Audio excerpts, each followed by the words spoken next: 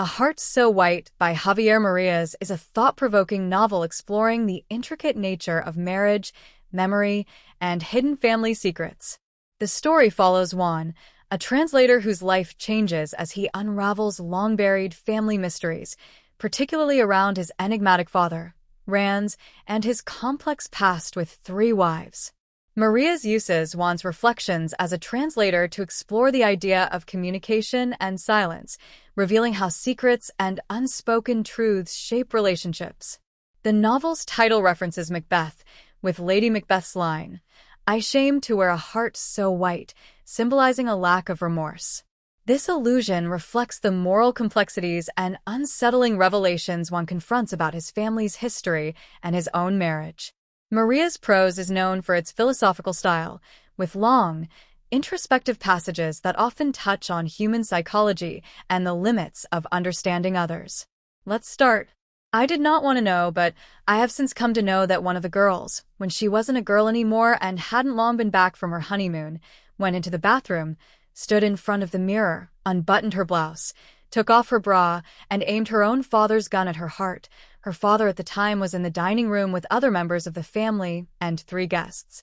When they heard the shot, some 5 minutes after the girl had left the table, her father didn't get up at once, but stayed there for a few seconds, paralyzed, his mouth still full of food, not daring to chew or swallow, far less to spit the food out onto his plate. And when he finally did get up and run to the bathroom, those who followed him noticed that when he discovered the blood-spattered body of his daughter and clutched his head in his hands, he kept passing the mouthful of meat from one cheek to the other, still not knowing what to do with it. He was carrying his napkin in one hand, and he didn't let go of it until, after a few moments, he noticed the bra that had been flung into the bidet, and he covered it with the one piece of cloth that he had to hand, or rather in his hand, and which his lips had sullied, as if he were more ashamed of the sight of her underwear than of her fallen, half-naked body with which, until only a short time before, the article of underwear had been in contact.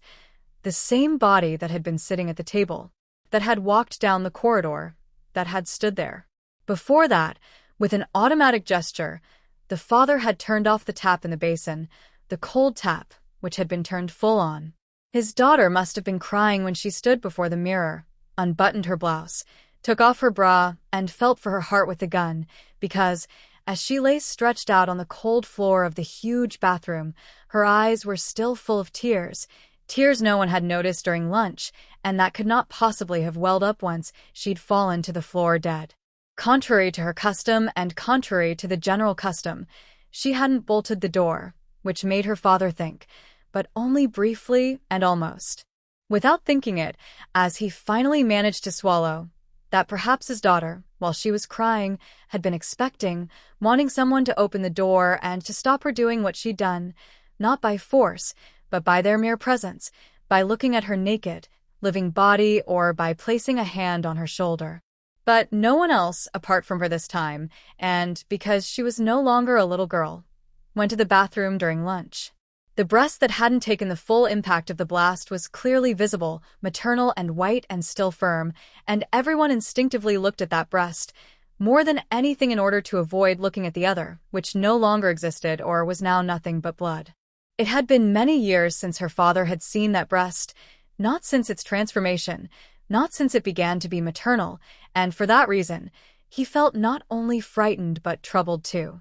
The other girl, her sister, who had seen the changes wrought by adolescence and possibly later too, was the first to touch her with a towel, her own pale blue towel, which was the one she usually picked up, with which she began to wipe the tears from her sister's face, tears mingled with sweat and water, because before the tap had been turned off, the jet of water had been splashing against the basin and drops had fallen onto her sister's face, her white breast, her crumpled skirt, as she lay on the floor. She also made hasty attempts to staunch the blood, as if that might make her sister better, but the towel became immediately drenched and useless. It too became tainted with blood. Instead of leaving it to soak up more blood and to cover her sister's chest, she withdrew it when she saw how red the towel had become. It was her own towel after all, and left it draped over the edge of the bath, and it hung there dripping. She kept talking, but all she could say, over and over, was her sister's name. One of the guests couldn't help glancing at himself in the mirror from a distance and quickly smoothing his hair. It was just a moment, but time enough for him to notice that the mirror's surface was also splashed with blood and water, but not with sweat, as was anything reflected in it, including his own face looking back at him. He was standing on the threshold, like the other two guests, not daring to go in, as if despite the abandonment of all social niceties, they considered that only members of the family had the right to do so. The three guests merely peered round the door, leaning forward slightly the way adults do when they speak to children, not going any further out of distaste or respect, possibly out of distaste, despite the fact that one of them, the one who'd looked at himself in the mirror, was a doctor, and the normal thing would have been for him to step confidently forward and examine the girl's body, or, at the very least, to kneel down and place 2 fingers on the pulse in her neck. He didn't do so, not even when the father, who was growing ever paler and more distressed, turned to him and, pointing to his daughter's body, said "Doctor" in an imploring but utterly unemphatic tone, immediately turning his back on him again, without waiting to see if the doctor would respond to his appeal. He turned his back not only on him and on the others but also on his daughters, the one still alive and the one he still couldn't bring himself to believe was dead, and, with his elbows resting on the edge of the sink and his forehead cupped in his hands, he began to vomit up everything he'd eaten, including the piece of meat he'd just swallowed whole without even chewing it. His son, the girl's brother, who was considerably younger than the 2 daughters, went over to him, but all he could do to help was to seize the tails of his father's jacket, as if to hold him down and keep him steady as he retched. But to those watching it seemed more as if he were seeking help from his father at a time when the latter couldn't give it to him. Someone could be heard whistling quietly.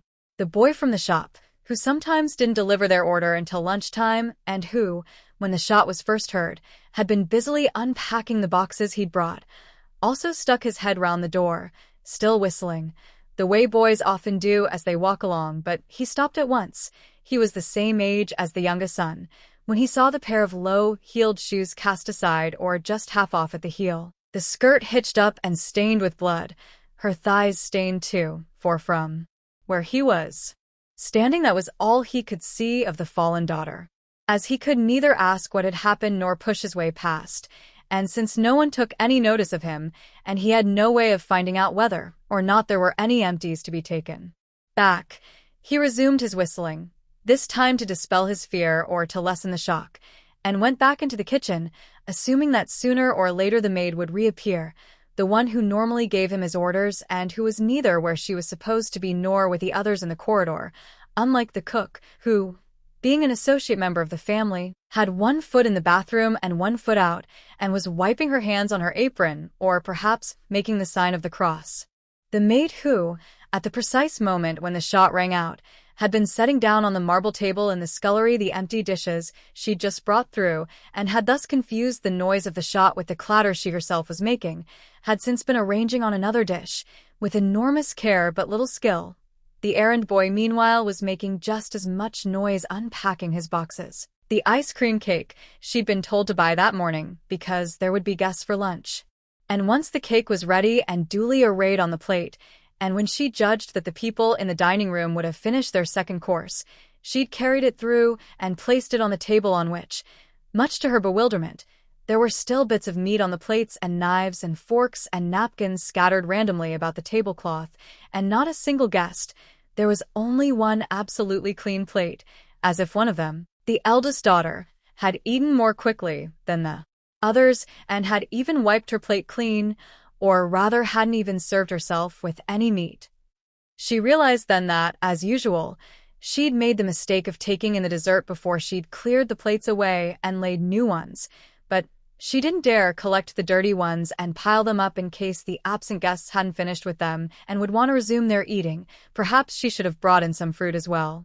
Since she had orders not to wander about the house during mealtimes and to restrict herself to running between the kitchen and the dining room so as not to bother or distract anyone, she didn't dare join in the murmured conversation of the group gathered round the bathroom door.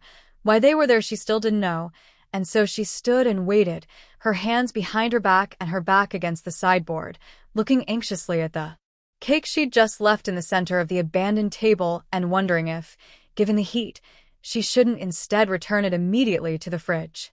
She sang quietly to herself, picked up a fallen salt cellar and poured wine into an empty glass, the glass belonging to the doctor's wife, who tended to drink quickly.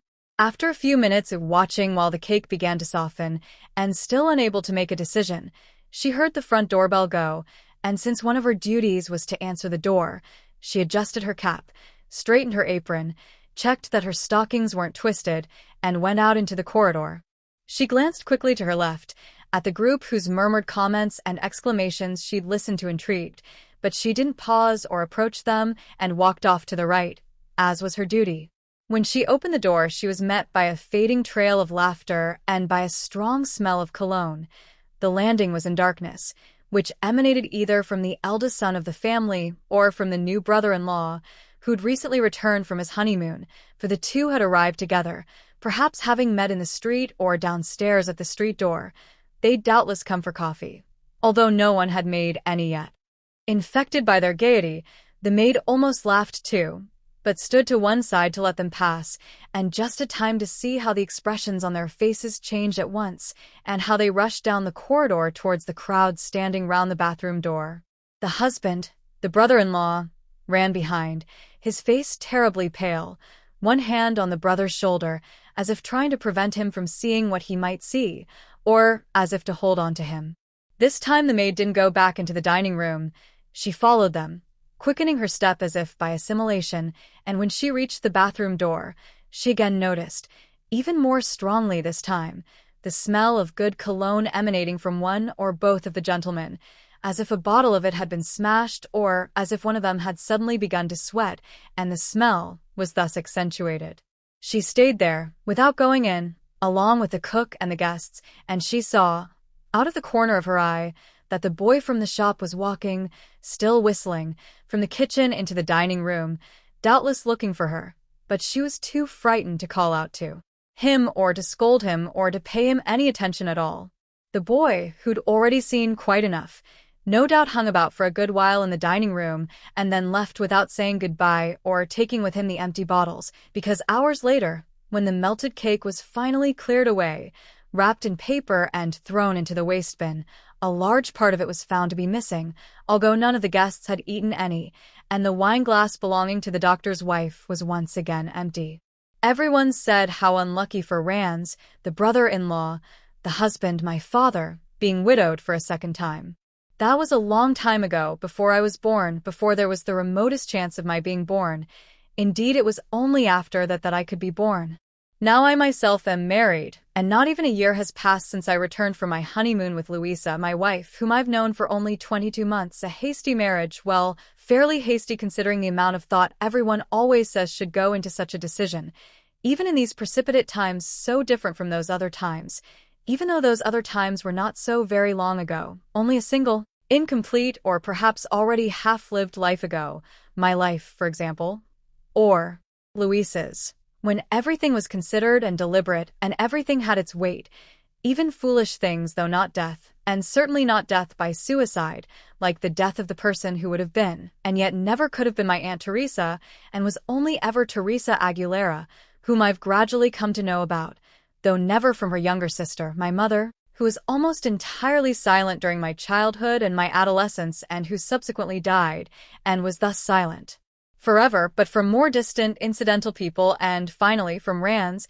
who was the husband of both sisters as well as of a foreign woman to whom I'm not related. The truth is that if, in recent times, I've wanted to know about what happened all those years ago, it's precisely because of my marriage. In fact, I did not want to know, but I have since come to know about it. Ever since I contracted matrimony, the verb has fallen into disuse, but is both highly graphic and useful. I've been filled by all kinds of presentiments of disaster, rather as you are when you contract an illness, the sort of illness from which you never know with any certainty when you will recover. The expression to change one's marital status or state, which is normally used quite casually and so means very little, is the one that most adequately describes my case, and, contrary to the general custom, I give it great weight. Just as an illness changes our state to such an extent that it obliges us sometimes to stop everything and to keep to our beds for an unforeseeable number of days, and to see the world only from our pillow, My marriage disrupted my habits and even my beliefs and, more importantly still, my view of the world. Perhaps that was because it came rather late. I was 34 years old when I contracted marriage. The principal and the most common problem at the beginning of any fairly conventional marriage is that, regardless of how fragile an institution marriage is nowadays and regardless of the facilities for disengagement available to the contracting parties, you traditionally experience an unpleasant sense of having arrived and, therefore, of having reached an end, or rather, since the days continue implacably to pass and there is no end, that the time has come to devote yourself to something else. I know that this feeling is both pernicious and erroneous, and that giving in to it or accepting it is the reason why so many promising marriages collapse no sooner have they begun. I know that what you should do is to overcome that initial feeling, and, far from devoting yourself to something else, you should devote yourself to the marriage itself, as if confronted by the most important structure and task of your life, even if you're tempted to believe that the task has already been completed and the structure built. I know all that, but nevertheless, when I got married, even during the honeymoon itself, we went to Miami, New Orleans, and Mexico, then on to Havana, I experienced two unpleasant feelings, and I still wonder if the second was, and is just a fantasy, invented or dreamed up to mitigate or combat the first.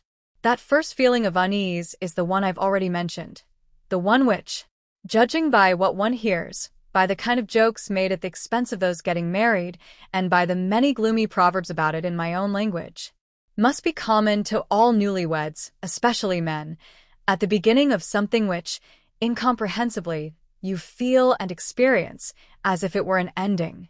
This unease is summed up in a particularly terrifying phrase, "Now what?" and I have no idea what other people do to overcome it. As with an illness, this change of state is unpredictable.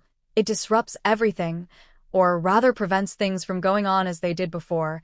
It means, for example, that after going out to supper or to the cinema, we can no longer go our separate ways, each to his or her own home. I can no longer drive up in my car or in a taxi to Luisa's door and drop her off and then, once I've done so, drive off alone to my own apartment along the half-empty, hosed-down streets, still thinking about her and about the future. Now that we're married, when we leave the cinema, our steps head off in the same direction, the echoes out of time with each other, because now there are 4 feet walking along, but not because I've chosen to accompany her or not even because I usually do so and it seems the correct and polite thing to do, but because now our feet never hesitate outside on the damp pavement. They don't deliberate or change their mind. There's no room for regret or even choice. Now there's no doubt but that we're going to the same place, whether we want to or not this particular night, or perhaps it was only last night that I didn't want to. On our honeymoon, when this change of state came about, and to say that it came about makes it sound too gradual, for it's a violent change, one that barely gives you time to catch your breath, I realized that I found it very difficult to think about her and utterly impossible to think about the future, which is one of the greatest conceivable pleasures known to anyone, if not the daily salvation of us all. To allow oneself to think vague thoughts, to let one's thoughts drift over what will, or might happen, to wonder without too much exactitude or intensity what will become of us tomorrow or in 5 years' time, to wonder about things we cannot foresee. On my honeymoon it was as if the future had disappeared and there was no abstract future at all, which is the only future that matters because the present can neither taint it nor assimilate it. That change, then, means that nothing can continue as before, especially if, as usually happens, the change has been preceded and foreshadowed by a joint effort, whose main visible manifestation is the unnatural process of creating a home for you both, a home that had no prior existence for either of you, but which must, unnaturally, be inaugurated by you both.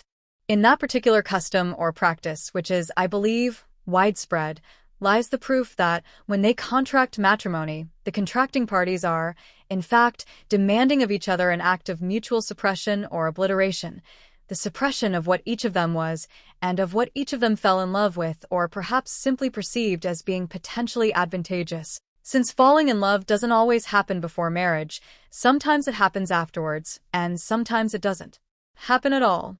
It can't. The obliteration of each of the parties, of the person they knew, spent time with, and loved, involves the disappearance of their respective homes, or is somehow symbolized by that.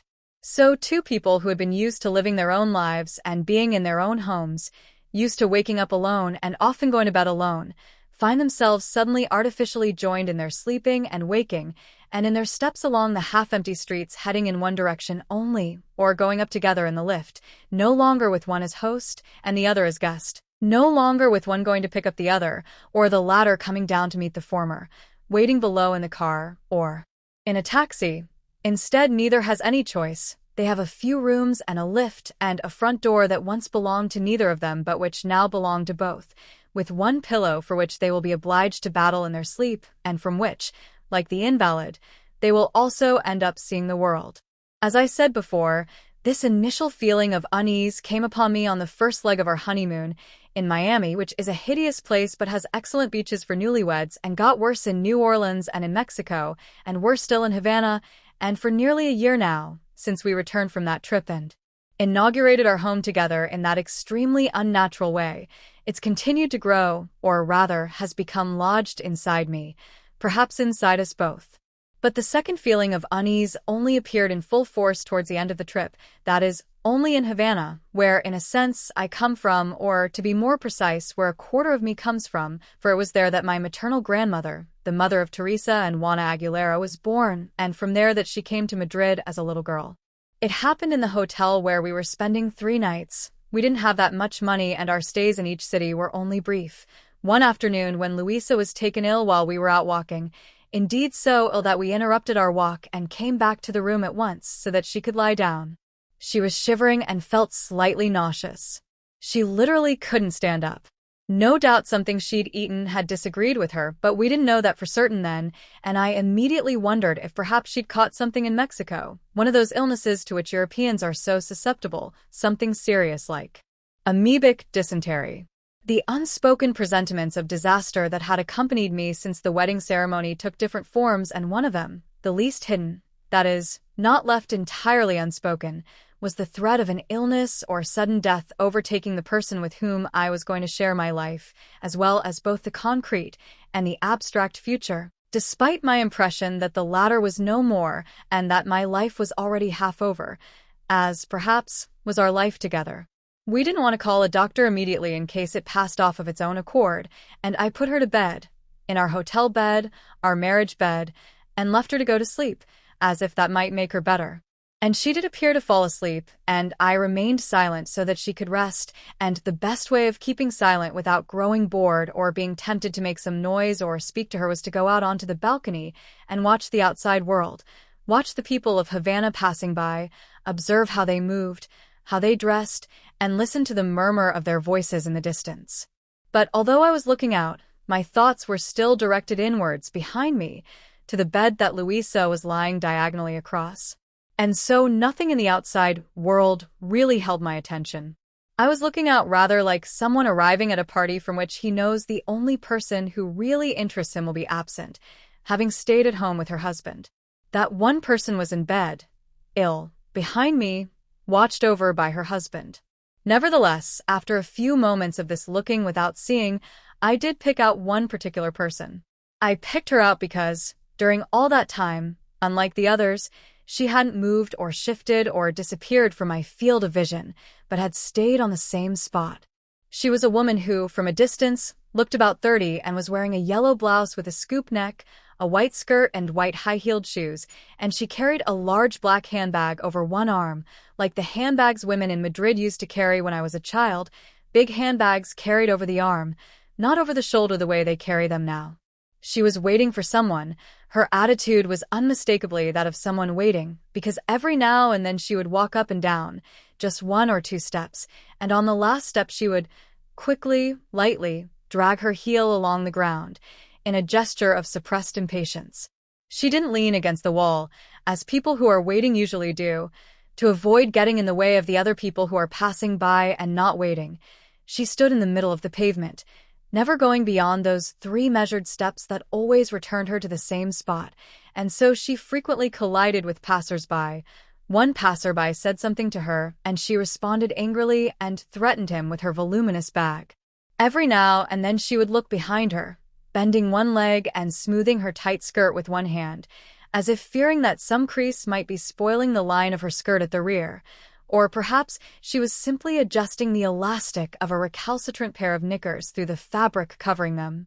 She didn't look at her watch. She wasn't wearing one. Perhaps she was being guided by the hotel clock, somewhere above my head, invisible to me. With rapid glances, I hadn't noticed. Perhaps the hotel didn't have a clock facing onto the street, and she had no idea of the time.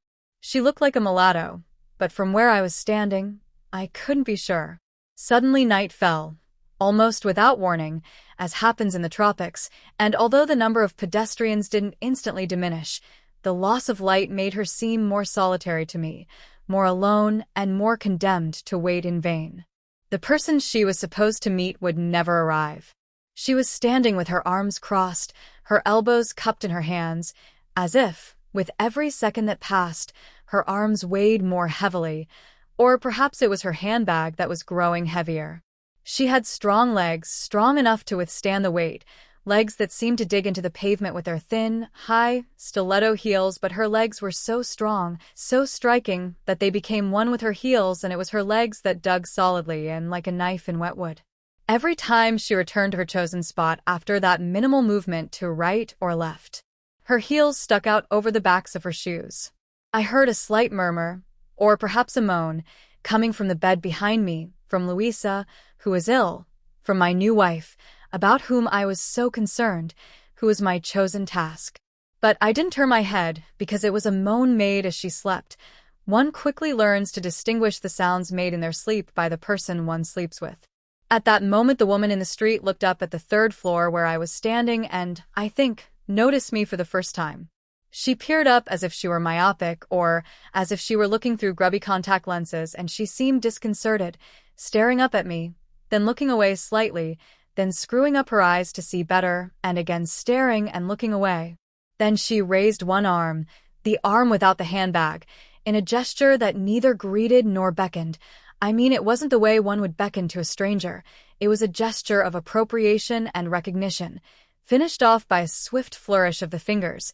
It was as if, with that gesture of the arm and that rapid flutter of fingers, she was not so much trying to attract my attention as to grab hold of me. She shouted something I couldn't hear because of the distance, and I was sure that she was shouting at me. From the movement of her lips, I could only make out the first word, and that word was, "Hey," uttered with great indignation, as was the rest of the phrase that failed to reach my ears. As she spoke, she started walking, in order to get nearer, and to do so she had to cross the street and traverse the broad esplanade which, on our side of the road, separated the hotel from the pavement, distancing and protecting it a little from the traffic. When she took more than the few repetitive steps she'd ventured during her wait, I noticed that she walked slowly and with difficulty, as if she were unaccustomed to wearing high heels, or as if her strong legs weren't used to them, or as if her handbag threw her off balance, or as if she were dizzy. She walked rather in the way Louisa had walked after being taken ill, when she came into the room and fell onto the bed, where I had then half undressed her and covered her up, tucking her in despite the heat. But in that uneasy gait of hers you could sense a certain grace too, albeit absent at that moment. When she was barefoot, the mulatto woman would walk elegantly, her skirt would float about her, dashing itself rhythmically against her thighs. My room was in darkness. No one had put on the light when night fell. Louisa was ill and asleep. I hadn't moved from the balcony. I was watching the people of the city and then that woman, who was still stumbling towards me, still shouting words which, now I could hear. "Hey, what you doing up there?" I was surprised when I understood what she was saying, but not so much because she was saying it to me as because of the way she said it, confidently, furiously, like someone ready to settle accounts with the person closest to them or the person they love, who is a source of endless irritation. It wasn't because she felt she'd been being watched by a stranger from the balcony of a hotel intended for foreigners and had come to reproach me for having observed with impunity her fruitless wait, but because, when she looked up, she'd suddenly recognized in me the person for whom she'd been waiting for who knows how long, certainly since long before I'd first spotted her. She was still some way off, having crossed the road, dodging the few cars, not bothering with the traffic lights, and had now reached the edge of the esplanade, where she'd stopped, perhaps to rest her feet and her remarkable legs or to smooth her skirt again, more earnestly now that she could be seen by the person deemed worthy to judge. And appreciate the way her skirt fell. She still kept looking up at me, and then looking away again, as if she had a slight squint. Her eyes kept shifting slightly to my left. Perhaps she'd stopped and stood at some distance in order to make it clear that she was angry and not prepared to meet me once she'd finally found me out, as if she hadn't already suffered or been wronged enough up until only a few minutes before. Then she said other things, all accompanied by that same gesture made with her arm and her mobile fingers, that grasping gesture, as if she were saying, "Come here, you," or "You're mine." But her voice was saying, and she had a vibrant, sonorous, unpleasant voice, like that of a television presenter or a politician giving a speech or a teacher in class, although she seemed illiterate. "What you doin' up there? You don't see how I been waitin' 1 hour down here? Why you don't tell me you gone up already?" I think that's how she said it, with that slight change in the word order and that odd turn she gave to the tenses different from the way I suppose anyone else from my country would have said it. Although I was still startled and beginning to be afraid that her shouting might waken Louisa, who was sleeping behind me, I could see her face more clearly now, the face of a very light-skinned mulatto, perhaps a quarter black, more evident in her large lips and her rather flat nose than in her skin color, which was not so very different from that of Louisa, lying on the bed, who had spent several days tanning herself on the beaches for newlyweds in Miami. The woman had her eyes screwed up, but even so they seemed to me to be pale, gray or green or perhaps hazel, but maybe, I thought, she'd had some tinted lenses made, the reason for her deficient vision. In her rage, her nostrils were vehemently flared, which made her look as if she'd been running, and she moved her mouth a lot. I would have been able to read her lips without any difficulty had I had to, grimacing in the way women in my own country do, expressive, that is, of utter scorn. She continued to approach, growing more and more indignant at my lack of response, still repeating the same gesture with her arm, as if she had no other means of expression, just a long bare arm beating the air, her fingers simultaneously darting forth for a moment as if to catch me and drag me towards her, like a claw. "You're mine, or I kill you. You got no sense? You lost your tongue? Why you don't answer?" She was quite close now. She'd taken some 10 or 12 steps across the esplanade, enough for her strident voice not only to be heard, but to begin to thunder round the room. Enough, too, I thought, for her to see me quite clearly, however short-sighted she was, and it therefore seemed certain that I was the person with whom she'd arranged this important meeting, the person who'd worried her with my lateness and had offended her by my silent vigil on the balcony, a vigil that continued to offend her. But I knew no one in Havana. More than that, it was the first time I'd ever been to Havana, on honeymoon with my new wife. I turned round at last and saw Louisa sitting up in bed, her eyes fixed on me, but not yet recognizing me or realizing where she was, the feverish eyes of the sick person who wakes up frightened, having received no warning while they slept that they were about to waken. She was sitting up and her bra had shifted to one side as she slept, or with the brusque movement she'd just made when she sat up, it had slipped to reveal her shoulder and part of one breast. It must be uncomfortable. In her ill, drowsy state, she must have trapped it unknowingly with her own body. "What's wrong?" she said apprehensively. "Nothing," I said. "Go back to sleep." But I didn't dare go over to her and stroke her hair to calm her down properly and help her back to sleep, as I would have done under normal circumstances, because what I didn't dare do at that moment was abandon my post on the balcony, or even take my eyes off that woman who was convinced she had an arrangement to meet me, or to shrink any longer from the abrupt dialogue being demanded of me from the street. It was a shame we spoke the same language and that I understood her, because what was not as yet a dialogue was becoming increasingly violent, perhaps precisely because it wasn't a dialogue. "I kill you, you bastard. I swear, I kill you here and now," the woman was shouting from the street. She was shouting this from her position at ground level, unable to see me, because just at the moment I'd turned round to say a few words to Louisa, the mulatto woman had lost a shoe and fallen over, without hurting herself but instantly dirtying her white skirt.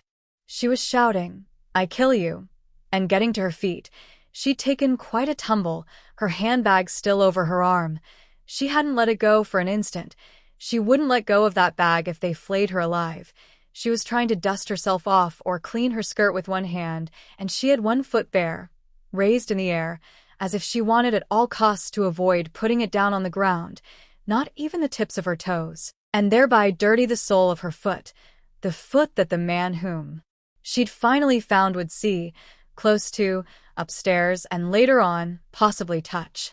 I felt guilty about her weight and her fall and my silence, and guilty too about Louisa, my new wife, who needed me now for the first time since the ceremony, even if only for a moment, the moment it would take to dry the sweat beading her forehead and her shoulders and to adjust or remove her bra so that it didn't cut into her and to tuck her back into the sleep that would make her better. I couldn't give her that moment just then. How could I? I had a strong sense of their two presences almost paralyzing and silencing me, one outside and one inside, before my eyes and behind my back. How could I? I felt a duty towards both of them. There must be some mistake. I had no reason to feel guilty towards my wife for anything, apart from a minimal delay at the moment when she needed me to tend to her and calm her, and still less towards an offended stranger, regardless of her conviction that she knew me and that I was the person who had offended her. She was wobbling about trying to put her shoe back on without touching the ground with her bare foot. Her skirt was a little too tight to accomplish this maneuver successfully. The bones of her feet were too long, and she wasn't shouting while she was engaged in this. She was merely muttering. You can't pay much attention to other people when you're struggling to regain your composure. She had no option but to put her foot down, where it was instantly dirted. She lifted it up again as if the ground were contaminated or red hot and brushed off the dust the way Louisa brushed off the dry sand from her skin just before leaving the beach.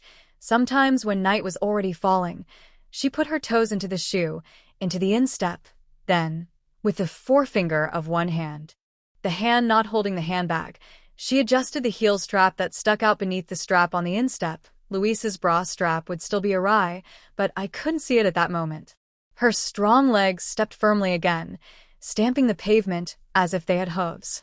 She gave 3 more steps without looking up, and when she did, when she opened her mouth to insult me or threaten me, and began for the nth time to make that prehensile movement, like a lion's claw, the grasping gesture that meant, you won't get away from me, or you're mine, or I'll see you in hell, she left it raised in midair, her bare arm frozen in action, like that of an athlete. I saw her newly shaved armpit. She'd shaved it carefully for her date. She glanced again to my left, then back at me, glanced to my left, and again at me. What is going on? Asked Louisa again from her bed. Her voice was fearful, full of a double fear, internal and external. She was afraid of what was happening to her body, so far from home, and of whatever it was that was going on out there on the balcony, out in the street, of what was happening to me and not to her. For married couples soon get used to the idea that whatever happens, happens to them both. It was night, and our room was still in darkness. She must be feeling so confused that she hadn't even thought to switch on the bedside lamp next to her. We were on an island. The woman in the street stood there with her mouth open, not saying anything, and put her hand to her cheek, the hand which, disappointed and ashamed, had slipped gently down from on high. There was no misunderstanding now. Oh, sorry, she said after a few seconds. I thought you someone else. All her anger dissolved in an instant, and she realized what had happened. That was the worst part, that she realized she'd have to go on waiting, perhaps on the same spot she'd been before, not beneath the balconies.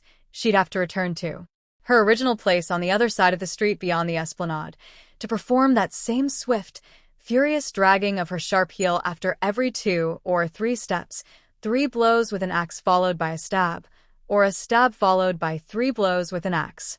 She was suddenly disarmed, docile, drained of all her rage and energy, and I don't think she was worried so much about what I might think of her mistake and of her bad temper. In her green eyes, I was after all a stranger, as about the fact that she still ran the risk of her date not turning up. She was looking at me with her vague, gray gaze suddenly lost in thought, a little apologetic, a little indifferent, though only slightly apologetic, for what predominated was bitterness. Should she leave or go on waiting, having thought the waiting was over? No problem, I said. Who are you talking to? Asked Louisa, who, without my assistance, was emerging from her stupor, although not from the darkness. Her voice was rather less hoarse now and her question more precise. Perhaps she couldn't understand why it was so dark. But I still didn't reply or go over to the bed to calm her and smooth her sheets, because at that moment the doors of the balcony to my left were flung noisily open, and I saw two male arms appear and lean on the iron balustrade, or rather grab hold of it as if it were not in fact fixed, and then call out, "Miriam!" Hesitant and confused, the mulatto woman looked up again. There was no doubt this time about the direction of her gaze. To my left, towards the balcony doors that had been flung open and the strong arms that were all I could see. A man's long arms, a man in shirt sleeves, the white sleeves rolled up, the arms hairy, as hairy or even hairier than mine. I'd ceased to exist, I'd disappeared, I too was in shirt sleeves, I'd rolled my sleeves up when, some time before, I'd gone out to lean on the balcony, but now I disappeared because I was myself again. That is, because for her, I was once more no one. On the ring finger of his right hand the man was wearing a wedding ring like mine, except that I wore mine on my left hand. I'd done so for only 2 weeks now and was still not used to it. The man wore his large, black watch on the wrist of the same arm, whilst I wore mine on the other. He was probably left-hand. The mulatto woman wore neither watch nor rings. I realized that the figure of that man must have been half visible to her all the time, unlike me, clearly visible as I stood with my elbows resting on the balustrade. Now the positions were reversed. I'd been wiped out at a stroke and was invisible, and now it was the man I couldn't see, just as I couldn't see Louisa, to whom my back was still turned. Perhaps that man had been repeatedly going over to the windows, then moving away again, though never opening the balcony doors, according to whether or not he could feel the gray-green eyes of the woman in the street, that myopic, inoffensive gaze fixed on him. He'd been blithely playing hide-and-seek, or rather neither hide nor seek, and she was right in fact. Her date had already gone up to the hotel room without telling her, to watch her waiting from a distance, to observe her anxious pacing up and down, 3 steps forward, 3 steps back, and then her stumbling advance and her fall, her putting on of her shoe again, just as I had done. The odd thing was that Miriam's response was nothing like her response to me had been when she thought I was someone else, that I was that man with the long, strong, hairy arms, who wore both watch and wedding ring on his right hand. When she saw him and knew for certain that it was he, when she saw the person she'd waited for so long and heard him call her name, she didn't gesture or shout at him. She didn't insult him or threaten him or say, "I'll get you," or "I kill you," brandishing her bare arm and her impetuous fingers at him, perhaps because, unlike me, when she thought I was him, he'd spoken to her and said her name. The woman's expression changed, a look of relief, just for an instant, and then promptly, almost gratefully, a gratitude aimed at no one in particular, with more elegance in her step than she'd shown up until then, as if she were walking barefoot and her legs were not so stiff. She crossed the stretch of esplanade still separating her from the hotel and went in carrying her large black bag, which apparently weighed less heavily now, thus disappearing from my field of vision without addressing another word to me, reconciled to the world again with those few short steps.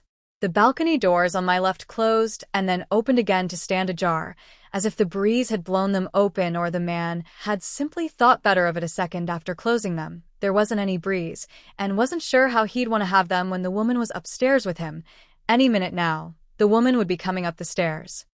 And then finally, although very little time had passed and Louisa must have felt that she'd still only just woken up, I left my place at the window, switched on the bedside lamp, and went solicitously over to our bed, a somewhat delayed solicitude. I still find that delay inexplicable, and even then I sincerely regretted it, not because it might have any consequences, but because of what, in an excess of scruple and zeal, I thought it might mean. And whilst it's true that I immediately linked that marital tardiness with the first feeling of unease I mentioned, and with the fact that since our wedding it had become increasingly difficult for me to think about Louisa, the more corporeal and continuous her presence, the more removed and remote she seemed.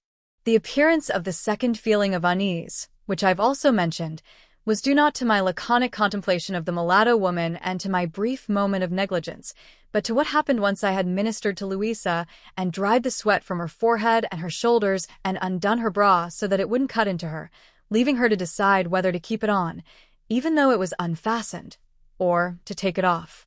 With the light on, Louisa brightened up a little and wanted to drink something, and once she had, she felt better, and once she felt better she was in the mood to talk a little, and when she'd calmed down and saw that the sheets were less clammy, and that she felt more composed with the bed in order and, above all, understood and accepted the idea that it was now night, and that for her, whether she liked it or not, the day had ended, and there was no possibility of resuming anything, and all she could do now was to try and forget about her illness and bury it in sleep until the next morning, when, presumably, everything would return to the somewhat anomalous normality of our honeymoon, and her body would have sorted itself out and would once more be fully corporeal.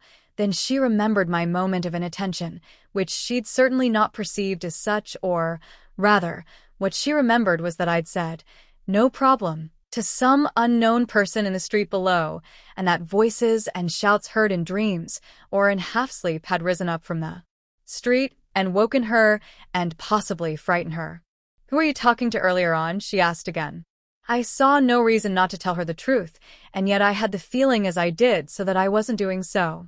At that moment, I was holding a towel, one corner of which I'd moistened with water, and was busy cooling her face, her throat, the back of her neck. Her long, disheveled hair clung to her skin, and a few stray hairs lay across her forehead like fine lines sent by the future to cast a momentary shadow over her. No one, a woman who mistook me for someone else. She mixed our balcony up with the one next door. She must be very short-sighted, because it was only when she was right up close that she realized I wasn't the man she'd arranged to meet. "He's in there." I indicated the wall that separated us from Miriam and the man. There was a table against the wall, and above it a mirror, in which, when we moved or sat up, we could see ourselves from the bed. "But why was she shouting at you?" "She seemed to shout a lot. Or did I dream it? I'm so hot." I left the towel at the foot of the bed and stroked her cheek and her round chin several times. There was still something nebulous about her large, dark eyes. If she'd had a temperature before, it had gone down now. I've no idea, since it wasn't me she was shouting at but the other man she'd mistaken me for. God knows what they can have done to each other. While I was taking care of Louisa, though without paying much attention because I was tending to her and doing various other things at the same time, and going to and fro between the room and the bathroom, I'd heard the tapping of high heels reach the door along from ours and heard how it opened without her knocking, and then, apart from a slight creaking, only briefly, and the gentle thud as it closed again, very slowly, there was nothing but an indistinguishable murmur, whispered words that I couldn't make out despite their being spoken in my own language, and despite the fact that, according to the noise I'd heard shortly before, their balcony doors were ajar, and I still hadn't closed ours. My concern at the inexcusable delay was joined by another, my concern at my feeling of impatience. I felt as if I were impatient not only to calm Louisa and smooth her sheets and, as far as I could, alleviate the effects of her transitory illness, but also to stop her asking me any more questions and simply go back to sleep, for there was no time to explain my curiosity to her, nor was she in any state to interest herself in anything outside her own body. And while we exchanged a few words, and I went to the bathroom to moisten the corner of the towel, and gave her a drink and stroked her chin, the chin I was so fond of, the slight noises I myself was making and our own short, fragmented sentences prevented me from paying attention and attuning my ears to any individual word I might be able to make out amongst the murmurings next door, which I was impatient to decipher. And I was impatient because I was aware that what I didn't hear now I never would hear. There would be no instant replay, as there can be when you listen to a tape or watch a video and can press the rewind button. Rather, any whisper not apprehended or understood there, and then would be lost forever. That's the unfortunate thing about what happens to us and remains unrecorded, or worse still, unknown or unseen or unheard, for later, there's no way it can be recovered. The day we didn't spend together, we never will have spent together. What someone was going to say to us over the phone when they called, and we didn't answer, will never be said, at least not exactly the same thing said in exactly the same spirit, and everything will be slightly different or even completely different because of that lack of courage which dissuades us from talking to you. But even if we were together that day, or at home when that person phoned, or we dared to speak to them, overcoming our fear, and forgetting the risks involved. Even then, none of that will ever be repeated, and consequently a time will come when having been together will be the same as not having been together, and having picked up the phone the same as not having done so, and having dared to speak to you the same as if we'd remained silent.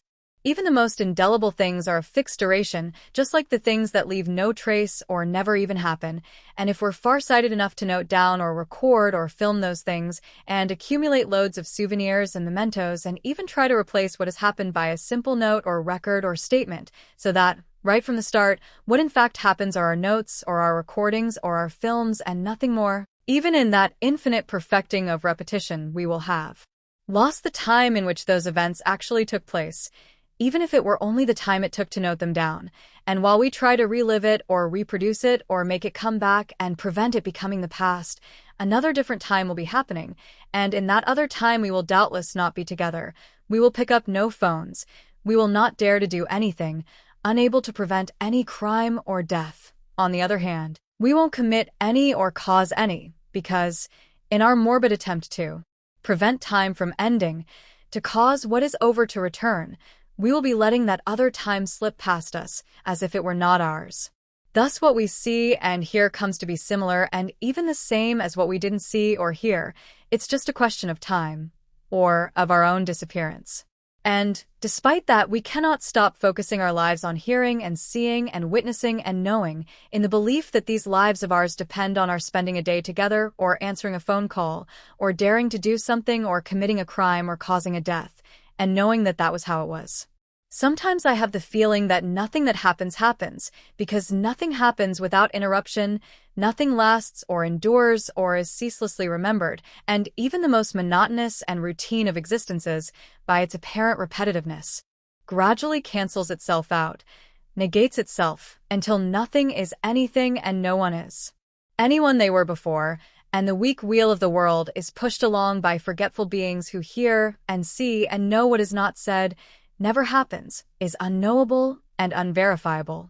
What takes place is identical to what doesn't take place. What we dismiss or allow to slip by us is identical to what we accept and seize. What we experience identical to what we never try, and yet we spend our lives in a process of choosing and rejecting and selecting, in drawing a line to separate these identical things and make of our story a unique story that we can remember and that can be told. We pour all our intelligence and our feelings and our enthusiasm into the task of discriminating between things that will all be made equal, if they haven't already been, and that's why we're so full of regrets and lost opportunities, of confirmations and reaffirmations and opportunities grasped, when the truth is that nothing is affirmed and everything is constantly in the process of being lost. Or perhaps there never was anything. It may be that not one word passed between Miriam and the man during all the time I thought I might be missing what they said. Perhaps they just looked at each other or stood locked in a silent embrace, or went over to the bed to get undressed, or perhaps she simply took off her shoes, showing the man the feet she'd so carefully washed before leaving home and which were now tired and aching, the sole of one of them dirty from contact with the pavement. They obviously didn't hit each other or become embroiled in a fight or anything like that, I mean in hand-to-hand combat, because when you do that you immediately start breathing hard and shouting, either just before or afterwards. Perhaps, like me, although I was doing it for Luis's benefit and going to and fro, Miriam went to the bathroom and shut herself in without saying a word, to look at herself and regain her composure and do her best to erase from her face the accumulated expressions of anger and tiredness and disappointment and relief, wondering which would be the most appropriate, the most advantageous face to wear to confront the left-hand man with the hairy arms who'd found it amusing or diverting to have her wait for no reason, and to have her mistake me for him. Perhaps now she'd make him wait for a while, with the bathroom door shut. Or perhaps that wasn't what she wanted at all. Perhaps she just wanted to sit on the lid of the toilet or on the edge of the bath weeping secret tears, having first taken out her lenses if she wore them, drying her eyes and burying her face in a towel until she managed to calm down, wash her face, put on her makeup and be in a fit state to come out again and pretend that everything was all right. I was impatient to start listening, and for that I needed Luisa to go back to sleep, to stop being corporeal and continuous, to remove herself and become remote, and I needed to sit still in order to listen through the wall on which the mirror hung, or through the open balcony doors, or, stereophonically, through both. I speak and understand and read 4 languages, including my own, and that's why, I suppose, I've spent part of my working life as a translator and interpreter at congresses, meetings, and seminars, especially political ones, sometimes at the highest level. On 2 occasions I've acted as interpreter between 2 heads of state. Well, one was only a prime minister. I suppose that's why I have a tendency, as does Luisa, who is also an interpreter, except that we don't share exactly the same languages and she's less career-minded than I am and works less than I do, and so the tendency is not so marked in her, to want to understand everything that people say and everything I hear, both at work and outside, even at a distance, even if it's in one of the innumerable languages I don't know, even if it's in an indistinguishable murmur or an imperceptible whisper. Even if it would be better that I didn't understand, and what's said is not intended for my ears, or is said precisely so that I won't catch it. I can disconnect, but only in certain irresponsible states of mind or by making a great effort, and that's why sometimes I'm glad that murmurs really are indistinguishable and whispers imperceptible, and that there are so many languages that are strange and impenetrable to me, because then I can rest. When I know and accept that however much I want or try to understand, I simply can't, then I feel calm and indifferent, and I can rest. There's nothing I can do, it's out of my hands, I'm useless, and my ears can rest, as can my head, my memory, and my tongue, because, when I do understand, I can't help but translate, automatically and mentally, into my own language, and quite often, luckily not always, perhaps even without being aware that I'm doing it. If what reaches my ears is in Spanish, I even translate that in my head into one of the other 3 languages I speak and understand. I often even translate the expressions, glances, and gestures. It's a substitute, a habit, and it seems to me that even objects say something when they come into contact with those gestures, glances, and expressions.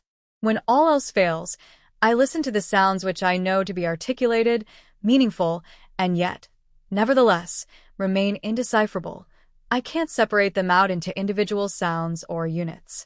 That's the chief curse of the working interpreter, when for some reason, terrible diction, a thick foreign accent, my own absent-mindedness, you can't separate or select and you lose the thread, and everything you hear sounds identical, a jumble or an uninterrupted flow that might just as well have remained unuttered, since the fundamental thing is to distinguish individual words, the way you have to distinguish individuals if you want to get to know them. But when that happens and you're not at work, it's also your main consolation. Only then can you rest completely and not pay attention or remain alert, and find pleasure instead in listening to voices, the insignificant murmur of speech, which you know not only have nothing to do with you, but which you are, besides, unqualified to interpret or transmit or memorize or transcribe or understand, nor even to repeat. But in that hotel room, which, I believe, had once been the Sevilla Biltmore or was built on the site where the latter had once stood, but that might not be the case. I don't really know. I hardly know anything about the history of Cuba, despite being a quarter Cuban. I felt inclined neither to rest nor to ignore the murmur coming from the room next door, as I had before, for example, when I heard the more general murmur of people walking the city streets outside below my balcony. On the contrary, I realized that, without meaning to be, I was in fact extremely alert and, as they say, with my ears pricked, and that if I was to hear anything I required absolute silence, with no clinking of glasses or rustling of sheets or the sound of my own footsteps coming and going between the room and the bathroom, nor the sound of running water from the tap, nor, of course, Luisa's enfeebled voice, even though she wasn't saying very much or attempting to hold a proper conversation with me. There's nothing worse than trying to listen to 2 things at once, 2 voices.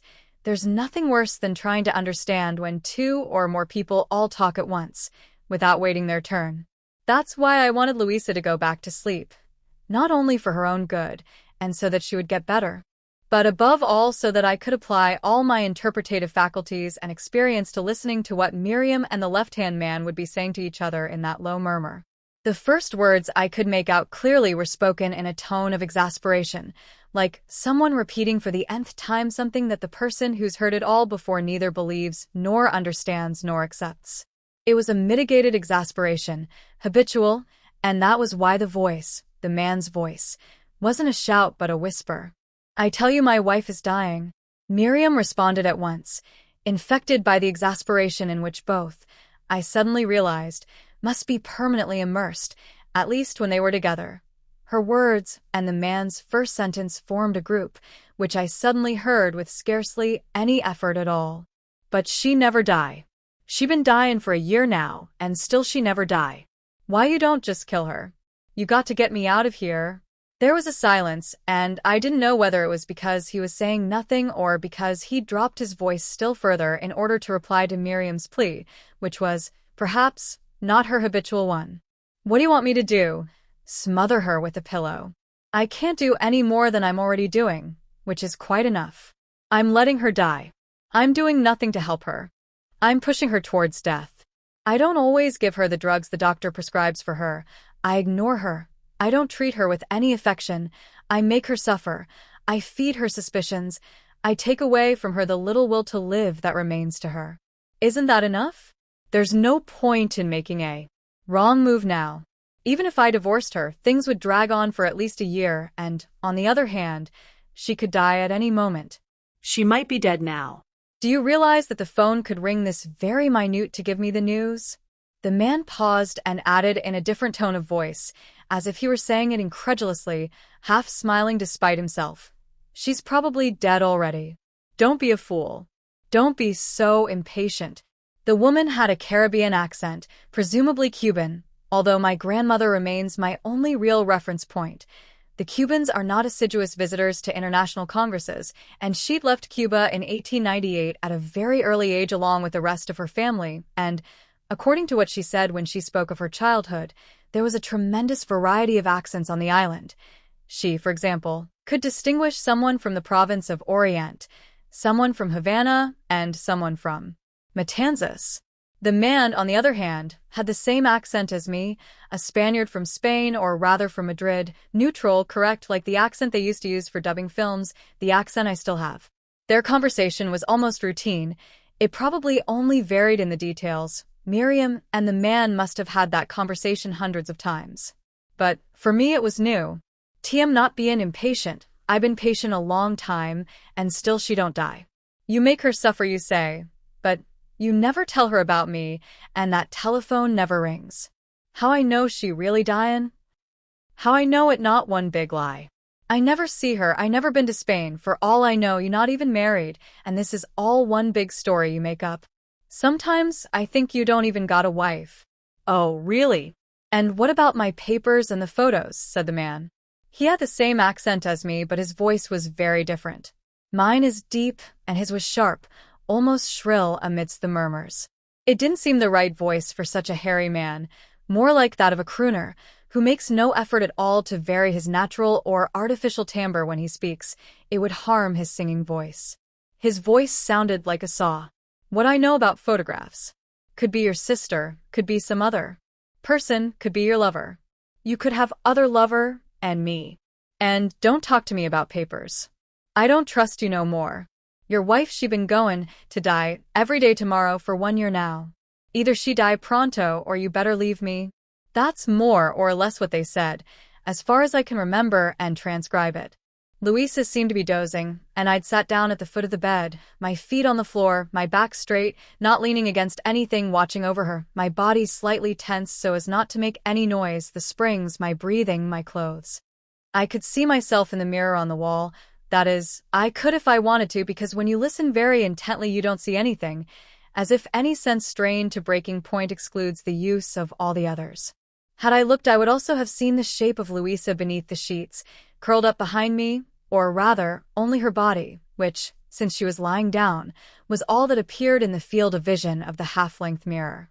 To see more of her head, I would have had to stand up. After Miriam's last words, though it may simply have been that I now had enough information to imagine what I couldn't see or hear, I thought I heard her get up angrily and walk once or twice around the room, doubtless identical to ours, as if she wanted to leave but was still unable to do so, still waiting for something, for her own anger to pass, because I heard the creak of floorboards.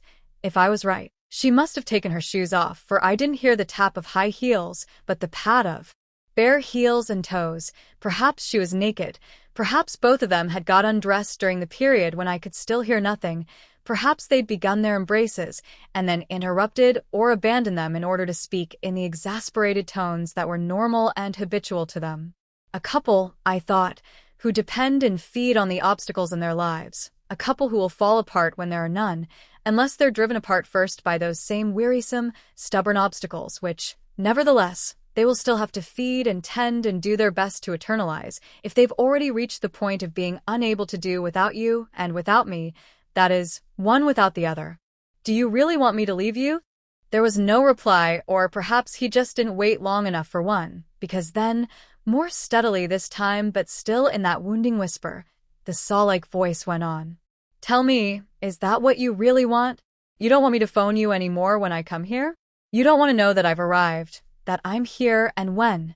Do you want 2 months and then 3 months and then another 2 months to go by without seeing me or knowing anything about me, not even if my wife has died? The man must have got up too from the bed or from an armchair, I don't know, and gone over to where she was standing, probably not naked, only barefoot. No one stands naked in the middle of a room for more than a few seconds, unless they've paused on their way somewhere else, the bathroom or the fridge. Even if it's very hot. It was very hot. The man's voice went on, more calmly now and perhaps, because of that, no longer in a whisper, but still in the artificial tone of a singer saving his voice even in an argument. He had an extremely sharp voice when he spoke normally too. It shook, like the voice of a preacher or a gondolier. I'm your only hope, Miriam. I have been for a year now, and no one can live without hope. Do you think you're going to find another man that easily? No one in the colony, that's for sure. No one's going to want to poke around anywhere one've already been. Guillermo, you one real bastard, she said. Think what you like, it's up to you. A brisk exchange of words, Miriam perhaps accompanying her words with some new gesture of her expressive arm. And then silence fell again, the silence or pause required for the person doing the insulting to retreat and ingratiate him or herself, though without withdrawing the insult or apologizing. When the abuse is mutual, it dissolves of its own accord, the way it does in quarrels between brothers and sisters when they're still young. Or else it accumulates until the next time. Miriam must have been thinking. She must have been thinking about something she knew only too well and had thought about on innumerable occasions, and which I was thinking about even though I knew nothing about the situation nor what had gone on before. I was thinking that the man, Guillermo, was right. He held all the cards. I was thinking that Miriam's only option was to go on waiting and to do her best to make herself ever more indispensable to him, by whatever means, however fraudulent, and to try to pressurize him as little as possible and certainly not order or demand the violent death of the wife lying ill in Spain, who knew nothing about what happened every time her husband, the diplomat or industrialist or, perhaps, businessman, went to Havana on business or on a mission. I thought Miriam might well be right in her suspicions and complaints, that it was all a lie and there was no wife in Spain. Or perhaps there was, but she was in perfect health and unaware that for an unknown mulatto woman on another continent, she was a dying woman whose death was awaited with expectation and desire, a woman whose death was perhaps prayed for and, worse still, anticipated or hastened in thought and word, in that city on the other side of the world. I didn't know whose side to take, because when you're privy to an argument, even if you don't actually witness it but only hear it, when you're privy to anything and get to know something about it, it's almost impossible to remain totally impartial, to feel neither sympathy nor antipathy, animosity or pity for one of the contenders, or for a third party of whom they speak. That's the curse of the person who does the seeing or listening. I realized that, given the impossibility of knowing the truth, I had no idea which side to take, not that I've always considered that to be a deciding factor when it comes to taking sides about things or people. Perhaps the man had ensnared Miriam with false promises that became increasingly untenable, but it was just as likely that he hadn't done so at all, and that she, on the other hand, was merely using Guillermo to escape from her isolation and poverty, from Cuba, to better herself, to get married or rather to be married to him, so as not to have to go on occupying her own place in life, but to occupy someone else's instead. Most people only move in order to give up their own position in the world and to usurp that of another, and for one reason only, to forget about themselves and to bury what they were, We all at some time grow unutterably weary of being who we are and who we were. I wondered how long Guillermo had been married. I'd only been married for 2 weeks, and the last thing I wanted was for Luisa to die. On the contrary, it was precisely the fear of that, provoked by her brief illness, that had been worrying me only a short time before. What I heard through the wall did nothing to calm me or to dispel the feeling of unease which, as I've explained, had been haunting me in various guises ever since the wedding ceremony.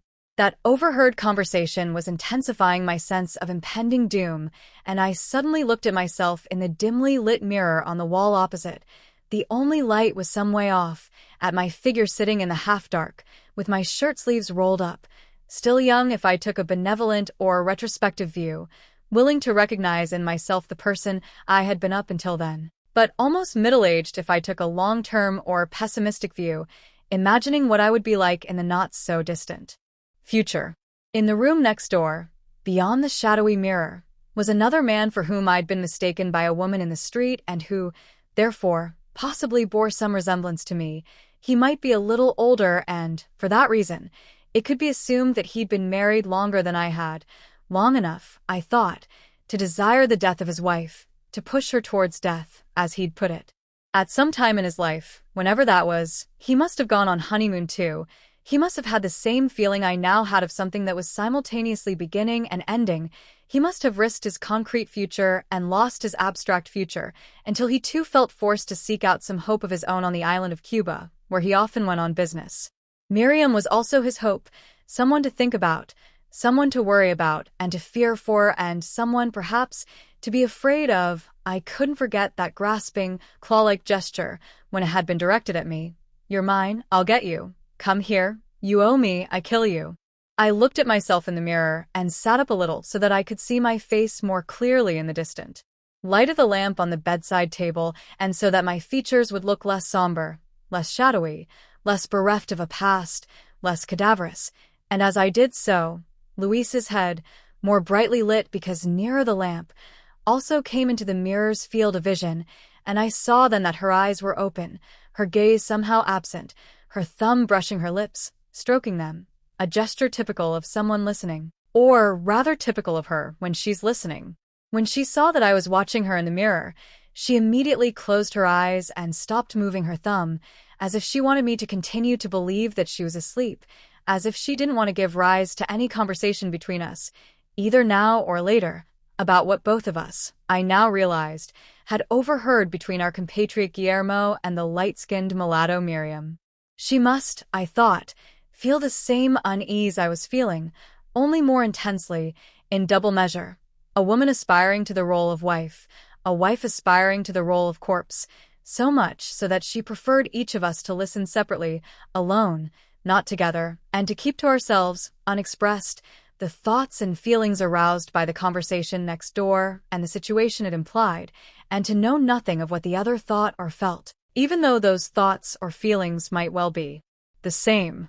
That aroused the sudden suspicion in me that perhaps, contrary to appearances, she'd seemed so happy during the ceremony, had given me unreserved proof of her excitement.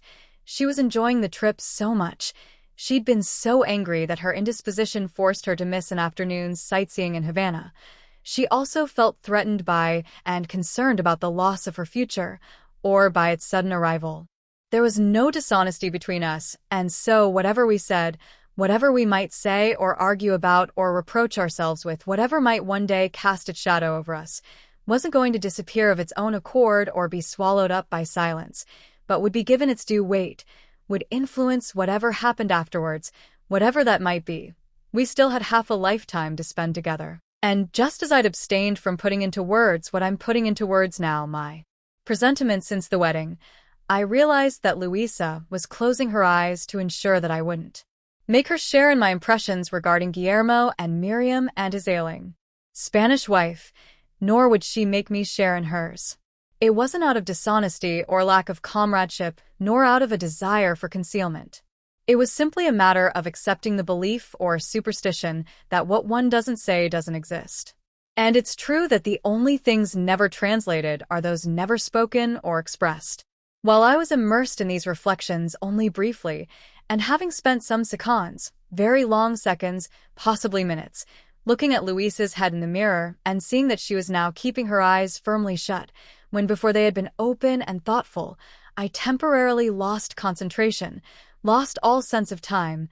I was too busy looking to listen. Or perhaps Guillermo and Miriam were still silent and were taking advantage of that pause to effect a wordless reconciliation, or else. They dropped their voices so much that they were no longer speaking in those sharp murmurs, but in whispers that were completely inaudible from my side of the wall.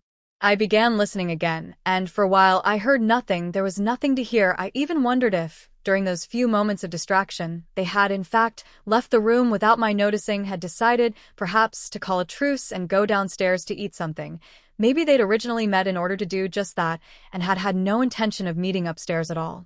I couldn't help thinking that their wordless reconciliation, if that's what it was, would necessarily have been a sexual one, because sometimes where there's mutual dishonesty one can only find reconciliation through sex, and that perhaps they would be standing up, fully clothed, in the middle of that room identical to mine, where they would have been standing before Miriam had said the final words I'd heard her say.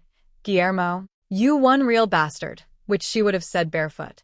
Those strong legs of hers, I thought, could survive any amount of standing, any attack, without weakening or retreating or looking for support, just as they'd waited in the street, stabbing the pavement like knives. She would no longer be worried about recalcitrant creases in her skirt, always assuming she still had it on of course. Perhaps the skirt would be all in creases by now and her bag at last put aside, or perhaps her skirt would be draped over a chair. I don't know, there wasn't a sound, not even the sound of breathing, and that's why, very carefully, but in fact not that carefully since I knew Luisa was awake and, besides, would certainly continue pretending to be asleep, I got up from the foot of the bed and went out onto the balcony, again. By then it was night time according to the clocks as well, and the people of Havana would be having supper. The streets I could see from the hotel were almost empty. It was just as well that Miriam wasn't still out there waiting, abandoned by everyone. The moon was mellow, and there wasn't a breath of wind. We were on an island, in a distant corner of the world whence, in a quarter part, I originated.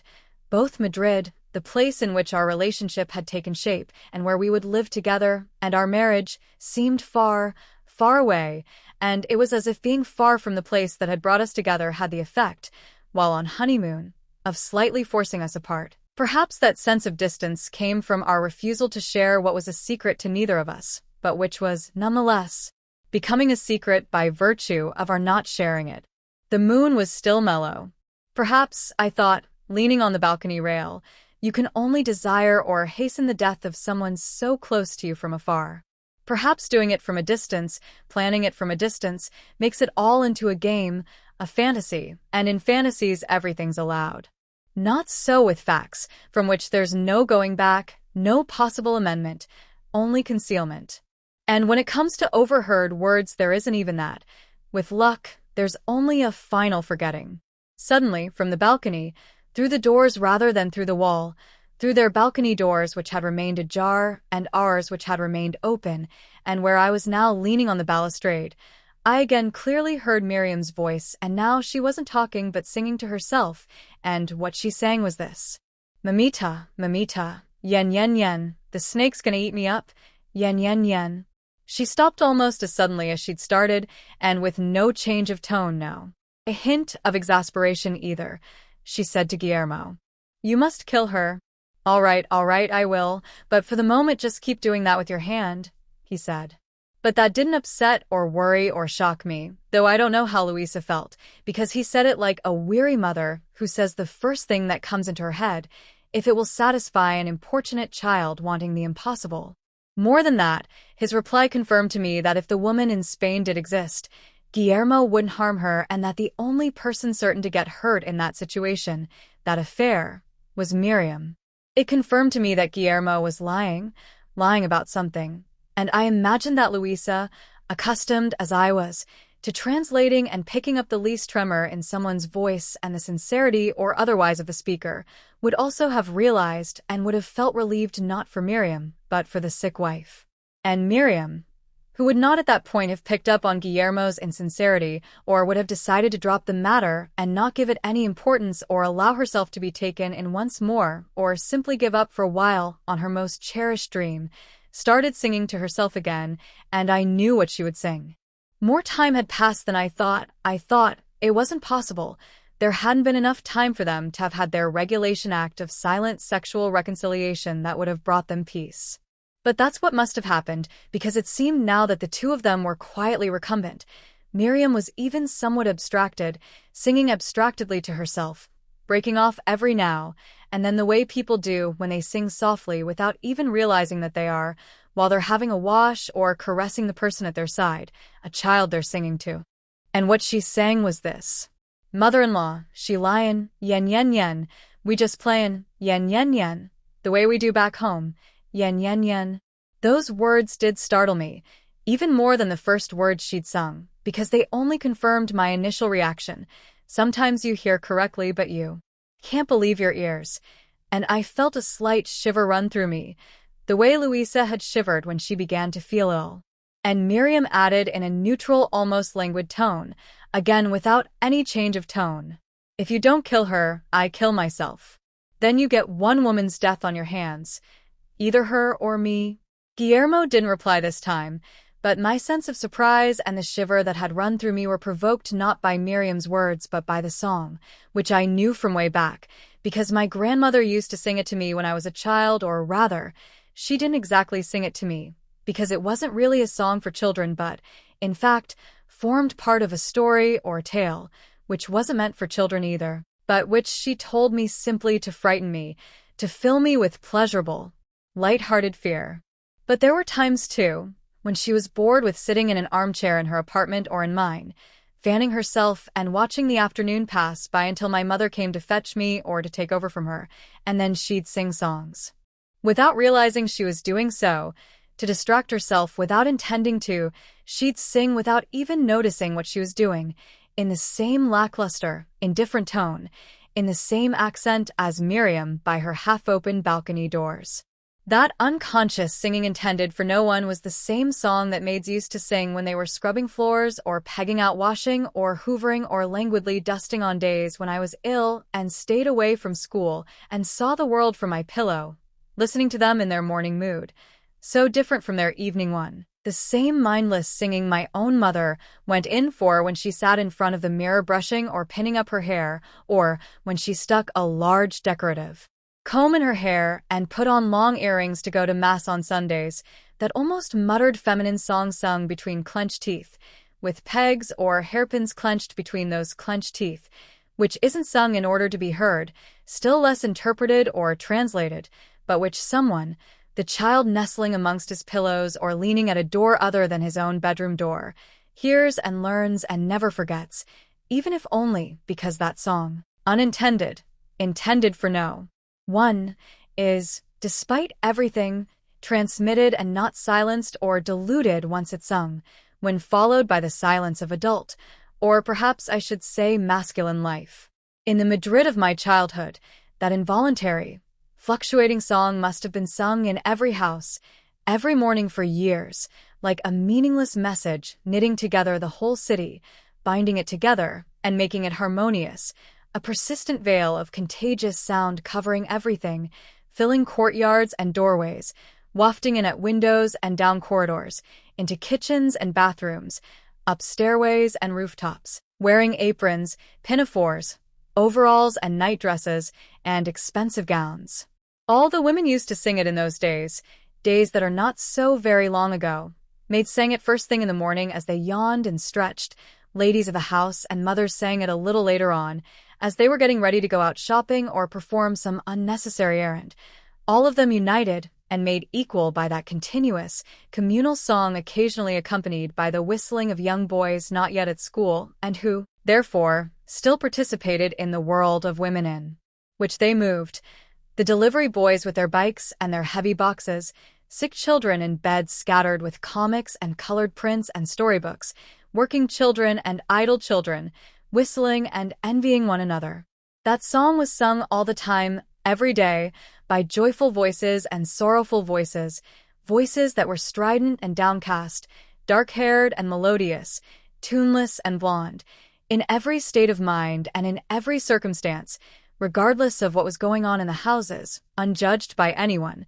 It was sung by a maid while she watched an ice cream cake melting in my grandparents' house, when they were not yet my grandparents because I hadn't even been born, nor was there even a possibility of my being born. Whistled by a boy on that same day in that same house as he walked down the corridor to the bathroom where, only shortly before, a woman full of fear and drenched in tears and water had also perhaps hummed some tune. And in the afternoons, that song would be sung by the more cracked and tenuous voices of grandmothers and widows and spinsters sitting in their rocking chairs or armchairs or on sofas, keeping an eye on their grandchildren, keeping them occupied, or casting sideways glances at the portraits of people who'd already departed this life or whom they'd been unable to hold on to, sighing and fanning themselves, their whole lives spent fanning themselves even in autumn, even in winter, sighing and singing and watching past time passing. And at night, the song, more intermittent, more disparate, could still be heard in the bedrooms of those more fortunate women who were not yet grandmothers or aunts or spinsters, a quieter, sweeter, more resigned song, a prelude to sleep, an expression of weariness, the same song Miriam had inadvertently sung to me in her hotel room identical to mine, after nightfall in Havana, such a hot night, on my honeymoon with Luisa, while Luisa neither sang nor spoke, but merely pressed her face into her pillow. The songs my grandmother used to sing came mainly from her own childhood, songs from Cuba and from the black nannies who'd looked after her until she was 10 years old, the age when she left Havana and moved to the country across the ocean where she and her parents and her sisters imagined they belonged, but which they knew only by name. Songs and stories. I can no longer separate them out in my memory, full of animal characters with absurd names. Vurum Vurum the cow, Chirinchinchen the monkey, somber stories, African stories, for example, as I remember it. Vurum Vurum the cow was much loved by the family who owned her. She was a beneficent, friendly cow, rather like a nanny or a grandmother, and yet one day, goaded by hunger or by evil thoughts, the members of the family decided to kill her and cook her and eat her, which, understandably enough, poor Vurum Vurum the cow found hard to forgive in people with whom she lived so closely, and right there in the dining room, the moment each member of the family ate a piece of her butchered, aged flesh, thereby participating in a kind of metaphorical anthropophagy, a cavernous voice that never ceased issued forth from their stomachs, tirelessly repeating in the booming voice affected by my grandmother, trying hard not to laugh, Vurum Vurum the cow, Vurum Vurum the cow, issuing ceaselessly forth from their stomachs forever and ever. As for Chirinchinchen the monkey, his adventures were, I think, so multifarious that I've forgotten what they were, but I have the impression that the fate he suffered proved no kinder and that he ended up roasting on the spit of some unscrupulous white man. The song Miriam had sung in the next room had no meaning for Luisa, and in that respect, as regards our knowledge or understanding of what was going on and being said through the balcony doors and the wall, there was now at least one definite difference. Because my grandmother used to tell me that fragment of a story learned from her black nannies, a story whose obvious sexual symbolism I'd never noticed until that moment, when I heard Miriam singing it, or, rather, when I heard her sing the gloomy, slightly comical song that formed part of the story my grandmother used to tell me to frighten me, to fill me with a fear that was both transitory and tinged with humor. It taught me what fear was and how to laugh at it. The story told how a young woman of great beauty and even greater poverty was sought in marriage by a very rich, handsome stranger with excellent prospects, a foreigner who'd installed himself in Havana amidst a show of great luxury and ambitious plans for the future. The girl's mother, a widow who was dependent on her only daughter, or rather on the success of her very necessary marriage, was beside herself with joy and gave the man her daughter's hand in marriage without a moment's hesitation. Throughout the wedding night, the mother kept a distrustful or knowing watch on the door of the newlyweds' room, and again, she heard her daughter sing this plea for help. Mamita, mamita, yen yen yen, the snake's gonna eat me up, yen yen yen. Any possible alarm the greedy mother might have felt was assuaged by her son-in-law's repeated and eccentric reply, which he too sang again and again through the door. Throughout the long night, mother-in-law, she lying, yen yen yen, we just playin' yen yen yen, the way we do back home, yen yen yen. The following morning, when the mother and now mother-in-law decided to go into the newlyweds' bedroom to bring them breakfast and see their happy faces, she found only a huge snake coiled on the bloody, rumpled bed and not a trace of her dear, unfortunate daughter, so full of promise. My grandmother, I remember, used to laugh when she told me that macabre tale, to which, now that I'm an adult, I may perhaps have added some even more macabre detail. I don't think she said anything about blood or how long the night was. She'd laugh that rather girlish laugh of hers, perhaps the laughter of her 10-year-old, possibly even younger, self, her resolutely Cuban laughter, and fan herself, making light of the story and ensuring that I and my 10-year-old, possibly even younger, self would make light of it too. Or maybe any fear the tale could arouse was a uniquely female fear, a fear proper to daughters and mothers and wives and mothers-in-law and grandmothers and nannies, a fear that belonged in the same category as the instinctive singing of women throughout the day and at dead of night, in Madrid and in Havana and everywhere. The song in which boys also share only to forget it once they cease to be boys. I'd forgotten it too.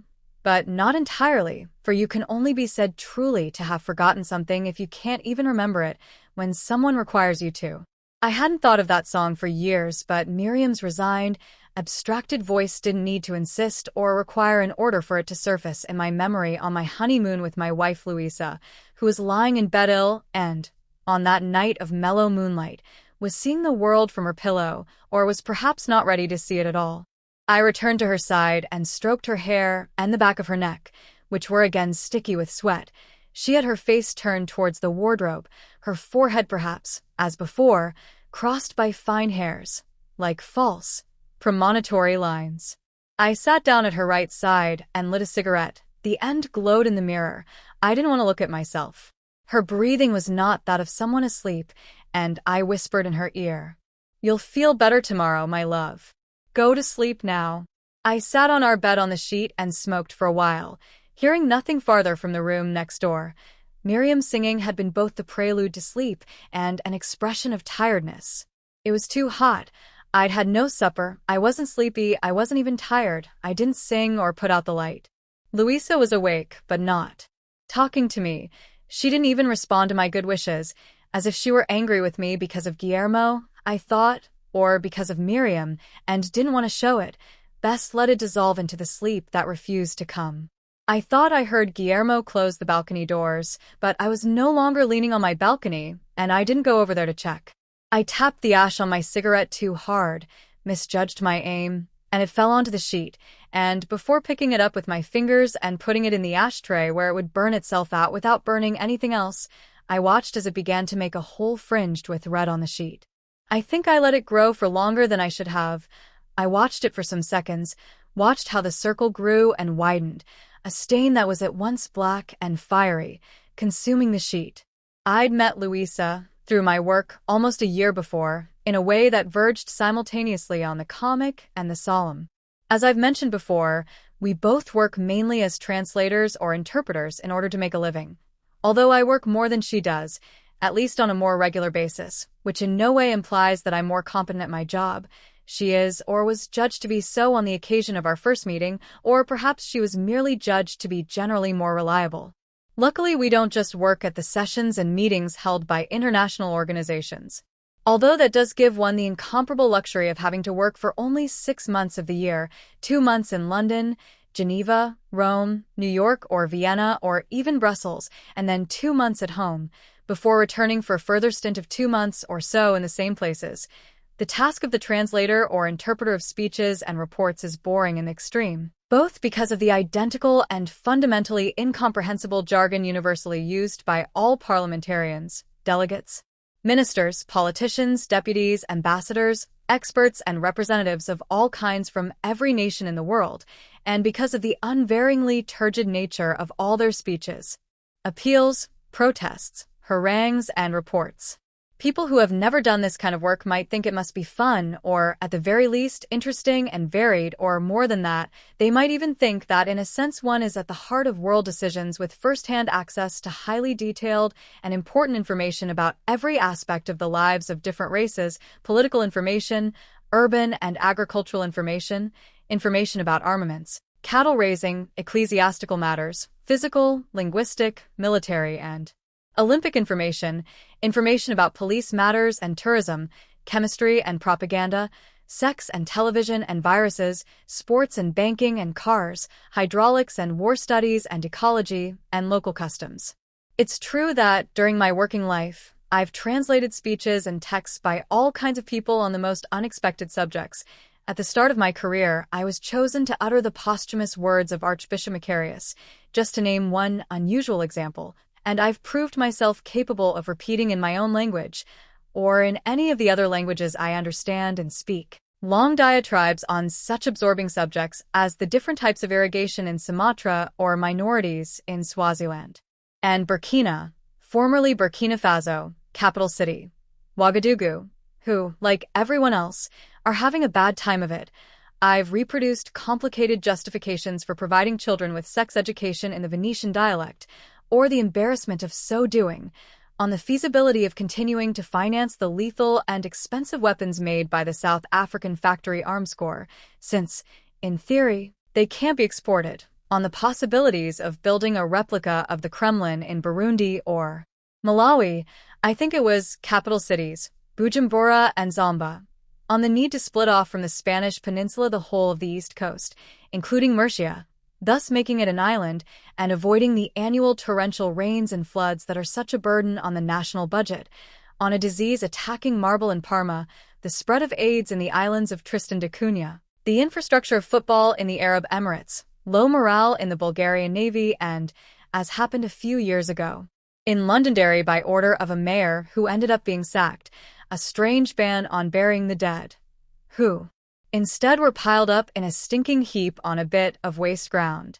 All this and more have I religiously translated and transmitted and repeated, exactly as spoken by others, by experts and scientists and luminaries and wise men from every discipline and from the most distant countries, unusual people, exotic people, erudite and eminent people, Nobel Prize winners and professors from Oxford and Harvard who would submit reports on the most surprising topics at the request of their governments or by delegates or even by the deputies of those representatives. The truth is that the translations are the only fully functioning element in these organizations, which are, in fact, gripped by a veritable translatorial fever, somewhat morbid and unhealthy, for every word pronounced, in session or assembly, and every scrap of paper sent, whatever the subject, whoever it is, in principle, addressed to or whatever its objective, even if it's highly confidential, is immediately translated into several languages, just in case. When we're working, we translators and interpreters do nothing but translate and interpret, indiscriminately and almost without a break, for the most part without anyone knowing why something is being translated or for whom it's being interpreted. More often than not, if it's a written text, it's purely for the files, and if it's a speech, for the few odds and sods who don't understand the second language we're translating into anyway. Some idiot has only to fire off some idiotic remark to one of these organizations for it to be instantly translated into all 6 official languages: English, French, Spanish, Russian, Chinese, and Arabic. Everything gets turned into French and into Arabic, into Chinese and Russian, be it the foolish thoughts of some enthusiast on the sidelines or some other idiot's bright idea. Even if nothing is ever done about them, they get translated. I've often had passed to me for translation invoices that merely needed paying. I'm convinced those invoices will be kept in a file somewhere until the end of time, translated at the very least into French and Chinese, Spanish and Arabic, English and Russian. Once I got an urgent phone call in my booth asking me to translate an unwritten speech about to be given by a politician who, as I myself knew from the headlines splashed across the front pages of the papers 2 days before, had been killed in his own country during a coup d'etat that had successfully achieved its goal of overthrowing him. The greatest sources of tension in these international fora are not the fierce discussions between delegates and representatives on the verge of declaring war, but the occasions when, for some reason, there's no translator available to translate or, and this is not an uncommon occurrence, when the translator collapses in the middle of some report for physical or psychological reasons. You have to have a cool head in this job, not so much because of the difficulties of understanding and transmitting what is said as it is said, which is difficult enough, but because of the pressure we're under from politicians and experts who get upset and even angry if they think there's a chance that something they say might not be translated into one of those 6 celebrated languages. They watch us all the time, as do our immediate but remote bosses, civil servants, all of them, to make sure that we're always at our posts converting everything, omitting not a single word, into the other languages even though almost no one understands them. The one thing delegates and representatives really care about is being translated and interpreted, not having their speeches and reports approved of and applauded, or having their proposals taken seriously or implemented, something which almost never happens. No approval, no applause, no being taken seriously, no implementation. At a meeting of the Commonwealth countries that took place in Edinburgh, at which, therefore, all the conference members spoke English, an Australian speaker called Flaxman was outraged when he saw that the interpreters' booths were empty and that not one of his colleagues was listening to him through the headphones provided, but were, instead, sitting in their plump seats listening to him direct through the microphone. He demanded that his words be translated, and when reminded that there was no need, he frowned, uttered a foul oath, and began to exaggerate his already thick Australian accent to the point where it became unintelligible to members of other countries, and even to certain members of his own, who all started complaining and immediately fell victim to the reflex action of the hardened Congress member who reaches for the headphones the moment anyone utters anything he can understand. On finding that, contrary to custom, nothing issued forth from those headphones, not the slightest sound, clear or confused, they grew even more vociferous in their protests, and Flaxman threatened to go in person to one of the cabins and act as his own interpreter. He was already halfway down the aisle when someone intervened, and an Australian interpreter was swiftly found to occupy the cabin and to turn into standard English the words his compatriot, a real larrikin, to use the term he himself would have employed, was proclaiming from the platform in his incomprehensible accent typical of the inner-city areas and docklands of Melbourne, Adelaide, or Sydney. When he saw that a translator was now at his post duly mirroring the ideas contained in his speech, Representative Flaxman immediately calmed down and, without his colleagues even noticing, since by then they'd all decided to listen to him indirectly through their headphones, through which everything sounds somehow both much more hesitant and much more important, resumed his normal, neutral, more or less correct diction. This was the culmination of the translatorial fever that pervades and dominates international fora, a translation from English into English, not entirely accurate either it would seem, since the rebellious Australian Congress member spoke too fast for the inexperienced Australian interpreter to be able to repeat it all at the same speed, omitting nothing. It's odd how, deep down, all assembly members have more confidence in what they hear through their headphones, that is, through the interpreters, than in what they hear, the same thing only more coherently expressed, directly from the speaker, even if they're perfectly capable of understanding the speaker's own language. It's odd because, in fact, no one can be sure that what the translator translates from his isolated cabin is correct or true, and I need hardly say that, on many occasions, it's neither one nor the other, due to ignorance, laziness, distraction, or malice on the part of the interpreter doing the interpreting, or a bad hangover.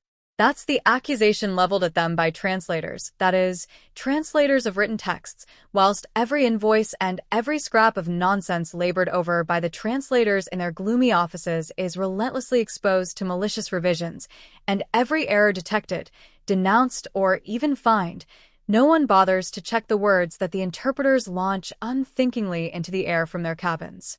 Interpreters hate translators and translators hate interpreters, just as simultaneous translators hate consecutive translators and consecutive translators hate simultaneous translators. And, having worked as both translator and interpreter, though now I work solely as an interpreter, the advantages outweigh the fact that it leaves you utterly drained and affects your psyche. I'm familiar with the feelings associated with both jobs. Interpreters think of themselves as being some kind of demigod or demi-diva simply because they're on view to politicians and representatives and deputy delegates who live only for them, or rather for their presence, and the work they do.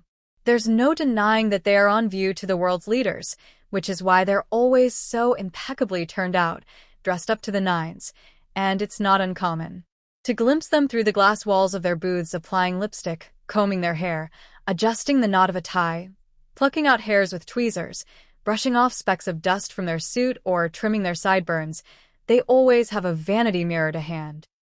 This, of course, creates unease and rancor amongst the translators of written texts, hidden away in their squalid, shared offices, but also a sense of responsibility that makes them feel infinitely more serious and competent than the vain interpreters with their nice little individual booths, transparent, soundproof, and even perfumed in some cases. Favoritism is not unknown.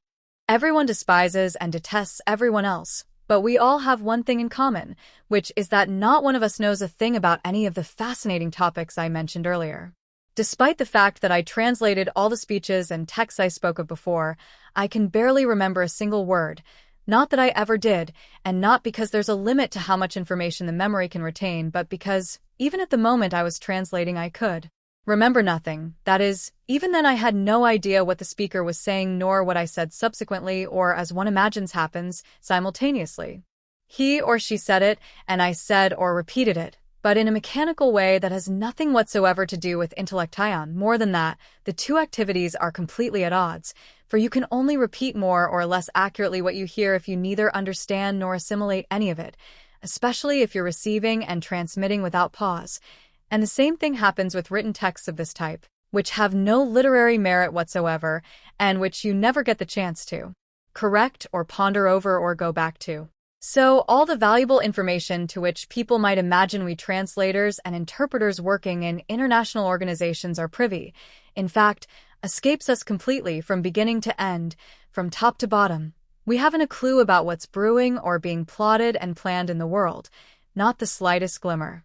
And even if, sometimes, in our rest periods, we stay behind to listen to the great men without translating them, the identical terminology used by all of them is utterly incomprehensible to anyone in his or her right mind, so that if occasionally, for some inexplicable reason, we do manage to retain a few phrases, the fact is that we then deliberately forget them as quickly as possible, because keeping that inhuman jargon in your head for any longer than the time it takes to translate it into the second language or second jargon is an unnecessary torment, positively harmful to our battered equilibrium. What with one thing and another, I often wonder with some alarm if anyone understands anything of what anyone says during those meetings, especially in the strictly rhetorical sessions. For, even if one accepts that the assembly members do understand each other's primitive argot, there's still nothing to stop the interpreters making any changes they like to the content of the speeches and no possibility of any real control or available time for denials or amendments. The only way to control us completely would be to have a second translator there, equipped with headphones and microphone, who would simultaneously translate us back into the original language, in order to check how effectively we were saying what was being said in the room at that moment. But in that case, you'd need a third translator, similarly equipped, who would, in turn, check the second translator and retranslate their words, and perhaps a fourth to watch over the third, and thus, I'm afraid, ad infinitum, translators checking interpreters and interpreters checking translators, speakers checking Congress members and typists checking orators, translators checking politicians and ushers checking interpreters.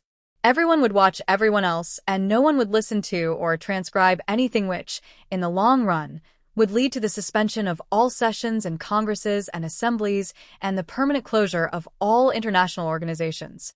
It's therefore preferable to take a few risks and put up with the incidents, sometimes serious, and the misunderstandings, sometimes enduring, that inevitably arise from interpreters' inaccuracies, and even though we rarely add jokes of our own, we'd risk losing our job. It's hard sometimes to resist slipping in the occasional falsehood. The international representatives and our immediate bosses have no option but to trust us, likewise the leading politicians from the different countries where our services are required outside of the international organizations, at the meetings known as summits, or on the official visits they all make to each other on friendly, enemy, or neutral territory. It is, however, true that on such lofty occasions, upon which depend important commercial agreements, non-aggression pacts, plots against third parties, and even declarations of war or armistice, some greater control over the interpreter is sometimes attempted by using a second translator who will not, of course, actually retranslate. That would cause tremendous confusion. But will listen intently to the first translator and keep an eye on him and confirm that he is, in fact, translating what he's supposed to be translating. That was how I met Luisa, who, for some reason, was considered more responsible, trustworthy, and loyal than I, and was chosen as supervisory interpreter. Security interpreters they're called, or safety net interpreters, so that they end up being called the net. Very ugly. To ratify or repudiate my words during the extremely high-level private meetings held in our country about 2 years ago between our representatives and those of the United Kingdom. Such scrupulousness doesn't really make much sense. In fact, since the more high-ranking the politicians, the less important is what they say amongst themselves, and the less serious any error or transgression on our part. I suppose they take these precautions just to save face, and so that in press photos and in television shots, there are always these stiff individuals perched uncomfortably on a chair between the two leaders, who, on the other hand, usually occupy plump armchairs or widescreen sofas, and the sight of two individuals sitting, notebook in hand, on those extremely hard chairs only heightens the impression TV viewers and newspaper readers will take away with them of a particularly icy summit. But die fact is that on these visits, these high-ranking politicians are always accompanied by a whole team of advisors, experts, scientists, and specialists, doubtless the same people who write the speeches which the higher-ranking politicians give and we translate, who, whilst almost invisible to the press, hold their own behind-the-scenes meetings with their counterparts in the country they're visiting. They're the ones who discuss and decide and actually know things. They write the bilateral agreements, establish the terms of cooperation, deliver the veiled or overt threats, make public any disputes, indulge in mutual blackmail, and try to get the best possible deal for their respective states. They usually speak more than one language and are extremely devious. Sometimes they have no need of us at all. The politicians, on the other hand, haven't the faintest idea about what's going on or only find out when it's all over. They simply lend their faces to the photos and the filming, take part in some vast supper or gala ball, and put their signature to the documents their advisors hand them at the end of the trip. What they say to each other, therefore, is of minimal importance, and, what is even more embarrassing, they often have absolutely nothing to say to each other. All translators and interpreters know this, but we must nonetheless always be present at these private encounters for 3 main reasons. The highest-ranking politicians generally know no other language but their own. If we weren't there, they'd feel that not enough importance was being given to their chatter, and should an argument break out, they can always put the blame on us. On that occasion, the high-ranking Spanish politician was male, and the high-ranking British politician was female, and it was, presumably, considered appropriate that the first interpreter should in turn be male, and the second, the net, should be female, in order to create an atmosphere of complicity and sexual balance.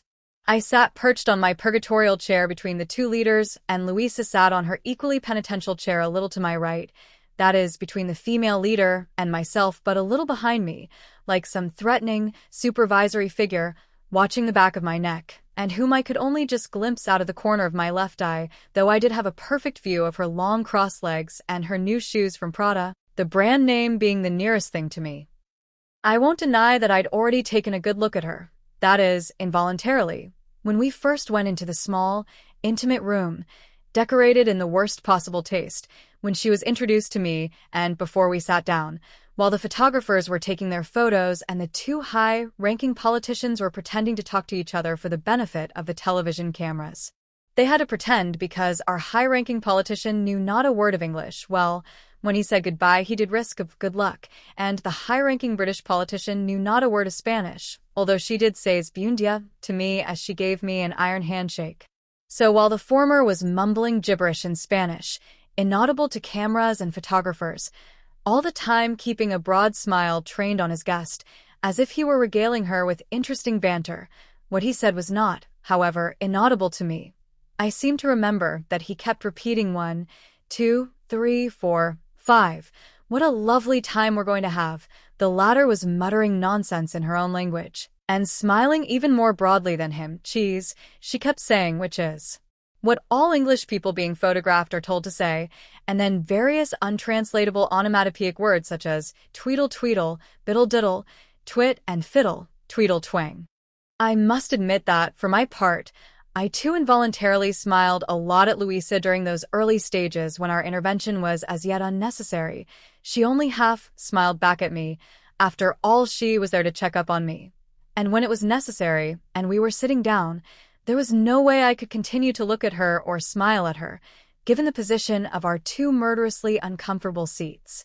However, just what form our intervention would take was not immediately apparent since, as soon as the journalists had been ushered out, "That's enough now," our high-ranking politician had said, raising one hand, the hand he wore his wedding ring on, and a chamberlain or factotum had gone out, closing the door behind him and leaving the four of us alone, ready for lofty conversation. I with my notebook and Louisa with hers on her lap. An abrupt silence fell, completely unexpected and extremely Awkward. My mission was a delicate one, and my ears were extra alert as I waited for the first meaningful words to be uttered, which would give me the tone of the conversation and which I would then have to translate. I looked first at our leader, and then at their leader, and then back again at ours. She was gazing down at her pale fingers some distance away from her and studying her nails with a look of perplexity on her face. He was feeling the pockets of his jacket and trousers, not like someone who genuinely can't find what he's looking for, but like someone pretending not to find what he's looking for in order to gain time. For example, someone looking for a non-existent train ticket when asked to show it to the conductor. It was like being in a dentist's waiting room, and for a moment I was afraid our representative might get up and start handing out magazines. I glanced round at Louisa, raised my eyebrows questioningly, and she made a gesture with her hands, not a severe gesture, recommending patience. At last, the high-ranking Spanish politician took a metal cigarette case, rather a vulgar one, out of his pocket, which he'd already felt at least 10 times, and asked his colleague, "Listen, do you mind if I smoke?" I hurriedly translated his words. "Do you mind if I smoke, madam?" I said. "Not if you blow the smoke upwards, sir," replied the British leader, abandoning her study of her nails and smoothing her skirt, and I again translated. The Spanish leader lit a cheroot. It was the size and shape of a cigarette, but dark brown, what I would call a cheroot, took a couple of puffs and carefully expelled the smoke up towards the ceiling, which, I noticed, was stained. Silence reigned once more, and after a while, he got up from his comfortable armchair, went over to a small table perhaps rather too crammed with bottles, poured himself a whiskey on the rocks. I thought it odd that no waiter or butler had poured him one before, and asked, "You don't want a drink, I take it?" And I translated, as I did the reply, although again adding "madam" at the end of the question. "It's too early for me, so no, I won't join you if you don't mind." And the Englishwoman again tugged unnecessarily at her skirt. These long pauses and that smattering of talk, or rather the dull interchange of isolated phrases, were beginning to bore me. The other time I'd acted as an interpreter between two leading figures, I'd at least had the feeling that I was pretty much indispensable, given my thorough knowledge of the languages I speak. Not that they were saying anything of great importance. One was Spanish and the other Italian, but I had to reproduce a highly complicated syntax and vocabulary which would have been beyond the grasp of anyone with only an average knowledge of those languages. Unlike the present situation, a child could have translated everything that had been said so far. Our leader sat down again with his whiskey in one hand and his cheroot in the other. He took a sip of his drink, sighed wearily, put down the glass, looked at his watch, smoothed the tails of his jacket, which had got caught up beneath him, again felt in his pockets for something, inhaled and exhaled more smoke, smiled.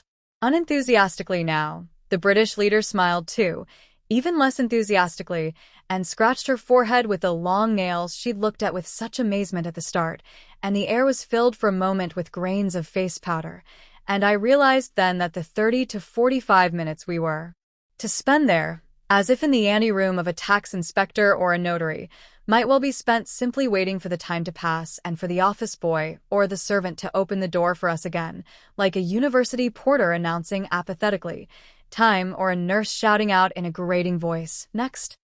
I again turned round to Louisa, this time to say something under my breath to her. I think I was planning to mutter something. Like, what a drag. But I found that she was smiling back at me, her index finger firmly to her lips, which she tapped several times, indicating to me that I should remain silent. I know that I'll never forget those smiling lips crossed by that index finger which, nevertheless, failed to conceal her smile. I think it was at that moment, or more clearly at that moment, that I first thought it would be a good idea to get to know that woman, younger than me and extremely well-shod. I think it was also the conjunction of her lips and her index finger, her open lips and the index finger sealing them, her curved lips and the straight line of the index finger dividing them, that gave me the courage to abandon accuracy altogether when I translated the next question that our extremely high-ranking politician finally asked, once he'd removed from his pocket a heavy keyring loaded with keys, which he started jingling in the most unseemly manner. "Would you like me to order you some tea?" he said. And I didn't translate. I mean that the English I put into his mouth was not his polite question, which it must be recognized was as trite as it was tardy, but this other question. "Tell me, do the people in your country love you?" I could feel Luisa's astonishment behind me. More than that, I noticed that she immediately uncrossed her startled legs, the long legs that were never out of my sight, like the expensive new Prada shoes. She certainly knew how to spend her money, unless someone else had given them to her. And for a few long seconds, I felt the back of my neck pierced by her sense of shock. I waited for her to intervene and denounce me, to correct or reprimand me, or rather for her, the net, to take over. For me at once, that's what she was there for. But those few seconds passed, 1, 2, 3, 4, and she said nothing, perhaps, I thought then, because the high-ranking British politician didn't seem in the least offended and replied at once, with a kind of contained vehemence. "I often wonder the same thing myself," she said, and for the first time she crossed her legs, forgetting about her sensible skirt and revealing 2 very square, white knees. "The people vote for one. Indeed, they do so more than once. One is elected, again, more than once. And yet, it's odd, one still doesn't have the feeling of being loved." I translated very precisely, only leaving out part of the first phrase in my Spanish version, so that her words would appear to our high-ranking politician to be the product of some spontaneous thought which, it must be said, seemed to please him as a subject of conversation, since he looked at the woman with very little surprise and a great deal more sympathy and replied, gaily jingling his many keys. You're quite right. Votes don't give you any reassurance on that score, however much we need them. Do you know what I think? I think that dictators, rulers in countries where there are no democratic elections, are more loved than we are. And more hated too, of course, but they're still more intensely loved by those who do love them, whose numbers, moreover, are always on the increase. I considered that this final remark was a little exaggerated, not to say inaccurate, so I translated everything except that phrase, I omitted it, in short censored it, and I again awaited some reaction from Luisa. She quickly crossed her legs again. Her knees were rounded golden, but that was the only sign she gave of having noticed the liberties I was taking. Perhaps she didn't in fact disapprove, I thought, although I believed I could still feel her stupefied or possibly indignant gaze fixed on the back of my neck. It was just a shame that I couldn't turn round to look at her. The British politician seemed to brighten up. "Oh, I agree," she said. "People love one in large measure because they're obliged to. That happens in personal relationships too, don't you think? How many couples are there who are only in a couple because one of the two, and only one, insisted that they become a couple and obliged the other one to love him or hers? Obliged or persuaded?" asked the Spanish politician, and I saw that he was pleased with the subtlety of his question, so I simply translated exactly what he'd said. He was still jingling his innumerable keys, making far too much noise. He was a nervous type so that I couldn't hear very well. An interpreter needs silence to carry out his work. The lady politician looked at her long, manicured nails more with unconscious coquetry than with unease or distrust, as she had done before when she was pretending indifference. She tugged vainly at her skirt again, her legs still crossed. "It comes to the same thing really, don't you think? There's just a difference in chronology, which comes first, which comes before, because inevitably one becomes the other and vice versa. It's what the French call a fait accompli. If you order a country to love its rulers, it will end up convinced that it does love them, at least much more easily than if you didn't order them to do so. We can't force them to. That's the problem. I was in some doubt as to whether her last remark was not perhaps too extreme for the democratic ears of our high-ranking politician and, after a moment's hesitation and a glance at the other, far superior legs watching me, I decided to suppress. That's the problem. The legs didn't move, and I immediately realized that my democratic scruples were entirely unjustified because, banging the keys down assertively on the low table between them, the Spanish official replied, "That's the problem. It's certainly our problem, that we can't force them to, I mean. You see, I can't do what our dictator, Franco, used to do, which was to call the people together in an act of solidarity in the Plaza de Orient. Here I was obliged to translate this as, in a large square, because I felt that the introduction of the word Orient might prove disconcerting to the Englishwomen, in order that they might acclaim us. The cabinet, I mean, after all, that's what we are, aren't we? Just members of a cabinet? He did it with Impunity, on the slightest pretext, and they say that people were obliged to go along and cheer him. That's true, but it's equally true that they used to fill the whole square. There are photos and documentaries to prove it. Now, they couldn't all have been forced to go there, especially in the latter years when the repression wasn't so harsh, or at least only if you were a civil servant who might risk punishment or dismissal. A lot of people were still convinced that they loved him, and why? Because before, for decades, they'd been obliged to do so. Love is a habit. My dear friend, exclaimed the lady politician, I know just what you mean. What I'd give for such an act of solidarity. Unfortunately, in my country, the only time you see the spectacle of a cheering, united nation is when they're protesting about something. It's very discouraging to hear the insults they hurl at us without even listening to or reading our laws, insulting the whole cabinet, as you so rightly say, with their offensive placards, terribly depressing. And then there are the slogans, said our politician. They shout slogans too. But I didn't translate that because it didn't seem to me to be very important, and I didn't have time either, for the Englishwoman was continuing her lament without taking any notice of him. Couldn't they acclaim us? Just once? I wonder, do we never do anything right? I'm only acclaimed by the people in my party and, of course, I can't entirely believe in their sincerity. The only time we get any support is when we go to war. I don't know if you know that. It's only when we send the country to war that. The British leader remained thoughtful, leaving the sentence dangling, as if she were remembering the cheers of yesteryear that would never again return. She uncrossed her legs again, modestly and carefully, and once more tugged energetically at her skirt, miraculously managing to pull it down a further 2 inches. I didn't at all like the turn the conversation was taking, and it was all my fault. Good grief, I thought, but I would like to have said so to Louisa. These democratic politicians all have dictatorial longings. For them, any achievement and any form of consensus will always only be the pale realization of a deeply totalitarian desire, the desire for unanimity, for everyone to be in agreement, and the closer they get to this partial realization of an impossible totality, the greater their euphoria.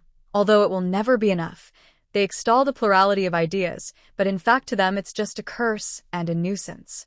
I duly translated everything the woman had said except for her final mention of war. I didn't want our politician to get any ideas, and in their place I put the following plea in her mouth. Would you mind very much putting away those keys? I'm terribly sensitive to noise lately. I'd be so grateful. Luisa's legs didn't change position, and so, once our politician had apologized, blushing slightly, and returned the large bunch of keys to his jacket pocket, they must have been making a hole in it, they were so heavy, I decided to betray him yet again, for he said, but, naturally, if we do something well, nobody organizes a demonstration to show us how pleased they are. I decided, on the contrary, to lead him into more personal territory, which seemed to me less dangerous and also more interesting, and I made him say in crystal clear English, if you don't mind my asking and you don't think I'm being too personal, have you, in your own experience of love, ever obliged anyone to love you? I realized at once that the question was too daring, especially when addressed to an Englishwoman, and I was convinced that this time Louisa wouldn't just let it pass. More than that, she'd finally deploy her net, denounce me and expel me from the room, scream blue murder. How can you possibly do this? You've gone quite far enough, lying and pretending. This isn't a game, you know. My career would be ruined. Attentively, fearfully, I watched her gleaming legs independent of her skirt. On this occasion, moreover, they had ample time to reflect and to react, for the Englishwoman was also taking time to reflect for some seconds before responding. She was looking at our politician with her mouth half open, and an appreciative expression on her face. She was wearing too much lipstick and it had leaked into the cracks between her teeth, and he, confronted by this new silence which he had not provoked and which, of course, he couldn't understand, took out another cheroot and lit it with the butt of the previous one, causing, I think, a very bad impression. But Luis's dear legs didn't move. They remained crossed, although they may have been swaying a little. I noticed only that she seemed to sit up a little straighter in her murderously uncomfortable chair, as if she were holding her breath, perhaps more frightened by the possible reply than by the now irrevocable indiscretion. Or, I thought, perhaps she was also intrigued to know the answer, now that the question had been asked. She didn't betray me. She didn't contradict me. She didn't intervene. She remained silent, and I thought that if she allowed me that, she would allow me anything for the whole of the rest of my life, or rather for the half of my life as yet unlived. Yes, I think I have, more than once, the Englishwoman said at last, and there was a tremor of distant emotion in her sharp voice, so distant that it was perhaps only recoverable in that form, as a sudden tremor in that imperious voice. In fact, I wonder if anyone has ever loved me without being obliged to, even my children. Well, one's children are the most obliged of all to love one. It's always been like that, but I also wonder if it isn't the same for everyone. You see, I don't believe in those stories you see on television, people who unproblematically meet and fall in love, both of them free agents, both of them available, neither one of them with any doubts or regrets. I don't think that ever happens, ever, not even amongst the very young. Any relationship between two people always brings with it a multitude of problems and coercions, as well as insults and humiliations. Everyone obliges everyone else, not so much to do something they don't want to do, but rather to do something they're not sure they want to do, because hardly anyone ever knows what they don't want, still less what they do want. There's no way of knowing that. If no one ever obliged anyone to do anything, the world would grind to a halt. We'd all just float around in a state of global vacillation and carry on like that indefinitely. All people really want to do is to sleep. The thought of future regrets would paralyze us. Imagining the consequences of acts we haven't even committed is always dreadful. That's why we politicians are so necessary. We're here in order to take the decisions that others would never take, immobilized as they are by their doubts and their lack of will. We listen to their fear. The sleeping and the dead are but as pictures, Shakespeare said, and I sometimes think that that's all people are, paintings asleep today and dead tomorrow. That's why they vote for us and why they pay us, in order for us to wake them up, in order for us to remind them that their hour, though it will arrive, has not yet come, but that, meanwhile, we'll make their decisions for them. But, of course, we still have to do it in a way which they believe they've chosen, just as couples get together believing that both have chosen to do so, with their eyes wide open. It's not just that one of them has been obliged to do so by the other, or persuaded to do so if you prefer. It's that, at some point in the long process that brought them together, both of them have been obliged, don't you think, and are then obliged to stay together for some time, even until death. Sometimes they're obliged by some external factor or by someone who's no longer in their lives. The past obliges them, their own discontent, their own history, their own wretched biography obliges them. Or even things they know nothing about or which are beyond their comprehension, the part of our inheritance we all carry within us and of which we're all ignorant. Who knows when that whole process actually began? While I was translating this long meditation, I didn't bother to translate the and I began with, I wonder if anyone, in order to make the dialogue between them more coherent. The woman kept pausing while she was speaking to look at the floor with a modest, absent smile, a little embarrassed perhaps, her hands splayed out, resting on her thighs. The way women of a certain age with nothing much to do often sit to watch the afternoon pass by, although she did have things to do, and it was still only the morning. And while I was translating her speech, almost simultaneously, and wondering where that quotation from Shakespeare came from.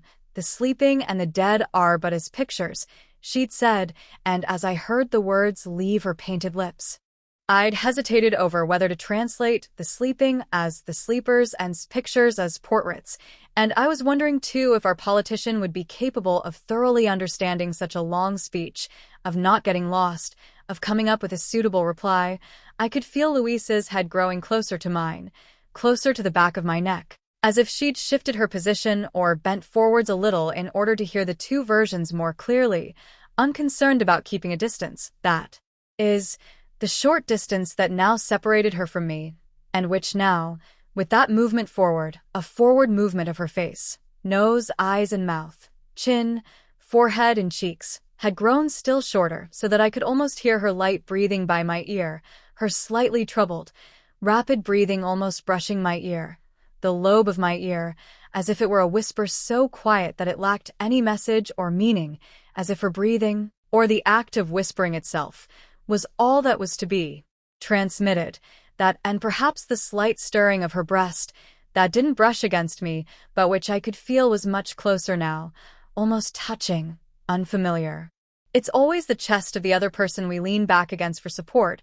We only really feel supported or backed up when, as the latter verb itself indicates, there's someone behind us, someone we perhaps cannot even see and who covers our back with their chest, so close it almost brushes our back, and in the end always does, and at times that someone places a hand on our shoulder, a hand to calm us and also to hold us. That's how most married people and most couples sleep or think they sleep. The two turn to the same side when they say goodnight, so that one has his or her back to the other throughout the whole night and feels backed up by the other person, and in the middle of the night, when he or she wakes up startled from a nightmare, or is unable to get to sleep, or is suffering from a fever or feels alone and abandoned in the darkness, they have only to turn round and see before them the face of the person protecting them, the person who will let themselves be kissed on any part of the face that is kissable, nose, eyes, and mouth, chin, forehead and cheeks, the whole face, or perhaps, half asleep, will place a hand on their shoulder to calm them, or to hold them, or even to cling to them. Now I know that the quotation comes from Macbeth, and that Shakespeare places that particular simile in the mouth of Lady Macbeth, shortly after Macbeth has returned from murdering Duncan while he slept. It's just one of a string of desperate arguments, or rather disconnected phrases, that Lady Macbeth keeps interjecting in order to minimize the importance of what her husband has done, or has just done, and which is now irreversible and, amongst other things, she says that he shouldn't think so brain-sickly of things, which is difficult to translate, since the word sickly means both weak and ill, although here it's used as an adverb. So, literally, she's saying to him both that he shouldn't think about such things with so sick a brain and that he shouldn't think so weakly. I don't quite know how to say it in my own language, but fortunately on that occasion, those weren't the words the Englishwoman quoted.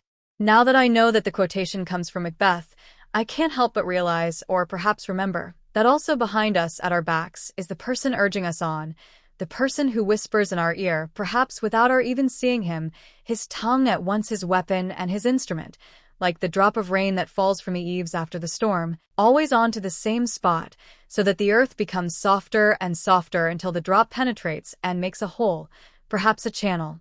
Not like a drip from a tap that disappears down the plug hole without leaving the slightest trace in the basin, or like a drop of blood that can be instantly soaked up by whatever is to hand, a cloth or a bandage or a towel, or sometimes even water, or if the only thing that is to hand is the hand of the person losing the blood, assuming that person is still conscious and the wound not self-inflicted, the hand raised to stomach or breast to stop up the hole. The tongue in the ear is also the kiss that most easily persuades the person who appears reluctant to be kissed.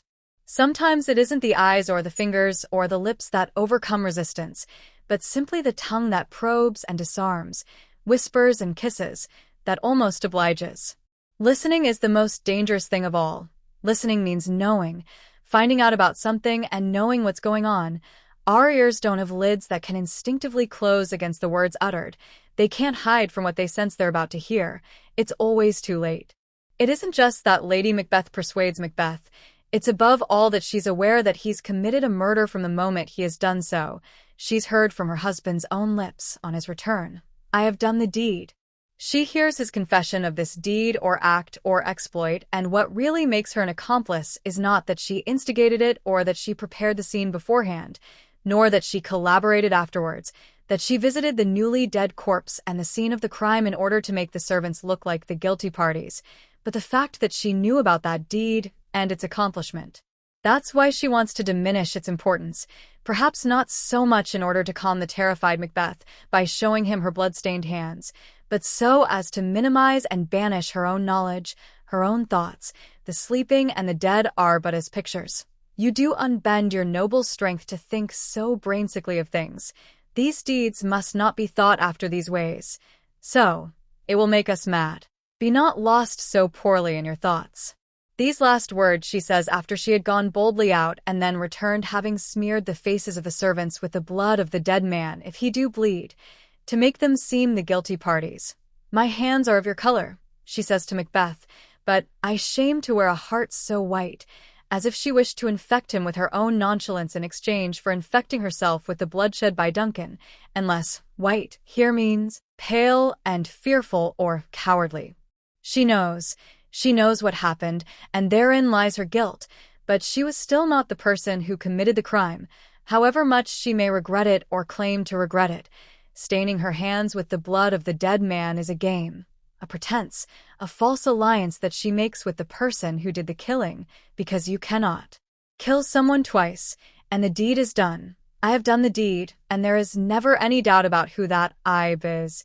Even if Lady Macbeth had plunged the knife again into the chest of the murdered Duncan, not even then would she have killed him or contributed to his murder. It was already done. A little water clears us of this deed, she says to Macbeth, knowing that for her it's true, literally true. She likens herself to him, thus trying to liken him to her heart so white. It's not so much that she shares his guilt at that moment as that she tries to make him share her irremediable innocence, her cowardice. An instigation is nothing but words, translatable, ownerless words that are passed from voice to voice and from language to language and from century to century, always the same, provoking people again and again to the same act for as long as there have been people and languages and ears in the world to hear them. The same actions that no one is even sure they want to see carried out. The actions that are always involuntary, no longer dependent on words once they've been carried out. Rather, they sweep them away and remain cut off from any before or after, isolated and irreversible, whilst words can be reiterated and retracted, repeated and rectified. Words can be denied, and we can deny that we said them. Words can be twisted and forgotten. One is guilty only of having heard them, which is unavoidable, and although the law doesn't exonerate the person who spoke, the person who speaks, that person knows that, in fact, he's done nothing, even if he did oblige the other person with his tongue at their ear, his chest pressed against their back, his troubled breathing, his hand on their shoulder, with his incomprehensible but persuasive whisper. It was Louisa who first put her hand on my shoulder, but I think that I was the one who first began to oblige her to love me, although that task is never one-sided and never constant, and its efficacy depends in good measure on the person obliged occasionally taking over the role of obliger. I think, however, that I was the one who began it, and, until a year ago, at least until the time of our marriage and our honeymoon, I was the one who proposed everything that was subsequently accepted. Seeing each other regularly, going out to supper, going to the cinema together, accompanying her to her door, exchanging kisses, changing our shifts in order to spend a few weeks together abroad, occasionally staying the night at her flat. That was what I proposed. But I always ended up leaving after the kisses and lying awake in each other's arms, looking for a new apartment for the two of us. Later on, once we decided to get married, I think I was also the one who proposed that we should get married, perhaps because I was older, perhaps because I'd never done it before, either getting married or proposing marriage, or rather, I'd only once before proposed marriage half-heartedly, and because I'd been given an ultimatum. Louisa eventually accepted, certainly without knowing if she really wanted to or not, or perhaps purely by chance, knowing it without actually having to think about it, simply doing it. Since we got married, we've seen less of each other, which is what people say tends to happen, but in our case this is not due to the general falling away that often accompanies what appears to be an end or a conclusion, but to external and temporary factors, an imbalance in our work timetables. Luisa was less and less prepared to travel and spend her 8 weeks abroad, and I, on the other hand, had to continue doing so and even to prolong my stays abroad and increase their number in order to pay for our new home and its unnatural inauguration. For nearly a year, on the other hand, the year prior to our marriage, we tried to coincide as much as possible, with her in Madrid when I was in Madrid, with her in London when I was in Geneva, and even on a couple of occasions, with both of us working in Brussels at the same time. For nearly a year, however, our first year of marriage, I've been abroad much more often than I would have wanted and have been unable properly to accustom myself to my married life or to the shared pillow or to the new apartment which, before, belonged to no one, and she spent almost all her time in Madrid, organizing the apartment and getting to know my family, especially my father, Rans. Every time I came back from a trip during this period, I'd find new items of furniture or new curtains and even a new picture, and I'd feel strange and have to relearn the domestic itineraries I'd learned on the previous occasion. For example, there'd be an ottoman where before there'd been none. I also noted certain changes in Luisa, very tenuous changes that affected things which, although quite secondary, I nevertheless always noticed. The length of her hair, a pair of gloves, shoulder pads in her jackets, a different color lipstick, a slight change in the way she walked although she was wearing the same kind of shoes she always wore. Nothing very obvious, but still noticeable after 8 weeks' absence, and even more so after another 8. In a way, it bothered me to find that these minimal changes had taken place without me. It bothered me not to have been present when they were made, as if the fact that I wasn't a witness to them, not having seen her after her visit to the hairdressers, not having expressed an opinion about the gloves, necessarily excluded any possible influence I could have on them and on our marriage, which is, without a doubt, the state that most influences and alters people, and is therefore the state that requires most vigilance in its early stages.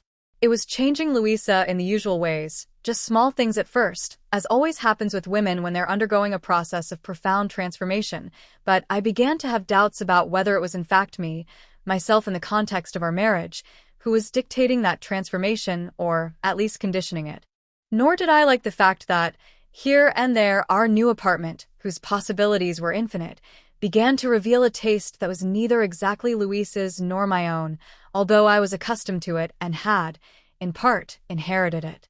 Our new apartment began to bear a faint resemblance, began to be slightly reminiscent of my childhood home, that is, of Rand's, my father's home, as if he'd made suggestions during his visits or, by his mere presence, had created certain needs, which, since I was not a continuous presence there and Luisa had no very fixed ideas on the subject, had quickly been taken up and fulfilled.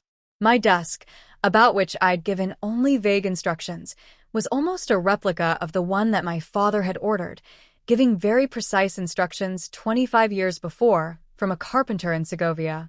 The famous Fonfnes, whom he'd met in passing one summer, an enormous table, too large for my few tasks, in the form of a rectangular U and crammed with drawers that I had and have no idea how I could possibly fill. When I came back from one of my trips, the shelves, which, although I forgot to mention it, I would have preferred to have painted white, were instead mahogany. Only painted, of course, they weren't actually made of mahogany, and that wasn't all. My father, Rans, had gone to the trouble of unpacking the boxes awaiting me and arranging my books as he'd always arranged his, divided by language, not subject, and, within that division, in chronological order of the author according to their year of birth. As a wedding present, he'd given us some money, quite a lot.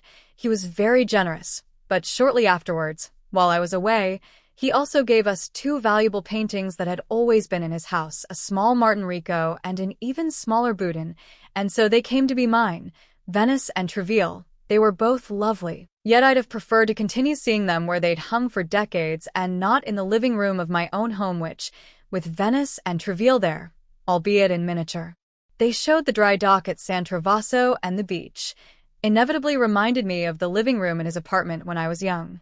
A rocking chair arrived, again without my knowledge, a piece of furniture much favored by my Cuban grandmother, his mother-in-law, when she came to visit us during my childhood, and which, once she was dead, my father had appropriated, not so much so that he could sit there, rocking on his own, as to provide a backdrop against which to strike original poses during the gatherings of couples and friends which he often held at home.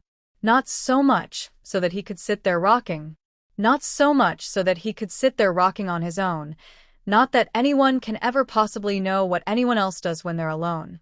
But my father would never have rocked. On the contrary, he would have seen it as a kind of private shirking of his duty, as a confirmation of what he'd always tried, or rather always managed to avoid doing, becoming old. Rands, my father, is 35 years older than me, but he's never been old, not even now.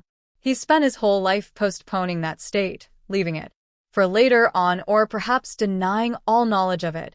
And although one can do little about the evolution of one's appearance or one's gaze, one can, perhaps, do slightly more about the former.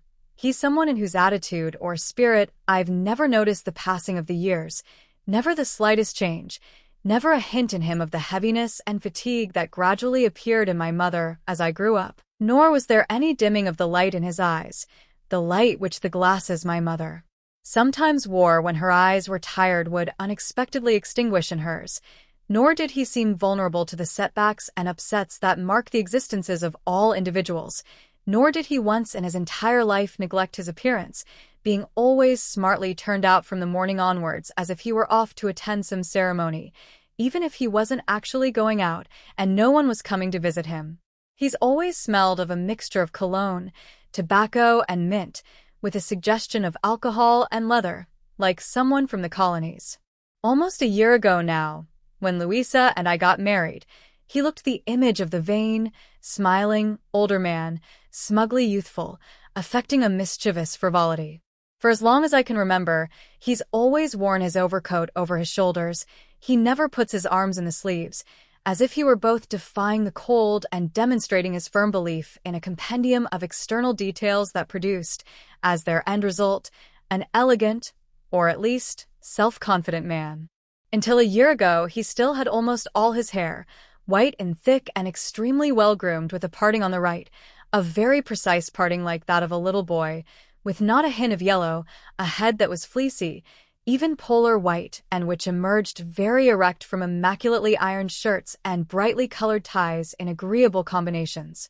Everything about him has always been agreeable, from his superficially passionate nature to his soberly free and easy manner, from his lively gaze, as if everything amused him, or as if he could see the funny side of everything, to his endless cheerful jokes. He's a man who can be both vehement and jovial. His features are by no means perfect, and yet he's always been considered to be a very handsome man, who's enjoyed the fact that women like him, but has perhaps grown used to the idea that this would happen only at a distance.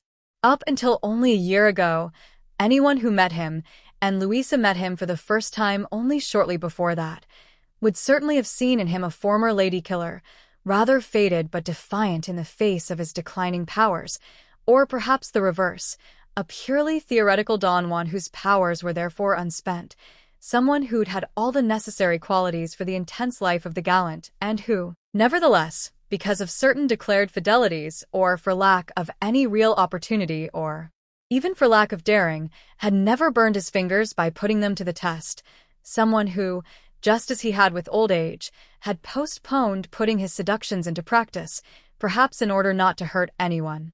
But we children know nothing about our parents, or it takes us a very long time to become interested. His most noticeable feature were his extraordinarily alert eyes, sometimes startling in the devotion and fixity of their gaze, as if what they were seeing at any given moment was of extreme importance, worthy not just of being seen but of being scrutinized, of being observed in the most exclusive manner, of being apprehended in order that each captured image could be stored in his memory, like a camera that couldn't entirely depend upon its mechanical processes to register what it perceived and so had to try extra hard to make a real effort. His eyes flattered what they looked upon. They were very pale in color without a hint of blue in them, of a brown so pale that, by dint of that extreme paleness, they gained in clarity and brilliance. When the light fell directly on them, they were almost the color of white wine when the wine is not too young, and in the shadows or at night, they were almost the color of vinegar, liquid eyes, more like the eyes of a bird of prey than of a cat. Who are the creatures most likely to have eyes that color? However, his eyes were not as still or as perplexing as those other eyes. They were mobile and glittering, fringed by long, dark eyelashes that took the edge off the rapidity and tension of their constant shiftings. They regarded things with respect and fixity and, at the same time, missed nothing else that was happening in the room or in the street. They were like the eyes of an experienced viewer of paintings who doesn't need a second glance to know what's in the background of a painting. Instead, his all-embracing eyes, had they also happened to be skilled in drawing, would have been capable of instantly reproducing the whole composition after just one glance. The other striking feature of Ranz's face, and the only one that I've inherited, was his mouth, which was plump and rather too well-defined, as if it had been added at the last moment and belonged to someone else, slightly out of keeping with his other features, separate from them. A woman's mouth in a man's face, as people have so often said of mine. A red, feminine mouth that must come from some unknown great-grandmother or ancestor. Some vain woman who didn't want it to disappear from the earth along with her, and thus it was passed on to us, regardless of our sex. And there was a third characteristic, the thick eyebrows that were always arched, either singly or together, gestures he probably learned in his youth from the primitive actors of the early 30s and which lingered on after that, rather like an odd, involuntary quirk, a detail forgotten in the systematic process of obliteration to which time submits us, the obliteration of what we are and what we do. My father would arch his thick eyebrows, at first the color of straw and later white, for any reason or for no reason at all, as if arching them were the histrionic complement to his extraordinarily precise way of looking. He's always looked at me like that, ever since I was a child, and had to look up to him at his great height, unless he crouched down or was sitting or lying. Now we're more or less the same height, but his eyes still look at me with that slightly ironic tilt of his eyebrows, open like sunshades, and the brilliant fixity of his pupils, black spots on his solar irises, like the two centers of a single target. Or, at least that was how he always used to look at me up until a short time ago.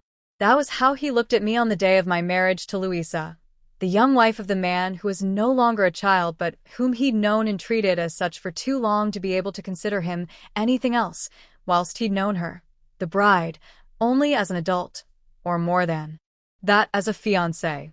I remember that at one point during the reception, he drew me aside, led me out of the room we'd hired in the lovely old Casino de Madrid in Calle de Alcalá into a small adjoining room. After the signing by the witnesses, false witnesses, testimonial friends, purely decorative. He placed a hand on my shoulder, yes, a hand on my shoulder, while the other guests came and went, until at last we were left on our own. Then he closed the door and sat down in an armchair, and I leaned against the table, my arms folded. We were both very dressed up for the wedding, he more than I, even though it had only been a civil wedding. Ranz lit a slim cigarette, the sort he used to smoke when he was in public, and which he smoked without inhaling. He raised his eyebrows extravagantly high, so that they formed two peaks, then gave an amused smile and fixed his fervent gaze on my face, which at that moment was higher than his. And he said to me, "So, now you're married. Now what?" He was the first person to ask that question, or rather to formulate the question that I'd been asking myself since the morning, since the ceremony, and even before that, since the previous night. I'd spent a restless night. I probably had slept, albeit lightly, even though I felt as if I hadn't, dreaming that I wasn't sleeping, and every now and then waking up for real. Around 5 o'clock in the morning I'd wondered if I should turn the light on since, as it was spring, I could already see through the raised blind the beginnings of the dawn filtering into the street below, and I could make out the objects in my bedroom, the furniture. I won't sleep alone anymore, I thought, as I pondered whether to put the light on or simply to watch the dawn encroaching on buildings and trees, except occasionally, or when I'm traveling. From tomorrow onwards, and I imagine for many years to come, I'll no longer experience the desire to see Louisa, because I'll see her the moment I open my eyes. There'll be no wondering what she'll look like today or what she'll be wearing, because I'll see her face the moment I wake and maybe even watch her getting dressed. She might even dress the way I want her to if I tell her my preferences. From tomorrow onwards, there'll be no more of the small unknowns that have filled my days for nearly a year now, or have meant that my days were lived in the best way possible, that is, in a state of vague expectation and ignorance. I'll know too much, I'll know more than I want. To know about Luisa, I'll be confronted by what I find interesting about her, and what I don't find interesting. There'll be no possibility of selection or choice, the minimal, tenuous daily choice involved in arranging a date, meeting, standing watching at the doors of a cinema, or searching amongst the tables of a restaurant, or getting dressed up and going out to see the other person. I won't see the result, but the process, which I might not find interesting. I don't know if I want to see how she puts on her tights and how she adjusts them at the waist and the groin, or to know how much time she spends in the bathroom in the morning, if she puts cream on her face before going to bed, or what mood she's in when she wakes up and sees me at her side. At night, I don't think I want to find her already under the sheets in her nightdress or pajamas. I'd rather take off her street clothes, strip her of her daytime appearance, not of the appearance she'll have taken on before my eyes, alone in our bedroom, perhaps turning her back to me. I don't think I want that intermediate phase, just as I probably don't wish to know that much about her faults, nor be obliged to be fully informed of any faults that may surface with the passing of the months and years, but of which other people who see her, who see us, will know nothing.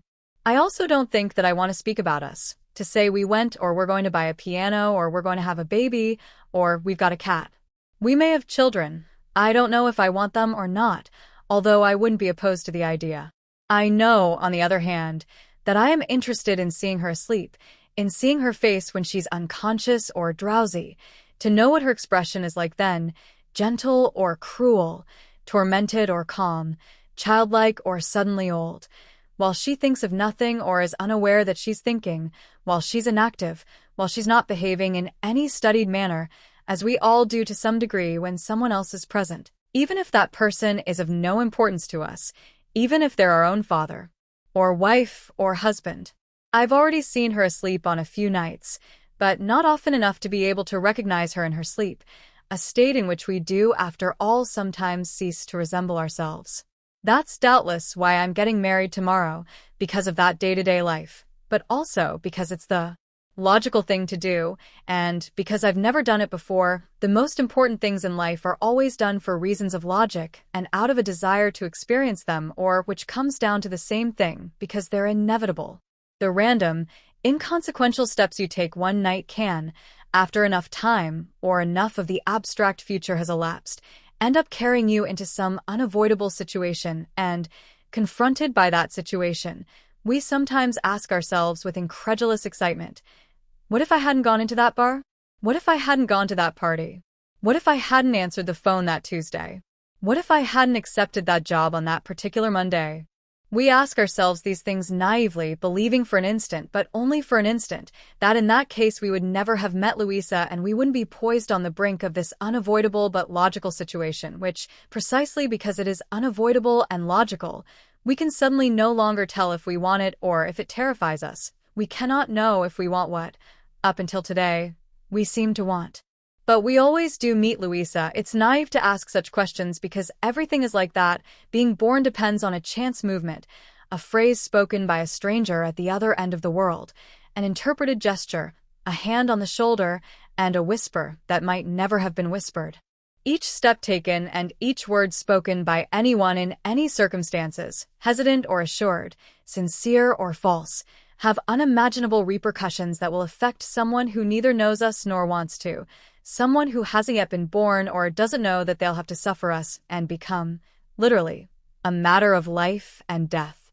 So many lives and deaths have their enigmatic origin in something no one notices or remembers, in the beer we decided to drink after first having wondered if we had time, in the good mood that made us be nice to someone we'd just been introduced to, not knowing that she'd just been yelling at someone or hurting them, in the cake we were going to buy on the way to lunch at our parents' house but didn't, in our desire to listen to a voice regardless of what it might say, in the risky phone call that we made anyway, in our unsatisfied wish to stay at home.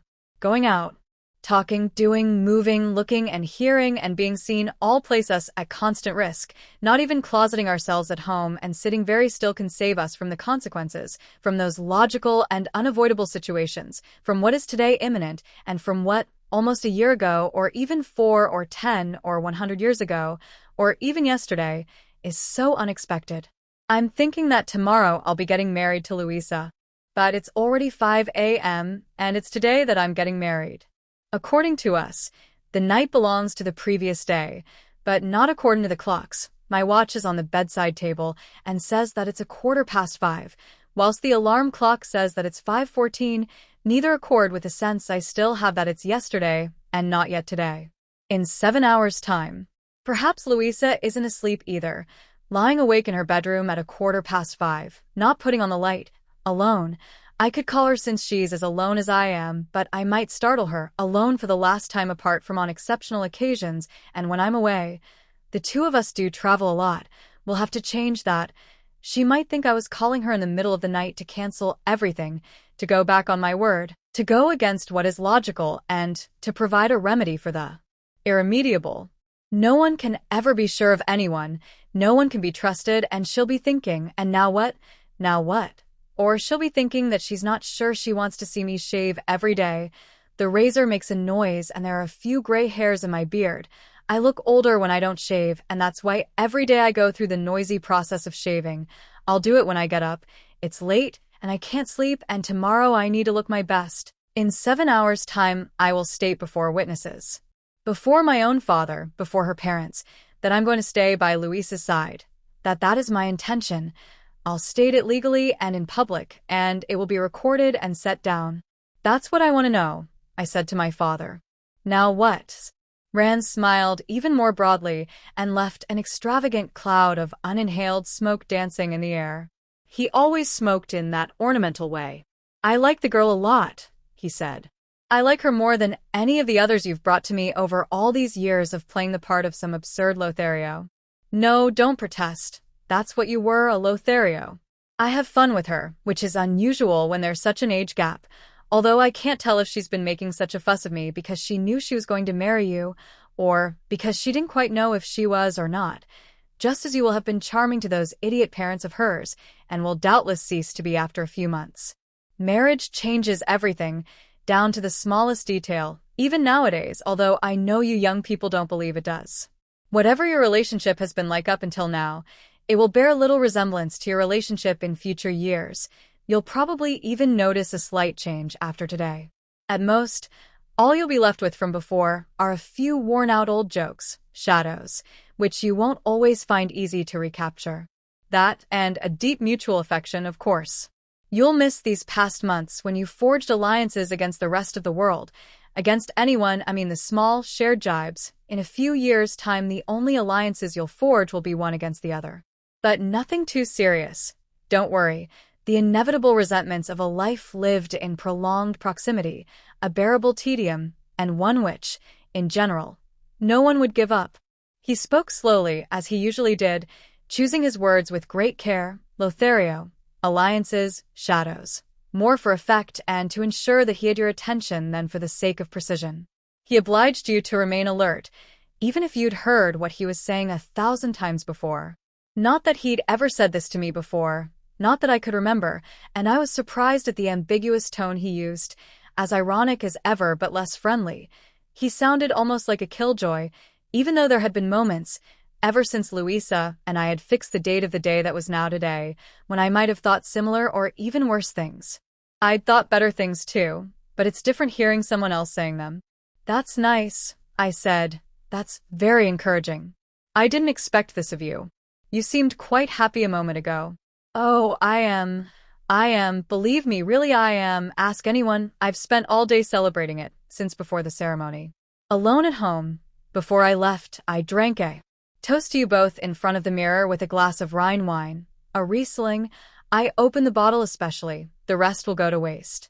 So you can see how happy I am, wasting a good bottle of wine in order to drink one small, solitary morning toast. And having said that, he raised his eyebrows innocently, an innocence composed this time of a mixture of pride and feigned surprise. What are you trying to tell me, then? Nothing in particular. I just wanted to be alone with you for a few moments. They won't miss us. Once the ceremony's over, we're not important anymore. The wedding reception is for the guests, not for those who are getting married or for those who organized it. It was a good idea coming here, wasn't it? I only wanted to ask you that one question. And now what? But you didn't answer. Now? Nothing, I said. I was feeling slightly irritated by his attitude, and anyway I wanted to return to Luis's side and to my friends. Insofar as I was in need of reassurance, I wasn't finding Ranz's company at all reassuring. In a way, it was just like my father to take me aside at the least opportune moment. In another, it was quite unlike him. It would have been more like him to have simply clapped me on the back and wished me good luck, although he'd have done so rhetorically and taken his time over it. He pulled up his socks before carefully crossing his long legs. Nothing? What do you mean nothing? Come on, this is no way to begin. You must be able to think of something. You've left. It's very late getting married, and at last you have, or perhaps you don't realize that. If you're afraid of making me a grandfather, don't worry. I'm about the right age for the task. Was that what you meant by, and now what? Ranz rather smugly patted his polar white hair, as he did sometimes without realizing he was doing it. He smoothed it down, or rather made as if to smooth it down, barely brushing it with the tips of his fingers, as if his unconscious intention was to smooth it down, but as if the actual contact startled him and made him realize what he was doing. He always carried a comb with him, but he never used it in public, even if the public in question was his son, the child who was no longer a child or who, in his eyes, continued to be so despite having used up half his life. No, not at all. I'm in no hurry, nor should you be. I don't want to meddle, but that's how I feel. I just want to know how you intend confronting this new situation, right now, at this very moment. That's all. It's just curiosity, really. And he spread his hands out before me, like someone showing that he's carrying no weapons. I don't know. I'm not confronting it in any particular way. I'll tell you later on. I think the very least I could expect from you is not to be asked that question, today of all days. I was leaning against the table. On it still lay the useless signatures of our last-minute witnesses. I stood up a little straighter, the first sign that I felt the conversation was over and I wanted to go back to the party, but he didn't join me in my gesture by putting out his cigarette or uncrossing his legs. For him, the conversation needed to go on a little longer. I thought that he must want to say something concrete to me, but didn't know how or wasn't sure that he wanted to. That was entirely like him, for he often forced others to answer questions he hadn't even asked or to discuss some subject that he hadn't mentioned, even if that subject was the one thing on his mind, beneath that striking head of hair white as talcum powder. I knew him too well to help him out. The least you could expect, he said. I don't think anything can be expected. I, for example, no longer expected you to get married. Only a year ago, I would have laid bets to the contrary. In fact, I did do so with Custard Oil and with Rylands by letter, and I've lost a fair bit of money too, because here we are. The world is full of surprises and of secrets. We think we know the people close to us, but time brings with it more things that we don't know than things we do. Comparatively speaking, we know less all the time. There's always a greater area of shadow. Even if the illuminated area grows larger too, the shadows still win. I imagine you and Luisa have your secrets. He remained silent for a few seconds, and, seeing that I didn't respond, added, "But, of course, you can only know about yours, because if you knew about hers, they wouldn't be secrets." There was still a smile on Ranz's oddly defined lips, those lips identical to mine, although his had lost their color and were invaded by vertical lines that rose up from his chin and from beneath the place where his mustache would be, the mustache he'd worn as a young man according to photos taken at the time, although I'd never seen him with one. His words seemed somehow malevolent. At first I thought he must know something about Luisa and had waited until after the wedding to tell me, but his tone was different now. It wasn't even ambiguous. I don't think I'd be exaggerating if I described his tone of voice as helpless. It was as if he got lost shortly after he began to speak and now no longer knew how to get back to the path he originally set out on. I might help him, then again I might not. He was smiling in a friendly manner, a slim cigarette in one hand, burned down, with more ash than filter. He hadn't got rid of the ash for some time now. He probably refrained from putting it out in order not to increase his sense of helplessness. I picked up the ashtray and held it out to him, and then he stubbed out the cigarette and rubbed his fingertips together. The burning filter smelled bad. He interlaced his fingers, which were large like the rest of his body and like his flower-white head of hair. They showed their age a little more, but only a little, not much. They were lined but were unmarked by age spots. As was his custom, He was smiling affably, almost pityingly now, though without a trace of mockery. His eyes were very clear, those eyes like plump drops of whiskey or vinegar. We were more in the shade than in the light. As I said before, he wasn't an old man, he never was, but at that moment I saw that he'd aged. That is, I saw that he was afraid. There's a writer called Clerk or Lewis who wrote about himself after the death of his wife, and he began by saying, "No one ever told me that grief felt so like fear." Perhaps it was grief that I could glimpse in Ranza's smile, in my father's smile. Everyone knows that mothers cry and feel something like grief when their offspring marry. Perhaps my father was feeling his own particular happiness, and also the grief that my mother would have felt, my dead mother. A vicarious grief, a vicarious fear, a grief and a fear that came from another person whose face we'd both slightly forgotten. It's odd how the features of those who no longer see us and whom we can no longer see become blurred, out of anger or absence or attrition, or how they become usurped by their photographs fixed forever on a particular day. My mother, for example, isn't wearing her glasses, the reading glasses she tended to wear rather too often in her latter years. She's remained fixed. In the picture I've chosen of her when she was 28 years old, a woman younger than I am now, her face calm and a slightly resigned look in her eyes, which she did not, I think, normally have. Her eyes were usually smiling like those of my Havana-born grandmother, her mother. The two of them used to laugh together, often, but it's also true that sometimes in the eyes of both of them I would glimpse a prolonged look of grief or fear. My grandmother would sometimes stop rocking in her rocking chair and sit gazing into space, her eyes dry and unblinking, like someone who's just woken up and can't quite remember where they are. Sometimes she'd sit looking at the photographs or the painting of the daughter who'd disappeared from the world before I was born. She'd look for a minute or perhaps more, certainly without thinking, without even remembering, but feeling grief or retrospective fear. My mother also looked at her like that sometimes, at her distant sister. She'd interrupt her reading and take off her glasses, keeping one finger between the pages of the book so as not to lose her place, and, holding her glasses in the other hand, she'd sit looking sometimes at nothing in particular and sometimes at the dead, at the faces she'd watched grow up but not grow old, three-dimensional faces that had grown flat, mobile faces that we suddenly become used to seeing only in repose, not them but their image.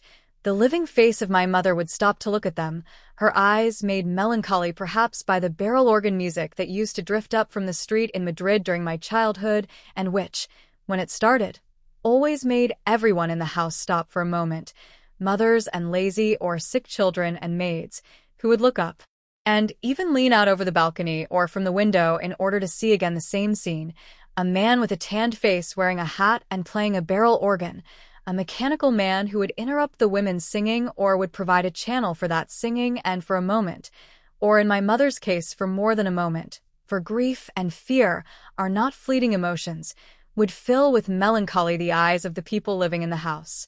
Mothers and children and maids always reacted to that sound by looking up, raising their heads like animals, and they reacted the same way to the swooping whistle of the knife grinders, the women wondering for a moment if the knives in the house were as sharp as they should be, or if they should run down to the street with them, making a pause in their labors or their indolence to remember and to think about knife blades, or perhaps becoming suddenly absorbed in their secrets, the secrets they kept and the secrets they suspected, that is, those they knew about and those they didn't.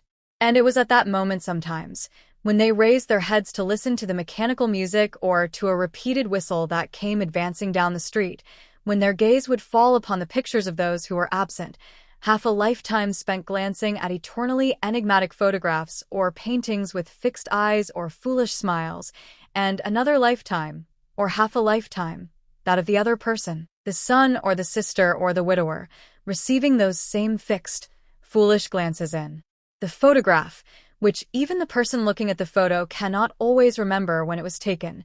My grandmother glancing at her dead daughter and my mother at her dead, supplanted sister.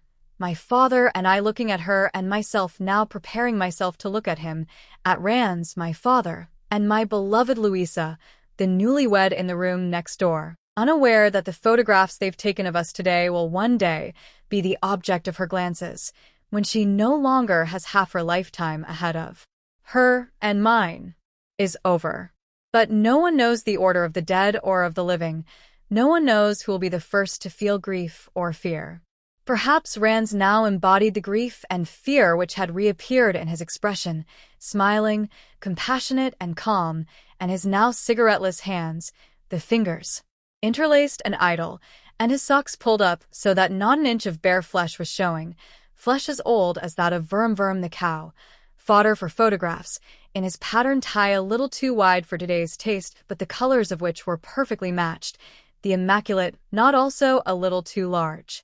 He seemed comfortable sitting there, as if he were the owner of the Casino de Madrid rather than someone who'd hired it, but in a way he seemed uncomfortable too, and I wasn't helping him to tell me what it was that was bothering him, what he decided to tell me, or had still not told me.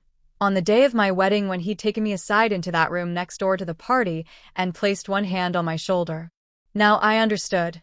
It wasn't that he couldn't, it was superstition that was paralyzing him, not knowing what might bring good luck and what bad, speaking or remaining silent, not remaining silent or not speaking, letting things follow their natural course without invoking them or deflecting them or intervening verbally to affect that course, verbalizing them or saying nothing, alerting the person to danger, or not putting ideas in their head. Sometimes the very people who warn us against certain ideas end up putting those ideas in our heads. They give them to us precisely because they warn us about them and make us think about things that would never have occurred to us otherwise. Secrets? What are you talking about? I said. Rans blushed a little, or so it seemed to me, the culmination and conclusion of his momentary helplessness, but he immediately banished the color from his cheeks. Older people rarely allow themselves to blush, and with it his smiling, somewhat foolish expression of grief or fear or both. He got up, we're now both about the same height, and again placed his large hand on my shoulder, but he did so from in front this time and looked at me from very close to, intensely but with no particular intent. His hand on my shoulder felt almost like the flat of a sword knighting someone who is no knight. He'd opted for the middle path, for insinuation. He'd reached no resolution, or perhaps it was just a postponement. He spoke calmly and seriously, no longer smiling. His few words were uttered without the smile that played almost constantly on his plump lips, so similar to mine, a smile which, once the words were spoken, instantly returned. Then he took out another slim cigarette from his old-fashioned cigarette case and opened the door. The noise from the party rushed in, and in the distance I saw Luisa talking to two girlfriends and to an old boyfriend of hers whom I disliked, but she was looking at the door which until then had been closed. Rans made a gesture with his hand, a gesture of farewell or warning or encouragement, as if he were saying, see you later, or cheer up, or take care, and he left the room ahead of me. I saw how he immediately took up his frivolous persona again and started making jokes and laughing uproariously with a woman I didn't know, doubtless someone from Luisa's half of the guest list, the half of the guests at my own wedding whom I'd never seen before and would doubtless never see again. Or perhaps, now that I think about it, it was someone my father himself had invited. He's always cultivated strange friendships, or friendships I know almost nothing about. This was the whispered advice that Rans gave me. I'll just say one thing, he said. If you ever do have any secrets, or if you already have, don't tell her. And smiling again, he added, good luck. The witnesses' signatures remained in the room, and I've no idea if anyone picked them up or not, or where they are now. Perhaps they were thrown out with the rubbish along with the empty trays and the leftovers from the party. And I, of course, didn't pick them up from the table on which I'd been leaning for a while, all dressed up in my bridegroom's clothes, just as I was supposed to be that day. Yesterday, I was surprised to hear coming up from the street the sound of a barrel organ. There are hardly any left now. They're a relic of the past. I looked up immediately as I used to do when I was a child. It was too loud and was keeping me from my work. The noise was too evocative for me to be able to concentrate on anything else. I got up and looked out of the window to see who was playing, but I could see neither musician nor instrument. They were farther round the corner, hidden by the building opposite which, however, since it's a low building, doesn't block my light. It doubtless only just concealed them, since, on the corner itself, I could see a middle-aged woman, her hair caught back in a gypsy plait but otherwise dressed in an unfolkloric manner.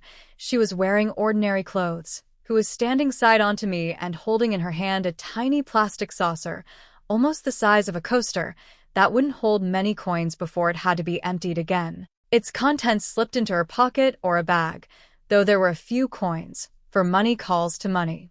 I listened for quite a while, first to a chodes, then to some unrecognizable Andalusian air, then a paso doble, before going out onto the balcony to see if I could spot the organ grinder from where the plant pots were. I went out knowing that I wouldn't be able to, for although the balcony, which, like all balconies, projects slightly, brought me a little closer to the street, it was in fact situated to the right of my window. That is, it offered even less of a view of what was hidden round the corner, since I was looking towards my left.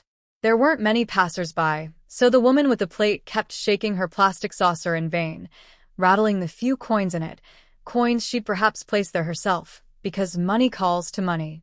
I went back to my desk and tried to ignore the music coming up from the street, but I couldn't, so I put on a jacket and went downstairs with the intention of putting a stop to the music.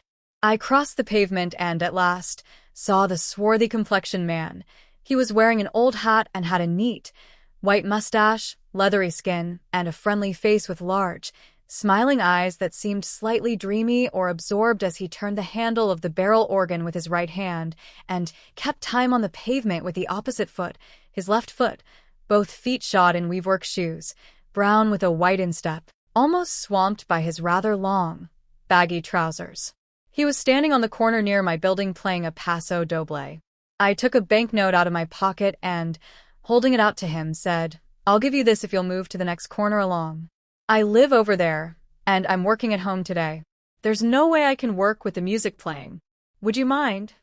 The man's smile broadened and he nodded, at the same time gesturing to the woman with the plates, although that wasn't in fact necessary. She'd come over to us with her half-empty saucer the moment she'd seen the note in my hand. She held the saucer out to me, and on it I placed the green note. It remained there for less than a second, leaving the saucer almost empty again, and the note in her pocket. In Madrid, money never passes from hand to hand. "Thanks," I said. "You'll move down to the next corner, right?" The man again nodded, and I returned to my apartment. When I got to my room on the 5th floor, I looked a little distressfully out of the window, but, although the music was still audible, it was quieter now, farther off, and would no longer disturb my concentration. Nevertheless, I leaned out to see with my own eyes that they had indeed left my corner. "Yes, sir, right away," the gypsy woman had said obediently, and she'd been as good as her word.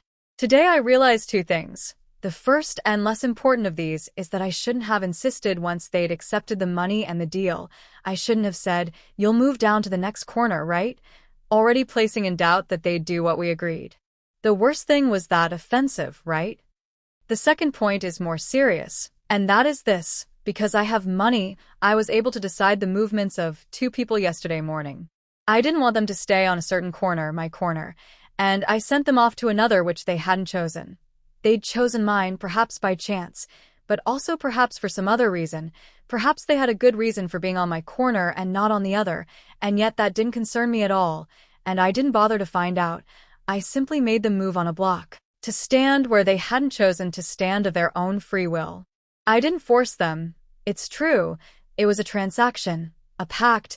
It was worth my while spending the money in order to be able to work in peace. I'd earn more money while I worked, and it couldn't have been of vital importance to them to be on my corner. They doubtless preferred moving somewhere farther off and keeping my money to staying on my corner without the money, and that's why they accepted and moved on. It might also be considered to have been easy money. It could have taken them hours to earn that much from the loose change that the scarce and stingy passers-by might have given them. It's not a serious matter, just a minor incident, insignificant, not harmful to anyone. Indeed, everyone gained from it. And yet it does strike me as a serious matter that, because I had money and could afford to spend it, I could decide where the man with the swarthy complexion could play his barrel organ and where the woman with the plate could hold out her saucer. Yesterday morning I purchased their steps, I bought their pitch, I also, for a moment, bought their power of choice. I could have asked them to do it as a favor. I could have explained the situation to him and left it up to him to decide, for they were working too. It felt safer to offer him money and place a condition on him getting it. "I'll give you this," I said to him, "if you'll move to the next corner along." Then I provided him with explanations, which were, in fact, unnecessary. I could easily not have done so after offering him the money. To him it was a lot, and to me it was nothing. I was sure he'd take it. The result would have been the same if, instead of going on as I did, to mention my work, I'd said to him, because I'd like you to move on. That is, in fact, how it was, although I wouldn't have said so. I sent him off to stand on another corner because I felt like it. He was a very pleasant chap, that organ grinder. There aren't many like him now, a relic of the past and of my childhood. I should have treated him with more respect. The worst thing is that he would probably prefer that things were as they were and not as I now think they should have been. That is, he would have preferred my money to my respect. I could have explained the situation to him and then asked him if he'd move and given him the money afterwards if he proved agreeable and understanding, a tip rather than a bribe, for any inconvenience caused, instead of clear off. But there's no real difference between the two. Both cases involve an if, and it little matters whether it's explicit or implicit, whether it comes afterwards or before. In a way, what I did was clearer and cleaner, with no hypocrisy or false sentiment. It suited us both, and that's that.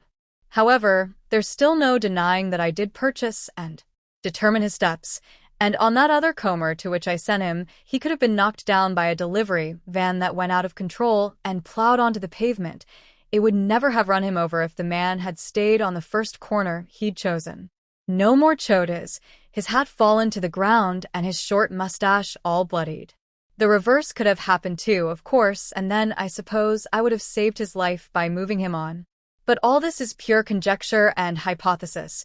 Yet there are times when the lives of others, of another, the configuration of a life, its continuation, not a few mere steps, do depend on our decisions and vacillations, on our cowardice or daring, on our words and on our hands, and sometimes on the fact that we have money and they do not. Near Ranz's house, that is, near the house where I lived during my childhood and adolescence, there's a stationer's. The owner's daughter, a girl almost my own age, slightly younger, began working there when she was 13 or 14 years old. It was a modest, old-fashioned establishment, one of those places that progress forgets and leaves on one side in order to highlight its totalitarian achievements, and for many years it remained almost entirely unrenovated, although latterly some work has been done on it. It's improved since the father died. They've modernized it somewhat, and will doubtless make more money as a consequence. But then, when I was 14 or 15, they probably made very little, and that was why, at least in those days, the girl worked there in the afternoons. She was very pretty, I really liked her, and I used to go to the stationer's almost every day just to see her. Instead of buying what I wanted all in one go, I'd buy a pencil one day, and a notebook the next, an eraser one afternoon, and the following day an inkwell. I invented needs I didn't have. I spent a lot of pocket money in that stationer's. And I would linger before leaving the shop and whistle while I waited to be attended to, the way boys of my age did at the time. I'd do my best to make sure that she was the one who served me. I'd watch to see when she was free before opening my mouth. Rather than her father or her mother, I'd take much longer than was necessary, and I'd feel happy for the rest of the afternoon if I got a smile from her, or a look that was friendly. Or, at least interpretable, but above all, I'd leave contentedly thinking about the abstract future. There was time enough for everything. She was in the shop afternoon after afternoon, always in the same place, and there was no reason why the future should ever become concrete, should ever stop being future. I didn't stay the age I was then, nor did the girl, who grew and continued to be lovely for several years. She was there in the mornings too by then. From the time she was 16 years old or so, she was there all day. She served in the shop all the time. While I went to university, she no longer studied. I didn't talk to her when we were both at school, and I didn't talk to her later on either. At first because I didn't dare to, and later because the time for it had passed. That's the worst thing about the abstract future, when it remains just that. Although I used to look at her, my mind was on other things concerned with the variable present, and I used to visit the stationer's less often. I never said a word to her other than to ask her for paper and pencils, files and erasers, and to say thank you. So I've no idea what she's like, what kind of person she is, or what she likes doing, if she's pleasant to talk to, if she's good-tempered or moody, her opinions on any particular topic, if she laughs, how she kisses. All I know is that when I was 15 years old, I loved her the way one does love then, or the way one loves things that haven't yet begun, that is, believing that it will last forever. But I'd go further and say that her way of looking and smiling, the way she had then, deserved to be loved forever, and that was nothing to do with my being 15 years old, but with what I'm saying now. Her name was, and is Nieves. Another 15 years or more have passed since I lived in Ranz's house, but sometimes, when I go there or when I've been to visit him or to pick him up before going out to lunch together at La Trainera or to some other restaurant further off, I've gone into the stationer's before going up to his apartment, out of a habit, which I still haven't entirely lost, of always buying something there, and every time, during all these years, I've found that girl who is now no longer a girl. I've seen her. At 23, at 26, at 29, and at 33 or 34, which is the age she must be now. I saw her one day shortly before getting married to Luisa. She's still a young woman. She must be because I've always known her age, more or less, and she was only a little younger than me. She must be, but she doesn't look it. She's no longer lovely, and I don't understand why, since she's still at an age when she could be. She's probably spent too many years stuck in that stationer's morning and afternoon, although not at night or on Sundays or on Saturdays after midday, but that's of no account. Serving her goods to children who won't now see her as their equal or their beloved, but, for some time now, as a grown-up. Not one of those children will admire her. Perhaps no one admires her. Not even I do. Now I'm no longer a child, or perhaps she has a husband who does, some chap from the neighborhood, who will have spent too many years stuck in some other shop morning and afternoon, selling medicines or in a garage changing tires. I don't know. Perhaps there's no husband either. All I know is that this young woman, who no longer seems like a young woman, has dressed the same way for far too long, in jerseys and round-necked blouses, in pleated skirts and pale stockings, has spent too long going up and down her ladder in search of typewriter ribbons, with her broken, ink-stained nails, her slim figure going to fat, the breasts, which I watched blossom, becoming flaccid, the bored look in her eyes and the ever-darker shadows beneath them, the puffy eyelids from lack of sleep-hiding eyes that were once so lovely, or maybe they're puffy because of the future she's had to look forward to ever since she was a child. The last time I was there and I saw her, shortly before my planned wedding, before going up to get my father in order to go out together for a jolly lunch, I had a vain thought of which I'm rather ashamed and which, nevertheless, I can't entirely dismiss, or rather, it comes back to me occasionally like something we've forgotten 1,000 times already and recalled another 1,000 times and are still too lazy to do anything about. And so we prefer it to remain alternately forgotten and recalled in equal measure so that it never is completely forgotten. It occurred to me that Nieves, the girl in the shop, would be a different person, a better person, if I'd loved her, and not only from afar, if once adolescence was past I'd spoken to her and got to know her. And she'd wanted to kiss me, which is something I'll never know, if she'd have wanted to, or not I mean. I know that I know nothing about her. She's probably not restless or ambitious or curious enough, but I'm sure of at least two things. She wouldn't dress the way she does now, and she'd no longer work at the stationer's. I'd have made sure of that. She might still be lovely and still look young. I know that's putting it strongly, but the mere possibility that it could have been that way is enough to make me feel indignant. Not with myself, because I never spoke to her about anything other than pencils, but with the simple fact or, again, the possibility that the apparent age and appearance of a person can depend on whoever happened to take an interest in them and on having money. Money means that the stationers could, without hesitation, have been sold and thus attracted more money. Money reduces fear and buys new clothes every season. Money means that a smile and a look can be loved as they deserve and may last longer than they otherwise would.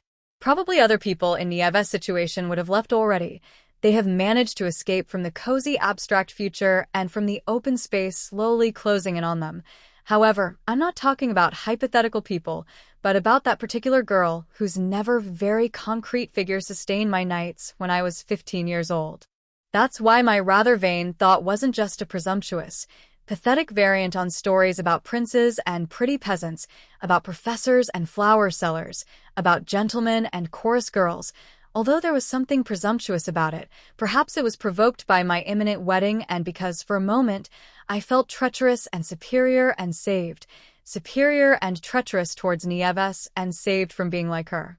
I wasn't thinking about myself, but about the path her life would take, about how it would go on, thinking for a second that I might have been capable of changing it, Even that I still had time to do so, much as yesterday morning I changed the steps of the friendly organ grinder for my past and of the woman with the plate and moved them on.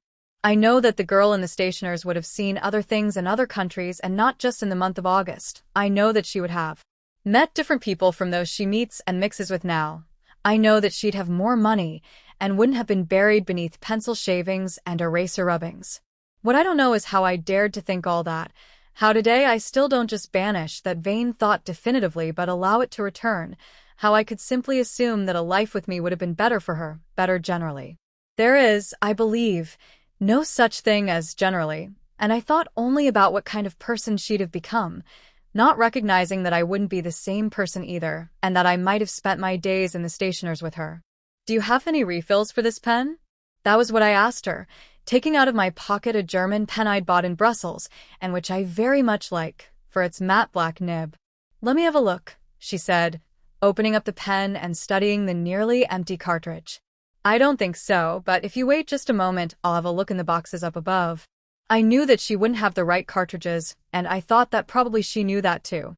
Nevertheless, she dragged the old stepladder over, placed it to my left on her side of the counter, and clambered wearily up, as if she were 20 years older than she actually was, years spent going up and down the ladder, until she was on the 5th rung, and then she rummaged in various cardboard boxes, none of which would be of any use to us. I watched her from behind, in her low-heeled shoes and her check skirt like some antiquated schoolgirl, her spreading hips and the slightly loose strap of her bra showing through beneath her blouse, and the back of her neck, still charming, the one thing that had remained unchanged. She was looking in the boxes and holding my open pen in her hand in order to see the cartridge and be able to compare it. She was holding it with great care. If I'd been at the same height as her at that moment, I would have placed a hand on her shoulder or stroked the back of her neck, affectionately. It's hard to imagine me spending my days there, since I've always had money and curiosity and money, even when I don't have large amounts of it and I have to work to earn it, like now, and ever since I left Ranz's house some time ago, even though I only work 6 months of the year.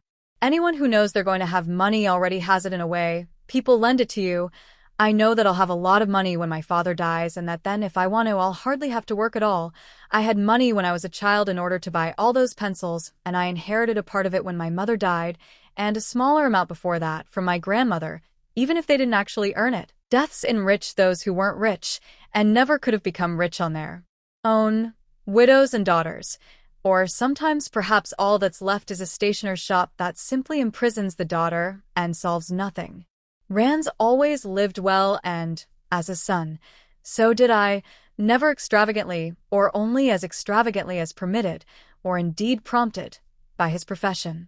My father's one extravagance, and indeed the basis of his fortune, has always been the acquisition of paintings and the occasional sculpture, but more especially paintings and drawings. He's retired now, but for many years during the Franco years and beyond, he was one of the in-house experts at the Prado. He was never director or deputy director, never anyone very visible, apparently just another civil servant who spent every morning at the office, so much so that, at least as a little boy, his son never had a very clear idea of how his father spent those mornings. I found out gradually afterwards. My father did, in fact, spend his days shut up in an office next door to the great and not so great works of art in his beloved field of painting. He spent whole mornings in the vicinity of extraordinary pictures, blindly, unable to peer out and see them, or to see how other visitors saw them. He examined, catalogued, described, uncatalogued, researched, passed judgment, compiled inventories, made phone calls, bought and sold.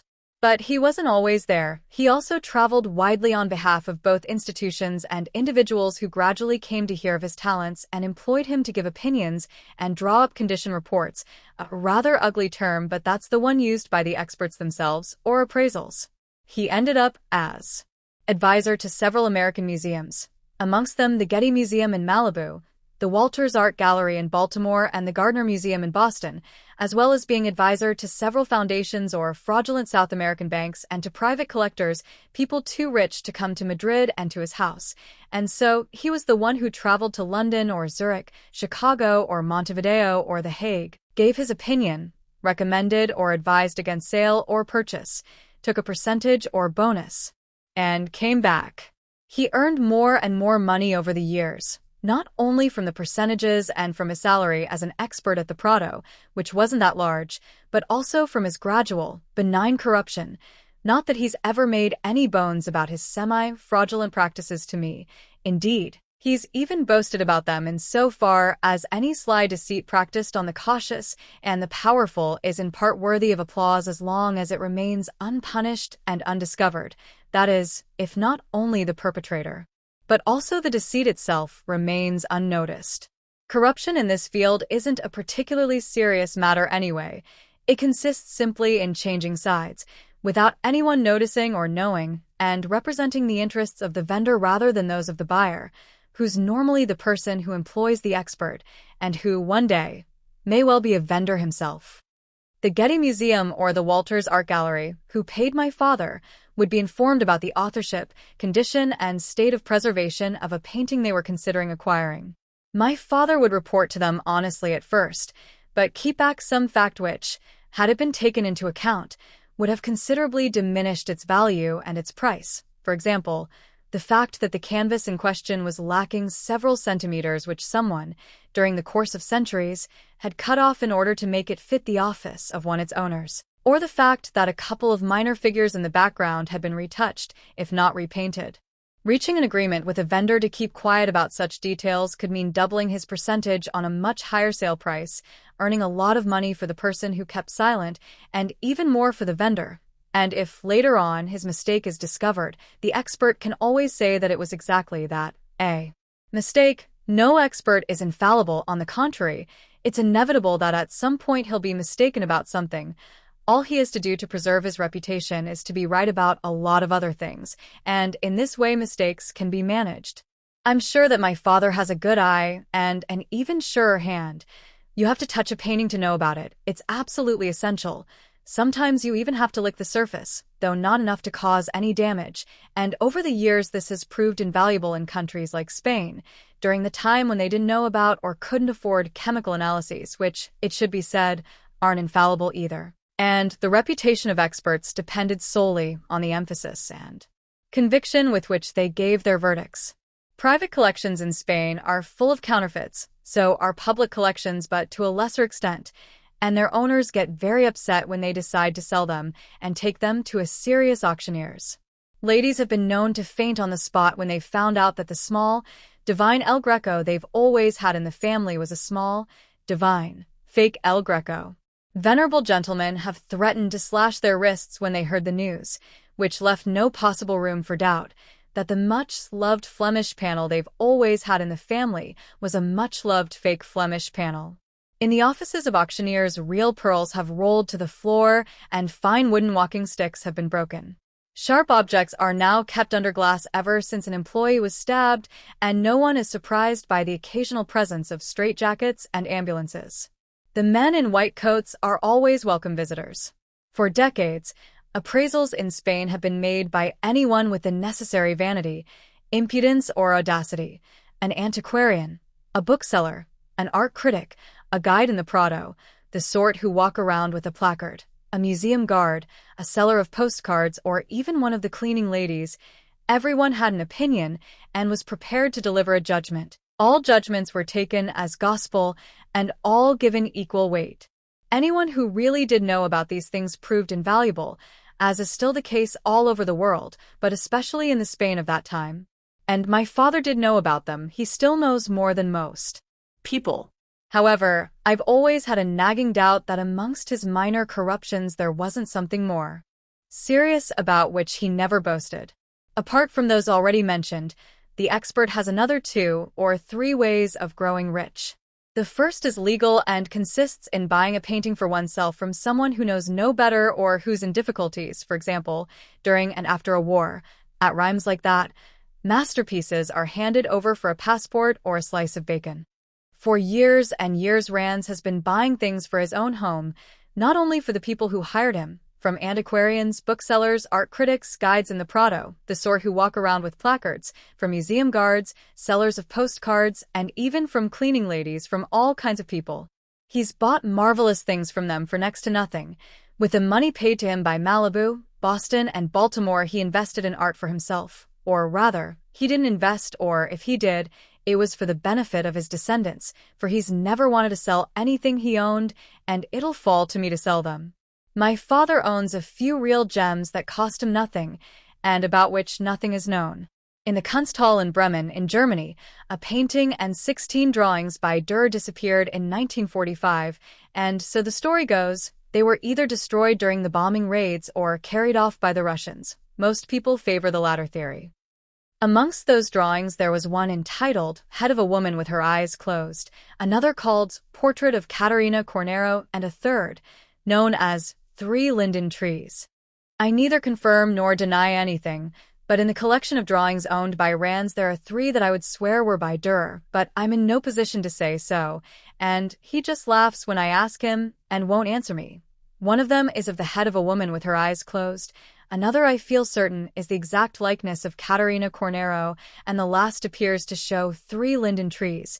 Not that I know much about trees. This is just one example.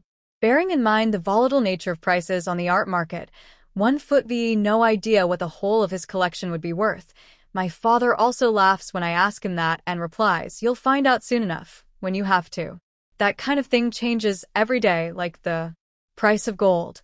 But it's possible that I'd only have to sell 1 or 2 pieces when he dies, and it's up to me whether I sell or not, in order, if I were so minded, to stop working as a translator and stop traveling." When asked about the best paintings on permanent display in his apartment, not that many, Rands has always told friends and visitors that they were merely copies, with the occasional reasonable exception, Boudin, Martin Rico, and other similar works. Excellent copies made by Custardoy the Elder, and the occasional more recent one by Custardoy the Younger. The second way an expert has of becoming rich is by placing his knowledge not at the service of interpretation, but of action. That is, by advising and guiding a forger so that his work can be as perfect as possible. One assumes that any expert acting in that capacity for a forger would abstain from informing anyone else about those forgeries, the ones carried out under his supervision and advice. But, on the other hand, it's likely that the forger would give him a percentage of what he earns from the sale of one of those paintings to some private person or museum or bank once they've been given the okay by another expert, just as it's likely that the first expert would be more than ready to report on the forgeries overseen by the latter.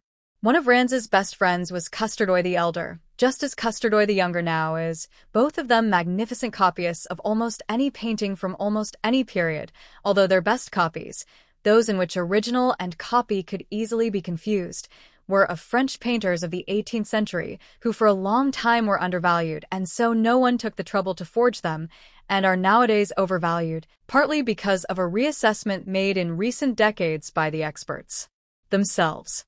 In Rands's house there are 2 extraordinary copies, one of a small Watteau and the other of a tiny Chardin, the first by Custardoy the Elder and the second by Custardoy the Younger, which Rands commissioned only 3 years ago, or so he says.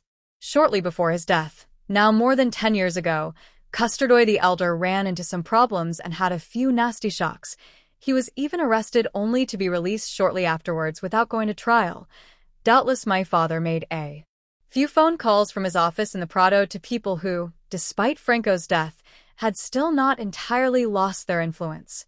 But, however tidy a sum of money Rands may have earned and added to, thanks to Malibu, Boston and Baltimore, Zurich, Montevideo, and The Hague, to certain personal favors and to more discreet services rendered to vendors, even perhaps to expert advice he may have given to Custardoy the Elder and occasionally to Custardoy the Younger, his one extravagance, and the basis of his fortune, as I've already said, has been his personal collection of drawings and paintings and the odd sculpture, although I don't yet know, nor will I know for the moment, how much the fruits of his extravagance, his fortune, are worth. I hope that when he dies he leaves a very precise and expert appraisal. He's never wanted to get rid of anything, not of his supposed copies nor of his guaranteed originals, and in that one must recognize, despite his minor acts of corruption, the sincerity of his vocation and his real passion for painting. When you think about it, giving us the tiny Boudin and Martin Rico for our wedding must have cost him dear, even though he'll still see them in our home. When he was working at the Prado, I remember his enormous concern over any accident or loss. over the slightest deterioration or imperfection in a work, as well as concern for the museum guards, who, he used to say, should be paid a fortune and kept extremely happy, since they were responsible not only for the safety and care, but also for the very existence of the paintings. He used to say that Las Meninas is still in existence thanks to the benevolence and the day-to-day mercy of the guards, who could, if they chose to, destroy it at any moment, which was why you had to keep them proud and happy and in a satisfactory emotional state. On various pretexts, it wasn't his job, it wasn't anyone's job. He took it upon himself to find out how things were with the guards, if they were feeling contented or upset, if they were overwhelmed by debts and just getting by, if their wives or husbands, the staff or mixed, were treating them well or beating them up, if their children were a cause of happiness or were young psychopaths driving them crazy. He was forever asking questions and looking after them all in order to safeguard the works of the masters, to protect them from the guards' possible rages or furies or resentments.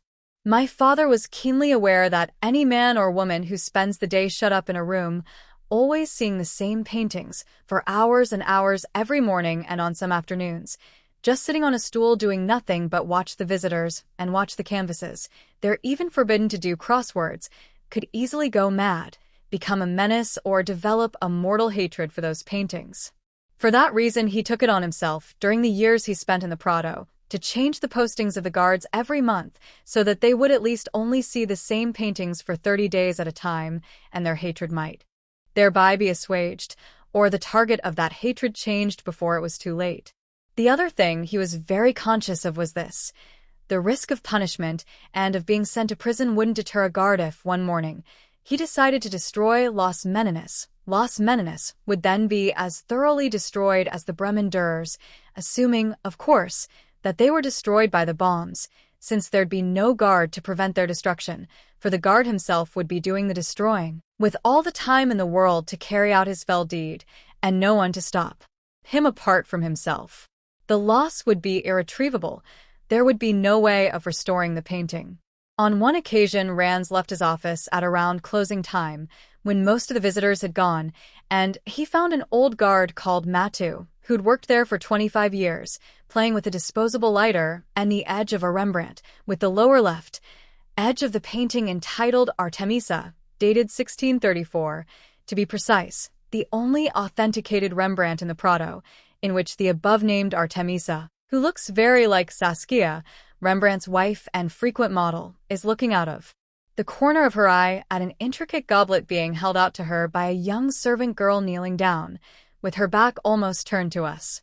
The scene has been interpreted in two ways, as being either Artemisa, queen of Halicarnassus, who is on the point of drinking the contents of a goblet containing the ashes of Mausolus, her dead husband, for whom she'd had a tomb built which went on to become one of the 7 wonders of the ancient world, hence the word mausoleum, or Sophonisba, the daughter of the Carthaginian Hasdrubal, who, in order to avoid falling into the hands of Scipio and his men, had laid formal claim to her, asked her new husband, Massinissa, for a cup of poison as a wedding present, a cup which, according to the story, was procured for her in the name of endangered fidelity, despite the fact that Sophonisba had not been his wife alone and had been married before to another, to Syphax, the chief of the Numidians, from whom, in fact, her second husband, the above-named Massinissa, another sacker of cities, had just stolen her during the chaotic capture of Sirta,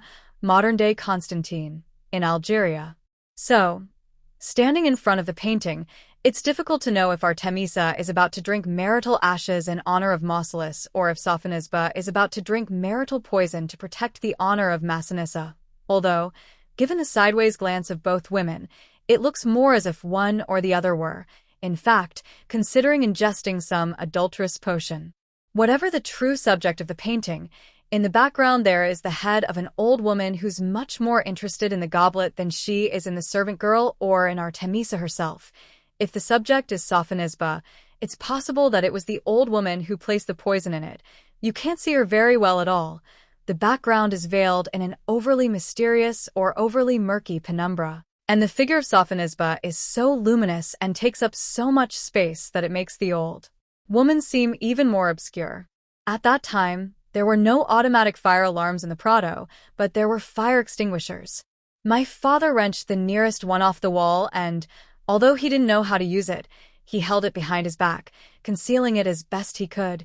It weighed a ton and was a most conspicuous color, then went slowly over to Matu, who had by then scorched one corner of the picture frame and was now holding the flame very close to the canvas, moving it up and down and from corner to corner, as if he wanted to light up the whole painting, the servant girl and the old woman and Artemisa and the goblet, as well as a bedside table on which there are a few written pages, possibly Scipio's formal claim, and on which Sophonisba is leaning her rather plump left hand.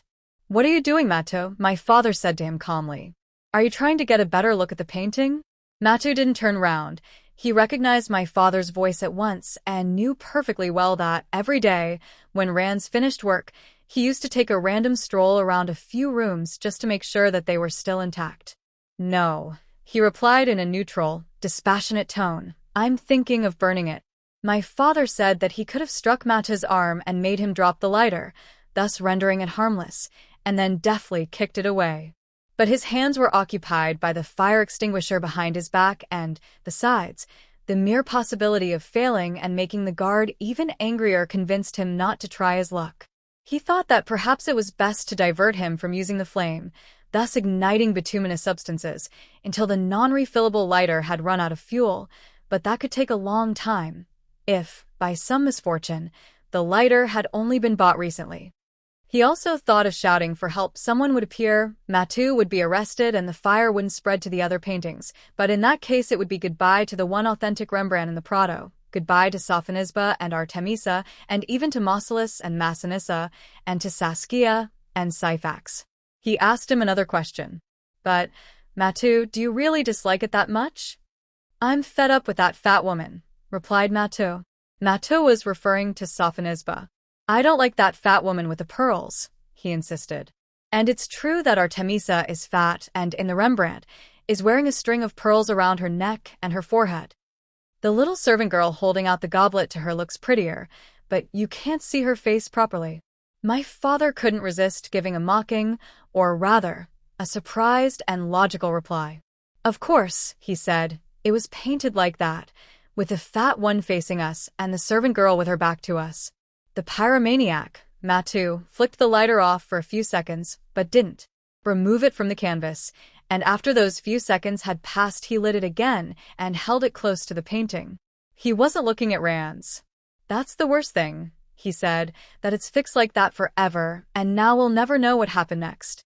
You see, Senor Rans, there's no way of seeing the girl's face or of knowing what that old woman is doing in the background. All you can see is that fat trout with her 2 necklaces who never actually picks up the goblet. I wish she'd just bloody well drink it and give me a chance to look at the girl, if she'd turn round, that is." Matu, a man who knew what painting was about, a man of 60 who'd spent 25 of those years in the Prado, suddenly wanted to know what happened next in a Rembrandt painting that he didn't understand. No one understands it. There's a world of difference between Artemisa and Sophonisba, the difference between drinking the ashes of a dead man and drinking death, between celebrating life and dying, between prolonging life and killing oneself. It was absurd, but Rand still kept trying to reason with him. "But you know that's not possible, Matu," he said. "The 3 figures are painted. Can't you see that?" "Painted?" "You've seen plenty of films, and this isn't a film. You must see that there's no way you'll ever see them looking any different. This is a painting, a painting." "That's why I'm going to do away with it," said Matu, again caressing the canvas with the flame from the lighter. "Besides," added my father, trying to distract him, and out of a desire for exactitude, "my father is a pedant. What she's wearing on her forehead isn't a necklace, but a diadem, even if it is made out of pearls." But Matu paid no attention to this. He mechanically blew a few specks of dust from his uniform. Holding the fire extinguisher behind him was killing Rans's wrists, so he gave up trying to hide it and instead held it in his arms as if it were a baby, its bright crimson casing clearly visible. Matu noticed the fire extinguisher. "Now look here. What do you think you're doing with that?" he said reproachfully. To my father. "Don't you know you're not allowed to take them off the walls?" Matu had at last turned round when he heard the noise caused by my father's clumsy handling of the fire extinguisher, which in its journey from behind his back to his arms had bumped against the floor, causing splinters to fly. But my father didn't dare take advantage of that moment of alarm. It made him think, though. "It's okay, Matu," he said. "I'm taking it away with me because it needs mending. It doesn't work." And he took the opportunity, with great relief, to place it on the floor. He took out the cherry-red silk handkerchief adorning his jacket pocket and mopped his brow.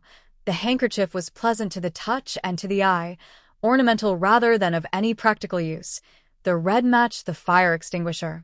"Like I said, I'm going to do away with it," repeated Matu, and he made a threatening gesture with the lighter in Saskia's direction. "The painting's worth a lot of money, Matu." "It's worth millions," Rand said to him, in an attempt to see if the mention of money would bring him back to his senses. But the guard went on playing with the lighter, flicking it on and off and on again, and opted for scorching the frame a little more, a very fine antique frame. "That just makes matters worse," he replied scornfully. "Bloody hell. To top it all, the great fat cow is worth millions." The fine frame was turning black. My father thought that perhaps now was the moment to mention prison, but immediately dismissed the idea. He thought for a moment, and then for another, and finally changed his tactics. He suddenly picked up the fire extinguisher from the floor and said, "You know, you're quite right, Matu. You're absolutely right. But don't burn it, because then you might set fire to the other paintings. Let me deal with it. I'll throw this fire extinguisher at it. It weighs a ton. All I have to do is drop this ton weight on the fat cow, and that'll be that."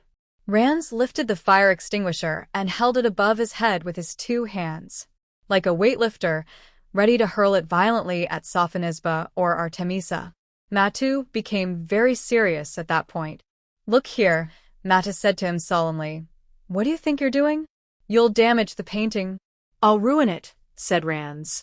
There was a moment's hesitation. My father with his arms in the air, holding aloft the bright red fire extinguisher, Matu with the lighter in his hand still lit, the flames still flickering. He looked at my father, then at the painting. Rand couldn't hold the weight much longer. Then Matu flicked off the lighter, put it in his pocket, spread his arms wide like a wrestler, and said to him threateningly, "Now you hold still, eh? And don't make me do anything I might regret." Matu wasn't dismissed because my father didn't tell anyone about the episode. Nor did the guard denounce him for having threatened to destroy the Rembrandt with a faulty fire extinguisher.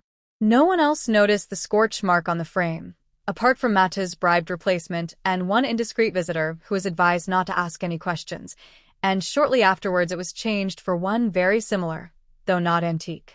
According to Rand, if Matu had been a zealous guard for 25 years, there was no reason why he shouldn't continue to be, so once he was over his momentary attack of rage.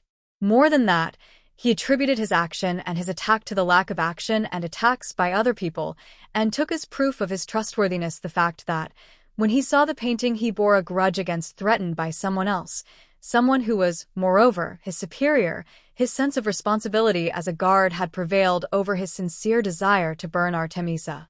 He was immediately transferred to another room containing work by primitive painters, whose figures are less rotund and less likely to irritate, and some are palinschematic, that is, the surface or space they inhabit illustrates a complete story. For the rest, my father merely showed more interest than ever in Matu's life, talking encouragingly to him about his imminent retirement and never taking his eyes off him during the parties that were held twice a year for all the museum staff, on a day when the museum was closed, usually in the large Velázquez room.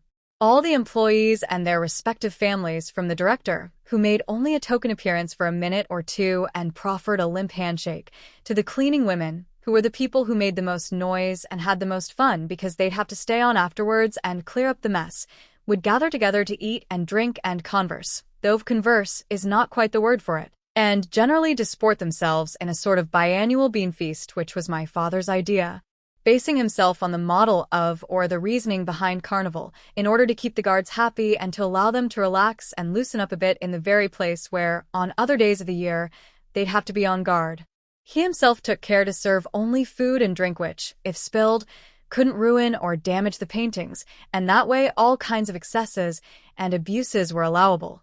As a child, I myself saw lemonade spilt on Los Meninas and meringue smeared over the surrender of Breda. For many years, as a child and later too, as an adolescent and as a very young man, when I was still gazing with irresolute eyes at the girl in the stationer's, all I knew was that, before Rands married my mother, he'd been married to my mother's older sister, that he married Teresa Aguilera before he married her sister, Juana. The two girls that my grandmother used to refer to sometimes when she was telling anecdotes about the past, or rather she'd just say the girls to differentiate them from their brothers, whom she called the boys. It isn't just that children take a long time to show any interest in the people their parents were before they knew them. In general, that interest arises only when the children reach the age their parents were when they did, in fact, first enter their lives, or when they in turn have children and, through them, remember themselves as children and wonder, perplexed, about the tutelary figures whom they now resemble. It's also that parents become accustomed to arousing no curiosity and to keeping quiet about themselves to their children, silencing the people they were or have perhaps forgotten. Almost everyone feels ashamed of their youth. It isn't true that we feel nostalgia for it. Rather, we banish it or flee from it, and, with varying degrees of ease or difficulty, we confine our origins to the sphere of bad dreams or novels, or to what never existed. Our youth is something hidden, a secret to those who never knew us when we were young. Rands and my mother never hid the fact that Rands had been married to the woman who would have been my Aunt Teresa had she lived, or rather would not have been. It had been an extremely brief marriage about which I knew only that it had been terminated by her early death, but, on the other hand, for many years I didn't know, nor did I ask the reason for that death, and for many more years I thought I did know in essence, but I was wrong. When I did finally ask, they lied, which is another of the things parents become accustomed to, lying to their children about their forgotten youth. They told me about some illness. That was all. For many years they spoke only of an illness, and it's difficult to doubt something you've known since infancy. It takes a long time before you begin to question it. Consequently, my idea of that brief marriage was that it had been an understandable mistake, in the eyes at least of a child or an adolescent who would prefer to think of his parents being together as an inevitability in order to justify his own existence and, therefore, his belief in his own inevitability and justification for living. I'm referring to lazy, normal children, the ones who don't go to school if they've got a bit of a temperature, the ones who don't have to deliver groceries by bike every morning. It was only a very vague idea, and I explained the mistake by telling myself that Rands could have believed that he loved one sister, the elder sister, when in fact he loved the other one, the younger sister, perhaps too young when they first met for my father to take her seriously. Perhaps that's what I was told, it's possible, by my mother or rather by my grandmother, I don't remember now, a brief and perhaps deceitful reply to a childish question. Rands, of course, never talked to me about such things. It was easy enough, too, for another factor to appear in a child's imagination, a compassionate one, consoling the widower, replacing the sister, easing the husband's despair, taking the dead woman's place. My mother might have married my father a little out of pity so that he wouldn't be alone. Or perhaps not. She might have loved him secretly from the start and have secretly desired the disappearance of the obstacle, her sister Teresa. And when that happened, she might have been glad of her disappearance, at least in that respect. Rands had never told me anything. Some years ago, when I was already a grown man, I tried to ask him about it, and he treated me as if I were still a child. "What's it got to do with you?" he said, and changed the subject. When I insisted, we were at a restaurant, La Dorada. He got up to go to the toilet and said to me teasingly, giving me his most brilliant smile, "Listen, I don't feel like talking about the distant past. It's in bad taste and reminds one how old one is. If you're going to continue in the same vein, I think it would be best if, by the time I came back, you'd left the table. I want to eat in peace. Today, not on some other day 40 years ago." He told me to leave as if we were at home, and I was a little boy who could be sent to his room. He didn't even consider the possibility of getting angry, or that he should be the one to leave the restaurant. The truth is that almost no one ever mentioned Teresa Aguilera, and that almost has become superfluous since the death of my Cuban grandmother, the only one who did occasionally talk about her, as if without meaning to or as if she couldn't help it, although in her house Teresa was still very much a visible presence, in the form of a posthumous portrait in oils based on a photograph. And in my house too. That is, in my father's house, there used to be and still is the black and white photograph that served as the model at which Rands and Juana would now and then give a passing glance. That photograph shows Teresa with a trusting, serious face, a pretty woman with fine eyebrows, as if drawn in with a single stroke, a slight dimple in her chin, like a notch, a shadow, her dark hair caught back and with a center parting emphasizing what used to be called a widow's peak. She has a long neck, a large, feminine mouth, but quite different from my father's or mine. Her eyes are very dark too, and very wide-set. They look frankly at the camera. She's wearing discreet earrings. Mother of pearl. Perhaps, and, despite her extreme youth, she's wearing lipstick, as nice girls did at the time when she was young and alive. Her skin is very pale, her fingers interlaced, her arms resting on a table, perhaps a dining table rather than a desk, although you can't see enough to know for sure, and the background is very blurred. Perhaps it's a studio photograph. She's wearing a short-sleeved blouse. It may have been spring or summer. She must be about 20, perhaps less. She may not yet have known Rands or may just have met him. She was single then. There's something about her which now reminds me of Louisa, despite having looked at that photograph for many years before Louisa even existed, every year of my life except for the last two. This may be due to the fact that one tends to see the person one loves and with whom one shares one's life in everything. But they share the same trusting expression, Teresa in her portrait and Louisa in person now, as if they were afraid of nothing and as if nothing could ever harm them. That's the case with Louisa, at least when she's awake. When she's asleep, her face is more vulnerable and her body seems more open to danger. Louisa is so trusting that the first night we spent together she dreamed, she told me, of pieces of gold.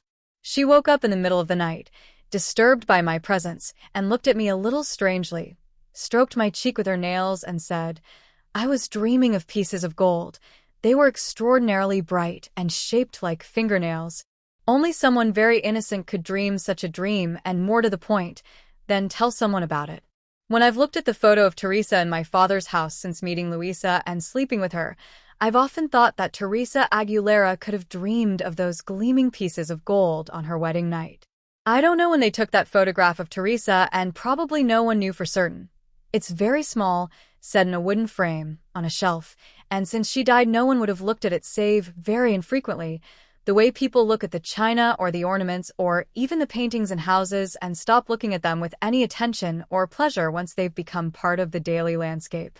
Since my mother's death, her photograph, a larger one, is there too, in my father's house, and there's a portrait of her as well, though not a posthumous one, which Custardoy the Elder painted when I was still a child. Of the two sisters, my mother, Juana, looks the jollier one, although they are somewhat alike. The neck and the shape of the face and the chin are all identical. My mother is smiling in both the photograph and the painting.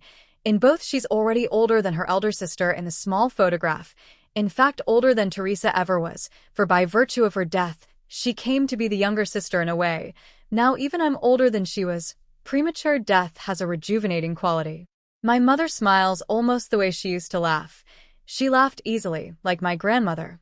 As I've already said, the two of them often used to roar with laughter when they were together. But I didn't know until a few months ago that my aunt, who could never have been my aunt, had killed herself shortly after returning from her honeymoon with my own father, and it was Custardoy the Younger who told me so. He's 3 years older than I am, and I've known him since childhood, when 3 years seems a lot, although then I avoided him as much as possible, and I've come to tolerate him only as an adult. The friendship or business relationship between our fathers sometimes brought us together, although he was always closer to the adults, more interested in their world, as if impatient to form part of it and to act independently. I remember him as a child old before his time, or a frustrated adult, a man condemned to remain too long in the incongruous body of a boy, obliged to endure a fruitless weight that consumed him. It wasn't that he took part in the adults' conversations. He was devoid of pedantry. He just listened. It was more as if he were gripped by a kind of somber tension, inappropriate in a boy, which made him seem always alert, always looking out of windows, like someone looking out at a world slipping by before his eyes and which he's not yet allowed to enter. Like a prisoner who knows that no one is waiting or refraining from doing anything just because he's not there and that his own time is disappearing along with the world rushing by him. It's a common experience amongst the dying too. He always gave the impression that he was missing out on something and was painfully aware of it. He was one of those individuals who want to live several lives at once, to be many, not limited to being only themselves, people who are horrified at the idea of unity.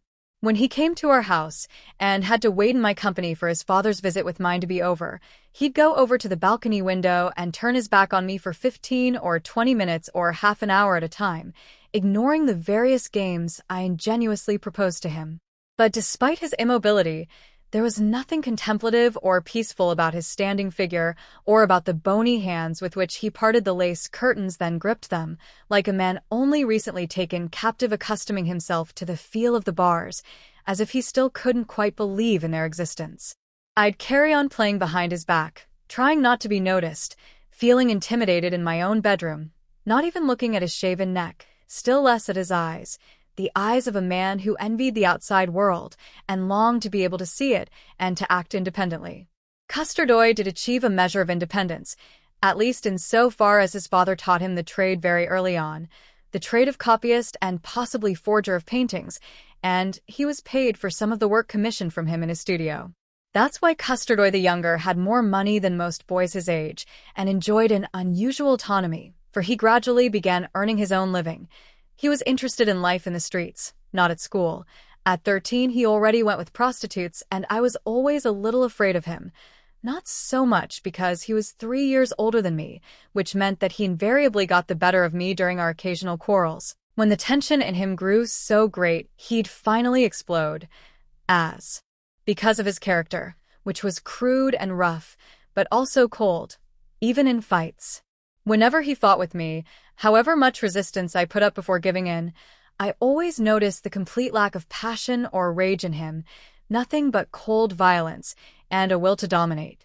Although I sometimes visited him in his father's studio, which is now his, I never actually saw him working, neither on his own paintings, which have met with no success at all, nor on one of his perfect copies, from which he makes his money along with commissioned portraits, technically excellent but very conventional. Perhaps all those hours sitting still, confined, wielding a paintbrush, concentrating on tiny details and staring at a canvas, explain his permanent state of tension and his desire to be many. Ever since he was a boy, he's never concealed his exploits, especially his sexual exploits. During my adolescence and even before that, I learned almost everything I knew about sex from him, and sometimes I wonder if the fondness my father has shown for him in recent years, since the death of Castordoy the elder, isn't in some way related to those stories he tells. As restless men grow older, the more they want to go on living, and if their own faculties no longer allow them to do so fully, then they seek out the company of those who can bring them news of an existence beyond their grasp and thus prolong their life vicariously. My father probably enjoys listening to him. I know of prostitutes who, after spending a night with Castordoy the younger, have left terrified and have always refused to talk about what happened, even if he'd taken 2 of them to bed, and they could therefore encourage and console each other, for, even as a very young man, Castordoy's desire to be many has meant that one person was never enough for him, and he's long favored having his women in 2s. With the years, Castordoy has grown more discreet and, as far as I know, has never explained what he does to provoke such fear, but perhaps he has in private to my father, who for him is a kind of godfather. My father probably enjoys listening to him. The fact is that they've been seeing each other regularly for years now, once a week. Castordoy visits Rans, or they go out to supper together, and perhaps go on to some old-fashioned bar, or keep each other company on some errand, or visit some third party, me for example, or, in my absence, Louisa, the new daughter-in-law. My father presumably finds Castordoy entertaining. Now almost 40, Castordoy sports a pigtail on his once closes-haven neck, the kind favored by pirates or bullfighters, and his sideburns are a little too long for the times and very noticeable anyway since they're curly and much darker than his straight, blondish hair. Perhaps he wears his hair like that, I mean, the pigtail and the sideburns, so as not to feel out of place in the archaically bohemian milieu of night owl painters. although at the same time he dresses conventionally and with extreme correctness. He always wears a tie. He aspires to elegance in the way he dresses. He wears a mustache for a few months and then shaves it off for another few months, either out of irresolvable doubt or perhaps it's just his way of seeming to be more than one person. As he's got older, his face is brought out to the full what was already hinted at when he was a child and even more so when he was an adolescent. His face is like his character, crude and rough and cold, with a broad forehead and receding hair, a slightly hooked nose and long teeth that light up his face when he smiles in a way that is friendly but never warm, and his eyes are very dark and large and quite wide-set and almost lashless. And it's those last two factors that make his leering gaze so unbearable.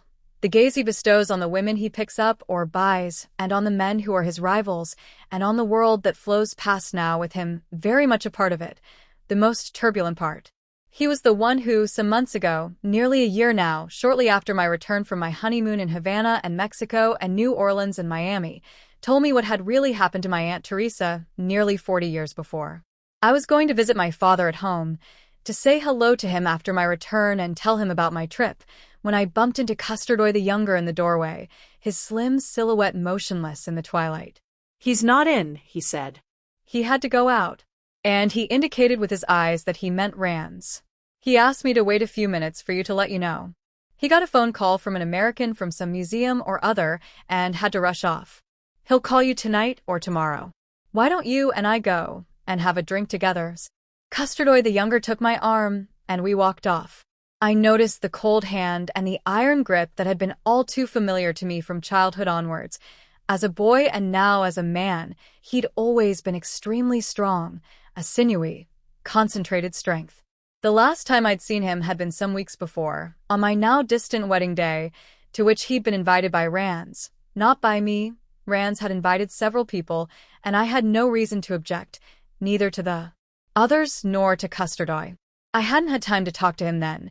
He'd simply congratulated me when he arrived at the casino with his amiable, slightly scornful smile, and afterwards, during the party, I saw him from afar looking eagerly about him, like the familiar presence he was.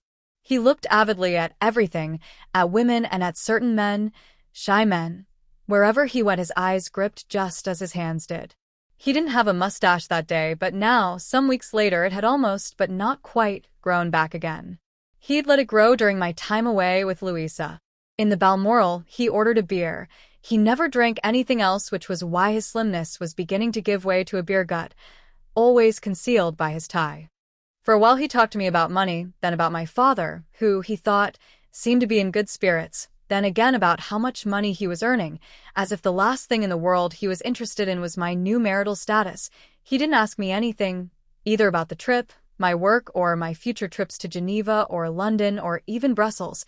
He couldn't have known about them. He would have to have asked, but he didn't. Since my father had gone out, I wanted to get back home to Louisa and perhaps go out to the cinema. 1-foot-V never had much to say to Custardoy.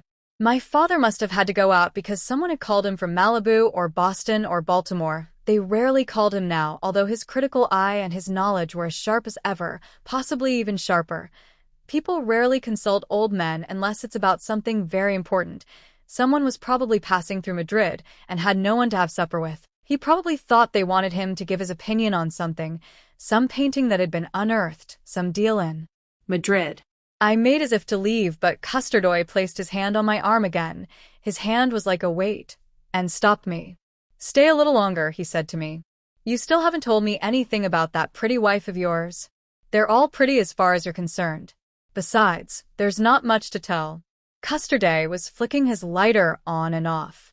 He was smiling, showing his long teeth, and watching the flame appear and disappear. For the moment he wasn't looking at me, or only very briefly out of the corner of one of his wide-set eyes, which were otherwise busy checking out the clientele. "I presume she must have something special for you to get married after all these years. You're no spring chicken. She must have bewitched you.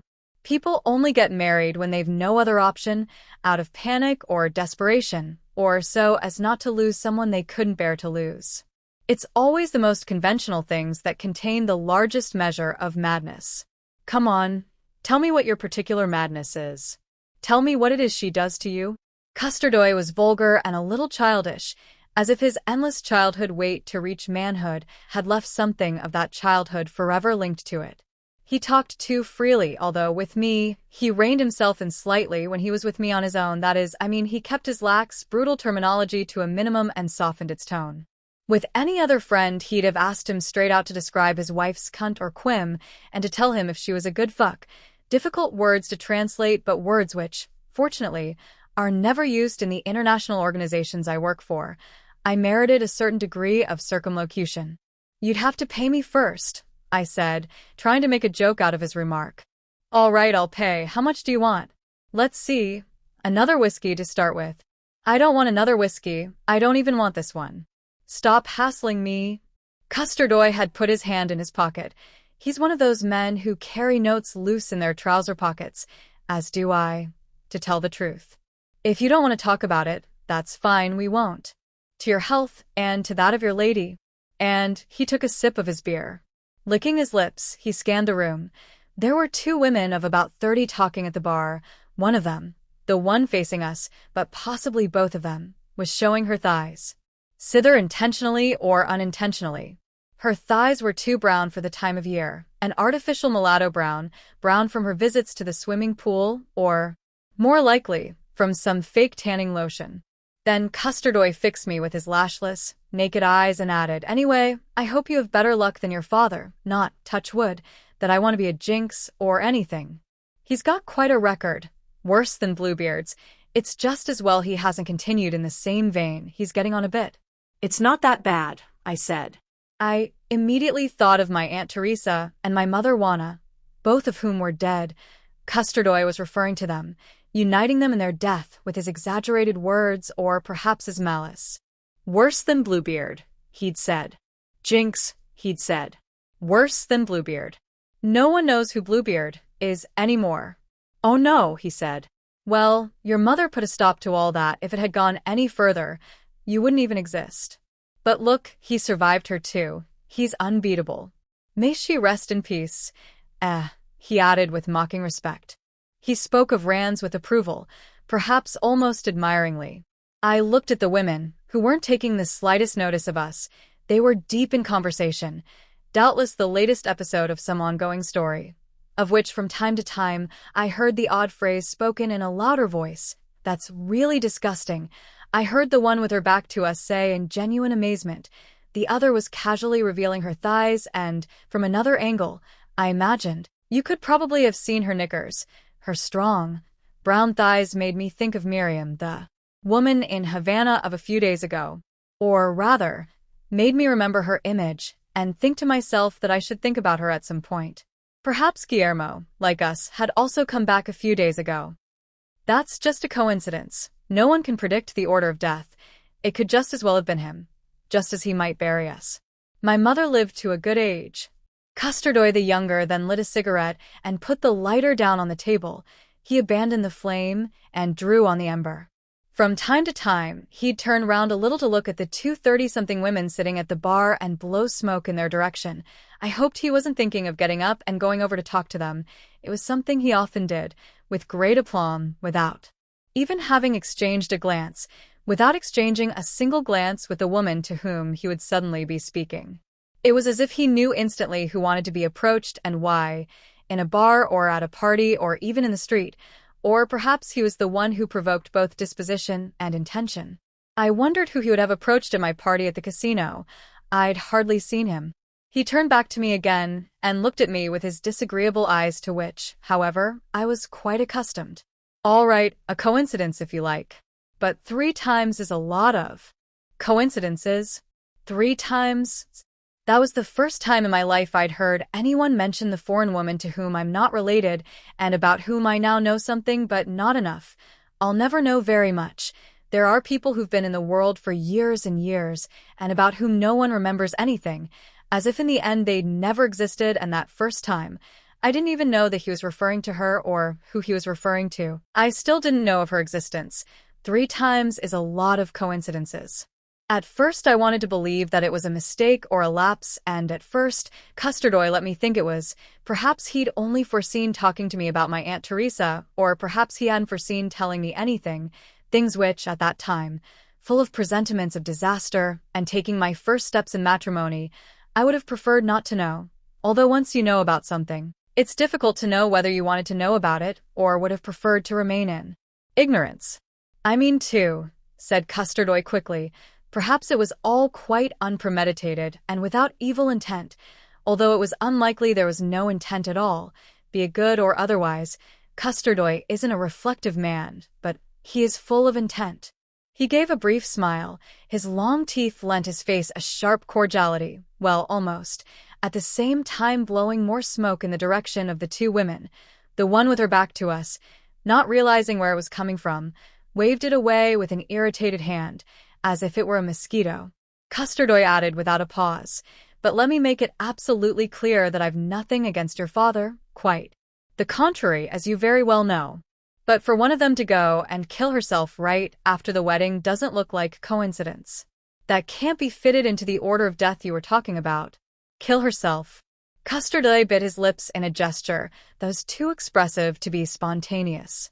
He then snapped his fingers at the waiter to call him over and took the opportunity to glance salaciously over at the women, who were still paying us not the slightest attention, although one of them had already noticed our smoke the way one might notice a mosquito. The one facing us said in a very loud, jolly voice, I know, but I just find it so disgusting." She said this in a gleeful voice, almost slapping her brown thighs. Custardoy, on the other hand, was paying as much attention to them as he was to his conversation with me. He was always torn, always wanting to be more than one, to be wherever he wasn't. I thought he was about to get up, and to stop him doing so, I said, "What do you mean, kill herself?" But he just asked the waiter for another beer. "Another beer, please. Don't tell me you don't know. What are you talking about?" Custardoy stroked his still sparse mustache and repositioned his short pigtail with a gesture that was unavoidably feminine. I don't know why he affected that ridiculous, greasy pigtail. He looked like an 18th century artisan or a rustic. He blew into his beer. Although he was almost 40, he was still a follower of fashion, still with enough energy to try and keep up. Or perhaps in his case, it was the influence of the painting world. "Too much froth," he said. "You know, it's not bloody fair," he added, "that you don't know anything. I mean, it's not fair the way families don't tell their children things. God knows the things you must know about my family that I'm completely in the dark about." "I don't know," I said quickly. He was playing with the flame of his lighter again. He'd done a rather inefficient job of putting out his cigarette so that it smelled bad. "I seem to have put my foot in it. Rands will go up the wall. I didn't realize that you didn't know how your mother's sister had died. From an illness, that's what they've always told me. I never asked much. So, what do you know? It's probably not true. My father told me years ago." "What did he tell you?" Custardoy sniffed twice. During that time he hadn't as yet visited the toilets for his usual line of coke, but he sniffed as if he had. He flicked the flame on and off. "Don't tell Rands I told you, okay? I wouldn't want him to take against me because of this." I may well have misremembered it, or else misunderstood. I didn't reply. I knew he'd tell me even if I didn't make him that promise. "What is it that you remember? What did you understand?" Custardoy lit another cigarette. All this primness was entirely false. He felt relaxed enough to take 2 long drags on his cigarette and blow out a cloud of smoke, which is much more abundant and slower moving than if inhaled, in the direction of the 2 women. The woman with her back to us turned round for an instant, very mechanically, and blew to one side to get rid of it. She was showing her thighs too, but it was clear that they hadn't as yet paid a visit to the swimming pool. Her eyes had alighted on Custardoy now, although only for a few seconds, the time it took her companion to say in confident, disdainful tones of the person they were discussing, "The guy's crazy about me, but I don't like the look of him, even if he is loaded. What would you do? Your aunt shot herself soon after coming back from her honeymoon with Rands. You knew that, didn't you, that she married him, I mean?" "Yes, I knew that." She went into the bathroom, stood in front of the mirror, unbuttoned her blouse, took off her bra, and aimed her own father's gun at her heart, Her father was in the dining room with other members of the family and some guests. That's what I remember my father telling me. In my grandparents' house? That's what I understood. Was my father there? Not at the time. He arrived shortly afterwards, I think. Why did she kill herself? Custer sniffed. Perhaps he had a slight spring cold. He might be a follower of fashion, but he wasn't the kind of man to suffer from hay fever. Much too common. He shook his head. I've no idea, and I don't think my father knew either. At least he didn't say so. If anyone knows, it's your father, but he probably doesn't know either. It's not easy to know why people kill themselves, not even people close to us. Everyone's crazy. Everyone's having a rough time of it, sometimes for no reason, but almost always in secret. People just turn their face to the pillow and wait for the next day. Then one day they stop waiting. I've never spoken to Rands about this. How do you ask after a friend's wife who shot herself after marrying him? Even if it was years ago. I don't know, I could ask you if it happened to you, not that I want to be a jinx, touch wood. But I couldn't ask a friend who's so much older than me and whom I really respect. Respect inhibits certain conversations, and so you end up never having them. Yes, respect can be inhibiting. He'd used the word jinx again. I automatically try to translate it into English, French, or Italian, my languages. I didn't know the term in any of them. Evil eye, yes, jettatura, but if S not the same thing. Every time he said touch wood, he didn't. He touched the glasses beer was in. I, on the other hand, was touching my chair. I'm sorry, I thought you knew. They give children watered-down versions of anything that happens or has happened, and I suppose later on it's difficult to disabuse them. Maybe they can't find the right moment, after all. When do you stop being a child? It's difficult to draw a line. When is it the right time to acknowledge an old lie or reveal a hidden truth? They let time pass, I suppose, and the person who told the lie comes to believe it or else forgets, until someone like you puts their foot in it and shatters the studied silence of a lifetime. I didn't know what evil eye was in French either. I had known, but I couldn't remember. Then it came back to me, Gignan. I hope you don't bring me bad luck saying things like that. I heard the blonde woman with the brown skin saying. She was very expansive, her voice hoarse. She was one of those Spanish women who don't moderate the tone of their voice or the reach of their words or the harshness of their gestures or the length of their skirts. All too often Spanish women exude a sense of scorn in what they say and in how they look. In their despotic gestures and their crossed legs, Miriam's arm had been proof of the Spanish legacy in Cuba, as had her shouts and her high heels and her legs like knives. You're mine, I kill you. Luisa isn't like that. The new generations are just as scornful, but they express it in a more controlled fashion. Luisa is gentler, although with a sense of rectitude that at times makes her wax very serious. Sometimes you just know that she's not joking. She thinks I'm with my father now, but my father has had to go out unexpectedly, and that's why I'm listening to these revelations from Custardoy. If they're true, they must be. He's never had any talent for invention. In all his stories, he's always kept close to the facts or to what actually happened to him. Perhaps that's why he has to experience things and live out his doubleness, because then he can talk about them afterwards. That's his way of being able to conceive of the inconceivable. There are people who know only the fantasies that they themselves experience, who are incapable of imagining anything, and so have little insight. Using one's imagination avoids many misfortunes. The person who anticipates his own death rarely kills himself. The person who anticipates that of others rarely murders. It's better just to think about murdering someone or killing yourself. There are no consequences. It leaves no traces. Even the distant gesture made with a grasping arm. It's all a question of distance and time. If it's a little too far away, the knife stabs the air instead of someone's chest. It doesn't plunge into dark or pale flesh, but through the empty air, and nothing happens. Its passage isn't recorded or registered, and so remains unknown. You can't be punished for intentions. Failed attacks are often not even spoken of. They're even denied by the intended victims, because everything goes on as before. The air is the same. There's no wound to the skin. There's no change in the flesh. No tear. The pillow pressed down on no one's face is inoffensive. And afterwards everything is exactly the same as before, because the mere accumulation of events and the blow that strikes no one and the attempt at suffocation that suffocates no one are not enough in themselves to change things or relationships. Neither is repetition or insistence or a frustrated attack or a threat. That aggravates the situation, but it doesn't change anything. Reality can't be summed up like that. They're just the same as the grasping gestures that Miriam made and her words.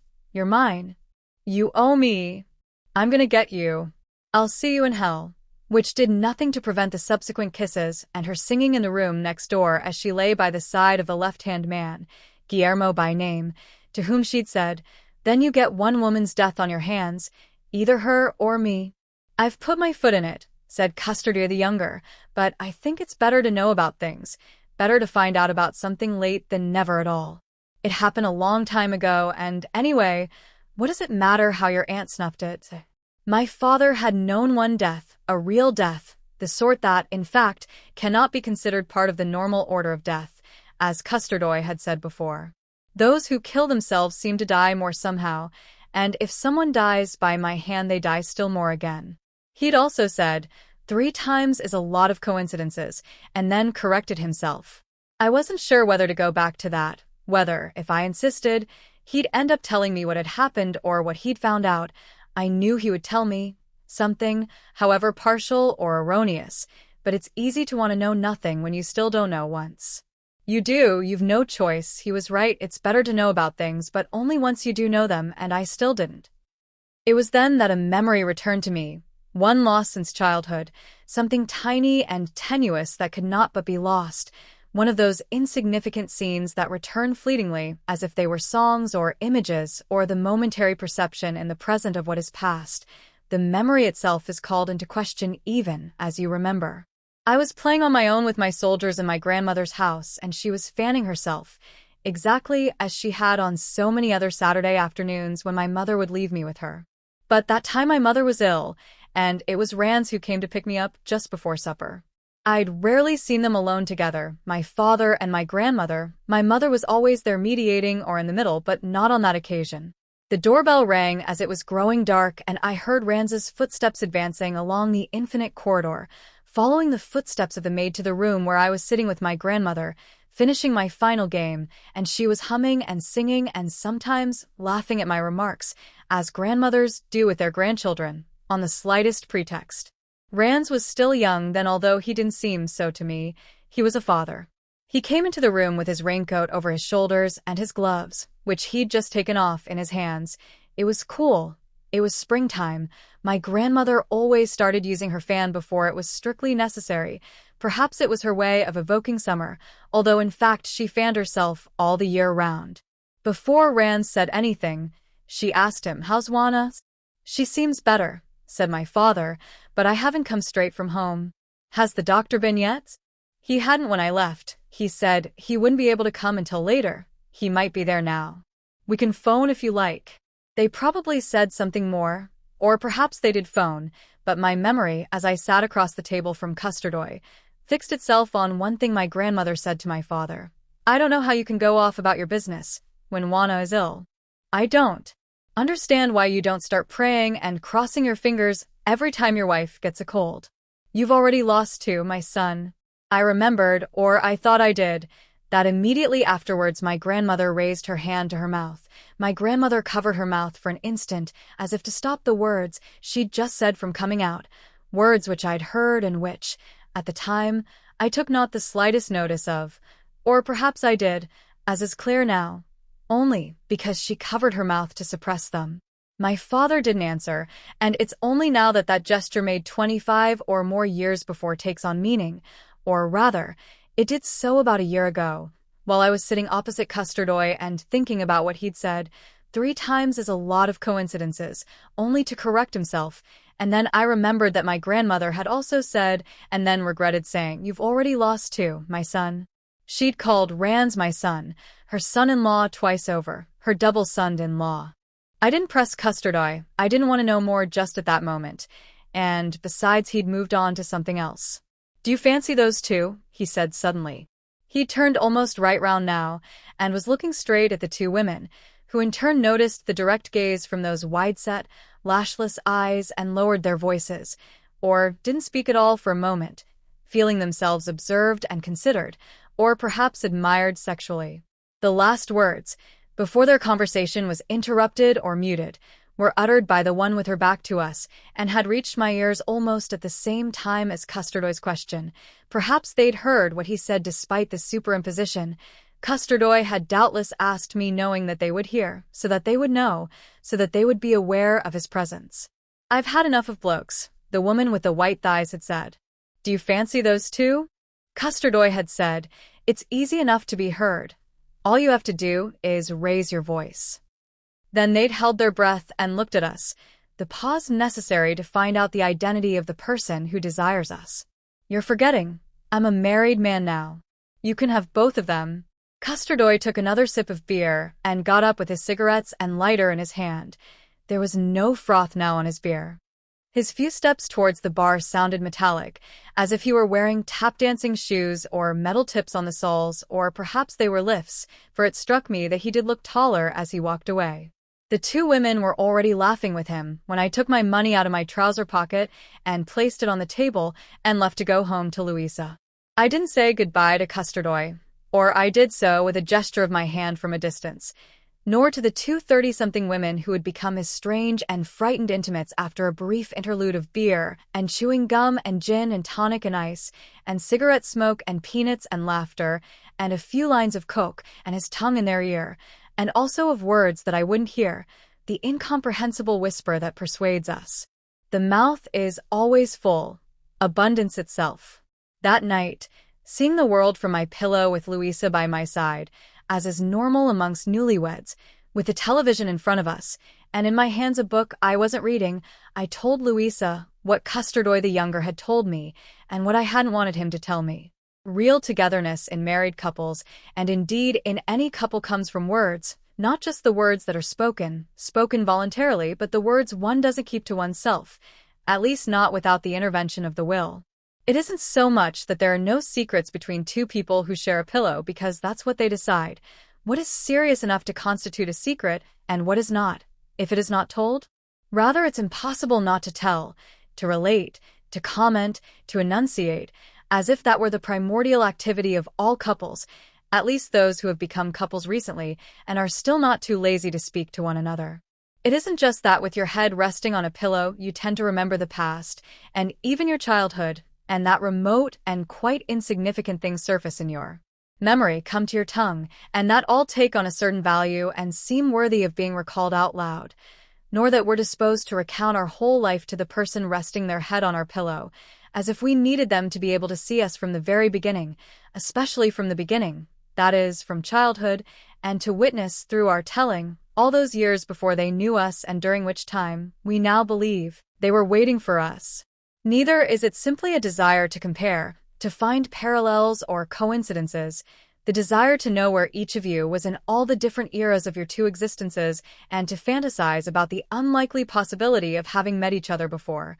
Lovers always feel that their meeting took place too late, as if the amount of time occupied by their passion was never enough or, in retrospect, never long enough. The present is untrustworthy. Or perhaps they can't bear the fact that once there was no passion between them, not even a hint of it, while the two of them were in the world, swept along by its most turbulent currents, and yet with their backs turned to each other, without even knowing one another, perhaps not even wanting to. Nor is it that some kind of interrogatory system is established on a daily basis which, out of weariness or routine, neither partner can escape, and so everyone ends up answering the questions. It's rather that being with someone consists in large measure in thinking out loud, that is, in thinking everything twice rather than once with your thoughts and again when you speak. Marriage is a narrative institution.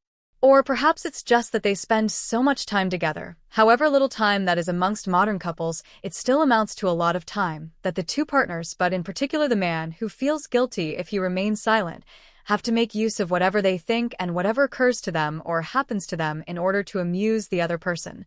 Thus, in the end, there's not a single tiny corner of all the events and thoughts in an individual's life that remains untransmitted, or, rather, translated matrimonially. The events and thoughts of others are transmitted too, those they've confided to us in private. That's where the expression pillow talk comes from. There are no secrets between people who share a bed. The bed is like a confessional.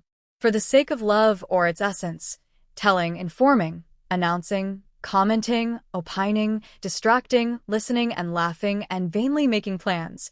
One betrays everyone else, friends, parents, brothers and sisters, blood relations and non-blood relations, former lovers and beliefs, former mistresses, your own past and childhood, your own language when you stop speaking it, and doubtless your country. Everything that anyone holds to be secret or perhaps merely belongs to the past. In order to flatter the person you love, you denigrate everything else in existence. You deny and abominate everything in order to content and reassure the one person who could leave you. So great is the power of the territory delineated by the pillow that it excludes from its bosom everything outside it, and it's a territory which, by its very nature, doesn't allow for anything else to be on it except the two partners, or lovers, who in a sense are alone, and for that very reason talk and hide nothing, involuntarily. The pillow is round and soft and often white, and after a while that roundness and whiteness become a replacement for the world and its weak wheel. I talked to Louisa in bed about my conversation and my suspicions about the violent death, according to Custardoy, of my Aunt Teresa, and about the possibility that my father had been married before, a third time that would have been the first before he married the two sisters, and about which I would otherwise have known nothing. Louisa couldn't understand why I hadn't wanted to ask more questions. Women feel an unalloyed curiosity about things. Their minds are investigative, gossipy, and fickle. They never imagine or anticipate the nature of the thing about which they know nothing, or what might come to light and what might happen. They don't know that actions happen singly, or that they can be set in train by a single word. They need to try things out. They don't look ahead. Perhaps they really are always ready to know. In principle, they're neither afraid nor distrustful of what might be told to them. They forget that having found something out, everything changes, the skin opens, something tears. "Why didn't you ask him to tell you more?" she asked me. She was in bed again, as she had been that evening in Havana, only a few days before, but now it was. Or was going to be the usual nighttime routine. Like every night, I was under the sheets too. The sheets were still very new. Part of our trousseau, I imagined. She wasn't ill now, nor was her bra cutting into her. She was wearing a nightshirt that I'd seen her put on only a few minutes before, in our own bedroom, and when she put it on she turned her back to me, still unused to having someone there before her. In a few years' time, perhaps months, she won't even notice that I'm there, or, rather, I will be no one. "I don't know that I want to know more," I replied. "What do you mean?" "After what you've told me, I can't wait to find out more." "Why?" The television was on with the sound down. An old Jerry Lewis film, dating perhaps from my childhood, but you couldn't hear anything except our voices. "What do you mean, why?" "If there's something I don't know about someone in my life, I want to know what it is. Besides, he's your father. And now he's my father-in-law. I'm bound to be interested in what happened to him. All the more if it's something he's been hiding. Are you going to ask him?" I hesitated for a second. I felt that one did want to know, not so much what had happened as whether what Custardoy had said was the truth or just fantasy, rumor. But if it was the truth I wanted, I'd have to go on asking questions. "I don't think so. If he's never wanted to talk to me about any of this up until now, I'm not going to make him do so at this late stage. Once, not many years ago, I asked him about my aunt, and he told me that he didn't want to go back 40 years. He almost threw me out of the restaurant we were lunching in." Louisa laughed. Almost everything made her laugh. She tended to see the funny side of things, even the most tragic or terrible things. Living with her is like living immersed in comedy, that is, in a state of perpetual youth, as it is living with Rands. Perhaps that's why 2 or possibly 3 women chose to live with him. Although Louisa really is young and might change over time. She liked my father too. He amused her. Louisa would want to hear what he had to say. "I'll ask him," she said. "Don't you dare," he'd tell me. "Who knows? Maybe he's been waiting all these years for someone like me to appear in your life, someone who could act as an intermediary between you. Fathers and sons are so awkward with each other. Perhaps he's never told you a story because he didn't know how to, or because you've never asked him the right questions. I'd know how to get the story out of him." On TV, Jerry Lewis was busy hoovering. The hoover was like a puppy that kept jumping up at him. "And what if it's something that can't be told?" "What do you mean?" Everything can be told. It's just a matter of starting. One word follows another. Something that shouldn't be told. Something whose moment has passed. Every time has its own stories, and if you let the moment pass, then sometimes it's best to keep silent forever. All things have their rhyme. When that's past, they lose their timeliness. I don't believe in things whose time has passed. It's all there waiting for us to call it back. Besides, everyone likes to tell their story, even people who haven't got one. Even though the stories may differ, the meaning's the same. I turned round slightly to look her in the face. She was going to be there forever, at my side. At least that's the idea, forming part of my story, in my bed which is not my bed but ours, or perhaps hers, and if she were ever to go away one day, I'd be prepared to await her return patiently. When I moved, I brushed her breast with my arm. Her breast was bare beneath the light fabric, almost visible through it. I left my arm where it was, so that she'd have to move to break the contact. "Look," I said, "people who keep secrets for a long time don't always do so out of shame or in order to protect themselves. Sometimes it's to protect others, or to preserve a friendship, or a love affair, or a marriage, to make life more tolerable for their children or to shield them from some fear, of which they usually have many. Maybe they simply don't want to add to the world a story they wished had never happened. Not talking about it is like erasing it, forgetting it a little. Denying it, not telling a story, can be a small favor one does to the world. You have to respect that. You might not want to know everything about me later on as time goes by. You might not want to, and I won't want to know everything about you either. You wouldn't want a son of ours to know everything about us. About us when we were separate, for example, before we met. Not even we know everything about each other. Neither before, when we were apart, nor now, when we're together." With a perfectly natural gesture, Louisa moved away a little. That is, she removed her breast from where my arm had been. There was no contact now. She picked up a cigarette from her bedside table, lit it, took 2 rapid puffs, and tried to remove the ash that had not yet formed. Suddenly, she seemed a bit upset, rather serious, which was unlike her. It was the first time there'd been any mention of a child. Neither of us had ever talked about this plan until then. It was too soon, and now this first mention hadn't been part of a plan, but hypothetical, in order to illustrate something else. "Without looking at me," she said, "I'd certainly want to know if one day you considered killing me, like Guillermo, that man in the hotel in Havana." She said this without looking at me, and she said it quickly. "So you heard that?" "Of course I did. I was there just like you. How could I help but hear it? I wasn't sure. You were half asleep and feverish. That's why I never said anything to you. But if you thought I hadn't heard, why didn't you tell me the next day either? You could have told me then, since you tell me everything else. Or perhaps you don't, in fact. Tell me everything?" Louisa had suddenly become angry, but I couldn't tell if it was because I hadn't told her what I acknowledged I'd heard, or if her anger was aimed at Guillermo, or perhaps at Miriam, or even at men in general. Women have more of a community feeling than we do, and often get angry with all men at the same time. She might also have been angry, because that first mention of a child had been only hypothetical and made merely in passing and hadn't been expressed as a proposition or a desire. She picked up the remote control and flicked through the other channels only to return to the original program. Jerry Lewis was attempting to eat some spaghetti. He started turning the fork round and round, and now his whole arm was swathed in pasta. He was looking at it in amazement and biting at it. I laughed like a child. I had in fact seen that film as a child. "What did you think of Guillermo?" I asked. "What do you think he'll do?" Now we could have the conversation that neither Louisa nor I had wanted to have at the time, because of her feverish state. Maybe everything does await its moment of restitution, but nothing comes back in quite the same way in which it would have happened but didn't. It didn't matter now.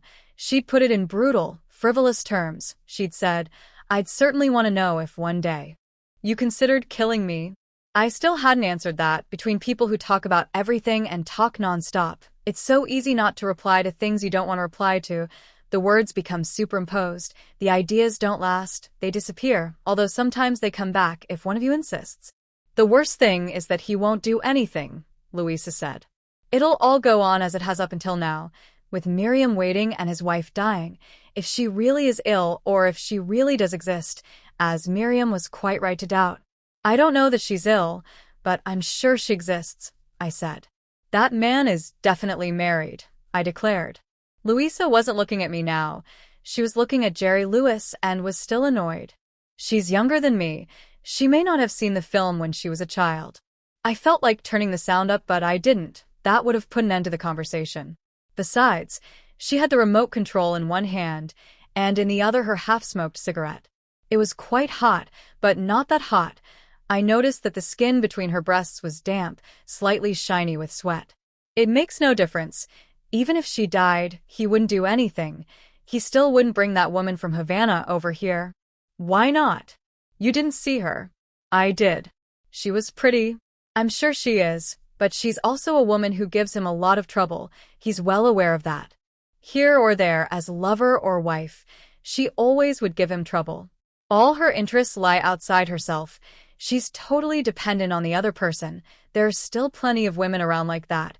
No one's yet taught them to do anything other than to think about themselves in relation to another. Louisa paused for a moment, but then went on, as if she regretted using the verb teach. It may be that it isn't a question of teaching, simply of heredity. They're born bored with themselves. I've known lots of women like that. They spend half their lives waiting, then nothing happens, or they treat what has happened with utter indifference. Then they spend the other half of their lives remembering and brooding over what seemed so little to them, or which was, in fact, nothing. That's the way our grandmothers were, and the way our mothers still are. With Miriam, there's no future gain. Only what there is now, which will gradually diminish anyway, so why change anything? Less pretty, less desire, more repetition. That woman's played all her cards. She didn't even start with a very good hand. She holds no surprises. She's given all she's got to give. You only get married if you expect there to be a few surprises, some gain, some improvement. Well, not always. She remained silent for a second and then added, I really pity her. She may not have any more to give, but, on the other hand, she could cease to be a burden. That's the future gain there might be with her. She'd cease to be a burden if Guillermo were to marry her one day. Some men are like that too, you know. Like what? Bored with themselves, only able to think about themselves in relation to another, to a woman. That kind of man likes women who give him trouble. It helps to pass the time. It amuses him, justifies his existence, just as it does for the women who cause all the trouble. Guillermo isn't like that, Louisa asserted. Both of us are much given to making such assertions. This time she did look at me, albeit out of the corner of her eye, a distrustful look, an inherited distrust, or so it seemed to me. A question hung in the air, possible, even probable or obligatory, a question that either she could ask or I could. Why did you marry me? Or rather, why do you think I married you? Custardoy asked me this afternoon why I married you. That was my way of both asking and not asking the question. Louisa realized that she was expected to say, and what did you tell him? She could also remain silent. She's as sensitive to words as I am. We share the same profession, although she works less now. She remained silent for the moment, and again flicked through the channels with the remote control. This took a matter of seconds, then stopped again, returning to Jerry Lewis, who was dancing now with an elegantly suited man in an enormous empty room. I recognized and remembered the man at once. It was George Raft, who over many years specialized in gangster roles and was a brilliant dancer of boleros and rumbas, and had appeared in the famous film Scarface. Jerry Lewis had cast doubt on his true identity. Come on now, you're not George Raft. You may look like him, but you're not him really, though I bet you'd love to be. And had made him dance a bolero to prove that he could dance like George Raft, and therefore was George Raft. Their arms about each other. The two men danced in the dark, in the middle of the empty room, their two figures lit by a spotlight. It was a scene that was both comic and strange. To dance like someone in order to prove to a doubting partner that one is that someone. That scene was in color and the others had been in black and white. Perhaps this wasn't a film at all, but a retrospective of the comic's work. When they stopped dancing and shyly separated, I remember that Lewis said to Raft, as if he were doing him a big favor, "All right, I believe you. You are the real Raft," but we still had the sound down and I couldn't hear it now. The words were a memory from my inexact childhood. Louisa didn't say, "And what did you tell him?" but And did you answer him? No. He only wanted to know about what we got up to in bed. That's what he was really asking me. And you didn't answer him? No. Louisa burst out laughing, her good humor suddenly restored. But that's the sort of conversation schoolboys have, she said, still laughing. I think I blushed a little. In fact, I blushed for Custardoy, not for myself. They hardly knew each other then, and that's why, in her presence, I felt responsible for Custardoy, who was my friend, an old friend. Well, not exactly, but you feel responsible for everything that might embarrass you, and almost anything can embarrass you before the object of your love, when you first begin to love them. Which is also why we're capable of betraying anyone, because, above all, you betray your own past. Or whatever one hates or denies in that past. She was not in that past, the person who saves us and improves us, the person who ennobles us, or at least so we believe while we love her. That's why I didn't want to get involved, I said. What a pity, she said. If you had, you could now be telling me what you'd told him. Now I was the one who didn't feel like laughing. People are so often out of step with each other by a matter of seconds. But laughter can usually wait. I felt uncomfortable, ashamed. I remained silent. Why tell her? Then I said, So, you don't think Guillermo will ever kill his sick wife? I returned to Havana, and to the topic that had made Louisa so serious. I wanted her to go back to being serious. Of course he won't kill her, of course he won't, she replied with confidence. No one kills anyone because someone else asks them to, someone who might then leave them. Otherwise he'd have done it already. Difficult things always seem possible if you think about them a little, but they become impossible if you think about them too much. Do you know what'll happen? The man will stop going to Cuba one day, and they'll forget about each other. He'll stay married to his wife for the rest of his life, whether she's ill or not, and if she is ill, he'll do whatever he can to make her better. She's his guarantee. He'll go on having mistresses, doing his best to find ones who don't give him any trouble. Married women, for example. Is that what you'd like? No, that's what I think will happen. And what about hers? She's less easy to predict. She might meet another man soon afterwards, and the time she spends with him will seem little or nothing. She might well kill herself, as she said she would, when she sees that he isn't coming back. She might just wait and remember. Whatever happens, she's done for. Things will never work out the way she wants them to. They say that people who talk about killing themselves never do. That's stupid. It takes all sorts. I took the remote control from her. I put down on the bedside table the book I'd been holding in my hands, without reading a line. The book was Nin by Nabokov. I never did finish it, although I was really enjoying it. And what about my father and my aunt? Now, according to Custardoy, it turns out that she killed herself. If you want to know if she gave any prior warning, you're going to have to ask him. Are you sure you don't want me to? I hesitated a little before replying, then said, No. I thought for a while longer, and said, I don't think so. I'll have to think about it. I turned the sound up on the Jerry Lewis retrospective. Louisa turned out the light on her side, and turned over as if she was going to sleep. I'll switch off the light in a minute, I said to her. The light doesn't bother me. But can you tone the sound down on the television? Jerry Lewis was now sitting in a cinema before the film began, holding a bag of popcorn in one hand. When he applauded, all the popcorn fell on the head of a staid, white-haired lady sitting in front of him. Oh, madam, he was saying, my popcorn's fallen in your hair.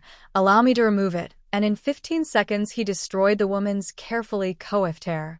Just sit still a moment, he said to her whilst he rumpled and manhandled her hair, turning it into the hair of a bacchante. Well, he said reproachfully, just look at the state of your hair. I laughed out loud. I'd never seen that sketch when I was a child. I was sure of it. It was the first time that I'd seen or heard it. I turned the sound down again, as Louisa had asked me to. I wasn't sleepy, but when two people share the same bed, there has to be a minimum of agreement as regards when to go to sleep and when to get up, when to have lunch and supper, though breakfast is another matter, I thought. I remembered that I hadn't bought any milk, and I'd said I would. Louisa would be annoyed in the morning. Though on the whole, she's very easygoing. I forgot to buy any milk, I said to her. Don't worry, I'll pop down and get some tomorrow, she replied. I turned the television off and darkness filled the room. My light hadn't been on, because I hadn't got round to reading. For a few seconds I could see nothing, then my eyes grew somewhat accustomed to the darkness, although they never do entirely. Louisa likes to sleep with the shutters closed, I don't. I turned over and lay with my back to her.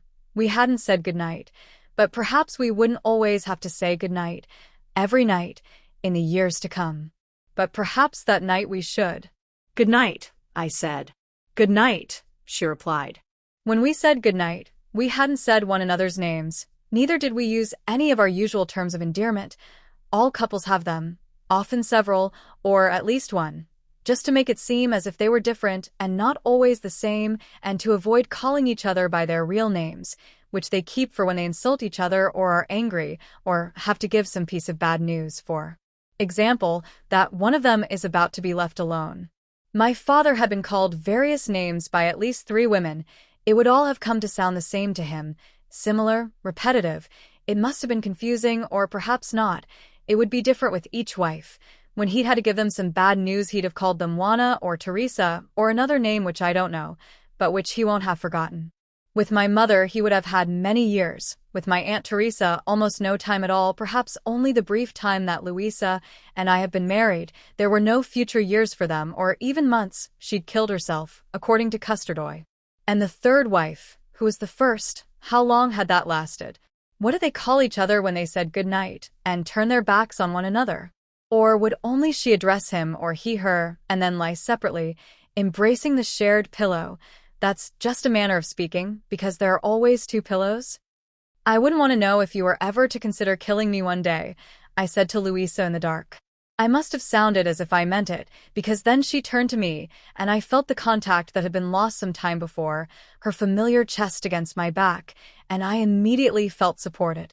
I turned round, and then I noticed her hands on my forehead, caressing me or scolding me, and I felt her kisses on my nose, eyes and mouth, on my chin, forehead and cheeks, on my whole face.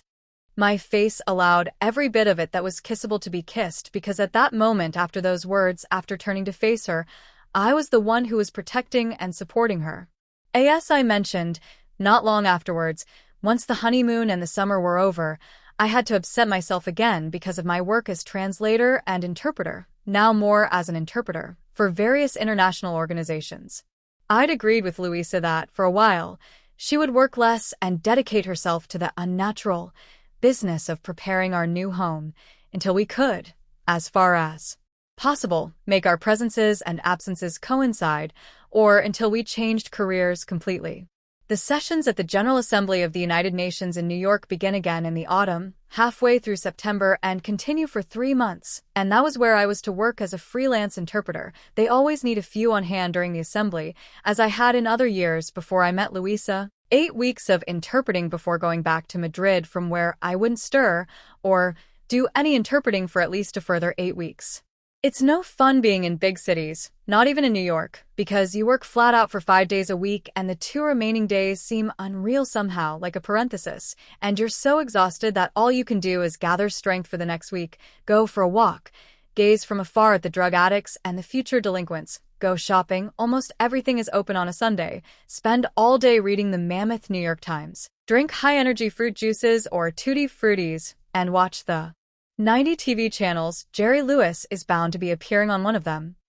All you want is to rest your ears and your tongue, but it's not possible. You always end up either listening or speaking, even if you're alone. I'm not, as it happens. The majority of the so-called freelances rent some squalid apartment for their stay there, which always works out cheaper than a hotel, a furnished apartment with a fitted kitchen, and no one can ever decide whether it's best to cook there and put up with the smell of what they're going to eat or have eaten, or else have lunch and supper out, which is both tiring and expensive in a city in which nothing costs what they say it costs. In restaurants, you have to add an extra 15% for the obligatory tip, and then an extra 8% for the local New York tax, which applies to everything, and which is extortionate. In Boston, it's only 5%. I'm lucky. I have a Spanish friend in New York who's kind enough to take me in as a lodger during my 8 weeks at the assembly. She's settled there and has a permanent post as a United Nations interpreter. She's been in New York for 12 years now. She has a nice apartment, not in the least squalid. in which one can cook from time to time without the smell of the food invading the sitting room and the bedrooms, in small apartments as you. No, it's open plan. I've known her even longer than the time she spent away from Spain. I knew her at university. We were both students, although she's 4 years older than me, which means that now she's 39 and was 1 year less than that when I was in New York after my marriage, on the occasion I'm writing about or about which I'm going to write. Then, when we were students, that is, 15 years ago in Madrid, we went to bed together on 2 isolated occasions, or perhaps it was 3 or maybe 4, but no more than that, though I'm sure that neither of us remembers those occasions with any clarity, but we do nonetheless know about them, and our knowledge of that fact, much more than our knowledge of the event itself, means that we treat each other with great delicacy, but at the same time with great trust. I mean that we tell each other everything. And we offer each other words of consolation or distraction or encouragement when we see that one or the other of us is in need of such words. We also miss each other, vaguely, when we're not together. She's one of those people. In everyone's life there are 4 or 5 such people whose loss one truly feels, to whom you're used to telling everything that happens to you. That is, one of those people you think about when something happens to you, be it funny or dramatic, and for whom you store up events and anecdotes. You accept misfortunes gladly, because you know you can tell those 5 people about them afterwards. I must tell Berta that. You think, or I often think. Berta had a car accident 6 years ago. One of her legs was crushed and she suffered multiple open fractures. Then osteomyelitis set in, and they thought they'd have to amputate, but they managed to save her leg, although she lost part of the femur, which they had to shorten, and ever since then she's had a slight limp. It's not so pronounced that she can't wear shoes with heels, which she does with great panache, but the heel of one always has to be a little longer and thicker than that of the other shoe. She has them specially made. You don't notice those unequal heels unless you've been told about them, but you do notice that she has a limp, particularly when she's overtired or at home, where she makes no attempt to amend the way she walks. She relaxes once she's shut the door behind her and put the key away in her handbag. She doesn't pretend anymore. Her limp becomes exaggerated. She was also left with a scar on her face. It's very faint, so faint that she's never considered having plastic surgery. It's like a half moon on her right cheek, which sometimes grows darker and more visible when she hasn't slept well, or feels upset about something, or is very tired. Then, for a few moments, I think she's got a smudge on her cheek, that she's dirted her face, and I point it out to her. It's my scar, she reminds me, which has grown blue or purple. She was married when she was younger, and that, in part, was the reason she went to America and looked for work there. She got divorced after 3 years, married again 2 years later, and a year after that again got divorced. Since then, nothing has lasted very long. For 6 years now, since the accident, she's felt unjustifiably old and has lost faith in her abilities to seduce anyone, in the long term, that is. She's a pretty woman whose looks were never that youthful, and so she seems barely to have changed since we were at university. She'll age well. Her face won't undergo those transformations that make some faces from our past unrecognizable, or our own face for that matter, for we never really look at our own face. But, however unjustified her feelings seem to me, that's how she feels, and although she hasn't given up on herself or written herself off entirely, her relationship with men has become tainted by those obsessive, involuntary feelings, a tense relationship that has not as yet become indifference, as it doubtless will do in the not-too-distant future. Over the years, whenever I've done my stint as a temporary interpreter in New York, various men have entered and left her apartment, the majority of them Americans, plus a few Spaniards, even the odd Argentinian. The majority would arrive with her, others phoned and arranged to meet her elsewhere. A few came by to pick her up, 1 or 2 even had a key. None of whom has shown the slightest interest in meeting me and therefore couldn't have any genuine interest in her. Long-term interest, I mean, because you want to know and even be nice to the friends of someone who might be with you for some time. Every one of those men has let her down or abandoned her, often after spending only 1 night together. She's placed her hopes in each and every one of them. She's imagined she had some future with them, even on that first night which so often seemed likely to be the last, and which so often was. It's becoming more and more difficult for her to hold on to someone, and yet she tries harder every time. As I said, She's not yet reached the time of indifference or cynicism. When I was there after my wedding, from mid-September to mid-November, she'd been experimenting for 2 years with dates arranged through an agency and, for a year, had been replying to adverts in the personal columns, or the personals as they're called, in magazines and newspapers. She'd made a video of herself for the agency who then, for a fee, would send her video to anyone interested in someone like her.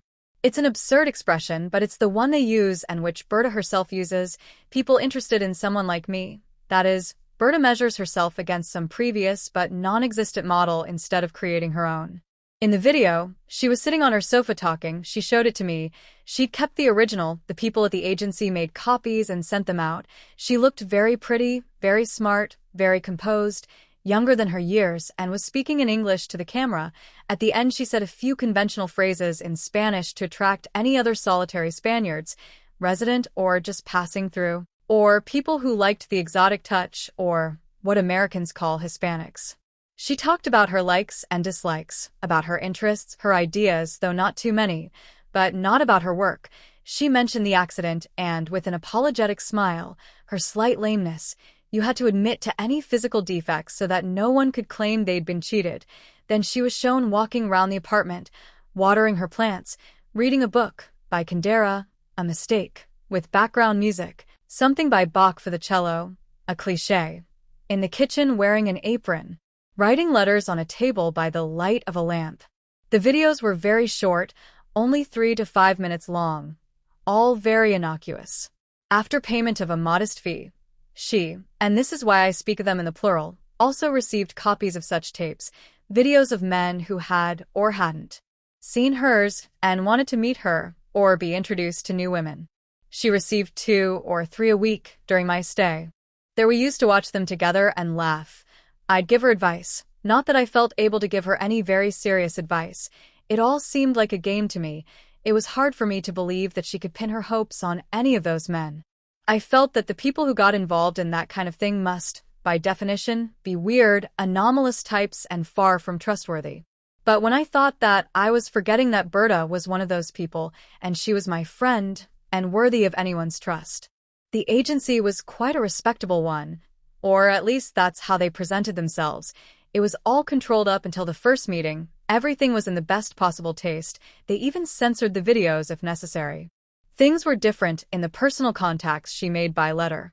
There was no control at all, no intermediary, and talk turned at once to things carnal. The correspondents immediately wanted videos that were first suggestive and later lewd. They made bold remarks, cracked repellent jokes which Berta didn't seem to see as such. Nothing we're part of, nothing to which we've become accustomed, strikes us as repugnant.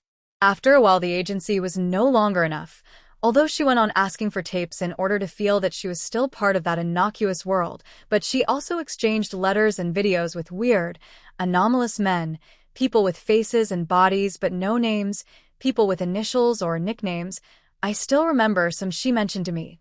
They gave themselves names like Taurus, VMF, Dakova, The Graduate, Weapons, MC, Humbert, Sperm Whale, or Gaucho.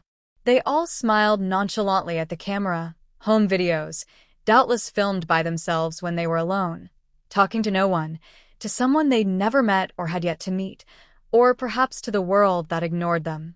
Some spoke to her from their pillow, reclining on the bed, wearing underpants or minuscule bathing trunks, revealing incipient beer bellies, chests smeared with oil as if they were athletes. Which they weren't. The more daring ones, the older they were the more daring, appeared naked and with an erection, chatting away as if it were the most natural thing in the world, making no mention of what was all too often far from noteworthy. Berta would laugh when she saw them, and I would laugh too, but uneasily, because I knew that, after the laughter, Berta would reply to one of these, send them her video, and arrange to meet and perhaps come back with them to the apartment. And on those occasions, after shutting the door and putting her key away in her handbag, she'd make a special effort to walk without a limp, and even though she was at home, she wouldn't relax her efforts to hide her lameness, at least until they reached the bedroom, because nobody walks in bed. 2 weeks after I'd arrived in New York in the year of my marriage, it was a weekend, the second weekend, and I was already beginning to feel the buildup of exhaustion. Berta showed me a letter that had arrived at the box number she'd rented to receive the replies to her personal ads. She used to let me read them when I was there, in order to share the fun. She was less inclined to share the subsequent grief, but in this case, she wanted to know if I saw the same things as she did in the letter. "See what you think," she said as she handed it to me. The letter was typewritten in English and didn't say very much. The tone was relaxed but polite, even a little conservative for that kind of correspondence. The man had seen Berta's advertisement in the personal ads in a monthly magazine and seemed interested in making contact. He mentioned he was going to be in the city for a couple of months, which, he realized, could be both an attraction and a disadvantage, and added that, nevertheless, he visited Manhattan quite often, several times a year, which was, he said, both encouraging and convenient since it would guarantee that he wouldn't become a burden. As if he were unused to writing that kind of letter and didn't know that it was normal to begin by using a pseudonym or a nickname or just one's initials, he signed off with the name Nick. The signature was in his own hand, and justified this by adding that as he worked in a very visible arena, those were his exact words, he had to be very discreet for the moment, not to say reticent or even secretive. That's what he said, not to say reticent or even secretive. After reading the letter, I said to Berta what she'd hoped I would say. This letter was written by a Spaniard. The English was very correct, but there were a few hesitations, one obvious error, and several expressions, which were not only un-English, but which seemed to have been too literally translated from the Spanish. All three of us, Berta, Luisa, and I, are very good at picking up the errors our fellow countrymen make when they speak or write other languages. If the man was Spanish, however, it seemed perverse, if not absurd, for him to address Berta in English, since the first thing she mentioned in the advertisement she placed in that magazine every month were her origins, young woman from Spain. That was how it began, although when it came to meeting the men, she was a bit embarrassed at having described herself as still young. Before going out, she always thought she looked hideous and could see all her wrinkles, even after the collagen treatment, even the wrinkles that didn't exist. What intrigued her most about the letter from Nick was the very visible arena. The truth is that, since she'd first begun her dealings or pre-dealings with strange men, I'd never seen her so excited after an initial contact. A very visible arena, she exclaimed and repeated it, laughing a little, half at the pretentious, comical nature of the phrase, half out of enthusiasm and hope. What do you think he does? A very visible arena. That sounds like cinema or television to me. Do you think he's a presenter? There are several of them I like, but of course, if he's Spanish, then I won't know him. I don't know who they are, but you might. She paused to think for a moment and, after a while, added, maybe he's a sportsman or a politician, although I don't think a politician would risk it. Although in Spain people are pretty brazen about things. Saying he works in a very visible arena is like saying he's famous.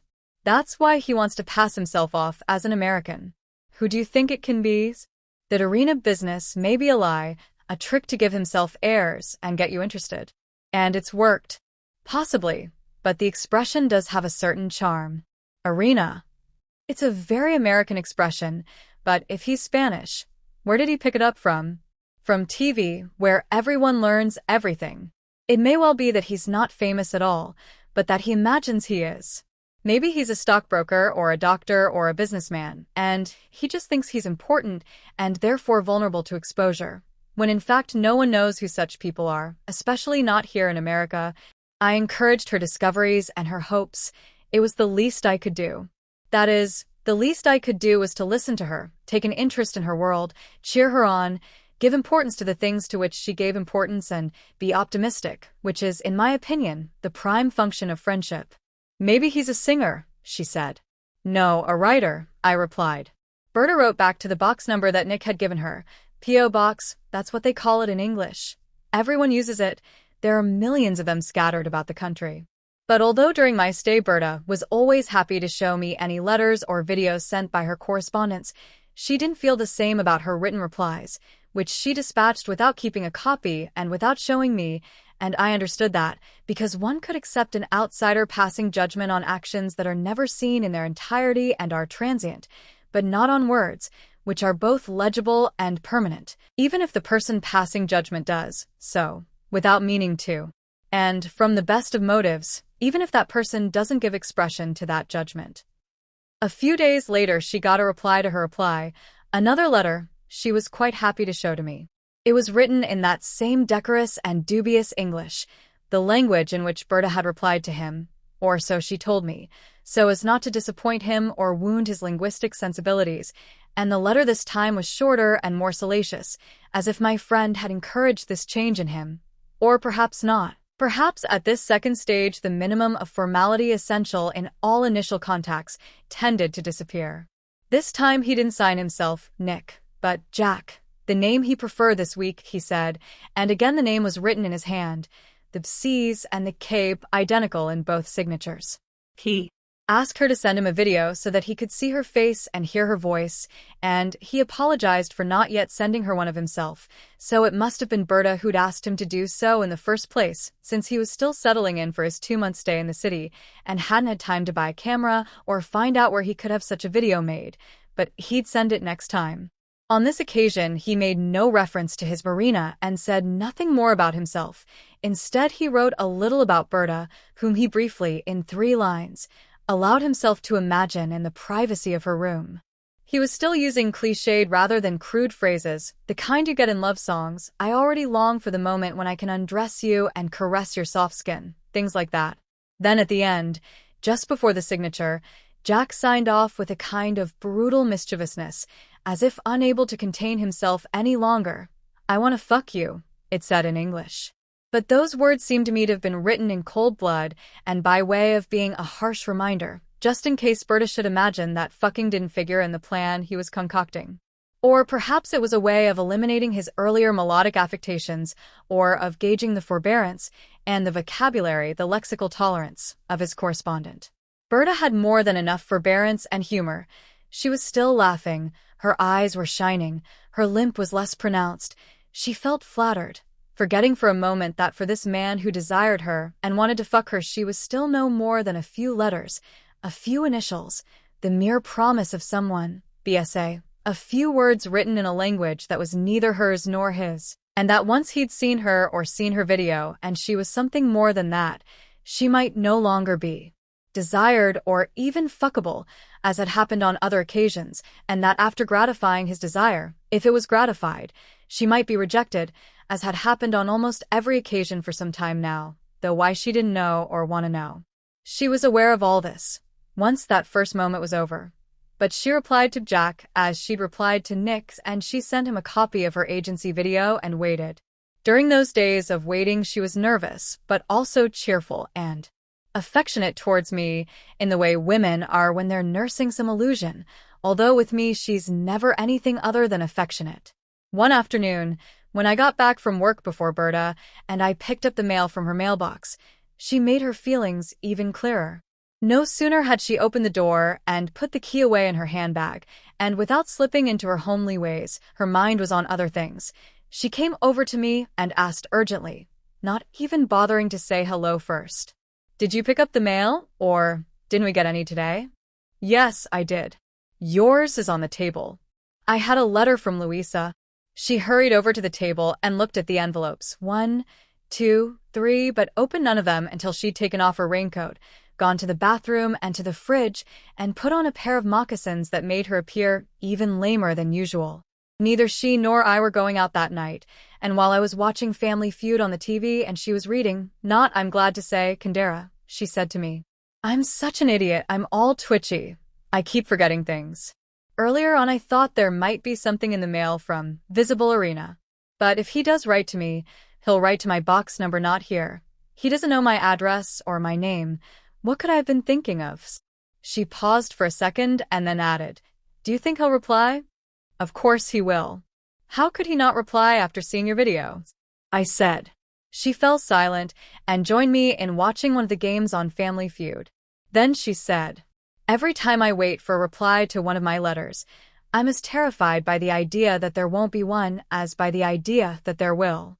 It's always a complete disaster anyway, but while it's still all yet to come, I have a feeling of absolute cleanness and infinite possibility.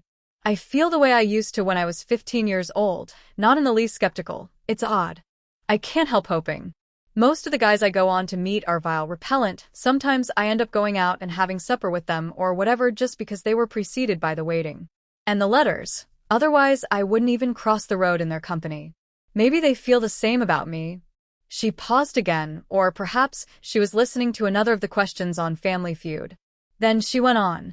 That's why the perfect state is one of waiting and ignorance, but, of course, if I knew that state was going to last forever, then I wouldn't enjoy it. For example, a guy turns up who, for some reason or other, I'm really interested in without knowing anything about him, like this Nick or Jack. Why do you think he changed his name? They don't usually. Before I meet him, and before I see the video or the photograph he sends, I feel almost happy. For some time now, those have been the only days when I do feel happy and in a good mood. Then they send me those ridiculous videos that they think are so daring. The video's a real curse, and even then I often arrange to meet them, as if nothing that happens before the actual meeting counts. It's too artificial. I think people behave differently when they're face to face. It's as if I was giving them another chance, forgetting what they made of their first chance, or what I made of mine. It's an odd thing, but regardless of the falseness of the situation in which they're made, the videos never lie. You see, you watch a video the way you watch television, with impunity. We never look so closely or brazenly at anyone in the flesh, because in any other circumstance we know that the other person will also be watching us, or that they might see us watching them on the sly. It's an infernal invention. It's put an end to transience, to the possibility of deceiving oneself, and describing the way things happened differently from how they actually did happen. They've put an end to memory, which was imperfect and open to manipulation, selective and variable. Now that you can't remember something at your leisure once it's been recorded, how can you remember something that you know you can see again, exactly as it happened, in slow motion if you like? How can you possibly alter it? Berta sounded weary. She had her damaged leg curled up beneath her in the armchair, and she was holding the book in her hand, as if she'd not quite decided whether to stop reading or to stop watching the contest. She was speaking, therefore, as if in parenthesis, that is, without wanting to say too much. It's just as well that we only film occasional moments from a whole life, but those moments, you see, never lie, more because of the way the person watching them looks at them than because there's any real authenticity in what was filmed. When I see the videos of those men, my heart sinks, even though at the time I laugh, and sometimes even end up going out with some of them. My heart sinks, and it sinks even further when I see them arrive in the ugly suits they've chosen with such care and with their condoms in their pocket. Not one of them ever forgets to bring them. They've all thought, well, just in case. It would be even worse if one of them did forget to bring them on the first date. I'd probably fall in love with him. Now I'm all excited about this Nick or Jack, a perverse Spaniard who wants to pass himself off as an American. He might be fun, with his visible arena. What a way to introduce yourself. I felt much more resigned, even contented, these last few days, because I'm waiting for a reply from him and for him to send me his video. Well, and because you're here too. And what will happen? His video will be vile, but I'll watch it several times anyway, just to get myself used to him, until he doesn't seem quite so awful and even his defects begin to seem attractive. That's the one advantage of repetition. It distorts everything and makes it familiar. What repels you in real life you end up finding attractive if you see it often enough on the TV screen. But I know, deep down, that all that guy wants is to screw me, for one night only, as he's taken it upon himself to warn me, and then he'll disappear, whether I like him or not, whether I want him to disappear or not. I want to see him, and I don't want to see him. I want to meet him, and I want him to go on being a stranger. I want him to reply, and I don't want to receive that reply. But if it doesn't arrive, I'll feel desperate, I'll get depressed, I'll think that when he saw me, he didn't like me, and that's always hurtful. I never know what to want. Berta covered her face with the open book without realizing what she was doing. When she felt the contact of the pages on her face, she dropped it and then covered her face with her hands, as she'd meant to do in the first place. She wasn't crying, just hiding for a moment, for an instant. I stopped watching Family Feud, got up, and went over to her. I picked up the book from the floor and put my hand on her shoulder. She took my hand and stroked it, just for a second, then slowly removed it, a gesture of gentle rejection. There was no face in the video sent by Nick or Jack, who on this third occasion had chosen to call himself Bill, which might be my definitive name and then again it might not, he said, still in English, on the card that accompanied the recording, and the I was identical to the I in Nick. It may have arrived on the day that it couldn't have arrived at the house and didn't, but Berta picked it up 2 days later, when she went to look at her box number at the local post office, where she received her more personal, or rather impersonal, correspondence. She was still wearing her raincoat when I got in that evening. She'd arrived only a few minutes before me, although she would have arrived a good deal earlier than me if she hadn't stopped by the post office or been delayed or got nervous when she was trying to open the silver mailbox. She was holding the package in her hand, a package in the shape of a videotape. She held it up and waved it at me with a smile, to show me, to let me know it had come. She was standing still, and so wasn't limping. "Shall we watch it together tonight after supper?" she asked me, trustingly. "I'm having supper out tonight. I don't know what time I'll be back." "Okay, if I can, I'll wait until you get back. If I can't, I'll leave it on top of the television so that you can watch it before you go to bed. Then we can discuss it tomorrow." "Why don't we watch it now?" "No, I'm not ready yet. I want to wait a few hours, just to know that I've got it, but without watching it. I'll wait up for you as long as I can." I was on the point of canceling my date. Berta would rather watch the video with me, in order to be protected while she was watching it or in order to give it the visual importance that she'd been giving it verbally for days now. It was an event, even a solemn event, and you have to give importance to what is important to your friends. But my date was in part work-related with a senior Spanish civil servant, a friend of my father's who was visiting the city and who had a reasonable but uncertain grasp of English, and had asked me if I could accompany him and his much younger wife to supper with another couple, an American senator and his much younger American wife, in order to chat to the women while the men discussed dirty tricks, and also to lend him a hand with his English if, as was quite probable, he needed it. Not only were the two ladies younger, they were also a pair of frivolous birdbrains who, after supper, insisted on going out dancing, and so we did. They danced for hours with me and with various other men, never once with their husbands, who were up to their eyes in dirty tricks, and they danced very close, especially the Spanish woman, whose breasts to me felt like silicone implants, liquid soaked in water. Not that I submitted them to any hands-on analysis. The two couples were both rich and sophisticated. They did deals, they injected themselves with silicone, they spoke of Cuba, like people in the know, they went to places where you dance very close. By the time I got home it was after 2 o'clock in the morning, but luckily it was Saturday the next day. Indeed, I'd only agreed to the evening out because it was a Friday. The light was on, the one Berta read by and had been reading by, the one she left on when she went to bed before I got home, or that I left on if she hadn't got home. I wasn't tired. My ears were still filled with the music I'd danced to with the two birdbrains and the sound of the manly voices drawing up plans for the new Cuba. I had to help the civil servant out several times by translating for him. I looked at my watch even though I knew what time it was, and I remembered what Berta had said. "I'll wait up for you as long as I can." She hadn't been able to wait for me until the end of the dance. On top of the television, as she'd promised, was a videotape with a card, the card from Bill, which might be my definitive name, that I've already mentioned. The tape was very brief, as these personal videos usually are. It was at the end and hadn't been rewound.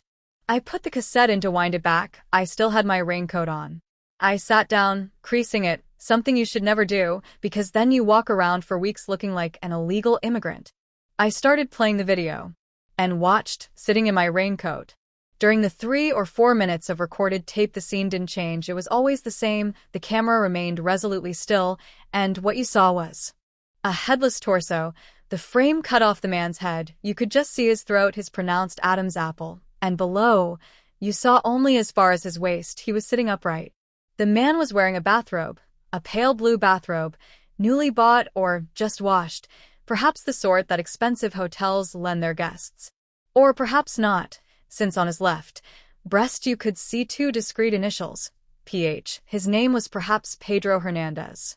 You could also see his forearms. His arms were folded, hiding his hands, but the sleeves to the bathrobe were not that long. It was a kind of kimono style that left his strong, hairy, possibly even long arms uncovered, folded and immobile, dry, not wet, not just out from the shower or the bath. The The bathrobe was perhaps only a way of avoiding wearing any clothing that might be recognizable or identifiable, a kind of sartorial anonymity. The only object that was clearly his was a large, black watch on his right wrist. His hands were concealed by his folded arms. Perhaps he was left-handed or merely perverse. He spoke in English, but his accent betrayed his Spanish origins even more clearly than his letters had. Talking like that, he couldn't possibly believe that he could pass himself off as an American to a Spanish woman who lived in New York, who worked as an interpreter. Only he didn't know that, and yet he continued to speak in English, using language as a disguise, as a false trail. Voices change slightly when they speak a language not their own, as I'm all too well aware. Even when the person speaks it imperfectly and without making much of an effort, his English wasn't bad. It was just that he had an accent.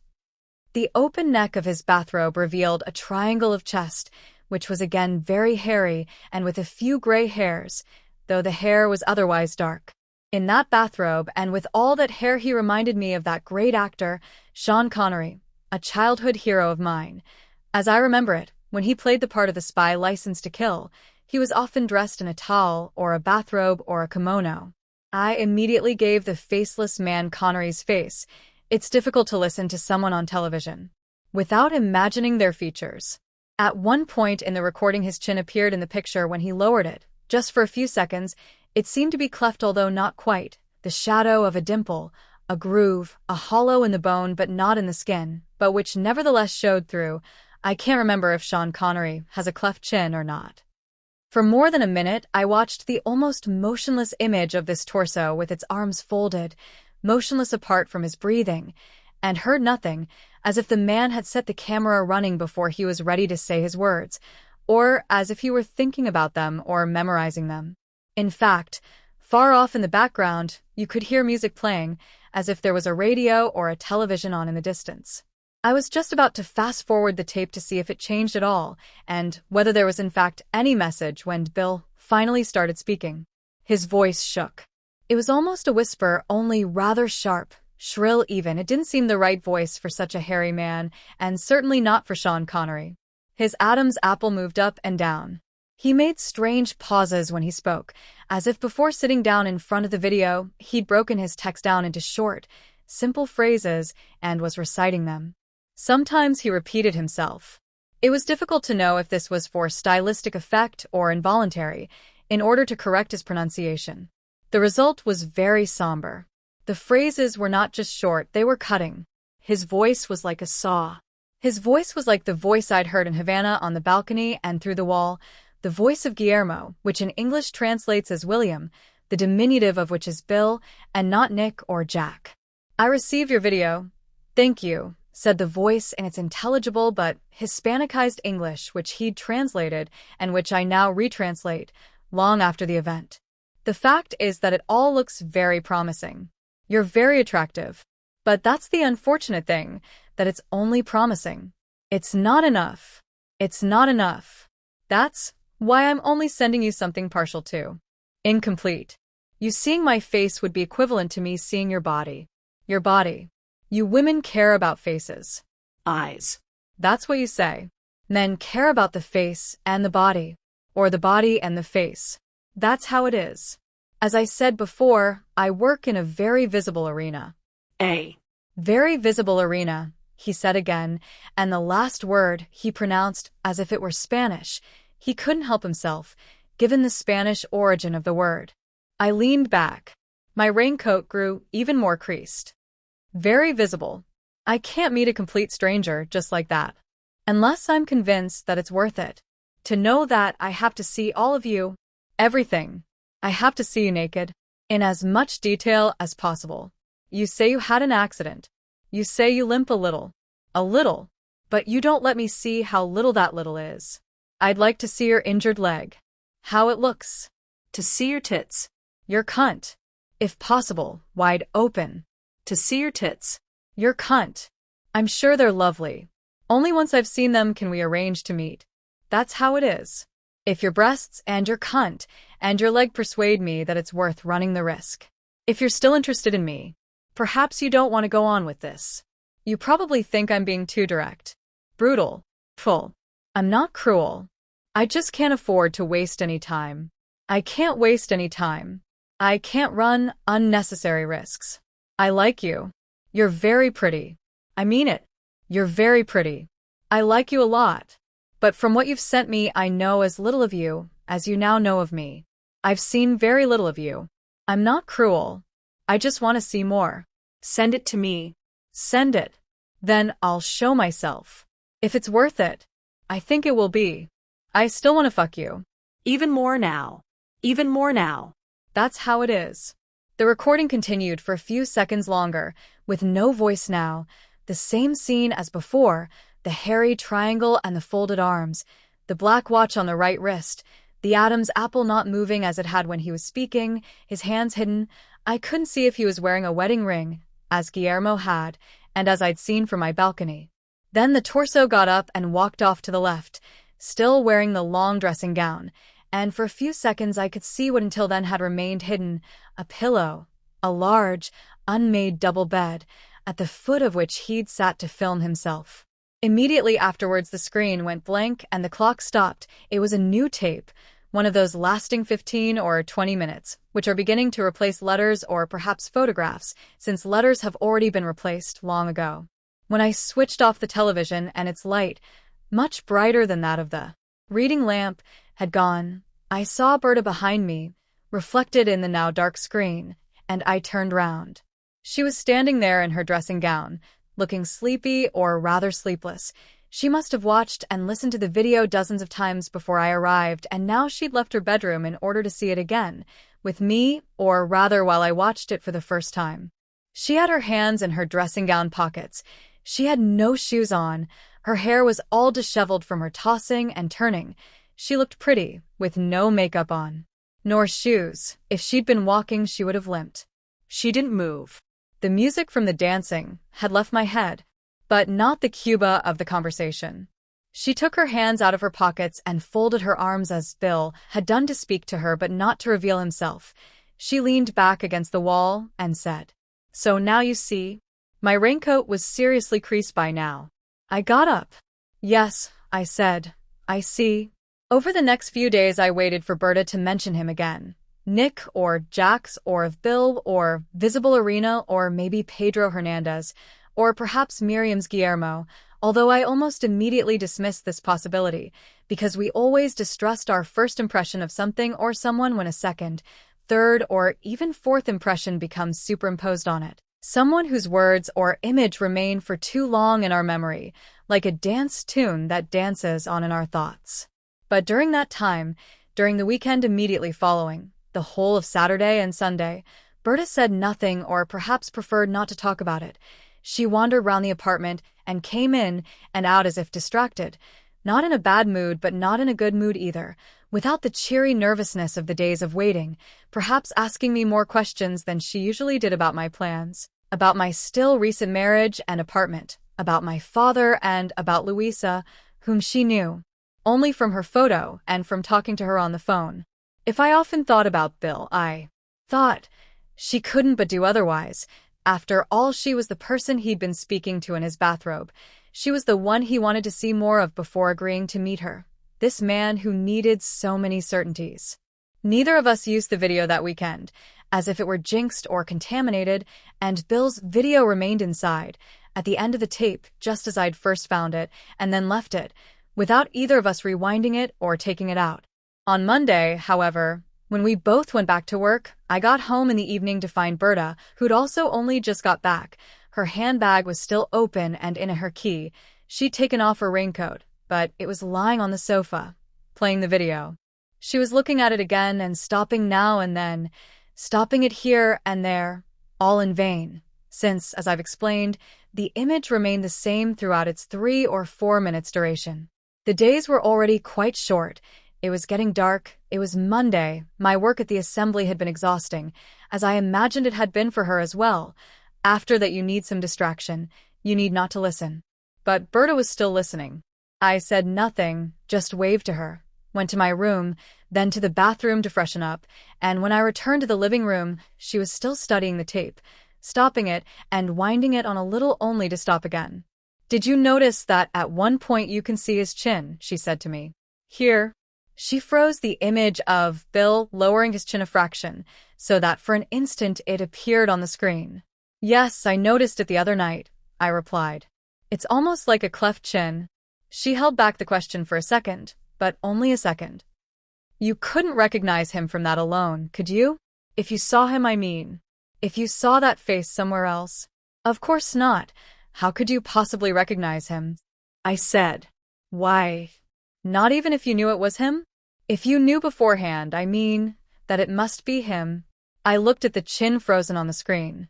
Perhaps if you knew, yes, perhaps then you'd be able to. Why do you ask? Berta switched off the video with the remote control and the image disappeared, the image that she could flick back on at will. Her eyes were bright and lively again. Look, he really intrigues me, this guy. He's a real son of a bitch, but I might just send him what he wants. I've never done it for anyone. No one's ever dared ask straight out like that in that way, and as you can imagine, I've never responded with one of my own to any of the filthy videos I've received before. But it could be fun just to do it once. Berta didn't want to dredge up any more justifications. Instead, she broke off and changed her tone of voice. She smiled. My body would be recorded for posterity, even if only for a very brief posterity. Everyone always ends up wiping tapes and using them again. But I'll take a copy for my old age. You're including your leg in this film for posterity, are you? I'm not sure about the leg. The bastard. Her face hardened for a moment when she swore, but only for a moment. But before deciding, I need to see him, to know something more about him. It's really creepy, that faceless bathrobe. I need to know what he looks like. But he says you can't see him until you send him your video, and even then, you can't be sure. He'll have to give you the okay, the swine. My face, I imagine, had been set hard from the beginning of the conversation, and not only when I swore. And had been for 3 nights perhaps. I can't do anything because he's seen my video and knows my face. But he hasn't seen you. He doesn't even know you exist. We know the number of his mailbox, which he must visit every now and then. I've already found out where it is. It's at Kenmore Station. It's not that far. You could go there, identify the mailbox, and keep a watch on it. Wait there and see his face when he goes to pick up his mail. Berta had said, we know. She was including me in her curiosity and her interest, or perhaps there was more to it than that. She was assimilating me into herself. Are you mad? Who knows when he'll go there next? Days might go by without him turning up. Are you expecting me to spend the whole day at the post office? Berta looked irritated. This didn't often happen. She decided what she had to do and would brook no opposition, not even an objection. No, that isn't what I meant. I just want you to go there a couple of times over the next few days when you've nothing else to do, when you leave work, just for half an hour, and just see if you have any luck. That's all. At least give it a try. If you don't have any luck, fine. We'll forget it. But it's no big deal to try. He'll be waiting for my reply at the moment. The video that I'm not yet going to send him, he might drop by every day just to see if it's arrived. If he's here on business, he probably works 9 to 5, so he might well drop by the post office when he leaves work after 5 o'clock. That's what I do. We might strike lucky. She'd gone back to using the plural. She'd said, we'll forget it. The look I gave her was doubtless more thoughtful than angry, because she smiled and added in a calmer voice, please. The half moon, the scar, however, had become very blue. I was almost tempted to try and wipe it from her cheek. I went to the post office at Kenmore Station 3 times. The first occasion was on the following evening, after work, the second 2 days later, on the Thursday of that week, again after an exhausting day of interpreting. I didn't stay for half an hour, as Berta had recommended, but for nearly an hour on both occasions, victim to the fear that always grips people who wait in vain, the fear that at the very moment we leave, the person who's taken so long to arrive will arrive, as doubtless happened with Miriam on that hot evening in Havana, when she was pacing up and down on the other side of the esplanade and Guillermo didn't appear, and she didn't leave. Guillermo didn't appear on Tuesday or on Thursday, nor did Bill or Jack or Nick or Pedro Hernandez. In New York, however, at any time or place, there are enough suspicious-looking people, or even people of criminal appearance for no one to take any notice of a man in a raincoat, carrying a newspaper and a book, standing in a post office where other people were busy picking up or delivering parcels and where, from time to time, someone would rush in, key in hand, to open his or her silver mailbox, thrust in an arm and scrabble about, and sometimes bring out a booty of envelopes, at others only an empty hand. But none of those men in a hurry went to P.O. Box 524, which I'd located when I arrived. Just once more, Berta pleaded on the Friday night, a week after receiving the video. Sometimes what threatened to drown us a week ago might just refloat us now. It can happen. Tomorrow morning at the weekend. He might be so busy he can only go there on Saturdays. Or perhaps he has so much free time that he's been there every day, at any one of the many times I wasn't. It makes no sense. I've waited an hour each time. I know you have, and I can't tell you how grateful I am. But do it just once more, please. Try it once more at the weekend. If he doesn't turn up, we'll forget it. But even if he does turn up, what good is it going to do you for me to see him? Do you want me to describe him to you? I'm no writer. And how am I supposed to know if you'd like him or not? Besides, I could lie to you and tell you that he was handsome when he's ugly or ugly when he's handsome. What difference does it make? You're not going to send him or not send him what he asks you because of that, because of my description of what he looks like. What will you do if I tell you he's a monster or looks weird? It'll make no difference. I might say that anyway, so that you don't send him anything and have nothing more to do with him. Berta didn't respond to my last words, I assume because she didn't want to know why. I'd rather she had nothing more to do with him, or rather because she knew and couldn't be bothered to hear why. I don't know. I don't know yet how I'll react to what you tell me.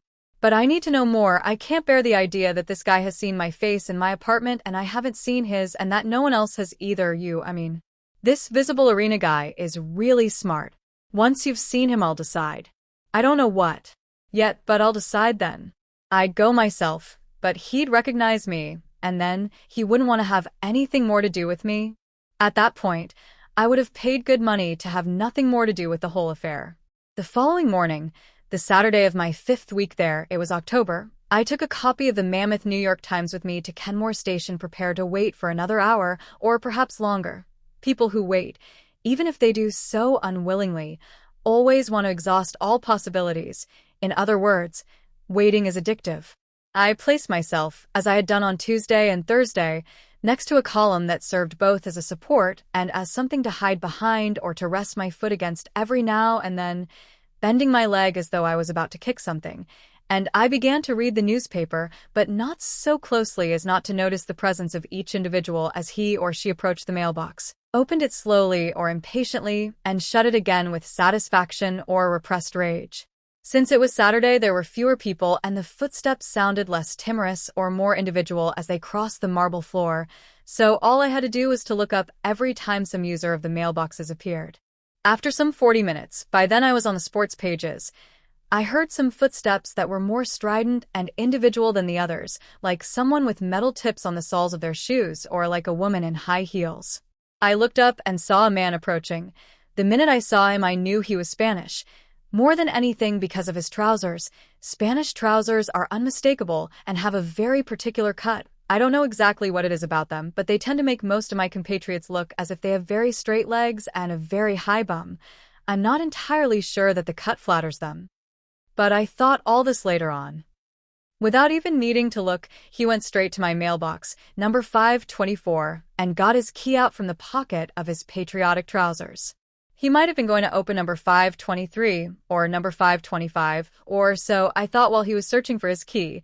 He tried first his lighter pocket, then the pocket in his waistband, but it took only a matter of seconds. He had a mustache. He was well-dressed overall, but unmistakably European. Although he could also have been a New Yorker or from New England. He was about 50, but a young, or rather a well-preserved 50.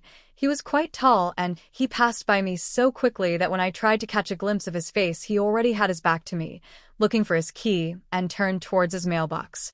I folded up my newspaper, a mistake, and stood there watching him, another mistake. I saw him open box 524 and put his arm inside as far as he could. He took out various envelopes, 3 or 4, none of which could have been from Berta, so he presumably exchanged letters with a lot of people. Perhaps they were all curious women. People who write to the personals don't limit themselves to just one attempt. although at a given moment, as Berta was doing now, but as Bill perhaps was not, they might concentrate on one particular individual and forget about the rest. Strangers, all of them.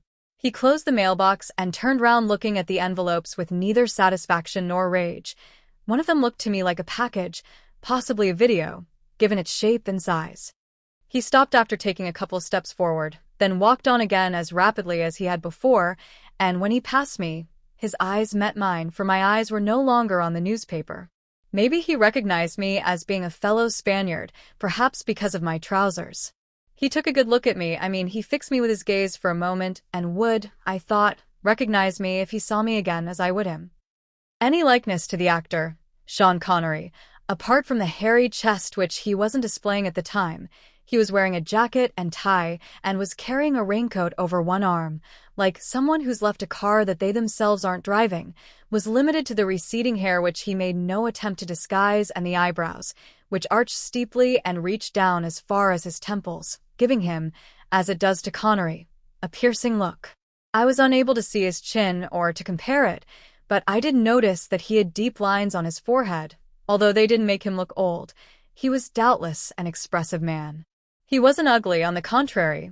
Of his type, he was doubtless attractive or even handsome, the kind of man who's busy, mature, determined, a rich man with a certain degree of sophistication, perhaps recently acquired. He'd make deals, perhaps go to places where you dance very close. He'd doubtless speak of Cuba like someone in the know, if he was Guillermo, Miriam's Guillermo. But he'd draw the line at injecting himself with silicon. His piercing gaze would never condone that. I thought that I could perhaps follow him for a while. It was a way of prolonging the waiting which was, in fact, over. When I saw him leave the post office, when I reckoned that the closing of the swing doors would disguise the sound of my shoes on the indiscreet marble floor, I set off, keeping the same swift pace in order not to lose him. From the street door I saw him go over to a waiting taxi, which he paid off and sent away. He must have decided to walk a little. It was a nice day. He didn't put his raincoat on. He had it draped over his shoulder now. I could see that it was a posh shade of pale blue. Mine, which I was wearing, is the traditional raincoat color of beige. He was walking along looking at the envelopes from time to time then. Without slowing his pace, he opened one, read its contents, ripped up the two things, contents and envelope, and tossed them into a litter bin he was passing. I didn't dare stop to rummage around in it. The idea filled me with shame, and I was afraid of losing him. He continued walking. He was looking straight ahead, one of those men who always walk with their head held high, in order to seem taller than they are and to appear more dominant. In his hand, he was carrying the other envelope and the package containing the video. I was sure it was a video. Then, when I looked at that right hand, I noticed the wedding ring. He wore it on the opposite hand to me, for I'd been wearing my wedding ring on my left hand for some months now. I was beginning to get used to it. Then, again without slowing down, he opened another envelope and did the same as he had with the first one, but this time he put the torn pieces in one of his jacket pockets, perhaps because there was no litter bin to hand, a civic-minded gentleman. He stopped to look in the window of a bookshop on Fifth Avenue, Scribner's if I remember rightly, but presumably nothing interested him, or he was just attracted by the shop because he continued on his way. When he stopped, he put his raincoat on, or rather he threw it over his shoulders without putting his arms into the sleeves, as Rand's, my father, has done all his life and still does, but as many Americans would not. Only gangsters like George Raft. I was following him, doubtless more closely than was prudent in such cases, but then I'd never followed anyone before.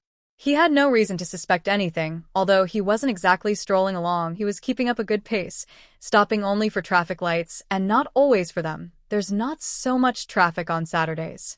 He seemed to be in a hurry, although not in enough of a hurry to have kept the taxi. He was on his way back somewhere, but it was obvious that he knew where he was going. Perhaps both his haste and the need to wait were linked to the package he was carrying in his hand. The video probably had no return address of any kind on it, just a card inside. Perhaps Bill thought it might be for my friend Berta, whom he knew as BSA. Perhaps he believed he was carrying her naked in his hand at that very moment. He paused again outside a super perfumery, perhaps intoxicated by the multitudinous smell created by the mingling of all the different brands as they wafted out onto the street. He went in, and I followed. I felt that waiting outside would make me more conspicuous. There were no shop assistants. The customers wandered about as they pleased, chose their bottles of cologne, and paid on the way out. I saw him stop by the Nina Ricci stand, and there, leaning for a moment on the glass counter, he opened the third envelope and read the letter it contained. This time, he didn't tear it up, but placed it instead in the pocket of that pretentious raincoat. The torn-up letter had been consigned to his jacket pocket. He was a very orderly man. He picked up a small tester of Nina Ricci and sprayed his left wrist, bare of any watch or any other adornment. He waited the required few seconds, sniffed it, but was not apparently impressed, since he moved on to another less prestigious counter, on which various brands of perfume were displayed. He sprayed his other wrist with eau de Guerlain. His large black watch must have got wet too. He sniffed it, the watch strap, after the requisite few seconds allowed for by those who know about such things, and he must have liked it because he decided to buy the bottle.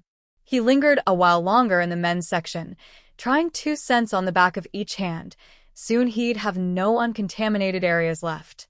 He picked up a bottle of an American make bearing some biblical name, Jericho or Jordan or Jordache. I can't remember now. He obviously wanted to try the local products. I picked up some Trussardi for women. Now that I was married, it would never go amiss. I often thought of Louisa. I could even give some to Berta, and when I thought that, I picked up a second bottle. It was then, standing in the queue to pay, each of us in a separate queue with another between us, though he was nearer than I was to his corresponding checkout, that he turned his head and looked at me and recognized me. He had piercing eyes, just as they'd seemed when I first looked into them in the post office, but though penetrating they revealed nothing, neither curiosity nor unease nor fear, neither terror nor threat. They were piercing but opaque, as if their penetrative qualities were blind, as if he were one of those television personalities who think of themselves as very intense, forgetting that they can't be, given that they spend all their time looking at a camera and never at a person. He left the shop and continued walking, and, despite everything, I followed, despite the fact that I knew he'd seen me. He stopped more frequently now, pretending to be looking into shop windows or checking his watch against the clocks in the street, and when he turned round to look back at me, I had to act normal, buying magazines and hot dogs I didn't want from street vendors. But his walk lasted only a little while longer, for when he reached 59th Street, Bill turned sharp left, and I lost sight of him for several seconds, and when I reached the corner, and he might again have entered my field of vision, by a miracle I glimpsed him running up the canopied steps of the luxurious Plaza Hotel and disappearing, at the same swift pace, through its doors, greeted by uniformed, the hut porters whom he ignored.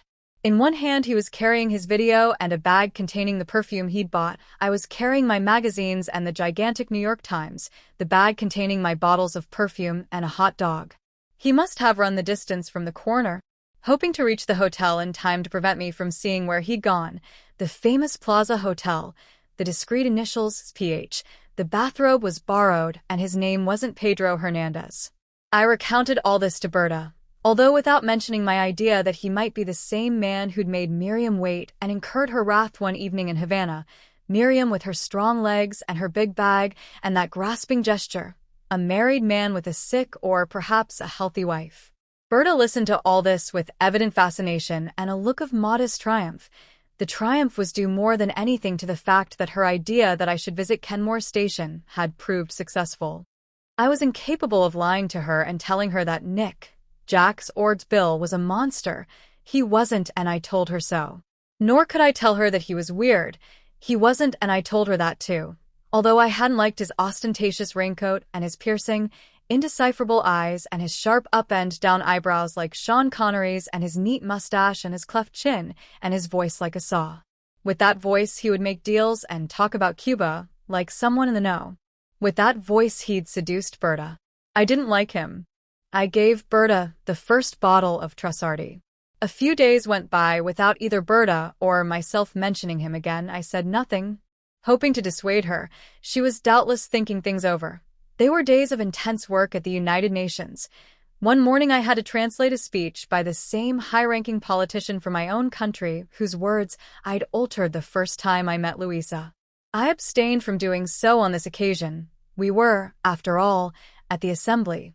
But whilst I translated his pompous Spanish and his rambling, ill-judged ideas into English and into the earpieces of the world, I recalled that first time, and I remembered vividly what had been said on that occasion. Through my mediation, while Louisa was breathing at my back, she was breathing near my ear like a whisper, almost brushing against me, her breast against my back. People love one in large measure because they're obliged to, the Englishwoman had said. And then she'd added, any relationship between two people always brings with it a multitude of problems and coercions, as well as insults and humiliations. And a little later, everyone obliges everyone else, not so much to do something they don't want to do, but rather to do something they're not sure they want to do, because hardly anyone knows what they don't want, still less what they do want. There's no way of knowing that. And she'd continued, whilst our high-ranking politician kept silent, perhaps already weary of that speech, or as if he were actually learning something. Sometimes they're obliged by some external factor or by someone who's no longer in their lives. The past obliges them, their own discontent, their own history, their own wretched biography, or even things they know nothing about or which are beyond their comprehension, the part of our inheritance we all carry within us, and of which we're all ignorant. Who knows when that whole process actually began?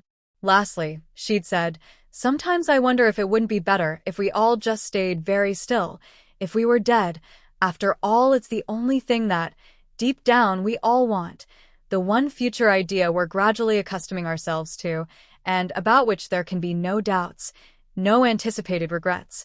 Our leader had remained silent, and the Englishwoman who, by this time, it was autumn, had already lost her post and no longer attended the assembly in New York, had blushed after her pseudo-soliloquy when she heard the long silence that ensued, shaking her out of her emotional trance. I had again helped her out and put a suggestion of my own in her mouth. Why don't we go and have a stroll in the gardens? It's a glorious day. I'd invented this Anglicism, un dia glorioso, in order to lend verisimilitude to the phrase. The four of us had gone out to walk in the gardens, on that most glorious of mornings when Louisa and I had first met.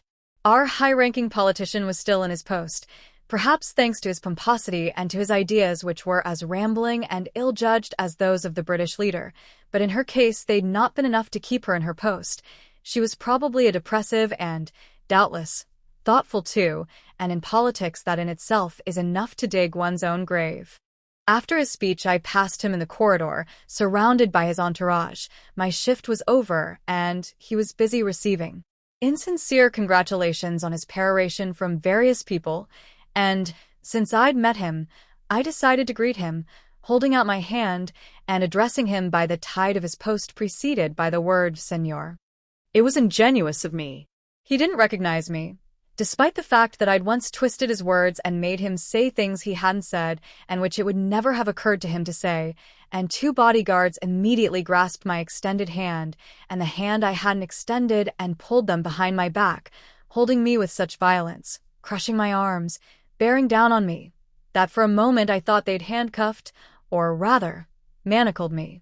Fortunately, a top-flight United Nations civil servant, who'd noticed me and happened to be passing, immediately identified me as the interpreter and thus managed to free me from those protecting our high-ranking politician. The latter was already on his way down the corridor, borne along on a wave of false flattery and a jangling of keys. He had a mania about his keyring, which he jiggled about in his pocket. Watching him depart, I noticed that he too was wearing the national trousers which shared that famous and unmistakable Spanish cut. Anything else would have been wrong in a representative, so thoroughly representative of our far-off country. Later that night, back at home, I recounted this anecdote to Berta, but she didn't listen, as she usually did, with amusement or even amazement, still less with any show of vehemence, her mind fixed on what had been going round and round in it all day, or perhaps longer, a plan, doubtless to do with Bill. "Will you help me make the video?" she asked me the moment I'd finished telling her about my adventure. "Help you? What video?" "Come on, don't act the innocent. The video. I'm going to send it to him." 1footv decided to send it to him. "But I can't film a video like that by myself. It wouldn't come out right. Centering the shots, things like that, the camera can't be static, it has to move. Will you help me?" Her tone of voice was light, almost amused.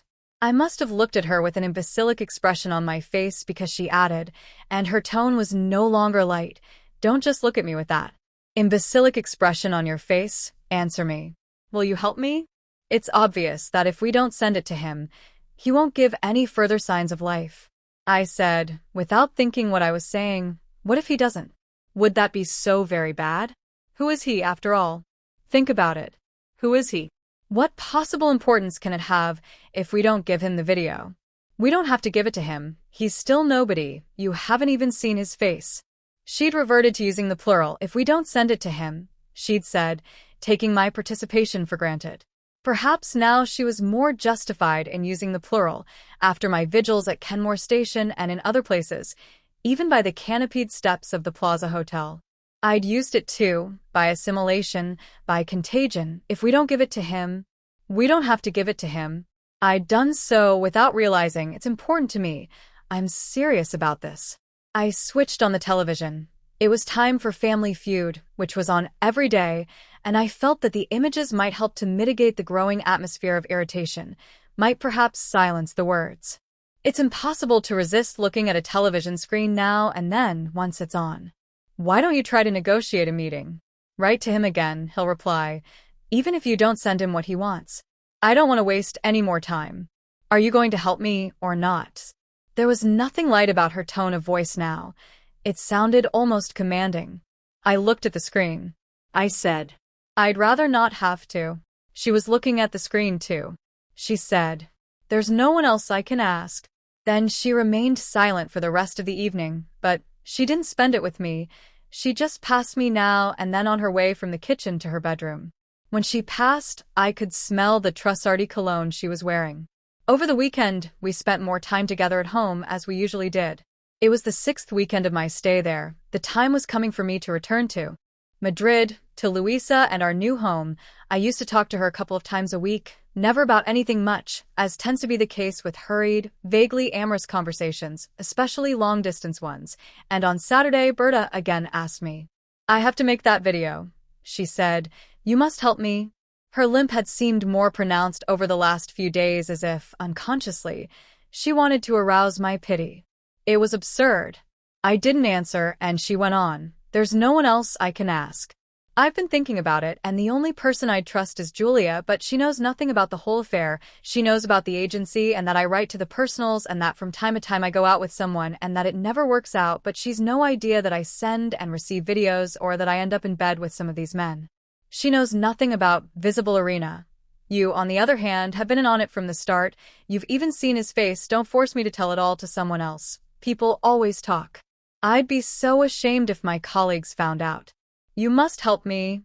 She paused and hesitated before speaking, and then said, the will is always slower than the tongue. After all, you have seen me naked before. That's another advantage.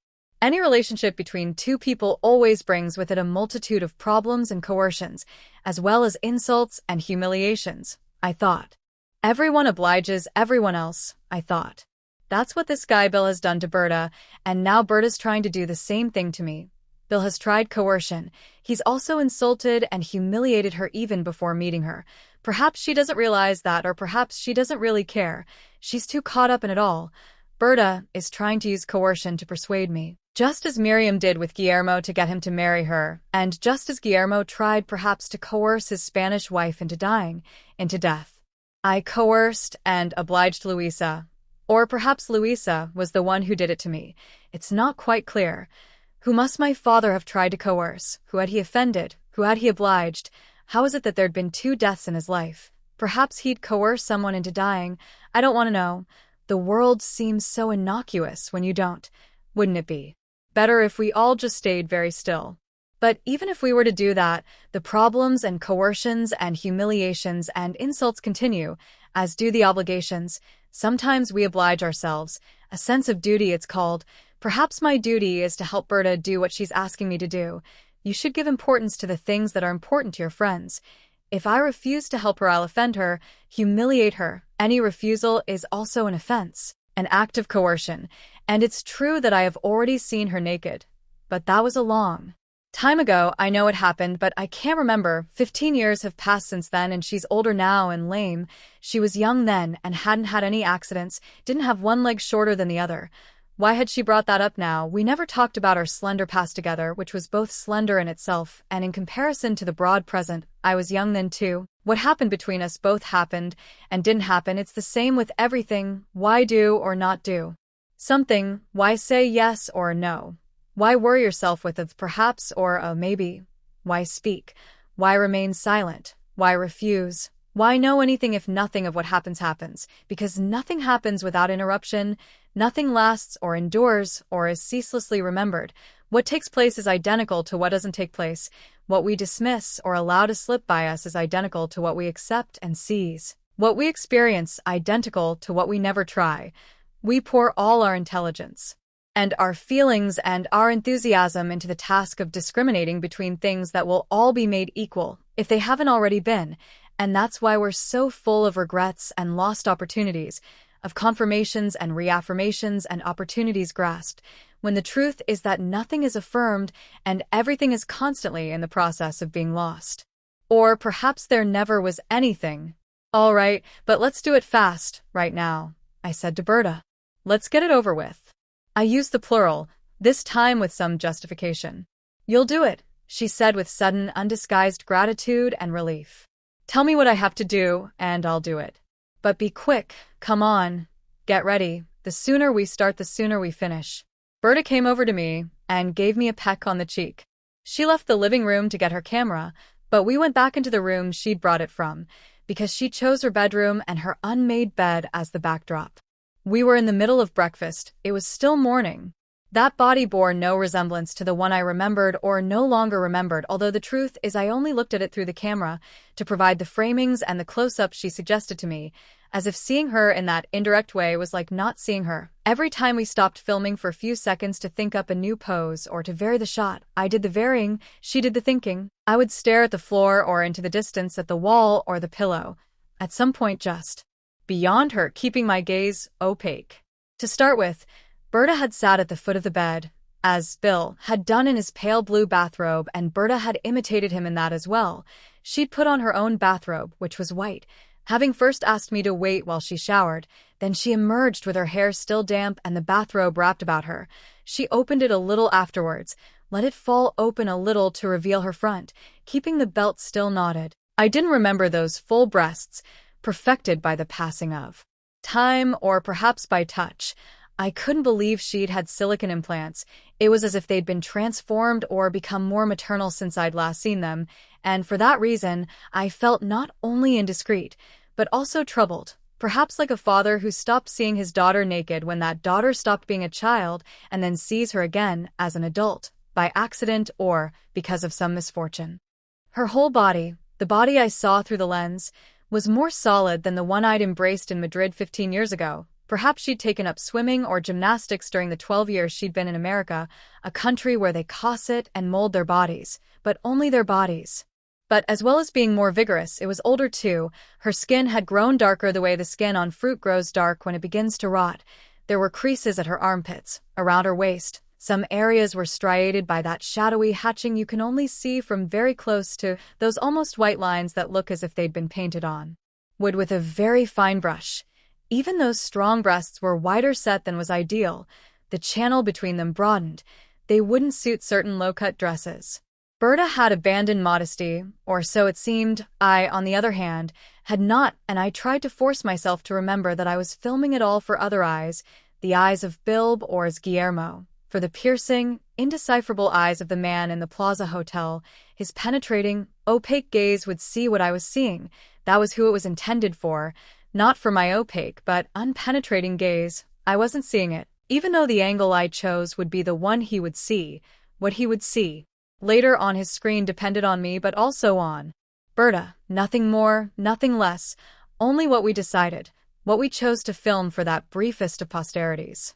Berta had let the bathrobe slide down to her waist, the belt still knotted, her legs covered by the rest of it, only her torso uncovered, but entirely uncovered now.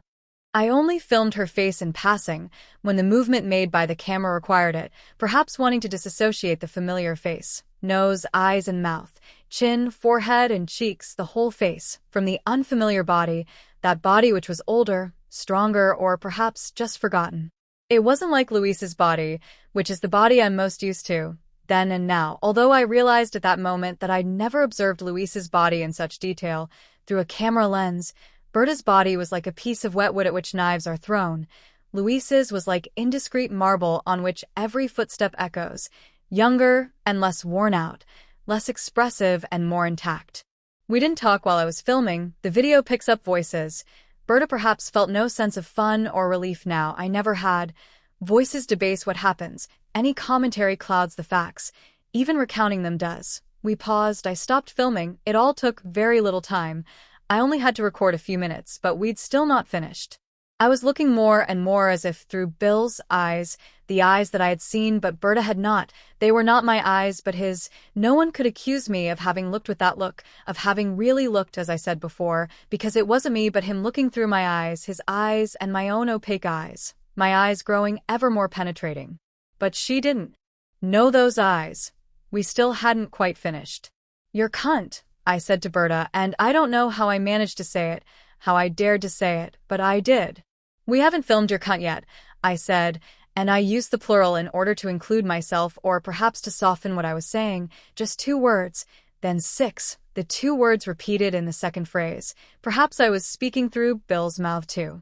Berta didn't answer. She didn't say anything. I don't even know if she was looking at me. I wasn't looking at her. I wasn't filming at that point, but into the distance at the wall and the pillow from which those who are ill and those who are married end up seeing the world, as lovers do too. She undid her bathrobe and opened it up to reveal her stomach, still keeping her legs covered. That is, you could see her inner thighs but not the front or lower down. The rest, the lower part of the bathrobe fell like a pale blue cascade, or in this case white, hiding her extremities, one longer and the other shorter, one shorter and the other longer, and I filmed her, going in closer just a few video seconds, for that ephemeral posterity. Berta would take a copy. That's what she'd said. She wrapped her bathrobe around her, as soon as I'd filmed what I needed of her crotch, and I withdrew a little with the camera. I thought that her scar must be very purple now. I still wasn't looking at her. I still had something to say to her. We still hadn't finished. There was still something that Bill, Jack, or Nick had demanded of us. We still hadn't filmed her leg. I lit a cigarette, and as I did so the spark fell onto the unmade bed, but it burned out on contact without singeing the sheet. Then I, Ordsbilb, or Guillermo said to her in our saw-like voice, "Your leg," we said, I said. "We still haven't filmed your leg," we said. "Remember, Bill said he wanted to see it." The reason I'm remembering all this now is because what happened afterwards, very shortly afterwards and whilst I was still in New York, resembled, in one aspect at least, but I think only in one, although it may have been more, what happened later on, but not much later on, when I'd returned to Madrid to rejoin Luisa, and I again began experiencing those presentiments of disaster, only more strongly and perhaps with more reason this time, which had dogged me ever since the wedding ceremony and which have still not dissipated, at least not entirely, and maybe they never will.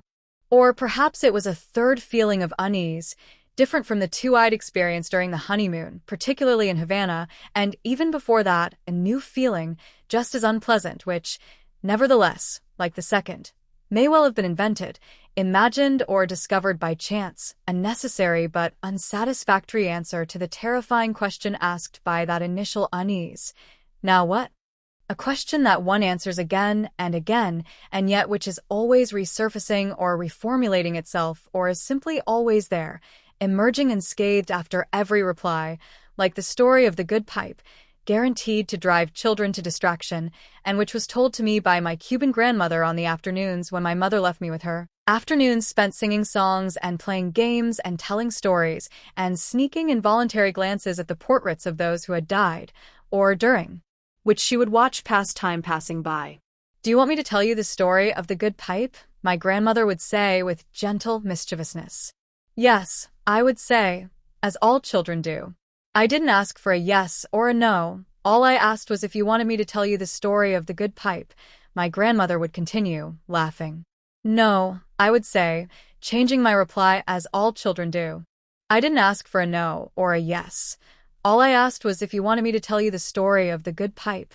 By then my grandmother would be laughing louder than ever, and so it would go on until desperation and weariness set in, capitalizing on the fact that the desperate child never thinks to give the reply that would undo the spell.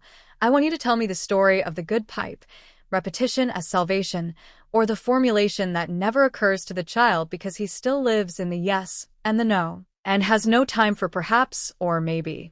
But this other question about then and now is worse, and repeating it serves no purpose, just as it served no purpose, or remained unanswered or undispelled, when I turned it back on my father in the Casino de Madrid, when he asked me the question out loud, when the two of us were alone in a room after my wedding.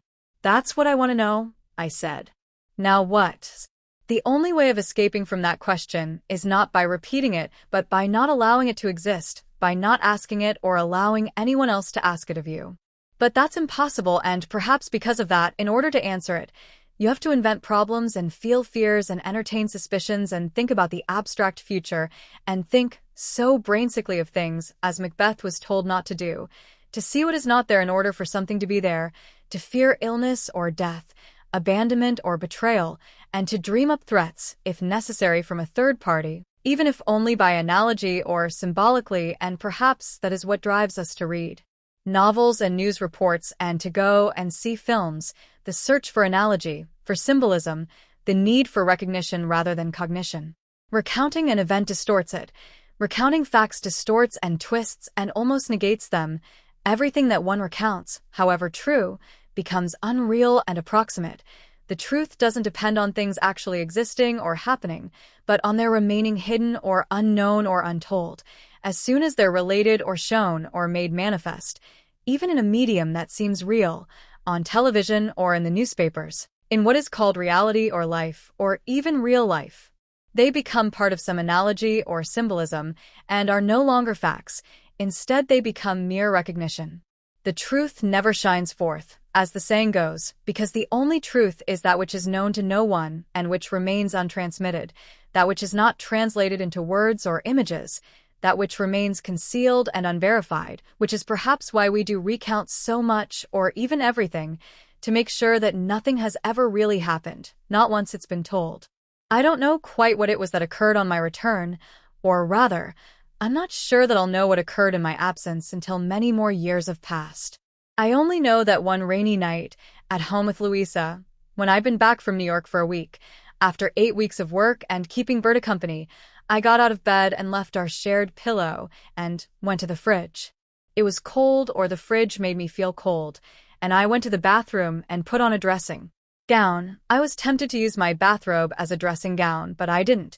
And afterwards, whilst Louisa in turn visited the bathroom for a wash, I paused for a moment in the room where I work and looked at a few texts, standing up, a Coca-Cola in my hand, already feeling sleepy.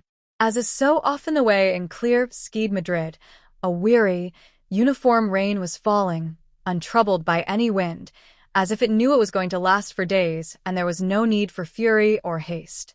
I looked out at the trees and at the beams of light from the curved street lamps that illuminate the falling rain and turn it to silver, and then, on the same corner at which, later, the old organ grinder and the gypsy woman with her saucer and her plate would stand, the same corner you can see only partially from my window, I saw the figure of a man who, unlike them, I could see because he was leaning against a wall, away from the road, sheltering unsuccessfully from the rain beneath the eaves of the building opposite, the building that doesn't block my light. There was little chance of him being knocked down by a car, and besides, there was little traffic. He was sheltering beneath a hat as well, a rare sight in Madrid, although less so on rainy days. A few older people, like Rands, my father, wear them. That figure, you could tell at once, was not that of an older man, but of a still young man, tall and erect. Beneath the brim of his hat, and given the darkness and the distance, I couldn't make out his face, or rather his features. I could see the anonymous white smudge of a face in the dark. His face was far from the nearest beam of light, because what made me stop and look at him was the fact that he had his head raised and was looking upwards. He was looking, or so I believed, directly at our windows, or rather at the window that was now to my left, our bedroom window. From where he was standing, the man wouldn't be able to see into the room. All he would be able to see, and this was perhaps what he was after, was whether or not the light was still on, or perhaps I thought the shadows cast by our figures, by Louisa and me, though whether we were close enough or had moved close enough, I couldn't remember. He might have been waiting for a signal. From time immemorial, people have used the lighting and extinguishing of fires to send signals, just as they have used their eyes, opening and closing them, or the brandishing of torches in the distance. The fact is that I recognized him at once despite not being able to see his face. Figures from one's childhood are unmistakable in any place or at any time. One glance is enough, even though they might have changed or grown taller or older since then.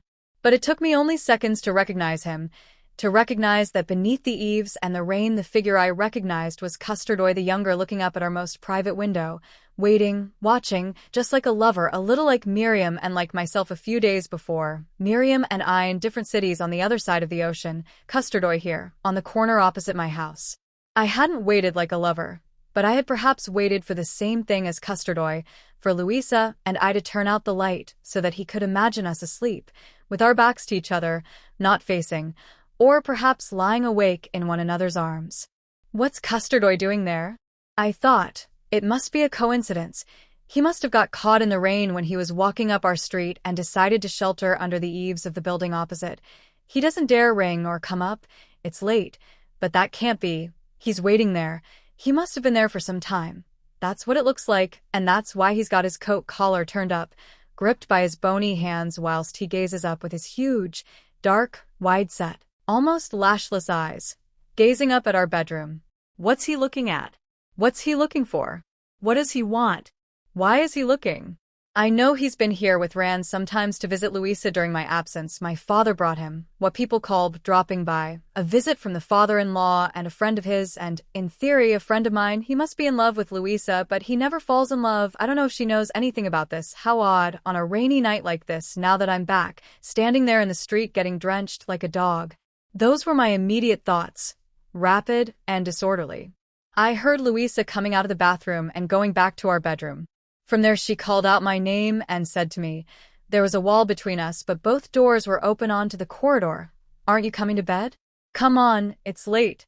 Her voice sounded as natural and cheery as it had every day since my return a week ago, as it had a few minutes before while she was murmuring vaguely amorous things to me on our shared and mutual pillow. And instead of telling her what was happening, what I was seeing, what I was thinking, I stopped, just as I didn't go out onto the balcony and call Custardoy by name and ask him straight out. Hey, what are you doing down there? Almost the same question which, not knowing who I was, Miriam had asked from the esplanade, as naturally as you would address someone you know and trust.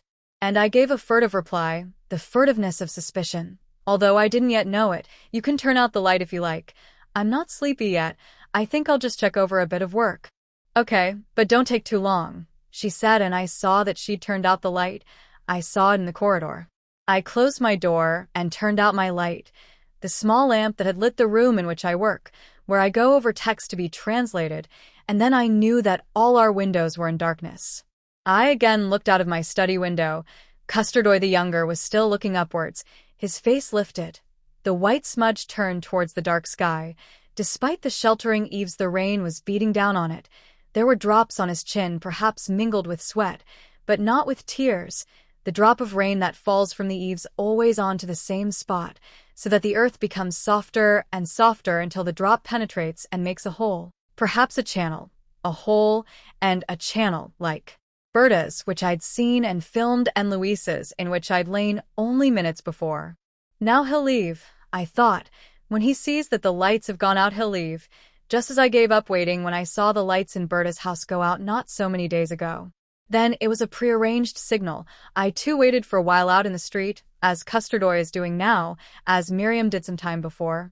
Except that in Miriam's case, she didn't know that she was being watched from up above by two faces, or two white smudges and two pairs of eyes, Guillermo's and mine, and in this case Luisa doesn't know that two eyes are spying on her from the street without actually seeing her, and Custardoy doesn't know that mine are watching him from the dark sky, from above, while the rain falls, looking like mercury or silver beneath the street lamps. On the other hand, in New York, Berta and I both knew where each of us was, or we could imagine it. Now he'll go, I thought. He has to go so that I can return to my bedroom with Luisa and forget about his presence there. I won't be able to get to sleep or protect Luisa as she sleeps knowing that Custardza is downstairs. During my childhood, I'd so often seen him looking out of my bedroom window, as I am now longing for the outside world and desiring the world to which he now belongs and from which he was then separated by a balcony and by glass doors, turning his back on me, his shaven neck, intimidating me in my own bedroom. He was as terrifying a child as he is a man.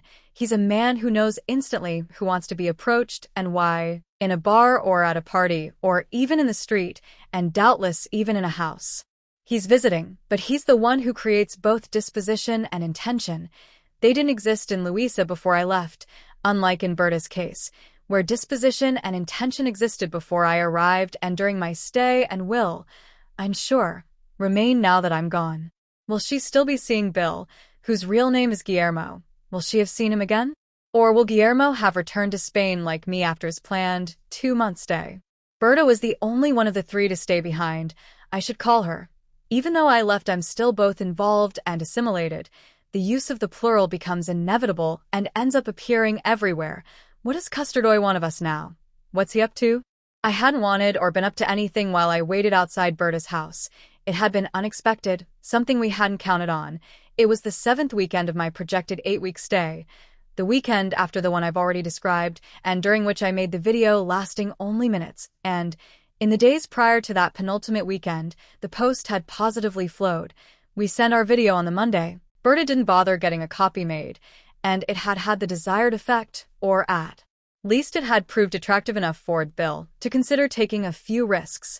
He'd written a brief note in reply, without a word of apology for not responding in kind and still without showing his face even in a miserable photo, but proposing that they meet next Saturday.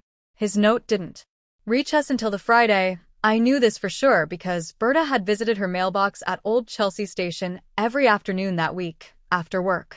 Bill's note was, as usual, in English, but it was a very Spanish thing to do, to make an appointment like that for the following evening. I'll recognize you, it said, in the Oak Bar at the Plaza Hotel, a place where people meet before the theater or supper or even the opera, unaware that she knew that was also the place he was staying, that is, where he had his pillow. Berta had arranged some weeks ago to have supper that night with her colleague, Julia, and a few other people. I was supposed to go too, and she decided that it would be best not to tell them in advance that she wouldn't be there, in case they insisted on dropping by to see her if she said she was ill, and so it fell to me, once I'd reached the Harbourside restaurant, to make her excuses, saying she had a terrible migraine, and feeling something of an intruder when I appeared there alone. They were people I hardly knew.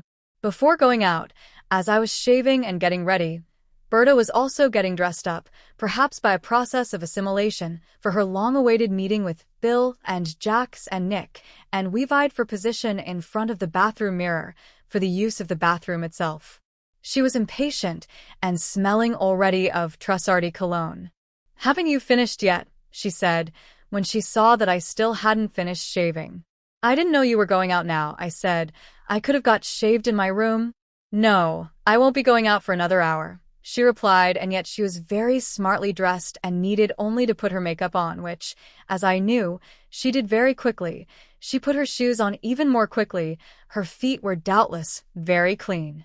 I still hadn't put my tie on when she came back into the bathroom, this time in a quite different, but equally smart outfit. "You look lovely." "I look hideous," she replied. "I don't know what to wear." "What do you think?" "Perhaps what you had on before was better, although you look lovely as you are." "What do you mean before?" "I haven't even begun getting dressed yet," she said. "That was just something I'd put on to wear around the house. Not to go out in tonight." "But it suited you," I replied while I rinsed one of my contact lenses, my tie hanging loose about my neck. She left the bathroom again and, after a few moments, reappeared in a different, more provocative outfit. If the word provocative means anything anymore, I assume it does, since it's often used to describe women's clothing, and is the same in all the languages I know, and languages are rarely all wrong about the same thing at once. She looked at herself in the mirror from a distance to get the most complete view possible. There was no full-length mirror in the house. I stood to one side and stopped tying my tie. She bent one leg and with one hand smoothed her rather short, tight skirt, as if she feared that some imaginary crease might be spoiling the line of her skirt at the rear. Or perhaps she was just adjusting the elastic of a recalcitrant pair of knickers through the fabric covering them. She was concerned about the way she looked when dressed, Bill having already seen her naked, albeit only on screen. "Don't you feel a bit frightened?" I asked. "What do you mean?" "Meeting a total stranger, after all, you never know. I don't want to put a jinx on things, but as you yourself said, the world is full of men you wouldn't even feel safe crossing the street with. And most of them work in very visible arenas. You see them every day at the United Nations, and everyone crosses the street with them. It doesn't matter anyway. I'm used to it. If I gave in to fear, I'd never meet anyone. You can always change your mind. It's just tough luck if it doesn't work out." "Well, in fact, you can't always change your mind. Sometimes it's too late." She kept looking at herself from the front, from the side, from the other side, and from behind, but she didn't ask me if she looked better now or before, and I didn't want to say anything unless she asked me to. Finally, she did. "I look awful.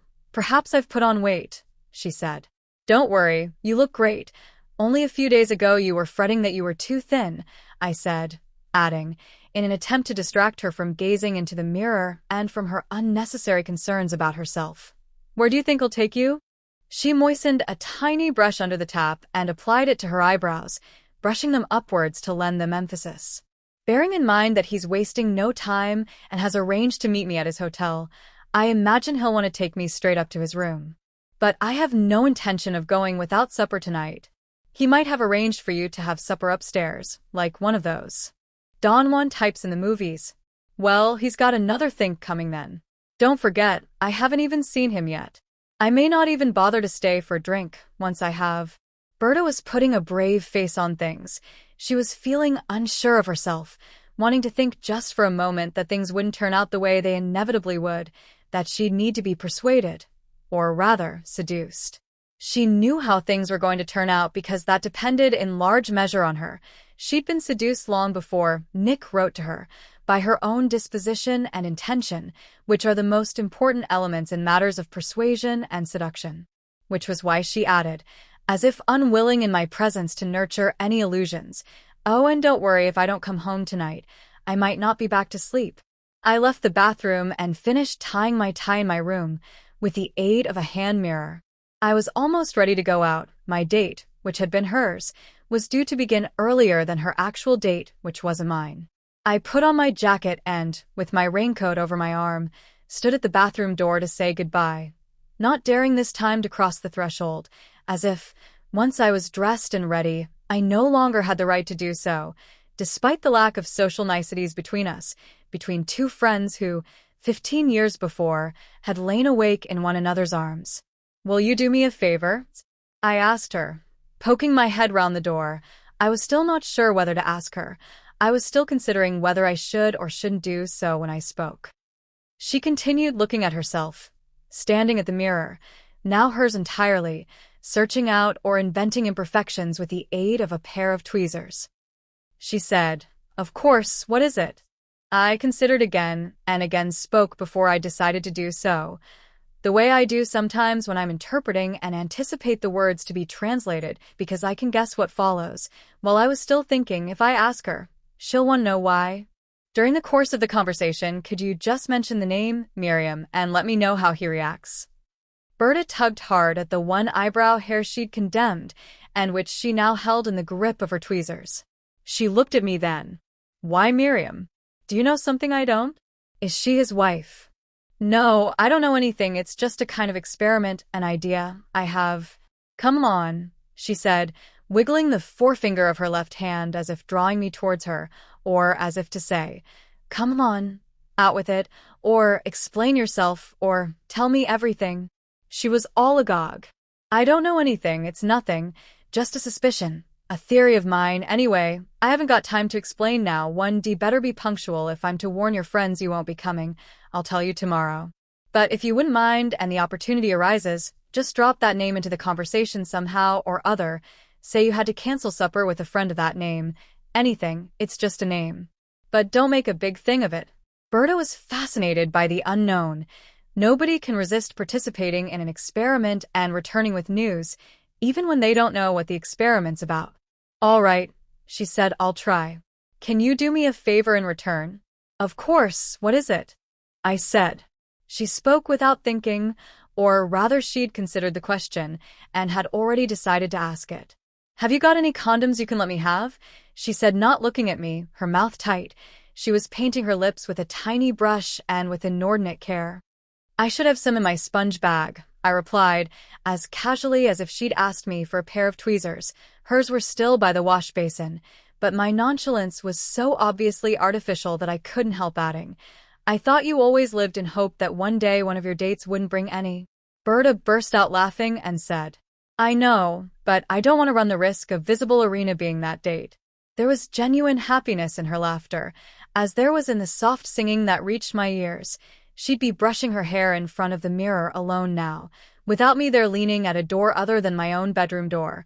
Whilst I was leaving the apartment, the laughter and the soft singing of the more fortunate women, who are not yet grandmothers or widows or old maids. The insignificant song intended for no one particular person's ears and judged by no one, and which was not now the prelude to sleep or an expression of weariness, but the foolish smile or the expression and prelude to something desired or guessed at or known already. But something unexpected happened which, when I thought about it later, wasn't unexpected at all. I returned from my supper around midnight, and, as I always do before I go to bed when I'm alone, I switched on the television and flicked through the channels to find out what had been happening in the world during my absence. I was still engaged in that when the front door opened again, the door I'd closed but not bolted only minutes before, and Berta appeared. She didn't put her key away in her handbag.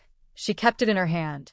She was limping less than ever, or perhaps concealing it so well that she wasn't in fact limping at all. Her raincoat was unbuttoned, and I noticed that she wasn't wearing the outfit I'd last seen her wearing in the bathroom. She'd probably changed dozens of times after I left her. It was another pretty and provocative outfit, and she wore a look of urgency etched on her face. Or was it fear or distress, or was it just her night face? "I'm glad you haven't gone to bed yet," she said. "I just got in." "What's up?" "Bill's downstairs. He doesn't want us to go to his hotel. Well, he hasn't even told me that he's staying at a hotel. Anyway, he doesn't want us to go to his place. He wants to come here. I told him I had a friend staying for a few days, and he said he doesn't want any witnesses, which is reasonable enough, isn't it? So, what do you think we should do?"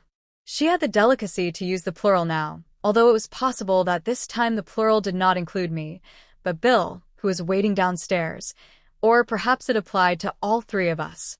"We can do what we used to do as students, I suppose," I said, getting up and recalling another plural that applied only to us, and which had been ours in the past. "I'll go for a walk." She knew that's what I would say. She was expecting it. She didn't protest. That was what she'd wanted me to say. "It won't be for long," she said. "An hour, maybe, or an hour and a half, I don't know. A little further down on 4th Avenue, there's a fast food place that's open 24 hours a day. You can't miss it, it's huge. Anyway, it's not that late. There'll still be plenty of places open. You don't mind, do you?"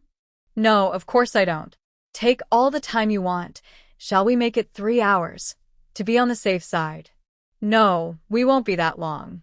I'll tell you what, I'll leave the light on in this room. You can see it from the street. When he's gone, I'll switch it off. You'll be able to see from downstairs if the house is in darkness, and then you can come up. Is that all right?" "Fine," I said. "And what if he wants to stay the night?" "I'm sure he won't. Take something with you to read," she added in a more motherly tone. "I'll buy tomorrow's paper." "Where is he, by the way?" I asked. "Don't forget, he's seen me before. If he sees me leaving here now and he recognizes me, it could look bad." Berta went over to the window, and I followed her. She looked to left and right, and finally spotted Bill, to the right. "There he is," she said, pointing. My chest brushed against her back. She was breathing fast, with haste or distress or fear, or perhaps it was just the night. The night sky was overcast and reddish in color, but it didn't look like rain. I saw Phil, standing with his back to us, waiting quite some way from the street door and out of reach of the one beam of light in our field of vision. Berta lives in a street of brownstones, on the 3rd floor, not in an avenue of skyscrapers. "Don't worry," she said, "I'll go down with you to warn him. He's the one who doesn't want to be seen by anyone." All you have to do is head off to the left when you leave. He won't turn round until I tell him to. Are you sure you don't mind? And Berta stroked my cheek with the affection women always show towards you when they're nursing some illusion, even if that illusion is only going to last an instant or might even be ending at that very moment. I left and wandered around for a bit. I went into various shops, which were still open. There are always shops open in New York. Berta had thought for a moment like a true Spaniard, perhaps because one Spaniard was waiting for her and she was speaking to another. In a Korean shop that never closed, I bought the New York Times in its mammoth Sunday edition and some more milk because we'd run out. I went into a record shop and bought a record, the original soundtrack of an old film, not available on compact disc, only on uncatalogued vinyl. It was Saturday night, and the streets were full of people. In the distance, I could see the drug addicts and the future delinquents. I went into an all-night bookshop and bought a Japanese book purely for its title. House of the Sleeping Beauties it was called in English. I didn't like the tide, but that, nevertheless, was the reason I bought it. I was accumulating a lot of small packages, so I put it all in a plastic carrier bag, the largest one containing the record, and discarded the rest. The handleless brown paper bags you get in shops are awkward and require both hands to hold them. They fill them, the way a man's hands and a woman's are filled on the wedding night, which in today's terms is equivalent to the first time they have sex. So forgettable if there's no second time, indeed if there's no third or fourth or fifth time, even if you know that's how it will be.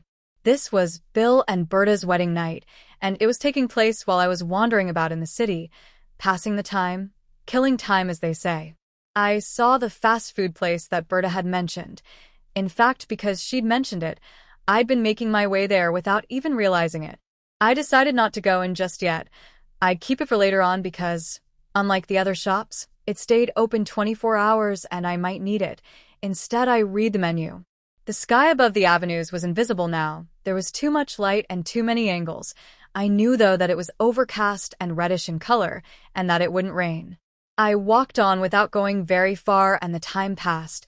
The time that is always also noticeable when you're killing it. Every second seems to take on its own individuality and weight, as if the seconds were pebbles you let fall one by one. Like grains of sand in an hourglass, time becomes rough and rugged, as if it were already past or had passed. You watch past rhyme passing. It would be different for Berta and for Guillermo. That had been agreed and settled from the very first letter, and the final stages of the negotiations would have taken place over supper. I wondered where they would have gone. To talk a little, impatiently, and without really listening, pretending to enjoy the conversation. An anecdote, watching the other person's mouth, pouring the wine, being polite, lighting cigarettes, laughing. Sometimes laughter is the prelude to a kiss, and the expression of desire, its mode of transmission. Without one quite knowing why, laughter disappears afterwards during the kiss, and the fulfillment of the desire. There's rarely any laughter when two people lie awake in one another's arms, their heads on the pillow, no longer watching the other person's mouth.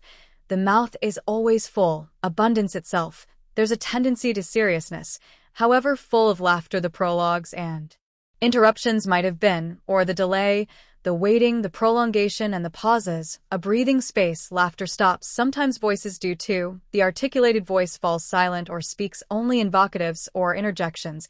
There's nothing to translate. Around 2:30 I began to feel a bit peckish. My supper seemed hours ago, so I went back to the 24-hour place, ordered a sandwich and a beer, and opened my mammoth New York Times. I read the international news and the sports pages. Killing all that time was beginning to prove difficult, but I didn't want to go back before the 3 hours I'd offered Berta were up. I'll go, who knows? Bill might have left, and both the seriousness and the laughter would be over. Once everything's been agreed, the actual execution is often brief and soon completed. Men become impatient and anxious to leave. They're irritated by the unmade bed and the sight of the sheets and the stains, the remains, the traces, the imperfect body which they only notice now and would prefer not to notice. Before, they embraced it. Now they find it strange. The figure of a woman abandoned on the bed is such a commonplace in both painting and the cinema, but never the figure of a man, unless he's dead like Holofernes. The woman as reject. Perhaps Berta was already alone and waiting or even longing for my return, for my friendly hand on her shoulder. longing not to feel strange or rejected. I paid and left, walking back to my street. To the apartment, there were fewer people now. People don't stay out so late as they do in Madrid, where Friday and Saturday nights are crazy.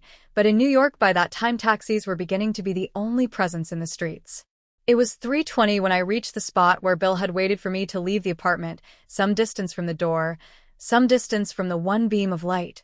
Although now, from the pavement, I could see others a little way off, along the smaller streets where the city council economizes on all the electricity it splurges in the avenues. From there I couldn't see the living room light. I was at the wrong angle. I took a few steps, looking for the third floor. I went nearer to take up a more frontal position, and I saw that the light was on. Bill hadn't yet left. He was still there. He hadn't yet reached the point of considering Berta a stranger. I didn't move after that. I decided to wait in the street. It was too late to go looking for a hotel. I should have thought of that before. I didn't feel like going back to the fast food place. There weren't that many others open. Besides, I wasn't hungry now, just a bit thirsty. I didn't want to wander about anymore. I was tired of walking and looking at my watch all the time. I remembered Jack Lemmon in that film from the 60s, where he could never get into his own apartment. I stood beneath the street lamp, leaning against it like some stage drunk. On the ground was my bulging plastic bag containing the carton of milk, and in my hand the newspaper, so that I could read it by the light of the street lamp. But I didn't read it. I waited as Miriam had done, except that I wasn't worried about any deterioration in my appearance during the wait, and I knew exactly what the situation was. I knew why I was being made to wait. I wasn't angry with anyone. I was just waiting for a signal. I kept looking up at the window, just as Custardoy was now looking up at my bedroom window. I was keeping watch over Bill and Berta's false wedding night, just as the Cuban mother-in-law in the song and the story had watched over that of her daughter and the foreigner who changed into a snake the following morning. It happened during the night, during the wedding night. The daughter's pleas for help went unheeded. The son-in-law deceived and persuaded his mother-in-law that all was well by addressing her as mother-in-law, and left the sheets stained with blood, though it might have been the blood of the newlywed bride.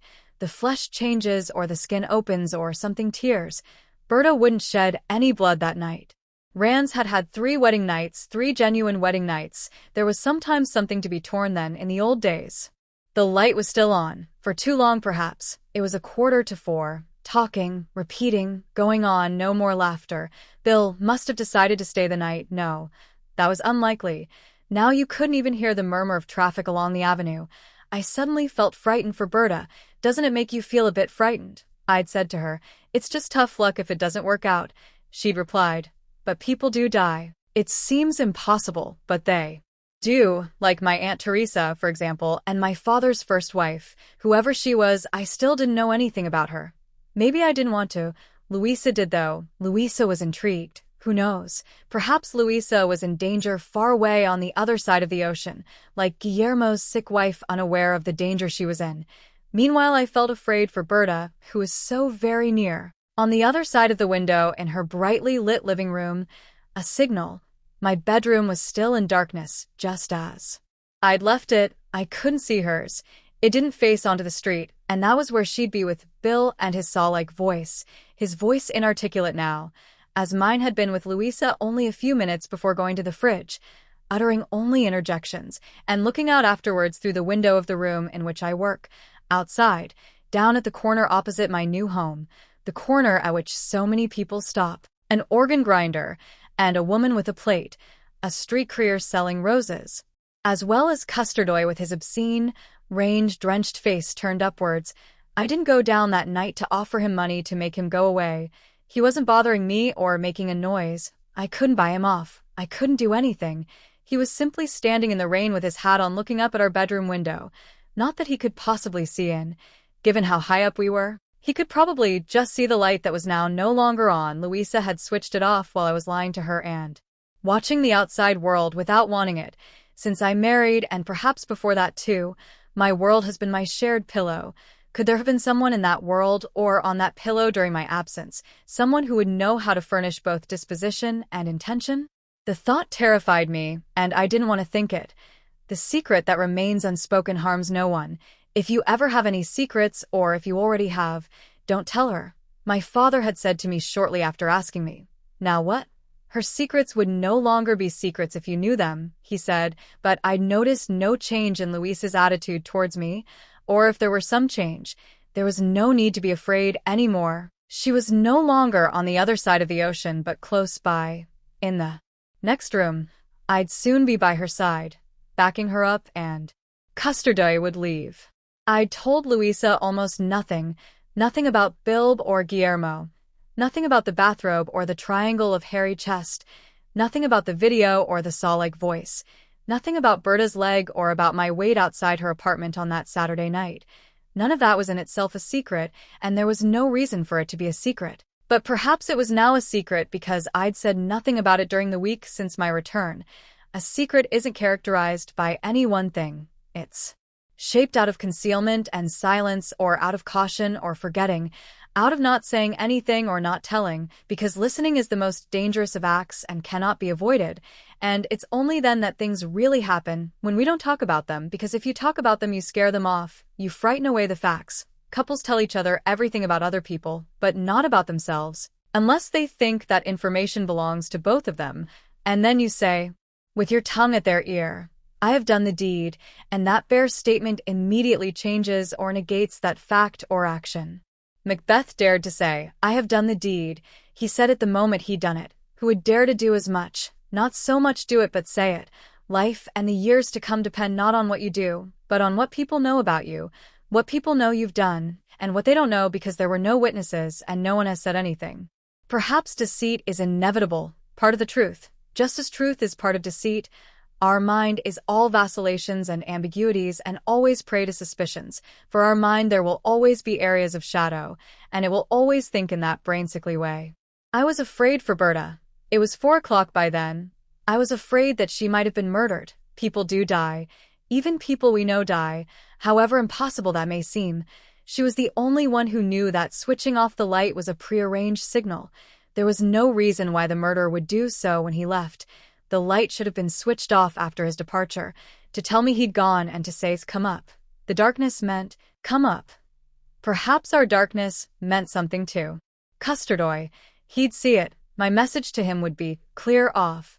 I picked up my bag and made my way across the road, intending to go upstairs without further delay. It was only a few steps to the other side, and no car had passed for some time now. It was 4:20, too long a time for two people who didn't know each other to be together. I was in the middle of the road when a taxi appeared, driving along very slowly, as if he were getting close to the number house he was looking for. I retreated to the pavement. The taxi driver drew up alongside me and eyed me with distrust. Beggars and drug addicts often carry plastic bags. Drunks, on the other hand, favor the handleless brown paper variety. When he could get a clear view of me and could see that I was perfectly composed, he made an interrogative gesture with his head and asked me for the number of Berta's building. I could barely make out what he was saying. He was probably Greek or Lebanese or Russian, like most new York taxi drivers. Everyone knows how to drive. That's it there, I said, pointing to the door whose number was lost in the cloudy night beyond the reach of the one solitary street lamp, and I drew back, withdrew from the beam of light as if I were in a hurry to be on my way. That was the taxi. Bill must have ordered to take him back to the plaza. Perhaps he was leaving now and the light would finally be switched off, assuming Berta was still alive, or rejected or not rejected. Too many hours. I remained standing some way off, even further away from the spot on which Visible Arena had waited in order to proceed upstairs. Unwitnessed, the taxi driver gave a short, sharp blast on the horn, meaning hey, or here I am, or come on down. The street door opened and the patriotic trousers reappeared, along with the raincoat which, in the night, looked almost peacock blue. The sky was still red. Perhaps rain clouds were gathering. I heard the taxi door slam and the engine start up. It accelerated past me. I had my back to it. I retraced my steps as far as the street lamp and saw that the light in the living room had now been switched off. Berta had remembered me and was alive. Our lights had all been switched off too now. I just plunged my study into darkness. Luisa had turned the bedroom light off shortly before. Only a few seconds had passed. Beneath the beams of light, it was still raining mercury or silver. Our night was vaguely orange and greenish in color, as rainy nights so often are in Madrid. Custardoy still had his obscene, white smudge of a face turned upwards. "Clear off," I said with my brain-sickly brain. Then he raised one hand to his hat, and, clutching the raised collar of his jacket with the other, he left the shelter of the eaves, turned the corner and disappeared from view, getting drenched to the skin like a lover or a dog. Who has never harbored suspicions? Who has never doubted his best friend? Who, at some time in his childhood, has never been betrayed or let down? At school you encounter everything that will await you later on in the longed-for outside world, the obstacles and the disloyalties, the silences and the traps, the ambushes. There's also always some classmate who says, "It was me." The first expression of some recognition of one's responsibilities, the first time in your life when you feel obliged to say or to hear, "I have done the deed." And then, as you grow up and the world seems less worldly because it's no longer beyond your grasp, you say and hear it less and less. Childhood language disappears, is rejected as being too schematic, too simple, but those stark, absurd phrases that we used to think so heroic never leave us. They live on in certain glances, attitudes, in signs, in gestures and in sounds, in interjections, in articulate utterances, which can and should be translated too. Because their meaning is often so clear, they actually say something and are rooted in the facts, unalloyed hatred and unconditional love, without any unnecessary perhaps or maybe, without the outer wrapping of words which serve less to inform or relate or communicate than to confuse and conceal and avoid responsibilities. Words level out things which, as actions, are distinct and not to be confused. Kissing or killing someone may seem opposed as actions, but talking about the kiss and talking about the death of someone assimilates and associates the two things, sets up an analogy, constructs a symbol. In adult life, which is dominated by words, you never hear a yes or a no. No one says it was me or it wasn't me, but you still see them. More often it wasn't me than it was me. Acts of heroism soon join the list of mistakes. Who has not had their suspicions? And there are only two things you can do with suspicion, both equally useless. You can either ask or remain silent. If you ask and force the person to respond, you might perhaps be rewarded with an "it wasn't me," but you'll have to listen to what isn't said, to the tone, to the shifty look in the eyes, the tremor in the voice, the possibly feigned expression of surprise and indignation, and you'll never be able to ask the question again. If you remain silent, that question will remain forever virgin and available, although on occasions time itself renders such questions incongruous, almost ineffable, extemporary, as if in the end everything reaches its expiry date or merely makes us smile once it's been relegated to time past. The whole of the past appears venial and ingenuous. If you remain silent, you have to dispel the suspicion and cancel the question, or rather feed the first and prepare the second with extreme care. But what you can't do is confirm your suspicions. Nobody knows anything about an event at which they weren't present. Even confessions can't be believed. At school, people say it was me when it wasn't. People will lie as surely as they will die. Incredible though it may seem. You can never know anything ever. Or, at least that's what I believe. That's why sometimes it's better not to know even the beginning of something nor to hear the voices telling the story. The voices against which one is so defenseless. Those narrative voices that we all know and which go back to the remote or the recent past and uncover secrets that are no longer important, but nevertheless influence one's life or one's future years. Our knowledge of the world and of people. You can trust no one once you've heard them. Anything is possible. The people we know are as capable as we are of the worst horrors and the greatest atrocities. And everyone is absorbed in this ceaseless talking and ceaseless concealment. Only what is unsaid remains untold or unconcealed. But what remains silent becomes a secret, and, sometimes, the day arrives when that secret will be told. I said nothing. I didn't ask, and I still haven't asked. The more time passes, the more unlikely and difficult it will become for me to do so. You let one day go by without saying anything, and then 2 days, and then a week, and the months pile up without your even noticing, and any manifestation of the suspicion is deferred if the latter hasn't grown meanwhile. Perhaps you're just waiting for that too to become part of the past, to become something venial or ingenuous, something that will perhaps make us smile.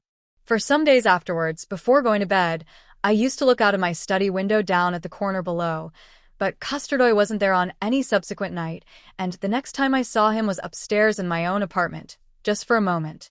My father had arrived around 8:30 to have a drink with Louisa and myself before going to some supper or other to which Custardoy had invited him, and that's why Custardoy the younger came to pick him up around 10 o'clock. He sat down for a few moments, had a quick beer, and I didn't notice anything, no new familiarity, however minimal, between Custardoy and Louisa, apart from through my father. They'd met each other through him during my absence, and my father had always been present on those few occasions. That was all, or so it seemed to me. There was much more familiarity between Rands and Louisa. They'd often met each other alone. My father had accompanied her on shopping expeditions to buy things for our new home. He'd taken her out to lunch and supper. He'd given her advice. He was a man of taste, an art expert. They clearly liked each other, amused each other. My father talked about Cuba during that visit, but there was nothing unusual in that. Indeed, it was a country about which he often spoke. He'd had a lot of contact with it, from his marriage to the 2 daughters of a Cuban mother to a few unusual transactions which I already knew about. He'd gone there in the December of 1958, just weeks before the fall of Batista, foreseeing what was about to happen. As did the landowning classes, he'd acquired a lot of jewelry and valuable pictures, at bargain prices, from families who were preparing to flee. A few, he'd kept. Others had been sold to Baltimore, Boston, or Malibu, or had been auctioned in Europe. The jewels had perhaps been removed from their settings by jewelers in Madrid, and some given away as presents. It was something he was proud of, and his one regret was that he hadn't had such foresight again when it came to revolutions and their subsequent crop of wealthy exiles. When rich people leave the field of battle, they don't want to leave anything behind for their enemies / he used to say, that mocking smile playing on his feminine lips. They'd rather burn or destroy their possessions than leave anything in the hands of their enemies. But the rich know that selling is always a better option. If he'd gone to Cuba then, you'd imagine that he had contacts and even friends there, and that he'd been there before, but his visits to that continent were all jumbled up. The different visits became confused when he talked about them. He himself confused them. He'd made so many trips there to act as a valuer for one of his respectable North American museums, or to one of his fraudulent South American banks. And of all the possible trips he'd made to Cuba, the only one that remained clear to me was the one he made just before the revolution. On the other hand, you do tend to tell your children things in a disorderly fashion, little by little and not in any particular sequence, according to how old or how interested they are, and for children the past life of their progenitors is, at best, chaotic.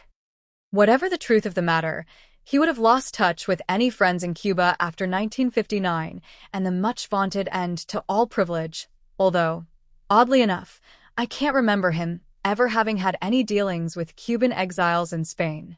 Or perhaps he just hadn't brought them home with him, and so I would never have been introduced to them. He hadn't been back since, and so when Rand spoke of Cuba now, he didn't do so as a person in the know.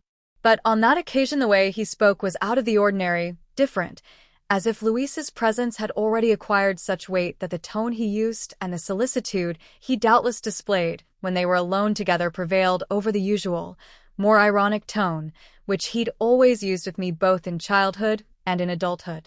And when Louisa left the room for a moment to answer the phone, my father's way of commenting and talking changed, or, rather, was interrupted. As if realizing for the first time that I was there, he began asking me questions about New York, questions he'd asked me upon my return. We'd had lunch together at La Ancha 3 days after I got back, questions he knew the answers to and was no longer interested in. I was there in front of him, but it was Louisa he was talking to, and the moment she returned, his remarks regained that unusual liveliness, although Rands has always been a very lively person. Maybe Louisa's laughter was somehow opportune. Maybe she laughed in all the right places, that is, when he intended her to. Maybe she listened to him the way he wanted to be listened to, or made appropriate comments and asked suitable questions. Or maybe she was someone to whom he wanted to tell everything, someone new to whom he could tell his story in sequence and in the proper order, because she was interested from the outset, and there was no need to wait for her to grow up. My father told us several anecdotes I'd never heard before, like the one about the Venetian forger of Romanesque virgins carved in ivory which, once he'd added the final skillful touches, he would place in his wife's capacious bra. The abundant secretions from her breasts and the pungent sweat from her armpits lent the statuettes a perfect patina. Or the one about the director of a bank in Buenos Aires, who was very keen on art and who refused to believe Rands was telling the truth and bought a work by Custardoy the Elder from him, a work Rands had taken there on the orders of a miserly but immensely rich family who'd wanted a good copy of a much-admired Angra. Before Rands delivered it, the director of the bank saw it in its unframed state in his hotel room, the Plaza in Buenos Aires. He was so taken with it that he wouldn't even hear of its being a copy. My father explained its origin and its intended owner's time and again. He also explained that the original was in Montauban, but the banker was convinced that he was trying to deceive him and that he had, rather disloyally, acquired the masterpiece for other clients and that the painting in Montauban was false. In that case, my father had said, still unable to convince him, if you buy it from me as authentic, then you'll have to pay me the authentic price. Those words, intended to dissuade, were proof to the banker that he was right. It was the most money Custardoy ever earned from a single painting, said my father. It was a shame for us that there weren't more obsessive directors of banks and museums like him. It was a shame that, in general, people always trusted me, and that we therefore couldn't use it as a method.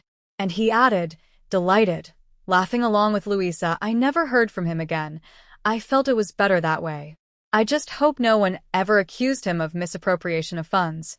My father was enjoying himself, as was Louisa, although not as much as he was. The thought occurred to me that she'd be able to get him to tell her anything she wanted, and that thought didn't occur to me by chance. I was thinking too about what she wanted to find out from him and what I, or so I believe, did not, which is not to say that I'd stopped thinking about it. That is to say, that what might be termed a suspicion had been dispelled. I shouldn't think you could live with several at the same time, which is why you sometimes dismiss a few of them, the most improbable or perhaps the most probable ones, those which haven't yet been relegated to the past, those on which we might still be obliged to act, and which might yet make us afraid and cause us trouble and might change the concrete future.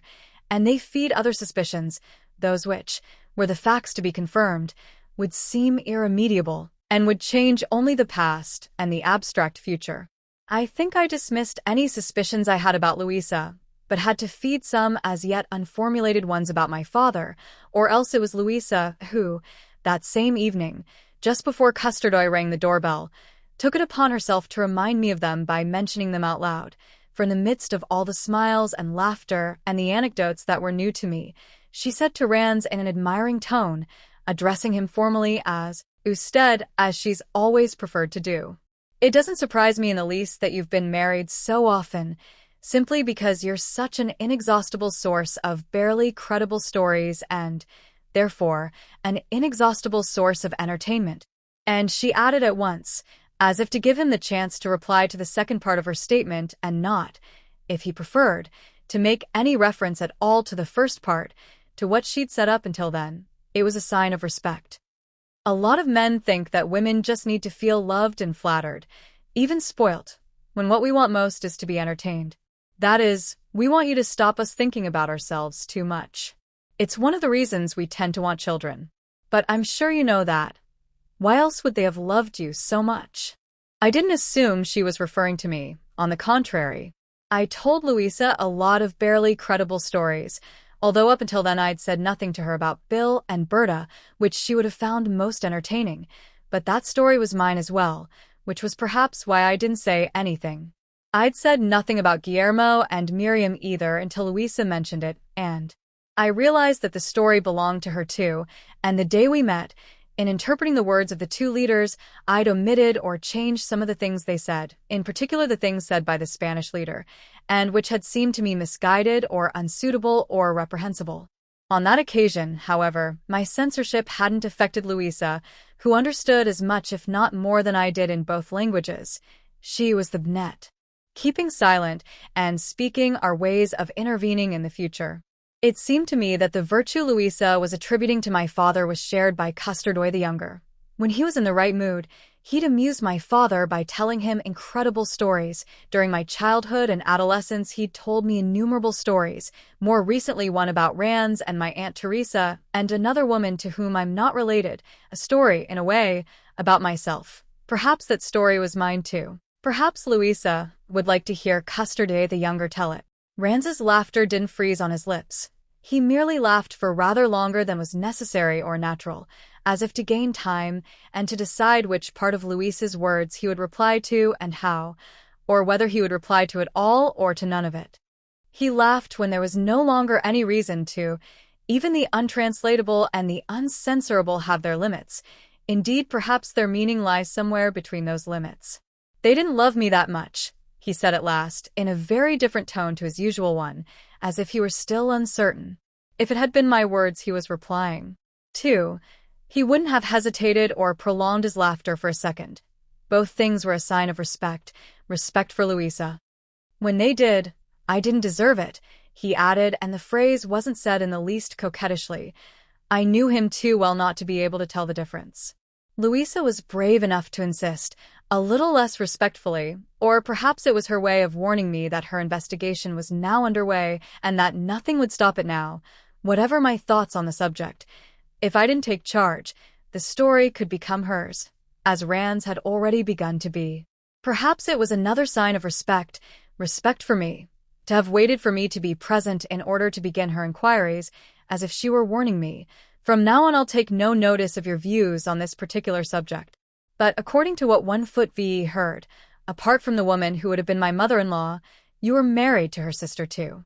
That can't be easy, to be loved by two sisters. And how many other women loved you before that, I wonder?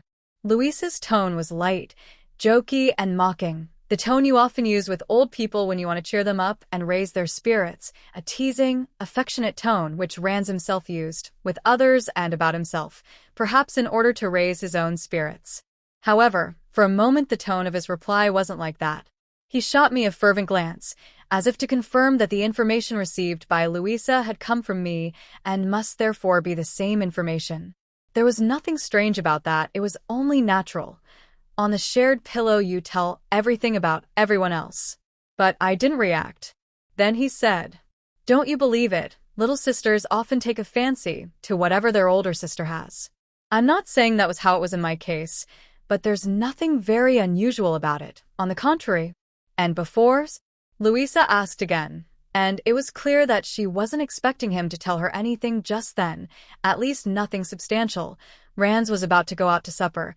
It was more as if she were preparing the ground and forewarning him of something that would take place in the concrete, or indeed the immediate future. I was surprised as much by her own insistence as by my father's reaction. I could remember the day when he almost threw me out of a restaurant for asking him about the past. I want to eat in peace, and today, not on a day that took place 40 years ago, a less distant past than the one Louisa was asking him about. Ranz looked at me again, as if doubting that I was the source of that information, not even sure that there was one. Again, I gave no sign. He recovered his usual tone of voice and replied, making an exaggerated gesture with the hand holding his cigarette. Before happened so very long ago, I can't even remember it. That was when the doorbell rang, and while Louisa was getting up to go and answer it, while she was walking to the door to greet Custards the younger, "It'll be Custardoy," my father said while she walked down the corridor out of sight. She still had the time or presence of mind to say, "Well, think back, because I'll ask you about it again some other day, and then you can tell me. One day, when we're on our own." Custardoy simply drank his beer and seemed unusually laconic during the short time he was in our apartment, like me perhaps, or perhaps like someone in love. His metal-tipped shoes made hardly any noise, doubtless like the shoes Bill wore, whose feminine sound I'd heard on the marble floor at the post office, but not on the asphalt outside in Berta Street when he came out and got into his taxi, as if his shoes had also agreed to keep his secrets. How many things are left unsaid in the course of a lifetime or a story, sometimes without our meaning or choosing to do so. I'd kept silent not only about all the things I've mentioned above, but about the feelings of unease and the presentiments of disaster that have afflicted me ever since I got married, over a year ago. They're not so strong now, and perhaps one day they'll disappear altogether for a time. I hadn't mentioned those feelings to Louisa, to Berta, or to my father, and certainly not at work or, needless to say, to Custardoy. People in love often choose to keep silent, even people who are infatuated. The people who keep silent are those who found something that they might lose, not those who've lost something or are about to get it. Berta had talked endlessly about Phil, for example, and about Jack and Nick, whilst they had no physical reality, no face, and while she still hadn't got them. We talk about promises, not about the present but about the future, both concrete and abstract. Also about losses, as long as they're not too recent. But then she fell silent. After my 4 long hours of wandering about, of shopping and anxiety and waiting, I found her in her dressing gown, still up and not in her room. She was alone again, but I noticed that she was still disguising her limp. That is, she hadn't yet settled back into her customary solitude, nor into the trust she felt towards me. Not so easily, not so soon. I didn't switch on the light that she'd switched off only minutes before as a signal to me to say, "Come up," because it wasn't necessary. She was lying on the sofa in front of the television, the light from which was bright enough. She was replaying Bill's brief video, now that she could complete the image with her newborn memory of him, now that she at last knew what went with the triangle of pale blue bathrobe, above and below. When I came into the room without switching on the light, the voice that resembled that of a preacher or a crooner, that saw-like voice, was saying again in English from the screen, "You women care about faces." Eyes. That's what you say. Men care about the face and the body, or the body and the face. That's how it is. Berta stopped the video when she saw me. She got up and kissed me. "I'm sorry," she said. "You've had to wait ages." "It doesn't matter," I said. "I bought some milk. We'd run out. I'll put it straight in the fridge."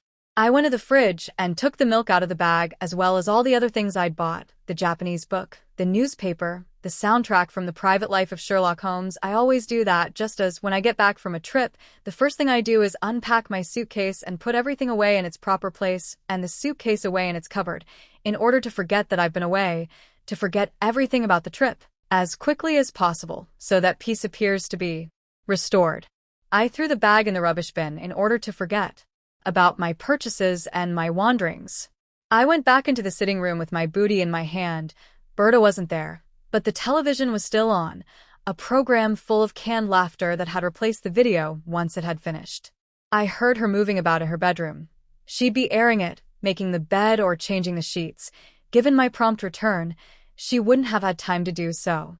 But that wasn't what she was doing, not changing the sheets anyway, because when she came out she wasn't carrying a pile of bed linen in her arms.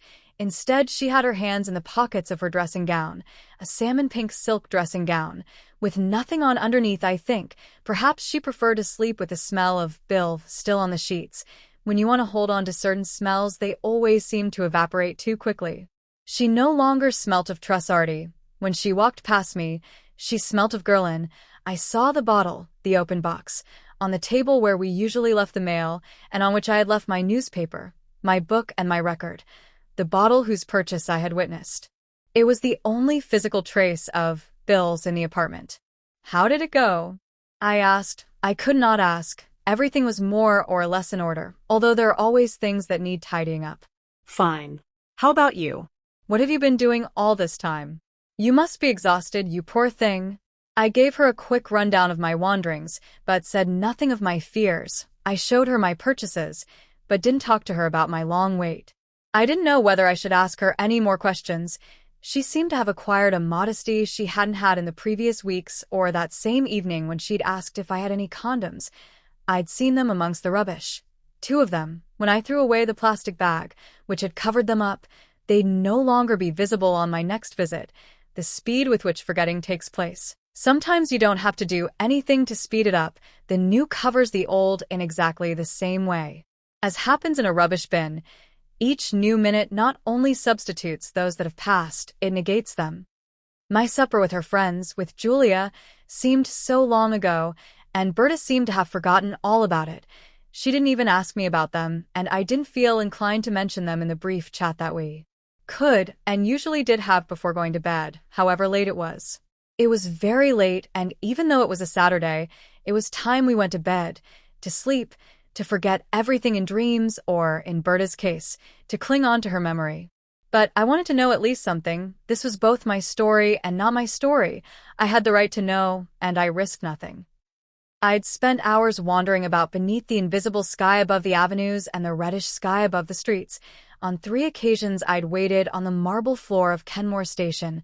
I'd followed his metallic footsteps as far as the plaza. I'd let him see me. I'd made a video. I did perhaps deserve to know something without having to wait for time to pass. "Come on then, tell me about it," I said. "There's nothing to tell," she said. She was barefoot, and yet she wasn't limping. Her eyes looked dreamy, or perhaps just sleepy. She seemed calm, like someone engaged in an unhurried meditation, and upon whom that meditation weighs but lightly. Her smile was hesitant, foolish, the smile of someone remembering things in a vague, indulgent way. "But he is Spanish, isn't he?" I said. "Yes, he is Spanish," she replied. "We knew that." "What's his name? What does he do?" "His name's Bill, which suits him, and he hasn't told me what he does." We didn't talk about that. "Tell me a bit more about him, what he's like. Did you like him? Were you disappointed? Were you afraid?" He was horrible in that video, and I indicated the program with the canned laughter, which I could still hear even with the sound down. "I'm not sure yet," Berta replied. "That will depend on what happens next." "Have you arranged to see each other again?" "Yes, I suppose so. We know each other's mailbox numbers, and he can call me. I've given him my phone number." Berta was being laconic, like a person in love who doesn't want to share, who hides things, stores them away. She couldn't be in love. It was ridiculous. Perhaps she was infatuated, or perhaps she didn't want to talk about it just then, when he'd just left after more than 4 hours in his company, or rather, for +4, since they'd arranged to meet at 8:30. Perhaps she wanted to think about it on her own, about what had happened, to reinforce the memory which, now that Bill had left, would already have begun the slow process of disappearing, and which must have been why she'd put on the video which I had interrupted. Tomorrow, perhaps, I thought. Perhaps she'll feel more like talking about it tomorrow. The truth is that it's not that important to me. In fact, my mission is over. I had to take seriously what she took seriously, to help her reach the person she wanted to reach, and perhaps to win him. That's all. Besides, my stay here is almost over. I'll be gone in a week, and I may not be back for another year, and that will be when she tells me everything as if it were something that belonged to the past, something venial and ingenuous that we'll laugh about, and which we'll experience rather as if we weren't the people who'd participated in it or made it happen. Something that can perhaps be told in its entirety, from beginning to end. Not like now when it's still happening, and we don't know how it will turn out. But I knew I couldn't go to bed without asking her 2 things, at least 2. "Did he have condoms with him?" I asked. In the shadows it seemed to me that Berta blushed. She was looking at me with a flushed face she definitely hadn't worn when she asked me for them. Or at least so, I believe, for I only saw her through the camera lens, when I was filming her. "I don't know," she said. "I didn't give him the chance to offer. I got mine out first, the ones you gave me. Thanks, by the way." And that thanks was spoken with a distinct blush. "And what about Miriam? Did you get a chance to ask him about her?" Berta was no longer interested in that. She'd forgotten all about it. She made a face as if to say, "Why bring that up after all this time?" The name Miriam must have got lost at some point near the beginning of their date and had thrown up no new information. "Yes, I did," she said. "I mentioned the name as being that of a friend in Spain. But it didn't seem to mean anything to him, so I didn't insist. You did say that I shouldn't make a big thing of it." Now, she didn't ask me what that was all about or what I suspected or knew. She didn't say to me, "Come on, out with it," or "Explain yourself," or "Tell me everything." Too much time had passed, erasing my imaginings. My idea. She was lying down on the sofa again. She must be tired after that long night of getting to know him and of disguising her lameness. I looked at her long-toed feet on the sofa. They were pretty feet, very clean, for Bill's benefit. They hadn't stood on the asphalt. I felt like touching them. I'd touched them before, a long time ago. Had I reminded her of that, she would have pulled that face that meant, "Why bring that up after all this time?" They were still the same feet, even after the accident. How many steps must they have taken? How often would they have been touched in the past 15 years? Perhaps only a short time before, Bill had touched them, perhaps while they were talking, having first driven me out into the street. But what had they talked about? They hadn't discussed his visible arena. What then? Maybe they'd talked about me. Maybe Berta had told him my whole story just to talk about something.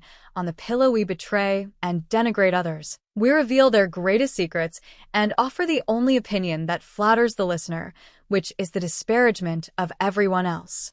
Everything outside that territory becomes unnecessary and secondary, if not despicable. It's there that one so often abjures friendships, past as well as present loves, as Louisa would have denied and decried me had she shared a pillow with Custardoy.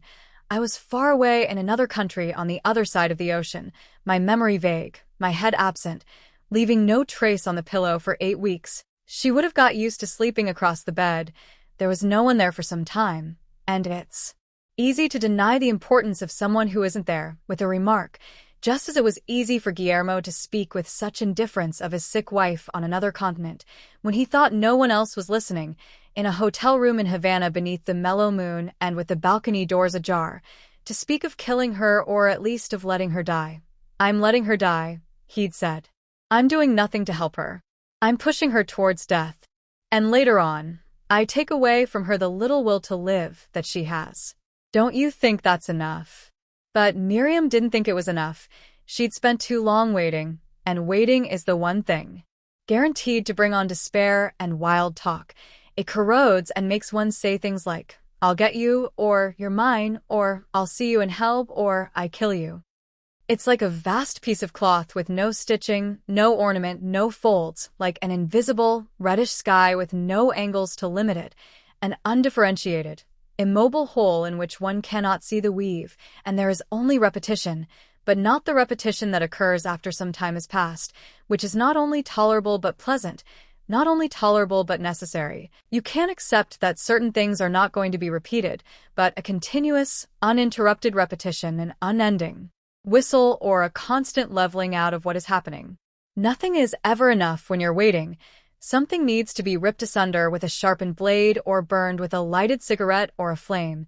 Nothing is ever enough after the disparagement and the abjuration and the disdain.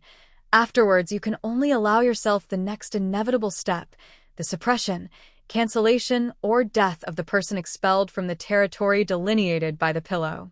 The mellow moon, the balcony doors ajar, the bra cutting into the flesh, the damp towel, the concealed tears in the bathroom, the hair or the lines across the forehead, the sleeping woman and the woman about to go to sleep, the soft singing of someone still hoping.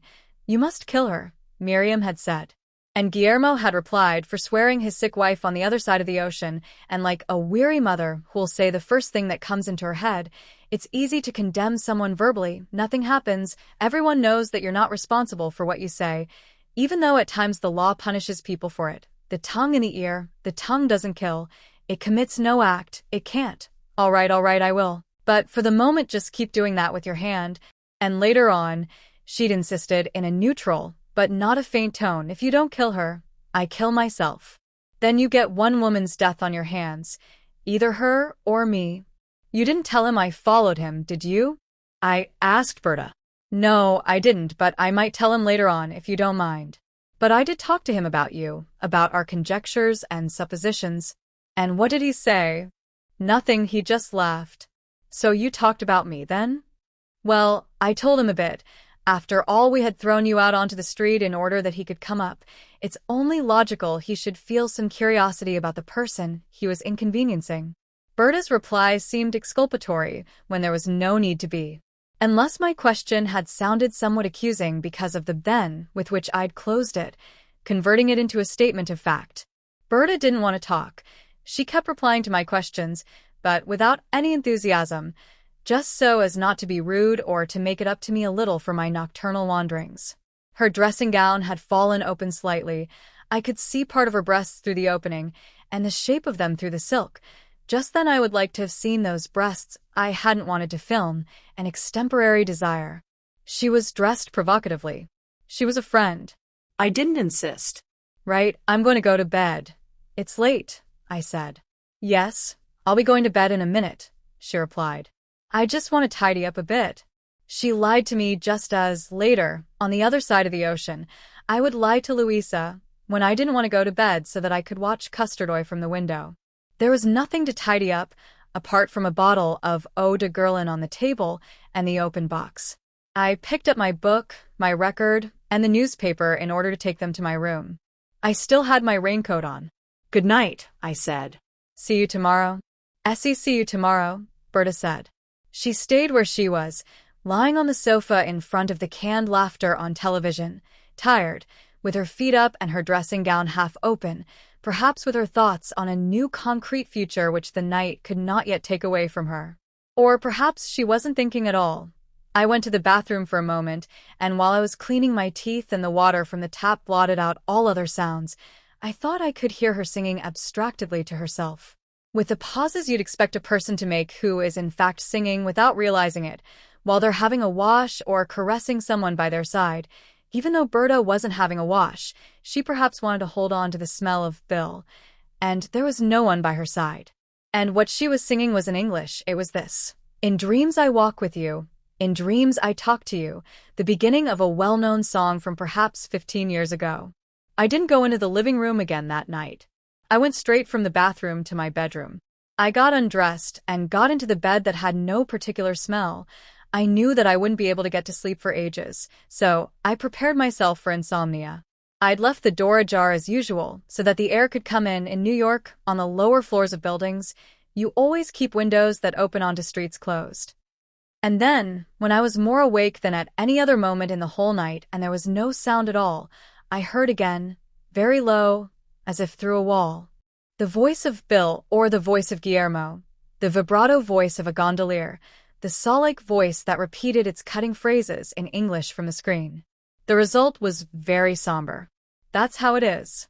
If your breasts and your cunt and your leg persuade me that it's worth running the risk. If you're still interested in me, perhaps you don't want to go on with this. You probably think I'm being too direct. Brutal. Cruel. I'm not cruel. I just can't afford to waste any time. I can't waste any time. 8 weeks isn't a very long time, but it's longer than it seems if you add to that another period of 8 weeks which is separated from that initial 8 weeks by another 11 or 12. My next 8-week stint was a trip to Geneva in February. It was also my last. I'd like it to stay that way for a while. There's no sense in Luisa and I being married if we're going to spend so much time apart, so that I'm not there to witness the changes wrought by marriage or grow accustomed to them, and to harbor suspicions that I must later dismiss. I wonder if I'm changing too. I can't say I've noticed. I suppose I must be, since Luisa changes in superficial ways: shoulder pads, hairstyle, gloves, lipstick. The apartment changes, the apartment whose unnatural inauguration now seems ages ago. Work changes. My workload has increased whilst hers has diminished, indeed almost dried up completely. She's looking for a permanent post in Madrid. Since my stay in New York until my return from Geneva, that is, from mid-September to almost the end of March, she's made only one work-related trip, and it didn't last weeks but days, a trip to London, to stand in for our celebrated high-ranking politician's official translator, who'd been careless enough to catch chicken pox off his children. The leading politician now has his own exclusive interpreter, a post snapped up by an intriguer, though an interpreter of real genius, let it be said, of uncertain nomenclature, for, having obtained the post, he is now known by his two surnames, de la Cuesta y de la Casa, who, the leading politician, not the interpreter with chickenpox, who'd been denied entry because of the risk of infection, was making a lightning visit to convey his regrets to his recently deposed colleague, and to talk to her successors about what our representatives say they always talk to the British about: Gibraltar, the IRA, and ETA. Luisa doesn't go in for telling incredible stories, nor do I require her to do so, and she said little about the interview, to me that is, since one assumes that interpreters, official or not, but it's more common amongst consecutive than amongst simultaneous translators. I do both types of work, but I'm very much the exception, not that I often work as a consecutive translator. For consecutive translators hate simultaneous translators and simultaneous translators hate consecutive translators. Never breathe a word about what was said inside a room. They're all principled people who would never betray a secret. But she could have told me. It was extremely dull, she said, referring to the conversation that had taken place in the official residence, which the British leader was about to abandon in a few days' time.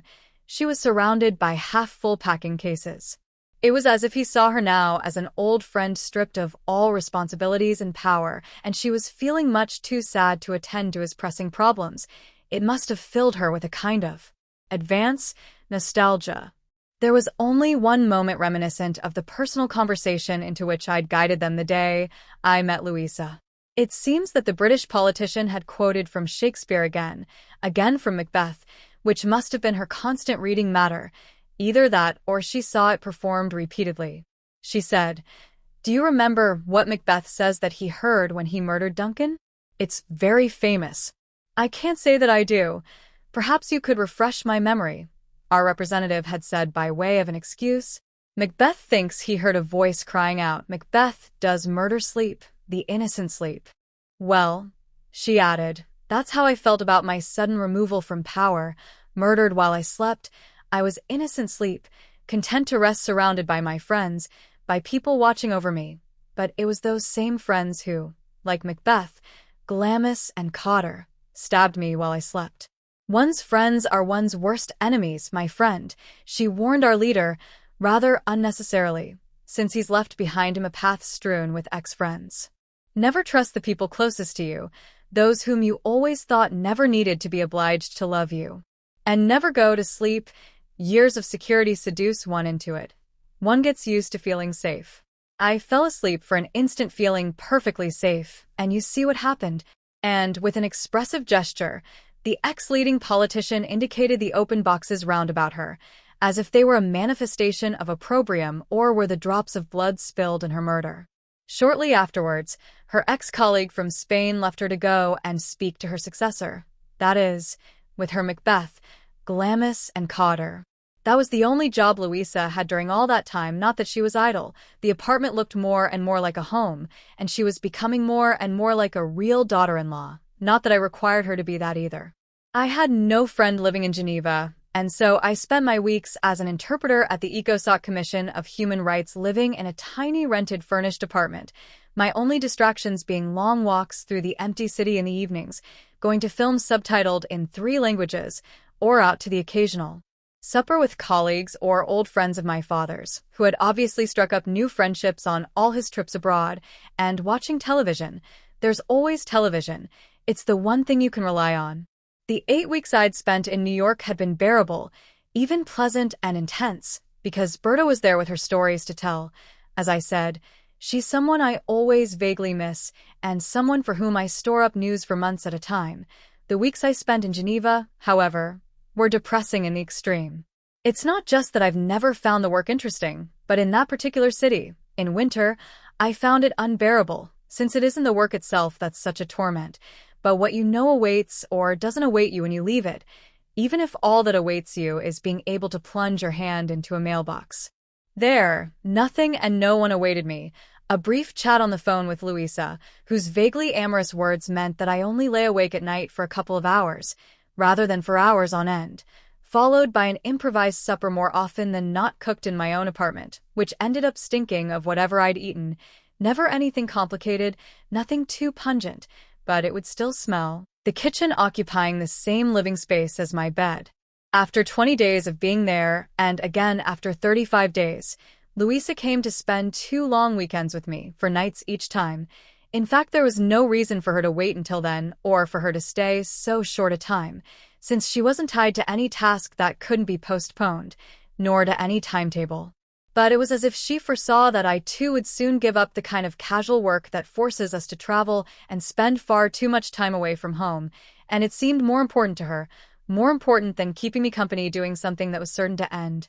Something that was, by definition, ephemeral, to prepare and nurture what was permanent, and to which I would eventually return for good. It was as if she'd stepped fully into her new role, burying all that had gone before, whilst I was still bound to my single life by a prolongation of that life which was anomalous, inopportune and unwanted, as if she got married and I hadn't, as if she were waiting for the return of her errant husband whilst I still awaited the date of my wedding. Louisa was installed in marriage, and her life had changed, whilst mine, when I was away, was the same as it had been in previous years. On one of her visits, we went out to supper with a friend of my father's, younger than him and older than me by some 15 years, who was in Geneva for one night, on his way to Lausanne or Lucerne or Lugano, and who, I imagined, had murky or dirty dealings in all four cities. He was an influential man, a shadowy figure as my father had been when he worked at the Prado, since Professor Villalobos, for that's his name, is best known, though only to a literate public, for his studies of 18th century Spanish painting and architecture, and for his childish behavior. He's known to an even smaller but less literate public as one of the chief academic and political intriguers in the cities of Barcelona, Madrid, Seville, Rome, Milan, Strasbourg, and even Brussels and Geneva. Much to his annoyance, he still has no power in Germany or England. As one would expect in such an exalted and busy personage, he has, over the years, touched on a wide variety of fields of study, and Rands has always claimed to feel great respect for his brief, but illuminating study of the Casa del Principe at El Escorial, which, I'm afraid, I've never read and never will. This professor lives in Catalonia, which is enough of an excuse for him not to visit my father whenever he comes to Madrid, having so many other things to do in the kingdom's capital city. But the two of them often exchange brief letters, those from Professor Villalobos, which Rands, amused, has sometimes allowed me to read, being written in a deliberately antiquated, ornate prose style which, on occasions, also infects his diction or rather his loquacity. He's the sort of man who, confronted by some obstacle or snag, would never say, for example, "We're in a mess." Rather, "This is a fine pickle we're in."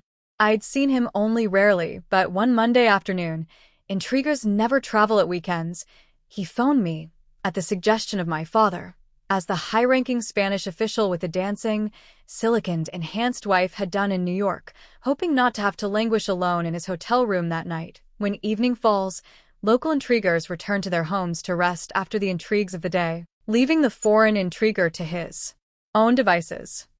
Although I wasn't too pleased at the idea of sacrificing one of my nights with Louisa, we didn't in fact have anything planned for that night beyond a tacit agreement to spend it together, and within marriage such agreements can be broken without serious consequences. Villalobos didn't just want to invite us to supper, he wanted to impress us too, Louisa more than me perhaps, or perhaps just in a different way. He was impertinent, as was apparently his habit, criticizing the profession I'd chosen or, rather, drifted into. "Where are you going with this job?" he said, a superior sneer on his moist, fleshy lips. They were naturally moist, but he'd also drunk a lot of wine. As if he were my father, one's father's friends seem to think that they inherit from the former their way of treating their children. He did not, on the other hand, reproach Louisa with having chosen the wrong path, perhaps because she was no longer working as a translator or perhaps because, deep down, he saw no reason why she should choose any path at all. He was pleasant, smug, nominally wise, coquettish, pedantic, and affable. He took pride in being shocked at nothing, in knowing untransmittable secrets and knowing all there was to know about everything that goes on in the world, be it yesterday or 4 centuries ago. Over dessert he fell silent for several minutes, as if overcome by weariness after all the frenzy and excitement or as if he'd plunged into dark thoughts. Perhaps he was unhappy and was suddenly reminded of this. It was clear that he was a man of talent, being able to move so swiftly from smugness to depression without appearing false or insincere. It was as if he'd said, "What does it all matter anyways?" The conversation faltered. He'd taken it upon himself to do most of the talking, while his gaze grew absent and the hand holding the spoon with which he was eating his raspberry tart remained poised in midair. "Is anything wrong?" Louisa asked him, touching his arm. Professor Villalobos dropped his hand and spooned up another piece of tart before replying, as if some physical movement was necessary before he could emerge from his state of inner stupor. "No, nothing. What could possibly be wrong, my dears?" And he pretended that his reverie had been a pretense. Then he recovered his composure and added, with a rhetorical gesture of his spoon, "Your father-in-law wasn't exaggerating when he told me about you. Your merest wish is my command." He'd had a lot to drink. Louisa gave a short, mechanical laugh and said, "How long have you known him?" "Rands?" "Since before his son, your new husband, was born." This wasn't something I knew about with any exactitude. We tend not to be interested in anything that happened before we were born, in how the friendships that preceded our existence were formed. Addressing me, the professor, who always presumed to be better informed than anyone else about everything, added, "Do you know, I even knew your mother and your Aunt Teresa before he did. My father, who was a doctor, used to visit your grandfather when he came to Madrid. I sometimes went with him, and I knew them all slightly, although to be honest, I only knew your father by sight then." "I bet you don't know what your grandfather died of." "From a heart attack, I think," I replied. "I don't know exactly. He died a short while before I was born. It's one of those things one tends not to take an interest in." "A great mistake," said the professor. "You should take an interest in everything. You won't get anywhere with that apathetic attitude. In medical terms, yes, he did die of a heart attack, but in artistic terms, which is how one really dies and what really counts, he died of worry, anxiety, and fear, and all because of your father. Every illness is caused by something which is not an illness." As well as his untransmittable secrets, Professor Villalobos enjoyed these little theatrical effects when recounting something, whether secret or not.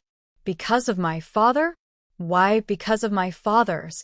From the moment your Aunt Teresa died shortly after marrying him, your grandfather conceived an utter dread of him. He was as frightened of him as he was of the devil himself, a superstitious fear. I take it you know what happened." The professor didn't beat about the bush the way Custardoy had done. He came straight to the point. He had no doubts whatsoever about the value of knowing about everything, or that knowledge could ever harm anyone, and that if it did, then you just had to lump it. I thought then, in an intuitive flash, that it was in fact time for me to know, as if stories, which have lain for years in a state of repose, each had their moment to awake, an awakening no one could do anything to prevent. At best you could delay it slightly, but only slightly, and to no real effect.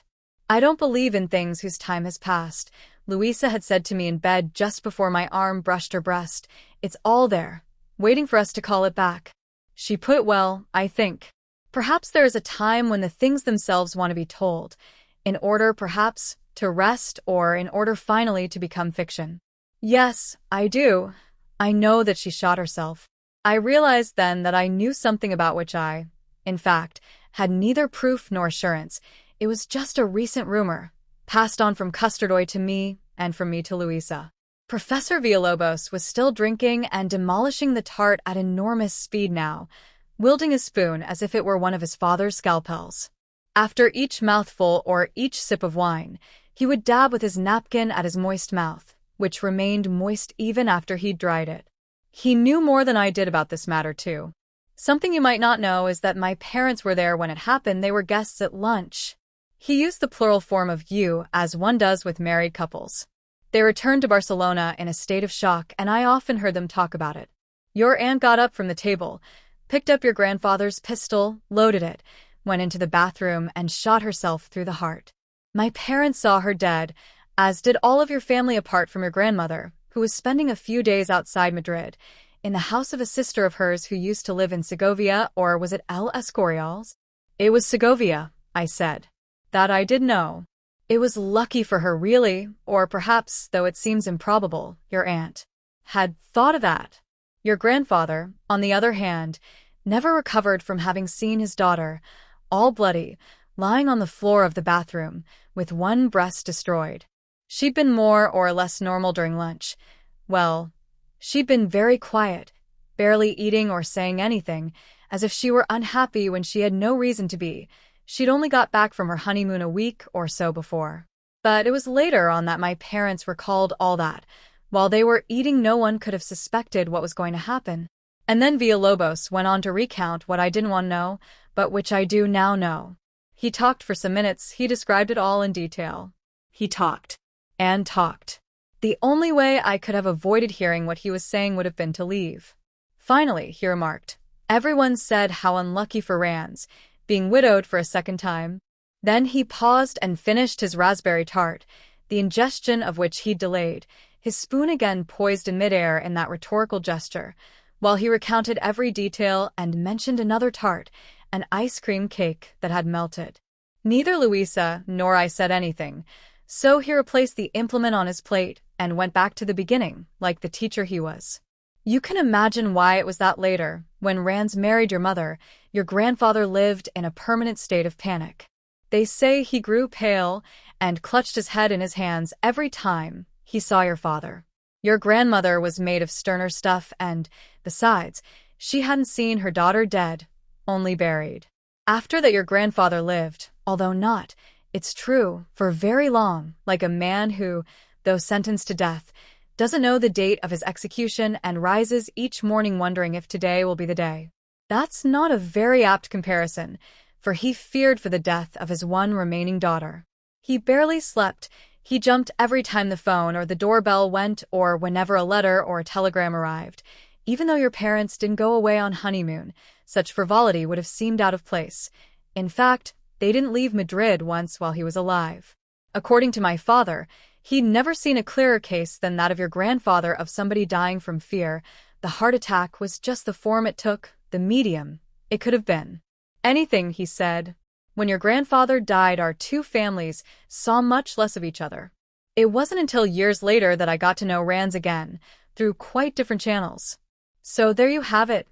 There was a certain self-satisfaction in those last words. Everyone enjoys experiments, being the bringer of news. The professor summoned the waiter and, despite having devoured the tart, he asked for the cheese board and for more wine to accompany it. I'm ravenous, he said. I didn't eat any lunch today. Louisa and I were drinking our coffee. There were two questions to be asked, two main questions it would have been difficult not to ask, especially since there were two of us there to ask them. In fact, both were questions we needed to ask my father. But he was far away, and you couldn't talk about the distant past with him, or perhaps you could. The unlikely possibility occurred to me that it had been Rands who'd sent Custardoy to me some months back, and that now he'd sent Villalobos, to warn me, to prepare me for a story that he now wanted to tell me himself, perhaps because I'd just got married for the first time. He'd been married 3 times, and 2 out of those 3 times things had turned out badly for him.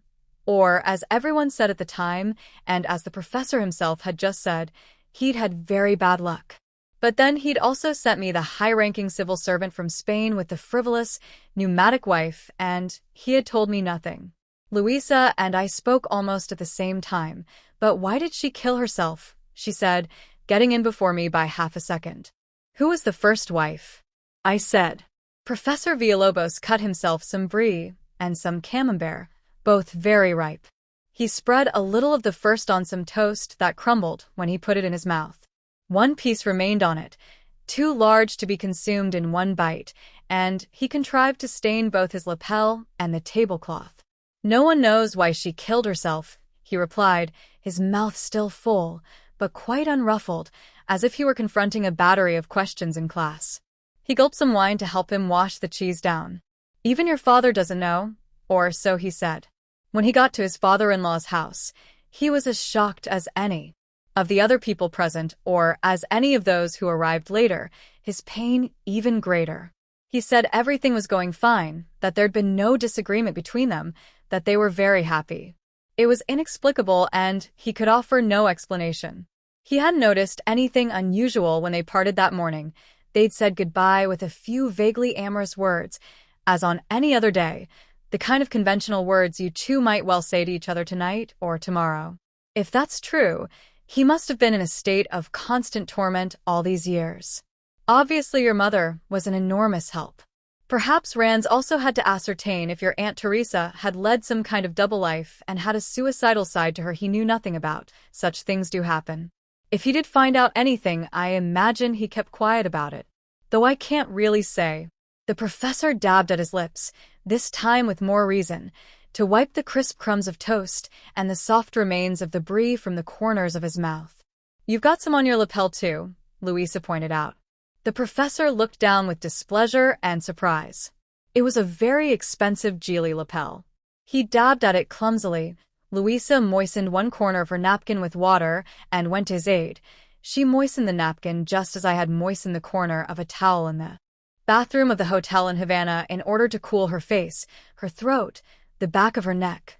Her long, disheveled hair had clung to her skin, and a few stray hairs lay across her forehead like fine lines sent by the future to cast a momentary shadow over her. Do you think it will leave a mark? The professor asked. He was a vain man, distinguished-looking despite his broad face. I don't know. Well, I'll find out soon enough, said the professor, and with his middle finger he gave the expensive, besmirched lapel of his Romeo Julie suit a disdainful flick. He spread some more camembert, not on his lapel but on another piece of toast. He was mixing up a lot of different flavors, drank some more wine, and went on, without losing his thread. As for the first wife, I don't know much about her, except that she was Cuban, like your grandmother. As you know, Rands lived in Havana for a while. For a year or two, around 1950, he had a minor post in the embassy there. Was it cultural attaché, perhaps? Do you happen to know? Anyway, knowing him as I do, I've always thought he must have been something like artistic advisor to Batista.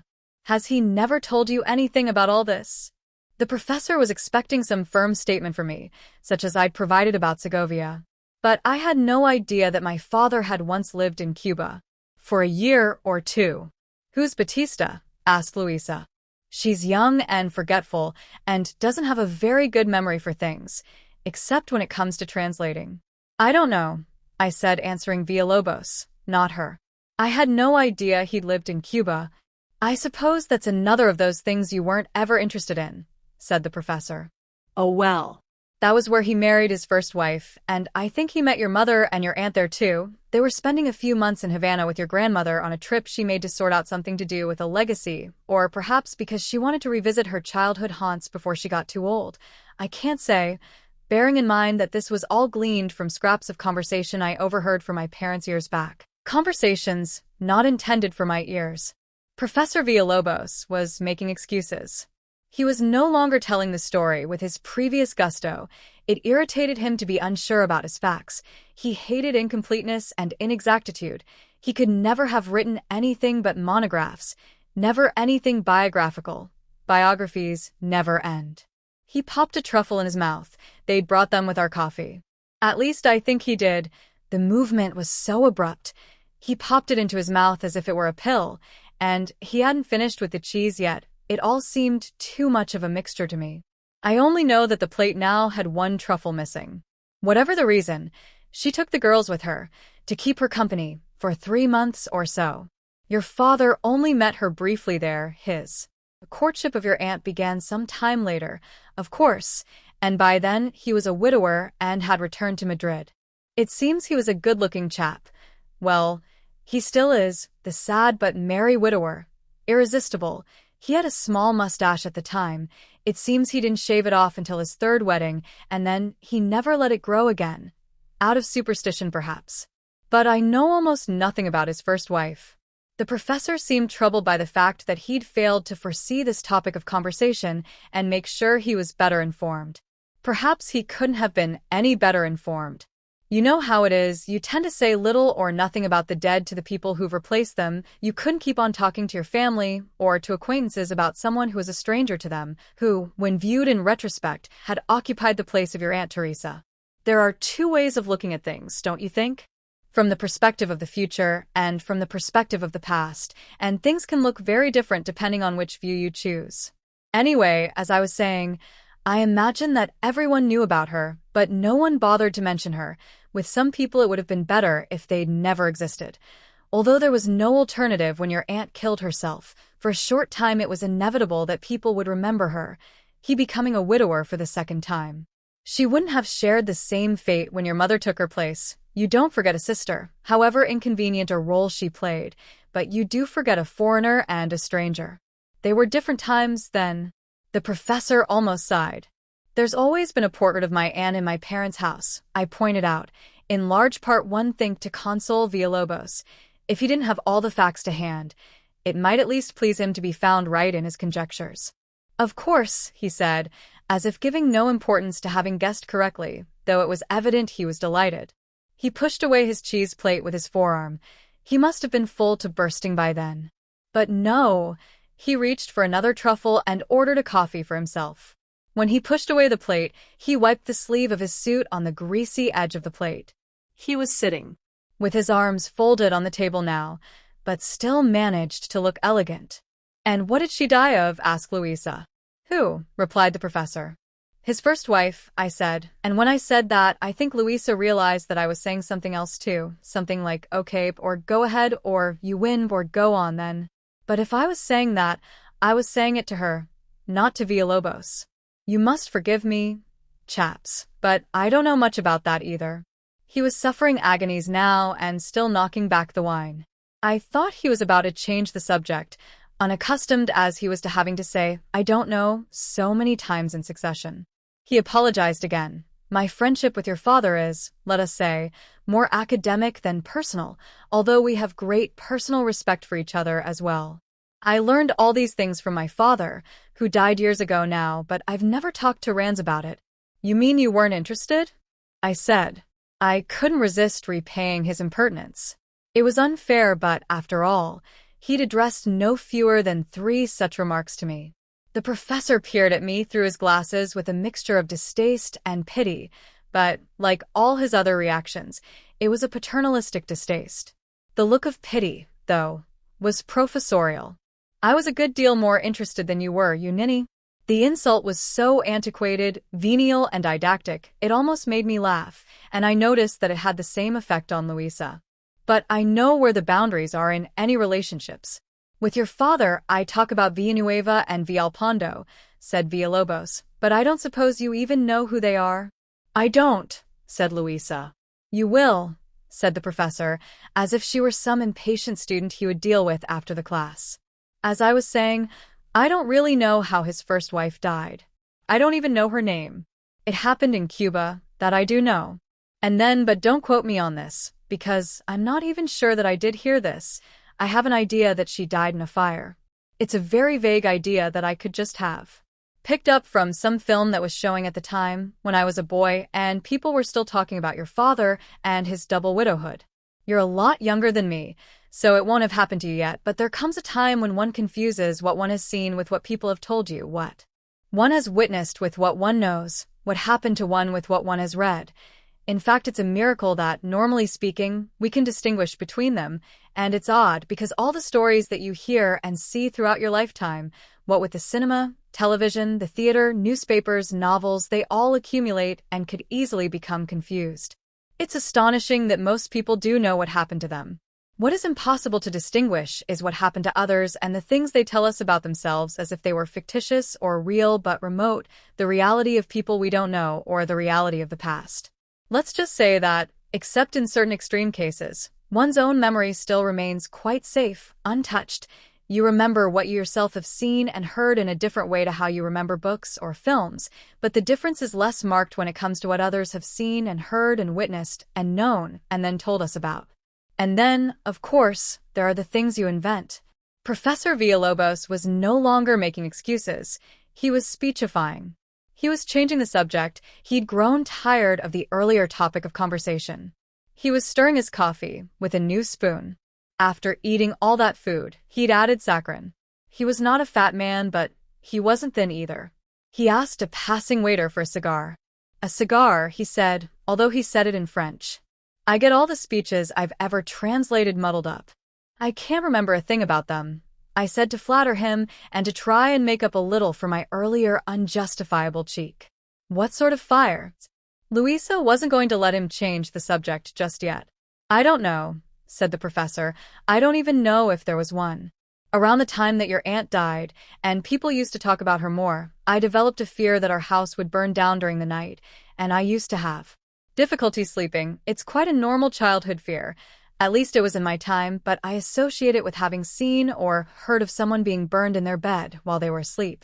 I associate that image in turn with the death of your father's first wife, but I don't know why. I don't remember anyone saying anything, at least nothing concrete, about that death, which, unlike your aunt's death, happened a long way away.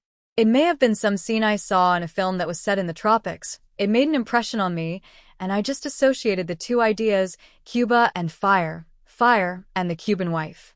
A lot of films were set in the tropics in my day. It was fashionable. I suppose after the Second World War, people liked to see and think about places that had been far from the battlefields, places like the Caribbean, the Amazon.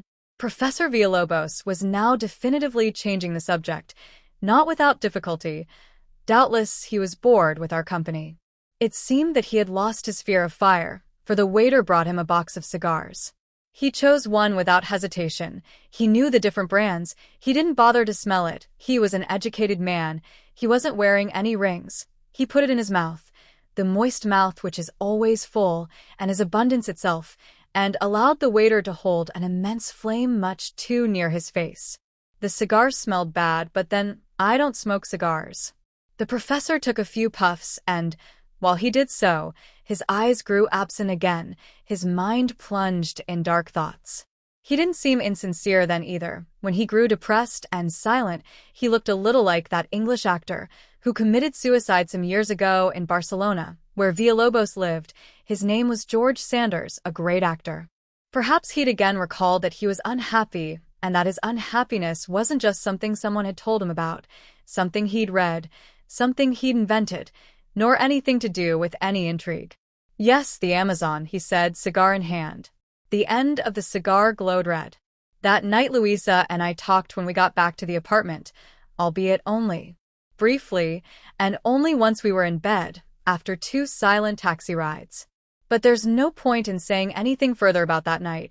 I should speak instead about another night not long after that, or, which comes to the same thing, a night not long ago, on the day of my return from the city of Geneva, having almost completed my 8 weeks of work, 3 weeks after the night about which there's no point in saying anything further. Or perhaps there is, since it was then that we reached an agreement.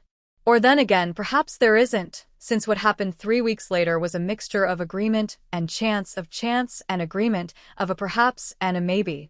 I brought forward my return by 24 hours. I had, in fact, miscalculated at the start, forgetting to include a public holiday in Switzerland, thanks to which my work finished on the Thursday and not the Friday of the 8th week. But I only realized this on the Monday, and that same day I changed my ticket from Saturday to Friday. I spoke to Louisa on the phone that night, and on Tuesday night and on Wednesday night, but not on Thursday night, and I said nothing on any of those nights about my change of plans. I suppose I wanted to give her a little surprise. I suppose I wanted to see what the apartment would look like when she wasn't expecting me, to see what she was doing, what she was like without me there, where she was, what time she got back home, who, if anyone, she was with, or who she was entertaining, who was standing on the corner outside. I wanted to dispel the suspicion once and for all. However much you dislike having suspicions, they sometimes come back even when you dismiss them. They do so with less and less force when you live with someone, but they do so whether you've asked the question and received the reply, "It wasn't me," or whether you've kept silence. What you want is for them to diminish in strength. That was the chance element. The agreement came about because it seemed that the moment had come for me to know what all the insinuations of the previous 9 months had meant, ever since our wedding, though not before. Not since our first meeting. To sum up, my own father had started it all on the wedding day itself, in the old Casino de Madrid, a few hours after the ceremony, when he drew me aside and asked me the question I'd been asking myself the whole of the previous night, during which I'd barely slept, the question I had perhaps begun to dismiss during the ceremony. But I hadn't succeeded, then or subsequently, and my unease continued to grow throughout the honeymoon, in Miami and New Orleans and Mexico, and in particular in Havana. Perhaps if Louisa hadn't fallen ill that day, my presentiments of disaster would have disappeared along with my sense of the unnaturalness of our setting up a new home, which seems more natural to me with every day that passes. I'm even beginning to forget about the apartment which I once had all to myself. Not even a year ago now. The agreement came about on that night, about which I should say nothing further, but about which I will just say one thing more.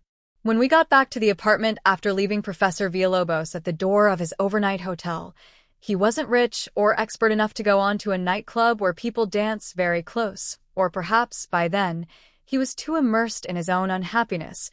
Louisa said to me in the dark, she said it to me with her head on the pillow, it was a single bed with a duvet, but wide enough to hold 2 people who don't mind being close.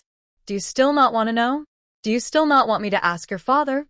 I'm afraid I answered her with another suspicion. You mean you haven't asked him already? You see enough of each other. Louisa didn't get angry. We all understand that such suspicions exist. No, of course not, she said, with no offense in her voice. And I won't, not if you don't want me to. He's my father-in-law, and I'm very fond of him, but he's your father. Just tell me what you want me to do. There was a silence. She didn't press me. She waited. She was waiting. We couldn't see each other. There were no sheets. Our bodies were just touching.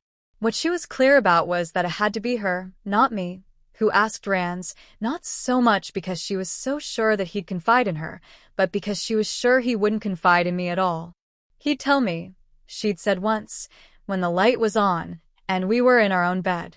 Who knows? Maybe he's been waiting all these years for someone like me to appear in your life, someone who could act as an intermediary between you.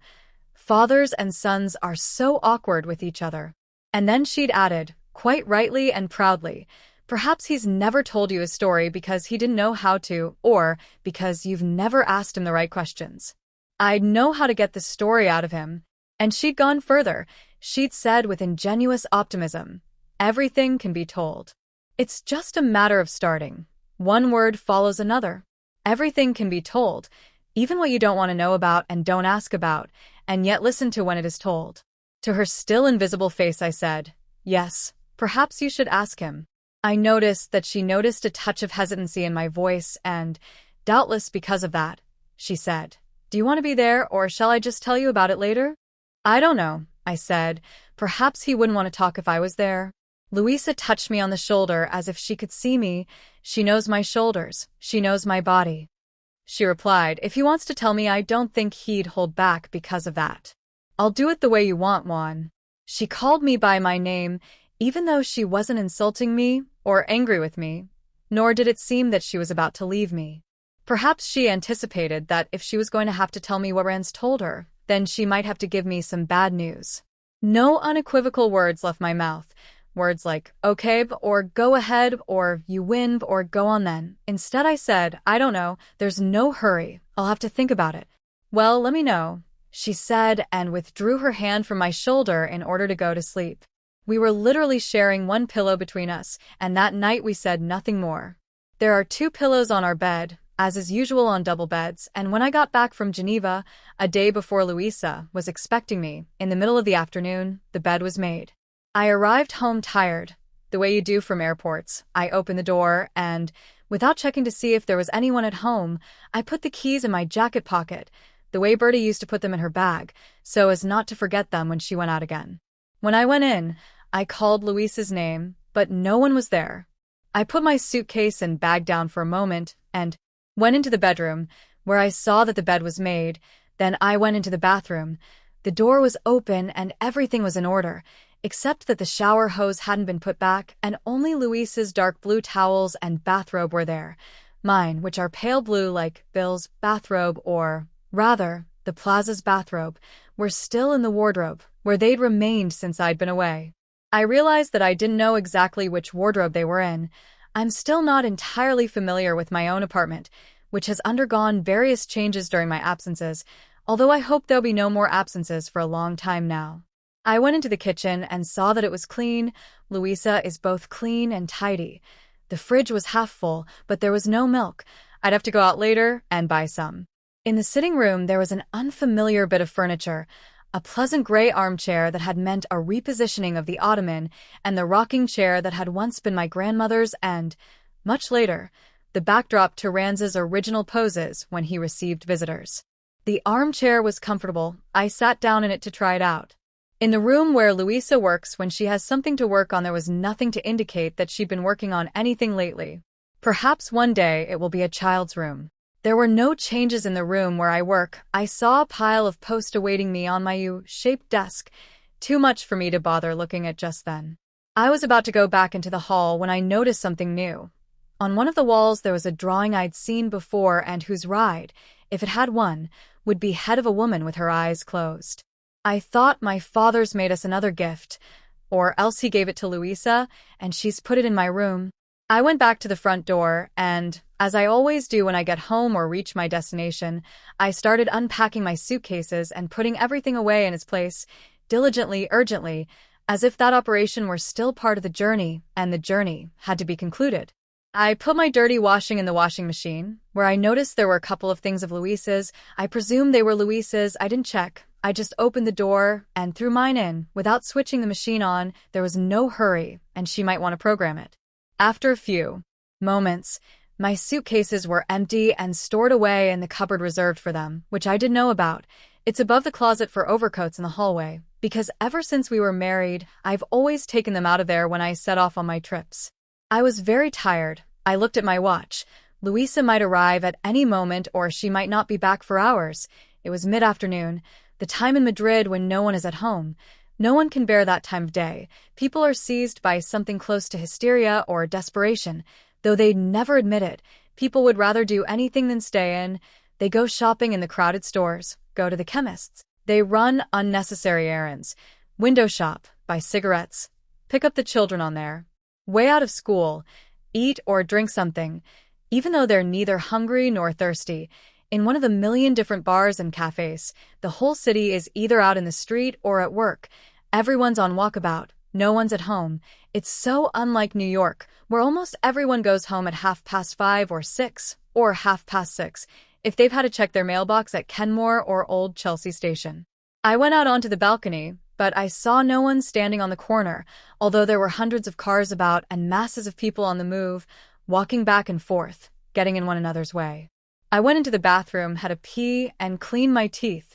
I returned to the bedroom, opened our wardrobe, hung up the jacket I was wearing, saw Luisa's dresses hanging up on her side, immediately noticed 2 or 3 or 5 new dresses, instinctively kissed or brushed them with my feminine lips, rubbed my face against the scented, inert fabrics, and felt the stubble on my chin rough against the smooth cloth. If I'm going out at night, I always have to shave again. I noticed that evening was coming on. It was Friday. It was March. I lay down on the bed, not intending to sleep, just to rest, so I didn't pull the covers back. The sheets might not be new. Luisa would have planned to change them tomorrow, just before my arrival.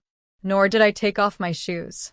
I lay across the bed, so that my shoes hung over the edge, presenting no danger to the bed cover. When I woke up, no light entered from outside. I mean that what light did enter was a nocturnal light, the light of neon and street lamps, not an afternoon light. I looked at my watch, but I couldn't see it without turning on the lamp. I was about to switch on the lamp on the bedside table when I heard voices. They were coming from inside the apartment, from the living room, I thought. I was still feeling confused, but not for long. My eyes soon grew accustomed to the darkness. The bedroom door was closed. I must have left it like that, a nighttime habit in that room. Even though it was a habit I'd been out of for 8 weeks now. One of the voices was Luisa's. She was speaking at that point, but I couldn't make out what she was saying. Her tone was leisurely, confiding, even persuasive. She'd come back. I felt for my lighter in my trouser pocket and lit it in order to look at my watch. 8:20. Almost 3 hours had passed since I arrived. Luisa must have seen me sleeping and decided not to wake me up. I thought she left me to wake up of my own accord. But it was also possible that she hadn't realized I was back. She didn't normally come into the bedroom the minute she got home, not unless she needed to change her clothes. If she'd come in with someone else, she would have gone straight to the living room, perhaps a brief visit to the bathroom, perhaps to the kitchen to pour some drinks or get some olives. I'd noticed some olives in the fridge. Although I don't believe I had done this on purpose, I didn't, after all, know that I'd fall asleep. I realized that there would be no sign in the house of my arrival. I'd put everything away, as I always do, including my suitcase and my bag. I'd put my overcoat underneath, in the closet intended for overcoats. A light goes on when you open the door. I hadn't got my dressing gown out or my towels. They'd still not been put out in the bathroom. I dried my hands on one of Luisa's towels. All the presents I'd brought from Switzerland were with me in the bedroom. There was only one thing, my sponge bag, which I'd taken out of my hand luggage and left on a stool in the bathroom. Its contents were the only things I hadn't returned to their respective places. I'd opened it, that's true, but only to take out my toothbrush, not even the toothpaste. I'd used the toothpaste that was on the shelf, Luisa's toothpaste, half used up. It might be that neither she nor her companion knew that I was there. An involuntary spy in my own house, involuntary until then, that is. Now the other voice was speaking, but very low, lower than Luisa's voice. I couldn't even make out the tone of the voice, and that unsettled me, as it had in the hotel room in Havana, which, it seems, was once the Sevilla Biltmore, though I'm not sure, on an island. I was gripped by impatience. I knew that I'd eventually find out who was in the living room with Luisa. Even if he were to leave at that very moment, I would only have to open the door. go out and see, before he was out of the door and was still waiting for the lift. But that feeling of impatience arose because I was aware that what I didn't hear now, I never would hear. There'd be no instant replay, as there can be when you listen to a tape or watch a video and can press the rewind button. Rather, any whisper not apprehended or understood there, and then would be lost forever. That's the unfortunate thing about what happens to us and remains unrecorded, or worse still, unknown or unseen or unheard, for later. There's no way it can be recovered. Cautiously, without making a sound, I opened the bedroom door. A strip of distant light entered through the still minimal crack, and I lay down on the bed again, and then I could identify the voice that was speaking. Thanks to that crack, I identified the voice with a mixture of fear and relief. It was Ranz's voice, my father's voice, which I identified more with relief than with fear. I have a tendency to want to understand everything that people say and everything I hear, even at a distance, even if it's in one of the innumerable languages I don't know, even if it's in an indistinguishable murmur or an imperceptible whisper, even if it would be better that I didn't understand, and what's said is not intended for my ears, or is said precisely so that I won't hear it. Once the door of my bedroom was half open, the murmur was distinguishable, the whisper perceptible, and both were in a language that I know perfectly, my own, the one in which I write and think, although I cohabit with other languages in which I also sometimes think, though never as often as I think in my own, and it was perhaps best that I should understand what the voice was saying. It was perhaps being said so that I could hear it, so that I would understand. Well, not quite. I didn't think Louisa could have failed to notice my presence in the house. She'd have spotted something. My sponge bag, my toothbrush in its usual place, my overcoat hanging in the closet, but Ranz might not know. If he'd gone into the bathroom, the sponge bag and the toothbrush would have meant nothing to him. Perhaps Louisa had finally decided to have that talk with my father and ask him about his dead wives, about Bluebeard, and leave it to chance that I should wake up and hear what he said directly, or go on sleeping off my exhaustion after my trip back from Geneva and find out only indirectly and later on, through her, and in other words, translated and possibly censored. Or perhaps, if she so decided, I would never find out. Perhaps she'd had no intention of having that talk, not that night or rather evening, until she got home and saw my sponge bag, my toothbrush, my overcoat, and then, perhaps, my sleeping figure on our bed. Perhaps she'd looked into the room, and it was she, not I, who'd closed the door. It was then, when I thought about it, that I understood that that was what must have happened, because it wasn't until that moment that I realized that the bed was not as neat as I'd found it. Someone had pulled back the sheets, blanket and bed cover on one side, and had tried to pull them clumsily over me, from its outer limit as far as the weight and outline of my body permitted. It was possible I could have done this in my sleep, I thought, but it was unlikely. I dismissed the idea at once and fell to wondering when that could have happened, my being covered up, when Louisa could have opened the door and seen me lying there asleep, perhaps with my hair disheveled, a few stray hairs lying across my forehead like fine lines sent by the future to cast a momentary shadow over me. She hadn't taken my shoes off. I still had them on, and now they were dirtying the bed cover. And I wondered too how long Louisa and Ranz had been there and how she'd managed to orchestrate the conversation they were having so that at the precise moment I half opened the door and went back to lie on the bed and could hear Ranz's words, albeit at a distance. Those first words were, "She killed herself because of something I told her. Something I told her on our honeymoon." My father's voice sounded weak, but not because he was old. There was never anything of the old man about him. His voice was hesitant, as if he wasn't sure he wanted to say what he was saying, as if he were aware how easy it is to say things. It's just a matter of starting. One word follows another, but that once words have been heard, there's no forgetting them. You know what's been said, as if he were remembering that. "And you don't want to tell me what it was," I heard Louisa say. Her voice was cautious but natural. She didn't overplay her persuasiveness or her delicacy or affection. She was tentative, that was all. "Now, it isn't a question of my not wanting to, not if you want to know," replied Ranz, "although the truth is I've never told anyone. I've kept it to myself. It all happened 40 years ago. It's almost as if it had never happened or had happened to other people, not to me, not to Teresa, not to the other woman, as you call her. Neither they nor what happened to them has existed for a long time now. Only I know what happened, FM the only one left who remembers, and what happened seems very blurred to me now, as if one's memory, like one's eyes, grew tired as one got older and no longer had the strength to see clearly. There are no glasses that can compensate for a tired memory, my dear. I went and sat down at the foot of the bed from which position I could, just by reaching out a hand, open the door a little more or close it. Without thinking, I remade the bed. That is, I put sheet, blanket, and bed cover back in their original position. I even tucked in the sheet and blanket. Everything was in order. A faint light.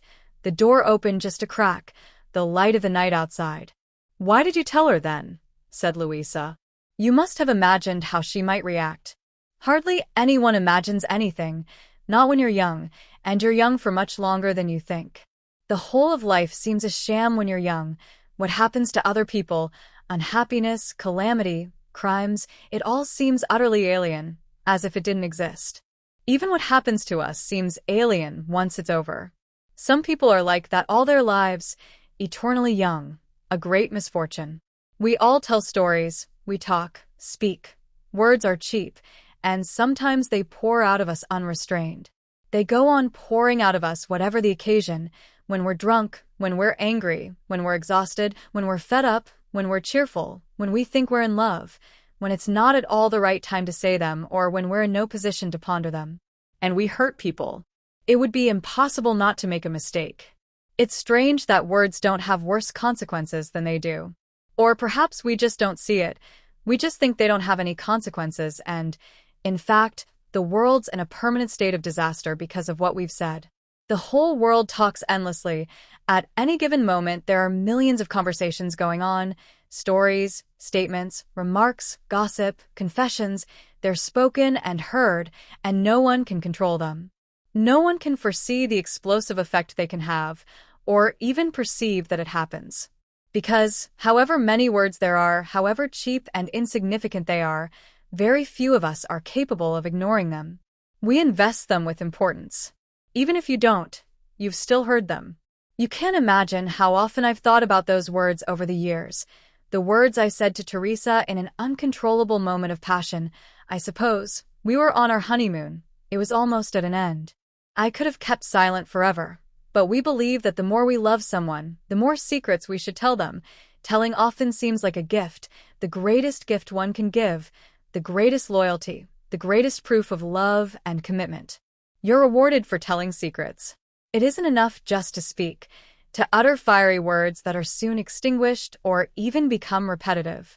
Nor are they enough for the person listening. The person speaking is as insatiable as the person who listens. The person speaking wants to hold the attention of the other forever, wants to penetrate as deeply with his tongue as he can. The tongue is raindrop, the tongue in the ear, I thought. And the person listening wants to be kept entertained, wants to hear and know more and more, even things that are invented or false. Perhaps Teresa didn't, or rather would have preferred not to know. But I blurted something out to her I didn't. Control myself, not enough, and then she couldn't go on not wanting to know. She wanted to know. She had to listen. Rance paused for a second. He was speaking now without hesitation, and his voice was louder, almost declamatory, not a murmur or a whisper. I'd have heard it even with the door closed, but I kept it half open. She couldn't take it. There was no divorce in those days, and she would never have been prepared to ask for an annulment. She lacked all cynicism. And besides, our marriage had been consummated, very much so, and long before we were married. But even if divorce or annulment had been possible, it wouldn't have been enough either. It wasn't just that once she knew, she couldn't stand me, couldn't bear to be with me for a day or a minute longer, as she said, although she did in fact stay with me for a few days longer, unable to decide what to do. It was because she'd once said something herself a long time ago, and what she'd said then had had consequences. She could bear neither me nor herself all because of a frivolous remark she once made, not understanding that she wasn't in the least to blame. How could she possibly be, for what I might have heard? Just as I wasn't to blame for having heard it. An instigation is nothing but words, I thought, translatable, ownerless words. After I told her, she spent a few days in a state of extreme and ever-mounting anxiety. I've never seen anyone in a state like that. She barely slept.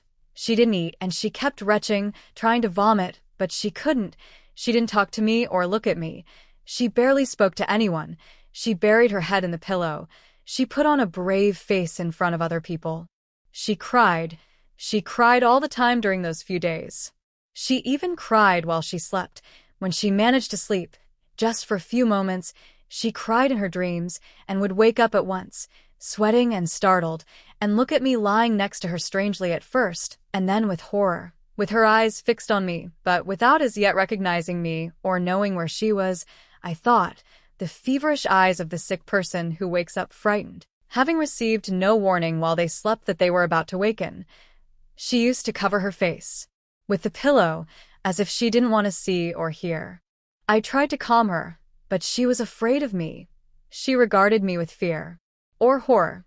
Someone who doesn't want to see or hear can't go on living. Her only escape would have been to tell someone else the story. In fact, I'm not surprised she killed herself. I didn't foresee it, but I should have. You can't go on living in that state. Not if you're impatient. Not if you can't wait for time to pass. It was as if she'd lost herself and there was no abstract future at all, I thought, which is the only future that matters, because the present can neither taint it nor assimilate it.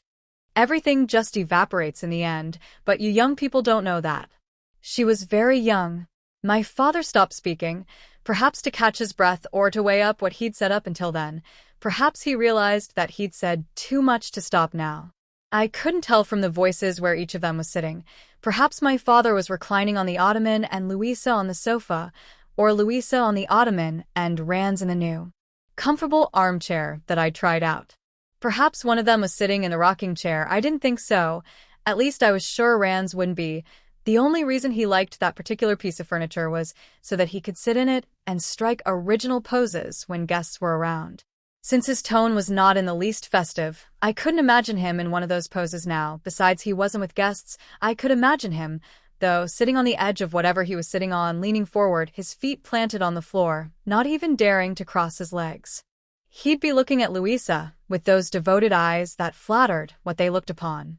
He'd smell of a mixture of cologne, tobacco, and mint, with a suggestion of alcohol and leather, like someone from the colonies. He might well be smoking. "But what did you tell her?" said Louisa. "If I tell you, dear child," said Rans, "for all I know I might be doing the same thing I did before." "Don't worry," said Louisa with courage and humor. Enough courage to say it and enough humor to have thought it. "I'm not going to kill myself over something that happened 40 years ago, whatever it is." Rans also had enough courage and humor to laugh a little. Then he said, I know, no one kills themselves because of the past. Besides, I don't think you'd kill yourself over anything, even if you found out today that one had done something similar, the thing I told Teresa about. You're different. The times are different, more frivolous, or perhaps harder. They can absorb anything. But maybe telling you all this is, on my part, a deliberate proof of my affection, further proof, a way of getting you to go on listening to me and enjoying my company. It may well have the opposite effect. I'm sure you won't kill yourself, but you might not want to see me again. I'm more afraid for myself than I am for you. Louisa perhaps placed a hand on his arm if he was near enough, or, if she stood up for a moment, on his shoulder. The hand on the shoulder, I thought, and the incomprehensible whisper that persuades us. Or that's what I would have imagined happening in a play. I had no option but to imagine since I couldn't see. I was just listening through a crack in the door, not through a wall or across an open balcony. Whatever you did or said 40 years ago doesn't matter much to me and won't make me any the less fond of you. I know you as you are now, and nothing can change that. I don't know the person you were then. The person I was then, said Rans. The person I was then, he repeated, doubtless smoothing his white hair as he did so, just brushing it with his fingertips without meaning to or realizing he was doing it. I still am the person I was then, or if not, then I'm his prolongation, his shadow, his heir, or his usurper. There's no one else more like him than me. If I were not myself, something which I almost believe sometimes, he'd be no one, and what happened wouldn't have happened. In any case, I'm the person who most closely resembles him, and all these memories must belong to someone.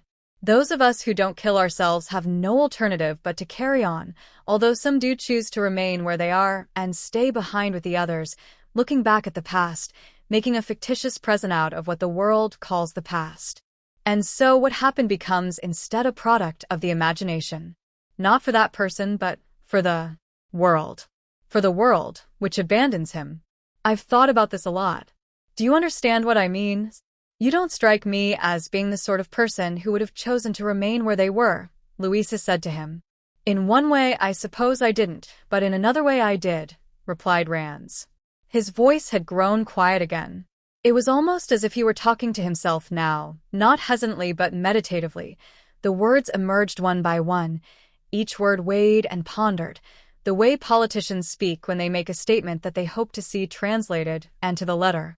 It was almost as if he were dictating. Only now FM reconstructing what he said from memory, that is, in my own words, though they were first his. I carried on. I went on living my life as blithely as possible, and I even got married again for a third time, to Juan's mother, Juana, who never knew anything about all this, and was generous enough not to pester me with questions about her sister's death which she witnessed, which was so inexplicable to everyone, and which I couldn't explain to her. Perhaps she sensed that if there was anything to know and I hadn't told her, it would be better not to. I loved Juana very much, but not the way I loved Teresa. I loved Juana more cautiously, more considerately, less insistently, more thoughtfully, if you can say that, more passively. But even though I did carry on, I know that at the same time I also stopped still on the day Teresa killed herself. On that day, and not on another day that took place before that, it's odd how the things that happen to other people without our direct intervention seem so much more important than the things we do or commit ourselves. Well, that's not always the case. Only sometimes. It depends, I suppose.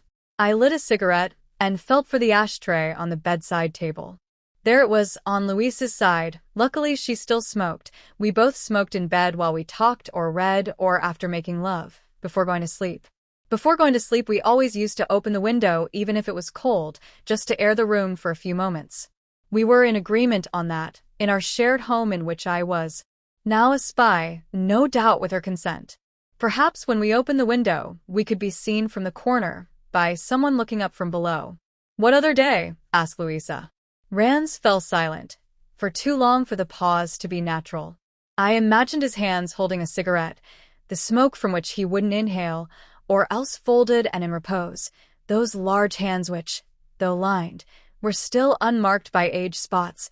I imagined him looking at Louisa opposite him, with those eyes that were like large drops of whiskey or vinegar, regarding her with grief and with fear, those two very similar emotions according to Clerk or Lewis, or perhaps with the foolish smile and the fixed gaze of someone looking up, raising his head like an animal, on hearing the sound of a barrel organ or the swooping whistle of the knife grinder, and wondering for a moment if the knives in the house are as sharp as they should be, or if he should run down to the street with them, making a pause in his labors or his indolence to remember and to think about knife blades, or perhaps become suddenly absorbed in his own secrets, the secrets he has kept and the secrets he suspects, those he knows about and those he doesn't.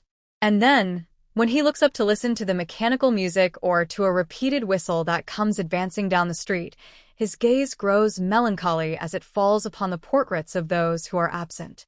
Don't tell me if you don't want to, I heard Louisa say. The other day, said Rans, the other day was the day on which I killed my first wife in order to be with Teresa. Don't tell me if you don't want to. Don't tell me if you don't want to, I heard Louisa repeating, and that repetition, when she'd heard what there was to be told, was her civilized way of expressing her shock, mine too, perhaps her regret at having asked in the first place. I wondered if I should shut my door, close the crack so that everything would again become an indistinguishable murmur. An imperceptible whisper, but it was too late. For me too. I'd heard it. We'd heard what Teresa Aguilera had heard on her honeymoon, at the end of her honeymoon, 40 years ago, perhaps less. Now Louisa was saying, don't tell me. Perhaps for my sake, too late. Women feel an unalloyed curiosity about things and never imagine or anticipate the nature of the thing about which they know nothing, of what might come to light, of what might happen. They don't know that actions happen singly, or that they can be said in train by a single word. The act of telling had already been said in train. It was just a matter of starting, of one word following the other.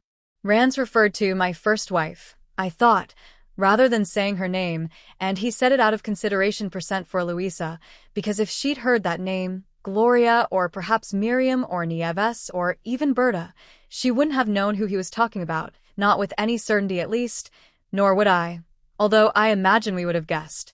That means that Rance is engaged in telling the story, not just talking to himself as might happen in a while if he goes on remembering and telling.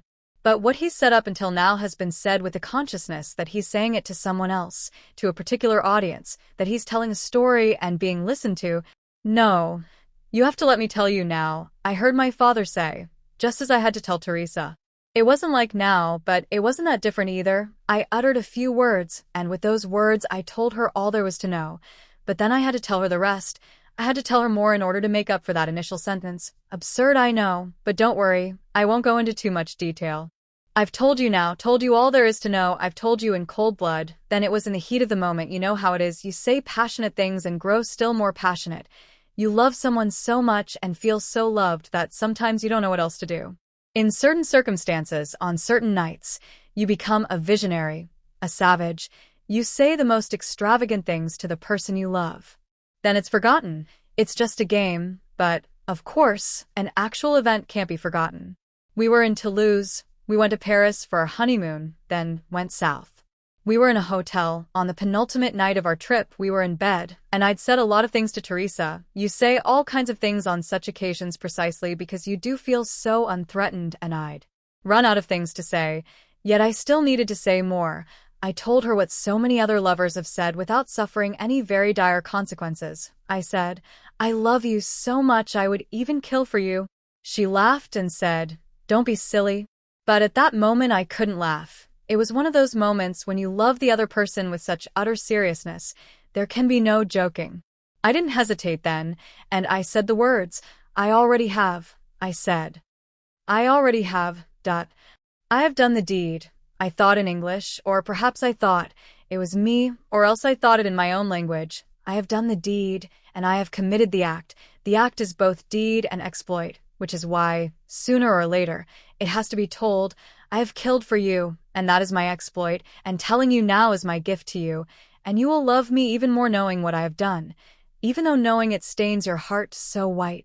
Rance fell silent again, and this time the pause seemed to me a rhetorical one, as if once he'd begun to tell the untellable, he wanted to control how his tale was told. Seriousness has a lot to answer for, he added after a few seconds, in a very serious voice. I've avoided it ever since, or at least I've tried to. I put out my cigarette and lit another. I looked at my watch without taking in what time it was. I'd traveled and I'd slept, and now I was listening as I'd listened to Guillermo and Miriam.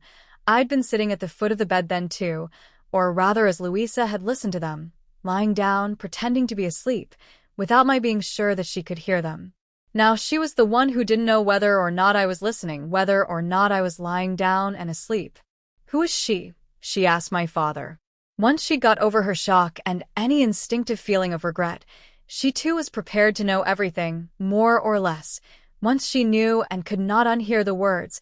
Listening is the most dangerous thing of all, I thought. Listening means knowing, finding out, knowing everything there is to know. Ears don't have lids that can close against the words uttered. They can't hide from what they sense they're about to hear. It's always too late. Now we know, and it may well stain our hearts so white, or are our hearts merely pale, or fearful, or cowardly. She was a Cuban girl from Havana, said Rance, where I'd been posted and where I spent 2 idle years. Villalobos has a better memory than he thinks. They've been talking about the professor, I thought. So my father knows that I already know what Villalobos knows.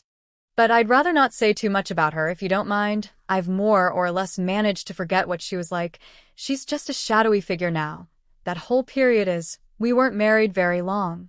Only a year, and I have a tired and weary memory. I married her when I no longer loved her, if I ever did.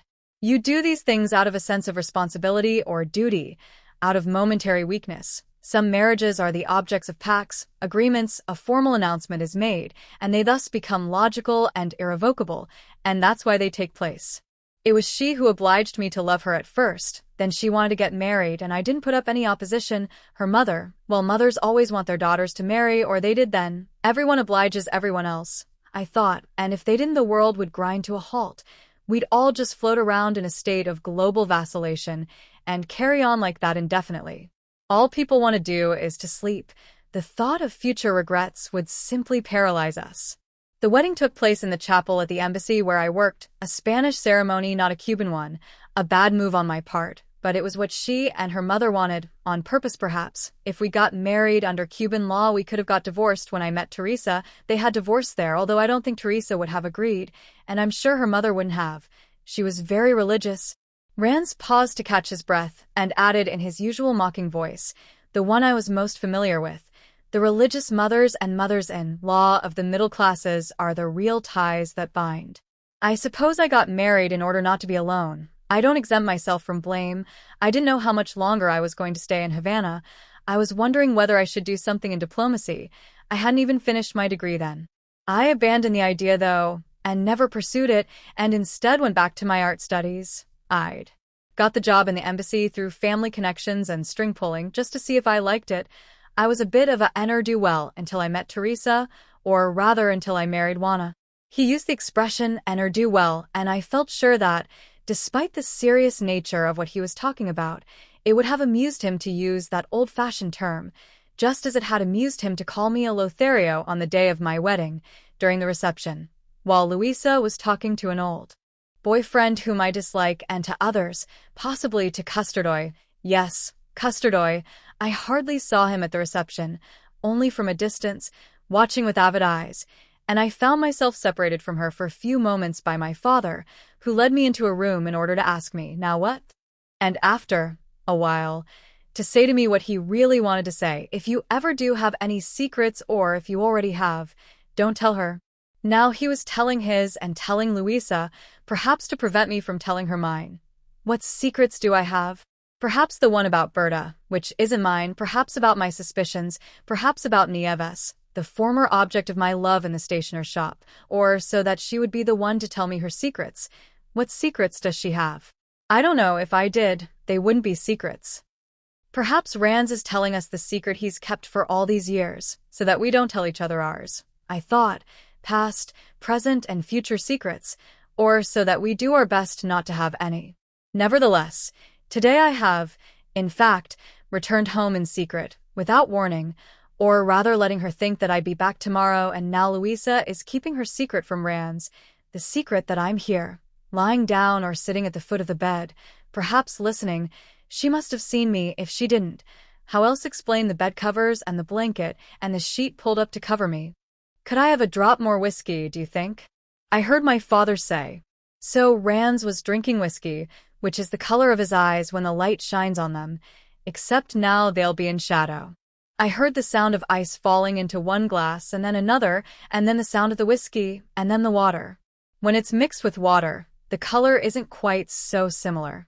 Perhaps the olives from the fridge were on the low table in our living room. It was one of the first pieces of furniture we bought together, and one of the few that hadn't changed position in all that time, not since our wedding, barely a year ago now. I suddenly felt hungry. I would have been glad of those olives, especially if they were stuffed olives. My father added, "Then we'll go out to supper, eh? Regardless of what I tell you, just as we planned. Besides, there isn't much more to tell." "Of course we'll go out to supper," Luisa said. "I always honor my engagements." That was true. She always has, and she still does. She might take a while to say yes, but once she's decided, she doesn't go back on her word. She's very good like that. "What happened next?" she said, which is the question children always ask, even when the story's over. I could hear the click of Rans's lighter. The ear becomes accustomed to hearing everything from wherever it happens to be, so before, he probably had his hands folded and in repose. I happened to meet Teresa and Juana with their Cuban mother, who'd spent almost her whole life in Spain. They were visiting Havana to sort out something to do with legacies and sales. One of their mother's aunts had died. I'm amazed that Villalobos should have remembered so much. I'd never have thought it. I thought, Luisa must have said to him, "Villalobos has told us this and this. Is there any truth in it?" We loved each other almost from the start. I was married. We saw each other a few times in secret, but it was all very sad. It made her sad. She couldn't see any possible solution, and the fact that she couldn't made me sad too, sadder than the certain fact that there was no solution. We didn't see each other often, but often enough, in the afternoons when the two sisters used to go out for a walk together, and then go their separate ways. I don't know what Juana got up to, and Juana didn't know what Teresa got up to. Teresa and I spent the afternoons in a hotel room, and when darkness fell, the night told us what time it was. She'd meet up with Juana again, and the two of them would go back and have supper with their mother. The last time we met, we were like two people saying goodbye forever. It was absurd. We were young, we weren't ill, there was no war. She was going back to Spain the next day, after a stay of 3 months in the house in Havana belonging to the great-aunt who died. I told her that I wasn't going to stay there forever, that I'd return to Madrid at once, that we had to go on seeing each other. She didn't want that. She preferred to use that enforced separation in order to forget about it all, about me, about my first wife, whom she did in fact know slightly. She liked her. I remember that. I insisted. I talked of separating from my wife. We still wouldn't be able to marry, she said. It's just not possible. She was as conventional as the time she lived in.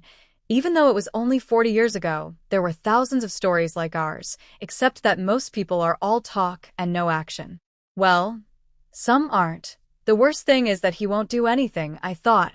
That's what Luisa had said about Guillermo one night, in a rather peevish voice, her chest damp with sweat, her skin slightly shiny, the two of us in bed.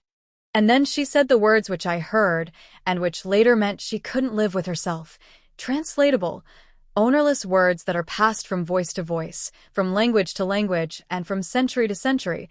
I thought, always the same, always provoking people to the same act for as long as there have been people and languages and ears in the world to hear them. But the person who says them cannot live with themselves if they see those words acted upon. I remember that we were both fully clothed, lying on the rented bed with our shoes on. Perhaps her feet were dirty, I thought, since nobody was going to see them. We didn't get undressed that afternoon. Neither of us felt like it. Our one possibility is if she should die, she said to me, and we can't rely on that. I remember that when she said it, she placed her hand on my shoulder and her mouth close to my ear. She didn't whisper it to me. She didn't mean to make it sound like an insinuation. Placing her hand on my shoulder and her lips close to my ear was a way of consoling or calming me. I'm sure of that. I've often thought about the way she spoke those words, although there was a time when I took them to mean something quite different. It was an expression of renunciation, not of inducement. They were the words of someone withdrawing, giving up. Afterwards, she kissed me, very gently. She was withdrawing from the field.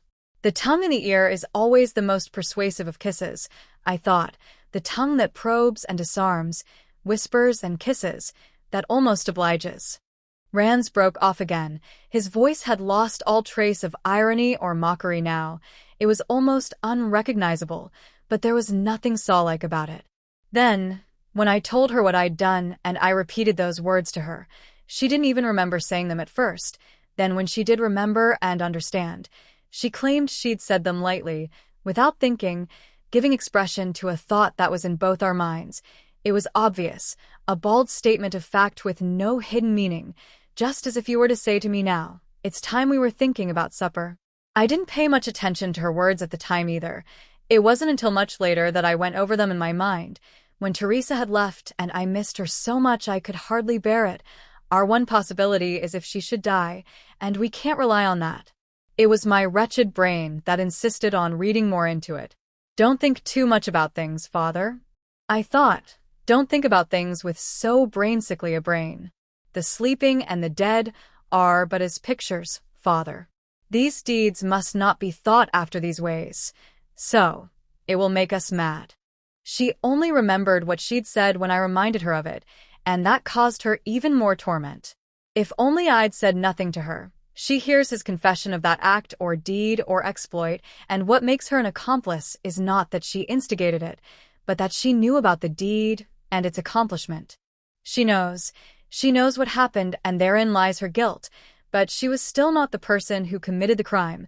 However much she may regret it or claim to regret it, Staining her hands with the blood of the dead is a game, a pretense, a false alliance she makes with the person who did the killing, because you cannot kill someone twice, and the deed is done. I have done the deed, and there is never any doubt about who that T is. She is guilty only of having heard the words, which is unavoidable, and although the law doesn't exonerate the person who spoke, the person who speaks, that person knows that, in fact, she's done nothing, even if she did oblige the other person. With her tongue at their ear, her chest pressed against their back, her troubled breathing, her hand on their shoulder, with her incomprehensible but persuasive whisper. "Nothing. What did you do? Did you tell her everything?" Louisa asked. Louisa was only asking what had to be asked. "Yes, I told her everything," said Rands, "but I'm not going to tell you, not what I did exactly, not the details, how I killed her. You can't forget that kind of thing, and I'd rather you didn't have to remember it, nor would I want you to remind me of it in the future, which is what would happen if I told you." But what explanation was given for her death? No one knew the true one. "Surely you can tell me that," said Louisa. I felt afraid. She was only asking what had to be asked, as she would do with me if ever she had to ask me. I heard the clink of ice, this time against the side of a glass. Rands would be thinking with his brain-sickly brain, or perhaps his brain hadn't been brain-sickly for decades now. Perhaps he would be smoothing, just touching his talcum white hair. Perhaps he would be wearing that look of momentary defenselessness I'd once seen on his face. That day was beginning to seem very far off. "Yes, I can tell you, and Villalobos was right about that too," he said at last. "He must be one of the few people alive who still remembers anything about it. Apart, of course, from Teresa and Juana's brothers, they'll remember it if they're still alive, as did Juana herself and her mother. But it's been years since I had anything to do with my two brothers-in-law, my brothers-in-law twice over. After Teresa died, they didn't want to have anything more to do with me or with Juana, not that they ever said that in so many words. Juan, for example, barely knew them at all. Only her mother, Juan's grandmother, continued to treat me as one of the family, more in order to protect her daughter than for any other reason, to watch over Juana and not to abandon her to her marriage, to what I imagined she considered to be her dangerous marriage to me. I don't blame her. When Teresa died, they all suspected that I was in part to blame, that I was hiding something. And yet, on the other hand, no one suspected anything about the other death. You see, life doesn't depend on events, on what you do, but on what people know about you, what people know you've done.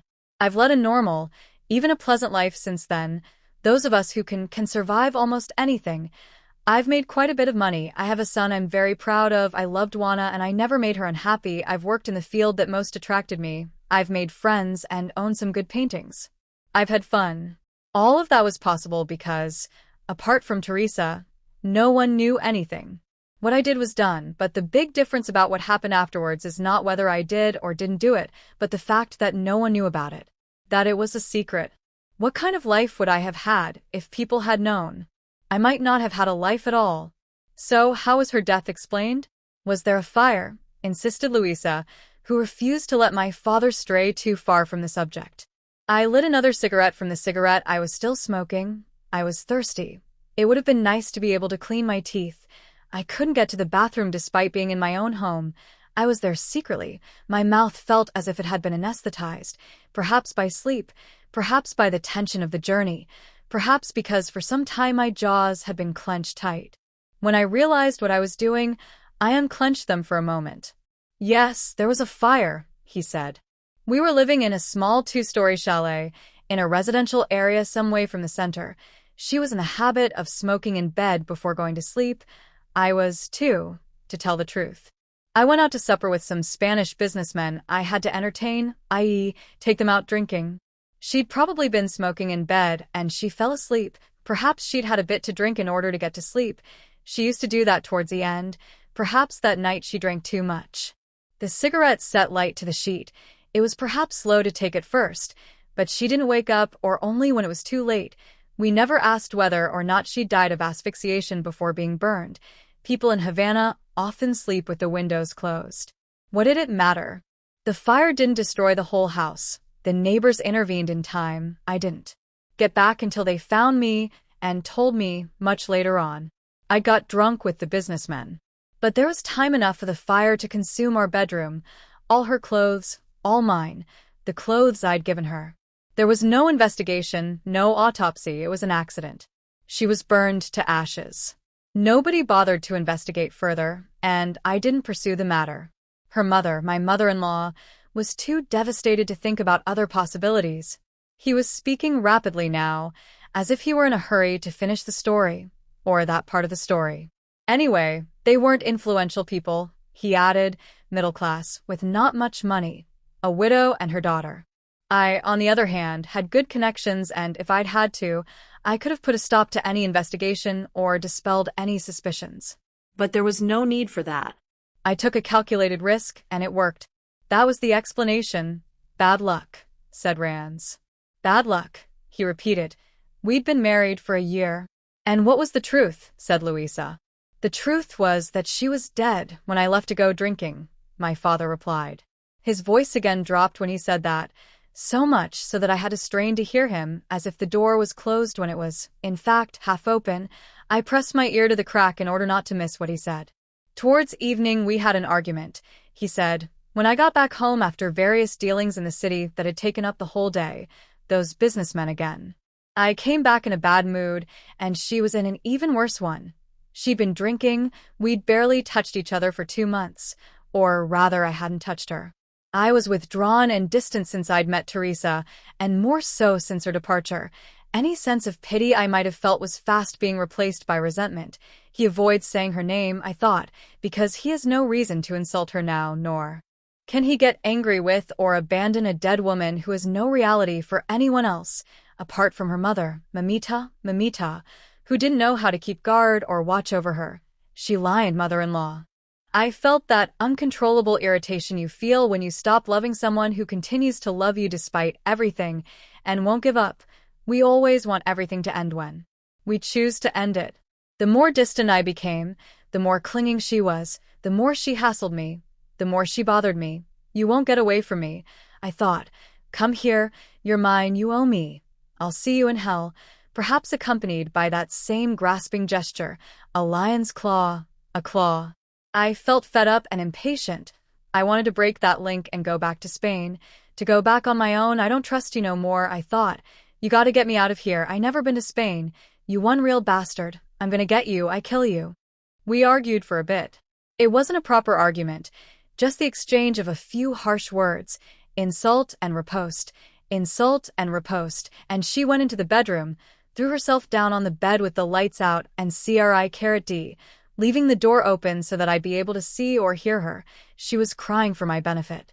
I listened to her sobbing from the living room while I killed time before going out again to meet the businessmen. I'd promised them I'd take them out drinking. Then she stopped and I heard her singing to herself abstractedly, the prelude to sleep and the expression of weariness. I thought, the song, more intermittent, more disparate, which you can still hear at night in the bedrooms of those more fortunate women, who are not yet grandmothers or widows or spinsters, a quieter, sweeter, more resigned song. Then she fell silent, and when it was time, I went into our bedroom to get changed, and I saw that she was asleep. She'd fallen asleep after our quarrel and her crying because, whether feigned or not, nothing is as exhausting as grief. The balcony door was open. I could hear the voices of the neighbors and their children in the distance before supper, as evening was falling. I opened the wardrobe and I changed my shirt. I threw the dirty one over the chair, and I was still buttoning up the clean one when the idea came to me. I'd thought about it before, but then I thought about it as something that could happen. Do you know what I mean? Something that could happen at that precise moment. It's odd the way sometimes a thought comes to us with such force and clarity that nothing can stand between it and its execution. You think of a possibility and it ceases to be just a possibility. You act on what you think, and it becomes a thing accomplished. There's no transitional stage, no mediation, no negotiation, no thinking it over. You may not even be quite sure you want to do it. Such actions are committed singly. The same actions that no one is ever sure they want to see carried out. I thought, actions are always involuntary, no longer dependent on words once they've been carried out. Rather, they sweep them away and remain cut off from any before or after, isolated and irreversible, whilst words can be reiterated and retracted, repeated and rectified. Words can be denied, and we can deny we said them. Words can be twisted and forgotten. Rands was doubtless looking at Louisa with his fervent, liquid eyes. Or perhaps he was looking down. There she was in her underwear, in her bra and pants. She'd taken off her dress and got into bed as if she were ill. The sheets were pulled up as far as her waist. She'd been drinking alone and had shouted at me, then cried and sung herself to sleep. There wasn't much difference between her and a dead person, or between her and a painting, except that the next morning she would wake up and would turn her head, which was now resting on the pillow. She'd turn her head and no longer show the pretty back of her neck. I thought, perhaps, like Nieves, it was the only thing that had remained unchanged about her with the passing of time. She'd turn her head, unlike the young serving girl offering poison to Sophonisba or ashes to Artemisa, and because that serving girl would never turn her head and her mistress would never pick up the goblet and never raise it to her lips, the museum guard Matu would have burned them both with his lighter, along with the blurred head of the old woman in the background, a flame, a mother-in-law, a fire. If she turned her face towards me, she would never let me leave her or go in search of Teresa, whom she never found out about. She didn't know why she died. She didn't know she was going to die. I remember noticing that her bra was cutting into her because of the position she was lying in, and for a moment I thought of loosening it so that it wouldn't leave a mark. And I was just about to do that when the idea came to me, and so I didn't. It came to me with no time for me to imagine its consequences, which is why I could do it. Using one's imagination avoids many misfortunes. I thought, the person who anticipates his own death rarely kills himself. The person who anticipates that of others rarely murders. It's better just to think about murdering someone or killing yourself. There are no consequences. It leaves no traces. Even the distant gesture made with a grasping arm, it's all a question of distance and time. If it's a little too far away, the knife stabs the air instead of someone's chest. It doesn't plunge into dark or pale flesh, but through empty air, and nothing happens. Its passage isn't recorded or registered, and so remains unknown. You can't be punished for intentions. Failed attacks are often not even spoken of. They're even denied by the intended victims, because everything goes on as before. The air is the same. There's no wound to the skin. There's no change in the flesh, no tear. The pillow pressed down on no one's face is inoffensive, and afterwards everything is the same as before, because the mere accumulation of events, and the blow that strikes no one, and the attempt at suffocation that suffocates no one are not enough in themselves to change things or relationships. Neither is repetition or insistence or a frustrated attack or a threat.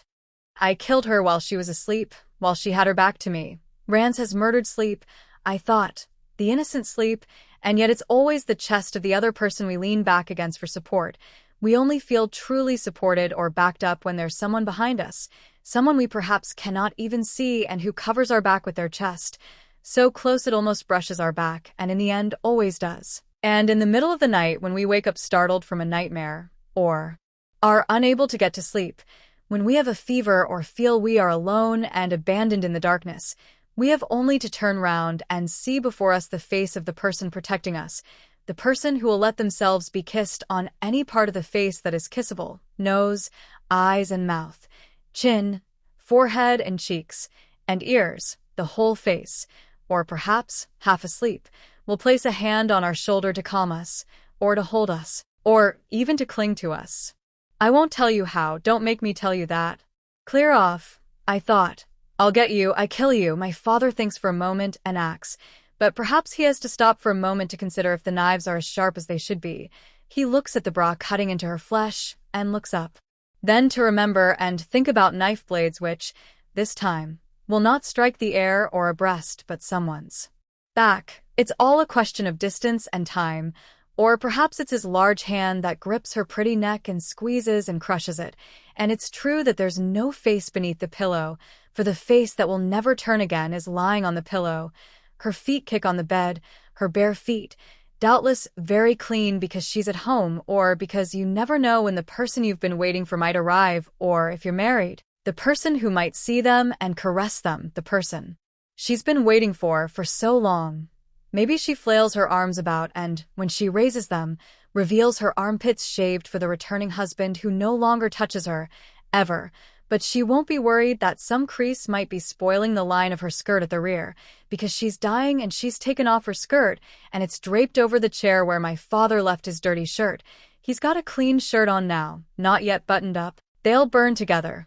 The dirty shirt and the ironed skirt, and perhaps Gloria or Miriam or Nieves, or perhaps Berta or Luisa, does manage to turn over and turn her face in one last effort, just for an instant, and with her myopic, inoffensive eyes, she sees the hairy triangle of chest belonging to Rans, my father, hairy like Bill's chest and like mine, the triangle of chest that protects and supports us, perhaps Gloria's long hair, disheveled by sleep or fear or grief, would have clung to her forehead and some stray hairs would lie across her forehead like fine lines sent by the future to cast a momentary shadow over her last moments, because that future, be it concrete or abstract, will never come about, not for her.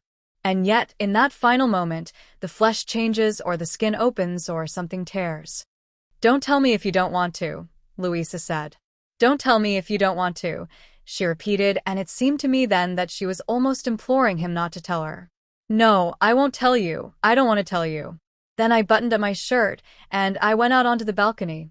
No one was there. I closed the balcony doors, went to the wardrobe, where her inert, scented clothes were hanging, and put on my jacket and tie. I was very late by then. I lit a cigarette. I didn't understand what I'd done, although I knew that I'd done it. Sometimes those are two different things. Even now, I don't understand it, even though I know I did it, just as I did then. If it wasn't me, then it wasn't anyone, and she could never have existed. It was a long time ago, and one's memory grows as weary as one's eyes do. I sat down at the foot of the bed. I was drenched in sweat and exhausted. My eyes ached as if I hadn't slept for several nights. I remember that, the pain in my eyes. Then I thought and I acted. I thought again, and at the same time I acted. I left the lit cigarette on the sheet. I watched it, saw how it burned. I flicked the burning ash off the end, though without putting it out. I lit another one, took 3 or 4 puffs at it, and left that on the sheet too. I did the same with the third, knocking the ash off all of them so that the cigarettes were burning and the scattered embers were burning too. 3 plus 3 equals 6, all burning on the sheet.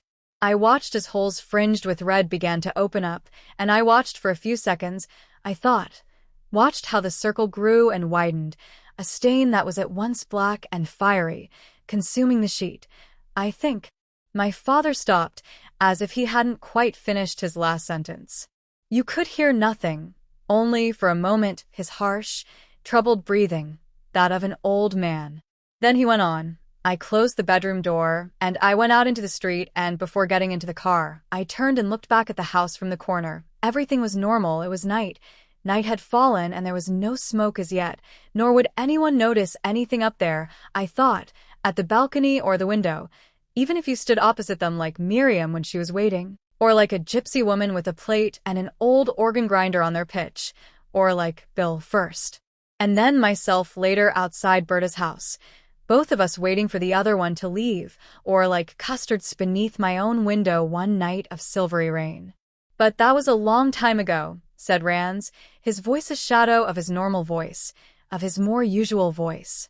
I thought I heard the click of a lighter and a tinkling sound. Perhaps he'd picked up an olive and Luisa had lit a cigarette. And, besides, these are not things one talks about. For a while there was silence. Luisa wasn't saying anything now, and I could imagine that Rans would be waiting tensely, his hands folded and in repose, perhaps sitting on the sofa or reclining on the ottoman or in the nice, new gray armchair which he may have helped her to choose.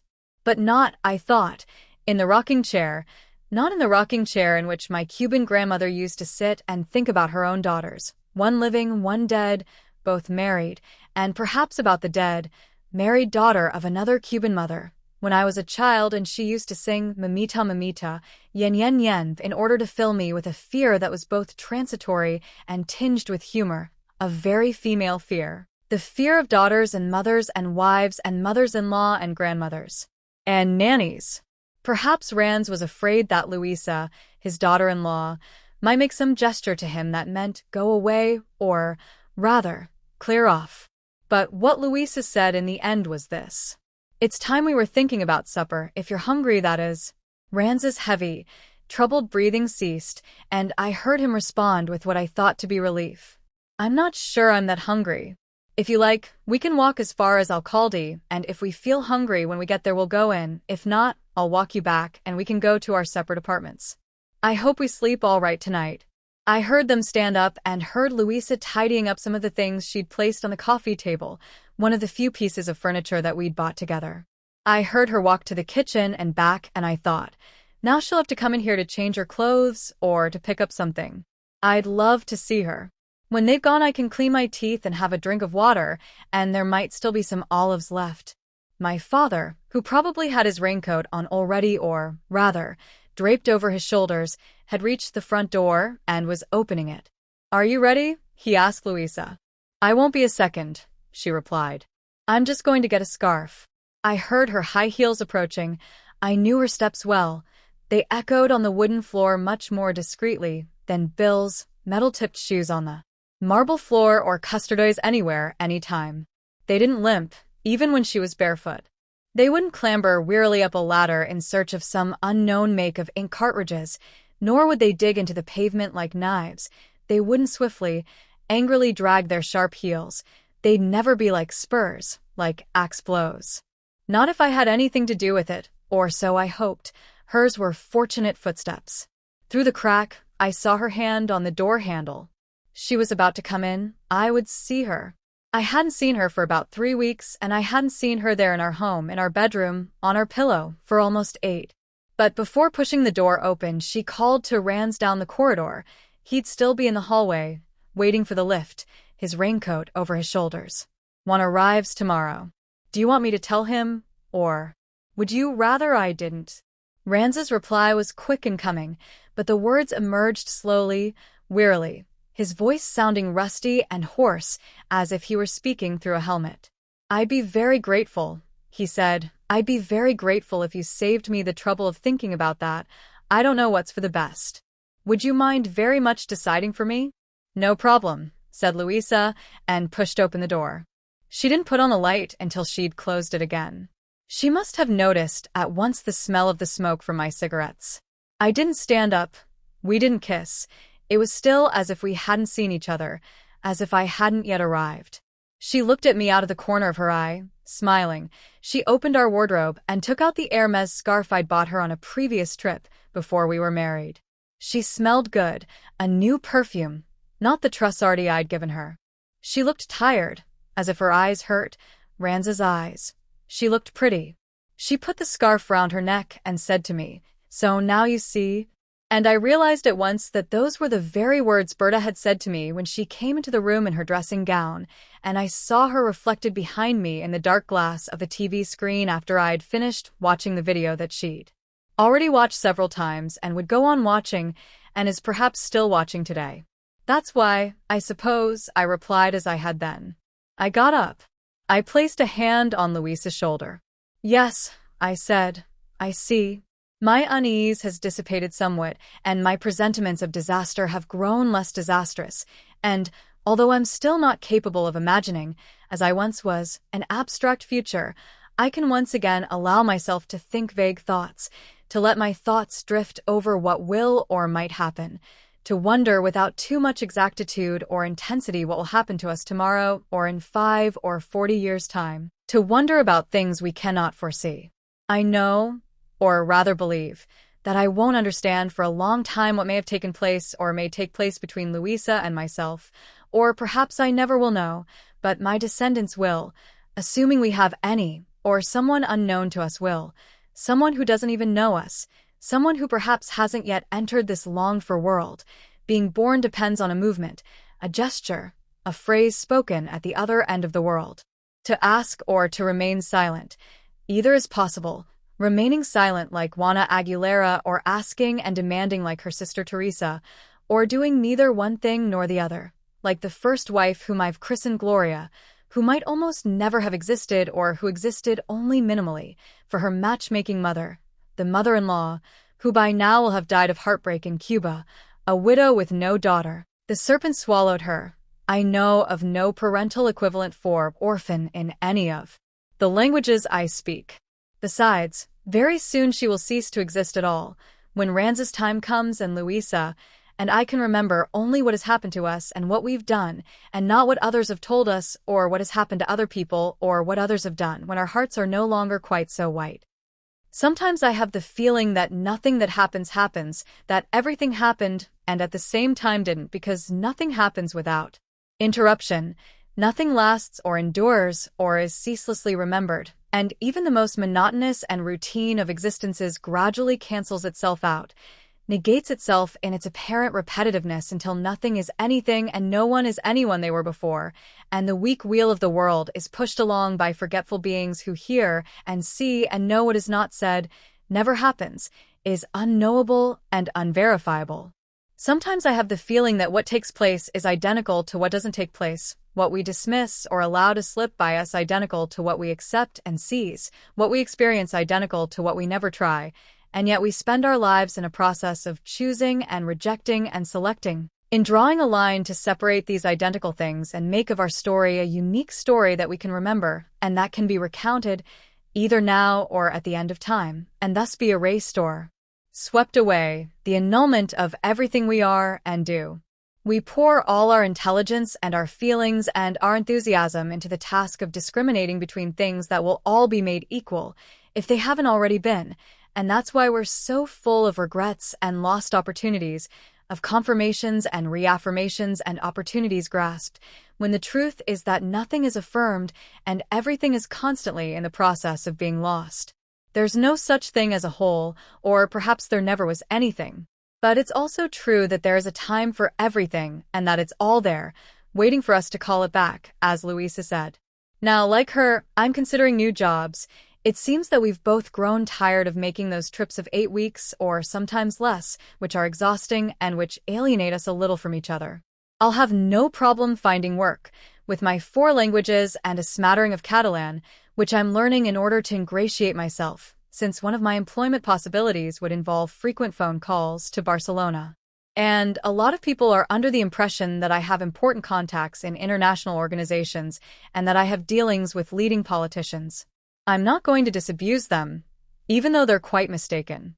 Nevertheless, I don't much like the idea of staying in Madrid all the time either, coming in and going out with Louisa instead of going to see her or receiving her, with a few rooms and a lift, and a front door that now belonged to both of us, with one pillow.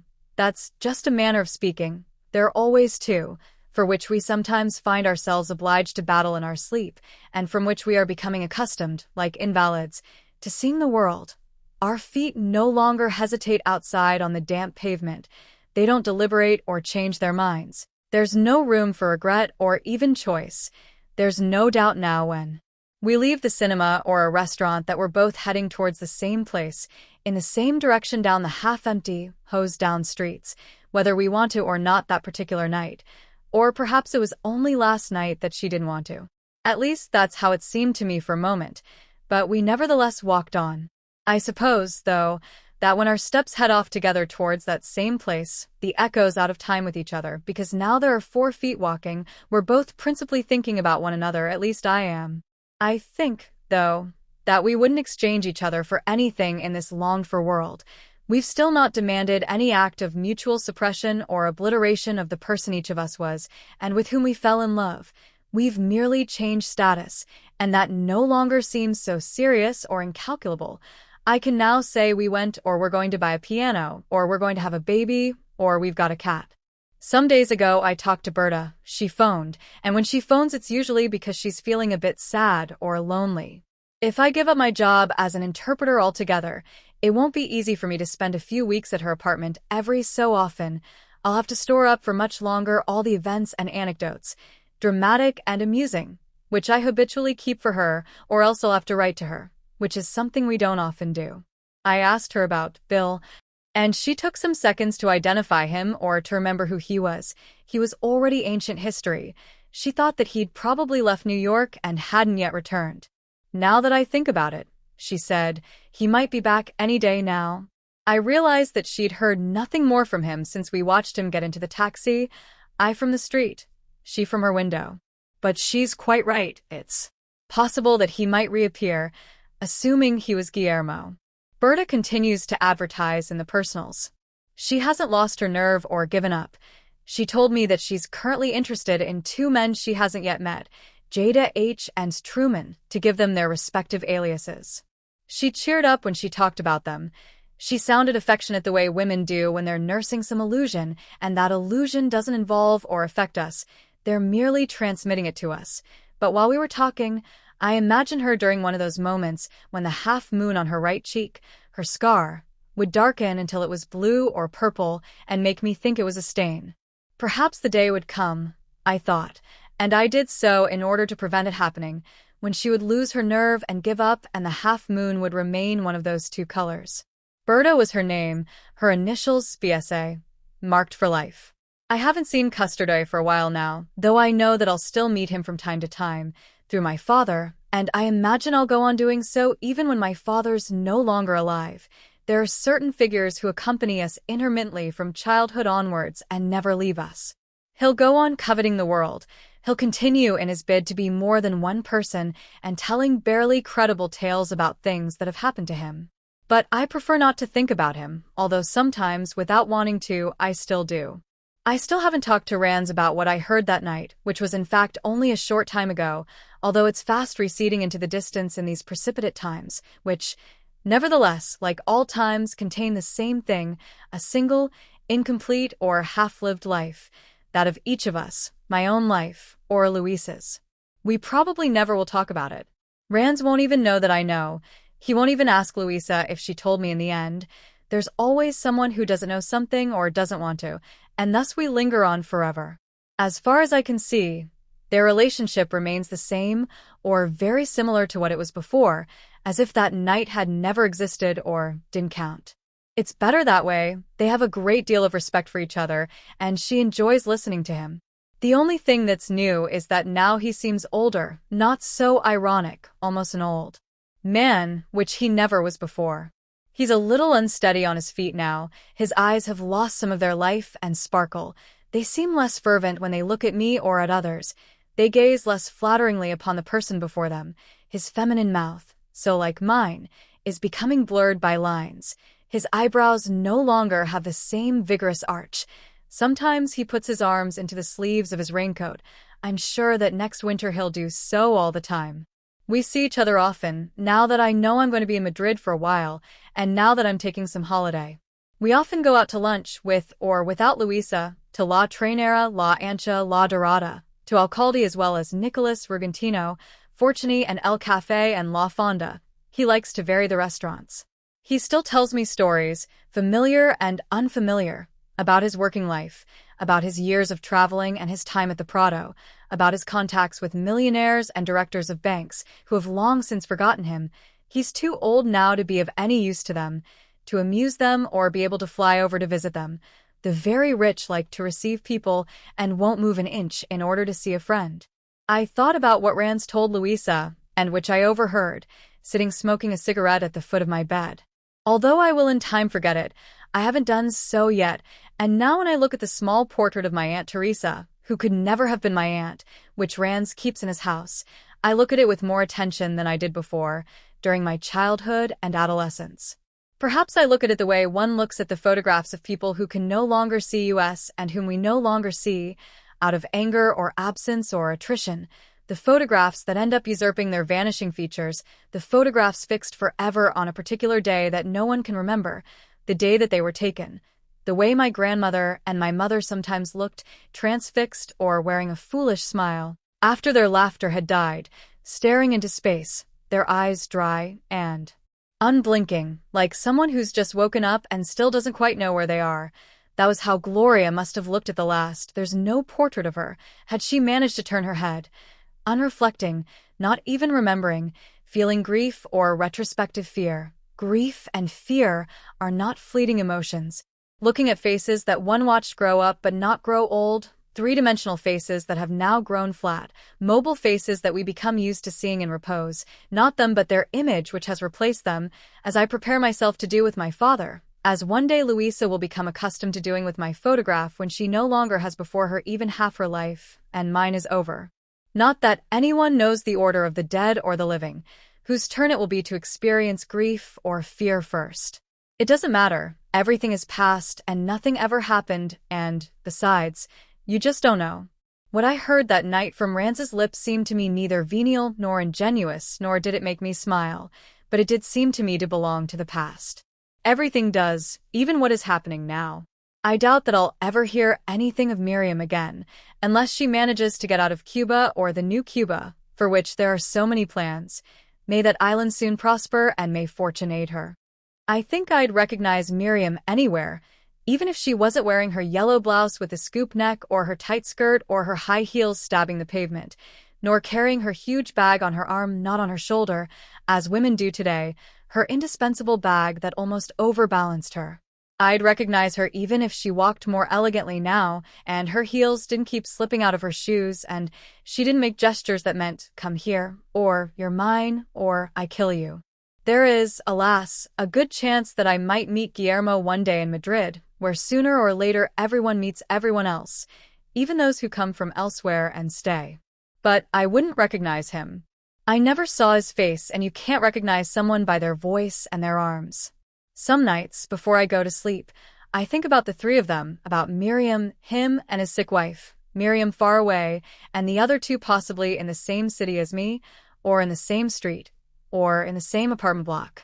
It's almost impossible to resist putting a face to someone whose voice one has heard, and that's why sometimes I give him Bill's mustachioed face, the most likely face, too. Since it might well be his, I could meet him in this restless city. On other occasions, I imagine him looking like that. Fine actor, Sean Connery, a childhood hero of mine, who in his films often sported a mustache, but mixed in with it is the obscene, gaunt face of Custardoy, who's constantly growing and then shaving off his mustache, or that of Ranz himself, who had a mustache in his youth, when he lived in Havana, and later too, when he married Teresa Aguilera and left with her on their honeymoon. Or mine, my face which has no mustache and never has, but one day I might grow a mustache, when I'm older, as a way of avoiding looking like my father as he looks now, and as I will remember him. On many nights I'm aware of Luisa's breast brushing against my back in bed, either when we're awake or asleep. She likes to lie close up. She'll always be there, at least that's what I intend. That's the idea, although there are still many years to run before that always comes to pass. But sometimes I think perhaps everything will change over time, and in the abstract future, which is what matters because the present can neither taint nor assimilate it, and that strikes me now as a great misfortune. At such moments I'd like nothing to change, ever, and I can't discount the possibility that at some point, someone, a woman I haven't even met yet, will arrive, absolutely furious with me, or perhaps relieved to find me at last, but she'll say nothing to me, and we'll just look at each other or stand locked in a silent embrace or go over to the bed and get undressed, or perhaps she'll simply take off her shoes, showing me the feet she'd so carefully washed before leaving home simply because I might see them or caress them, and by then they'll be tired and aching having waited for me for so long, the sole of one of them dirty from contact with the pavement.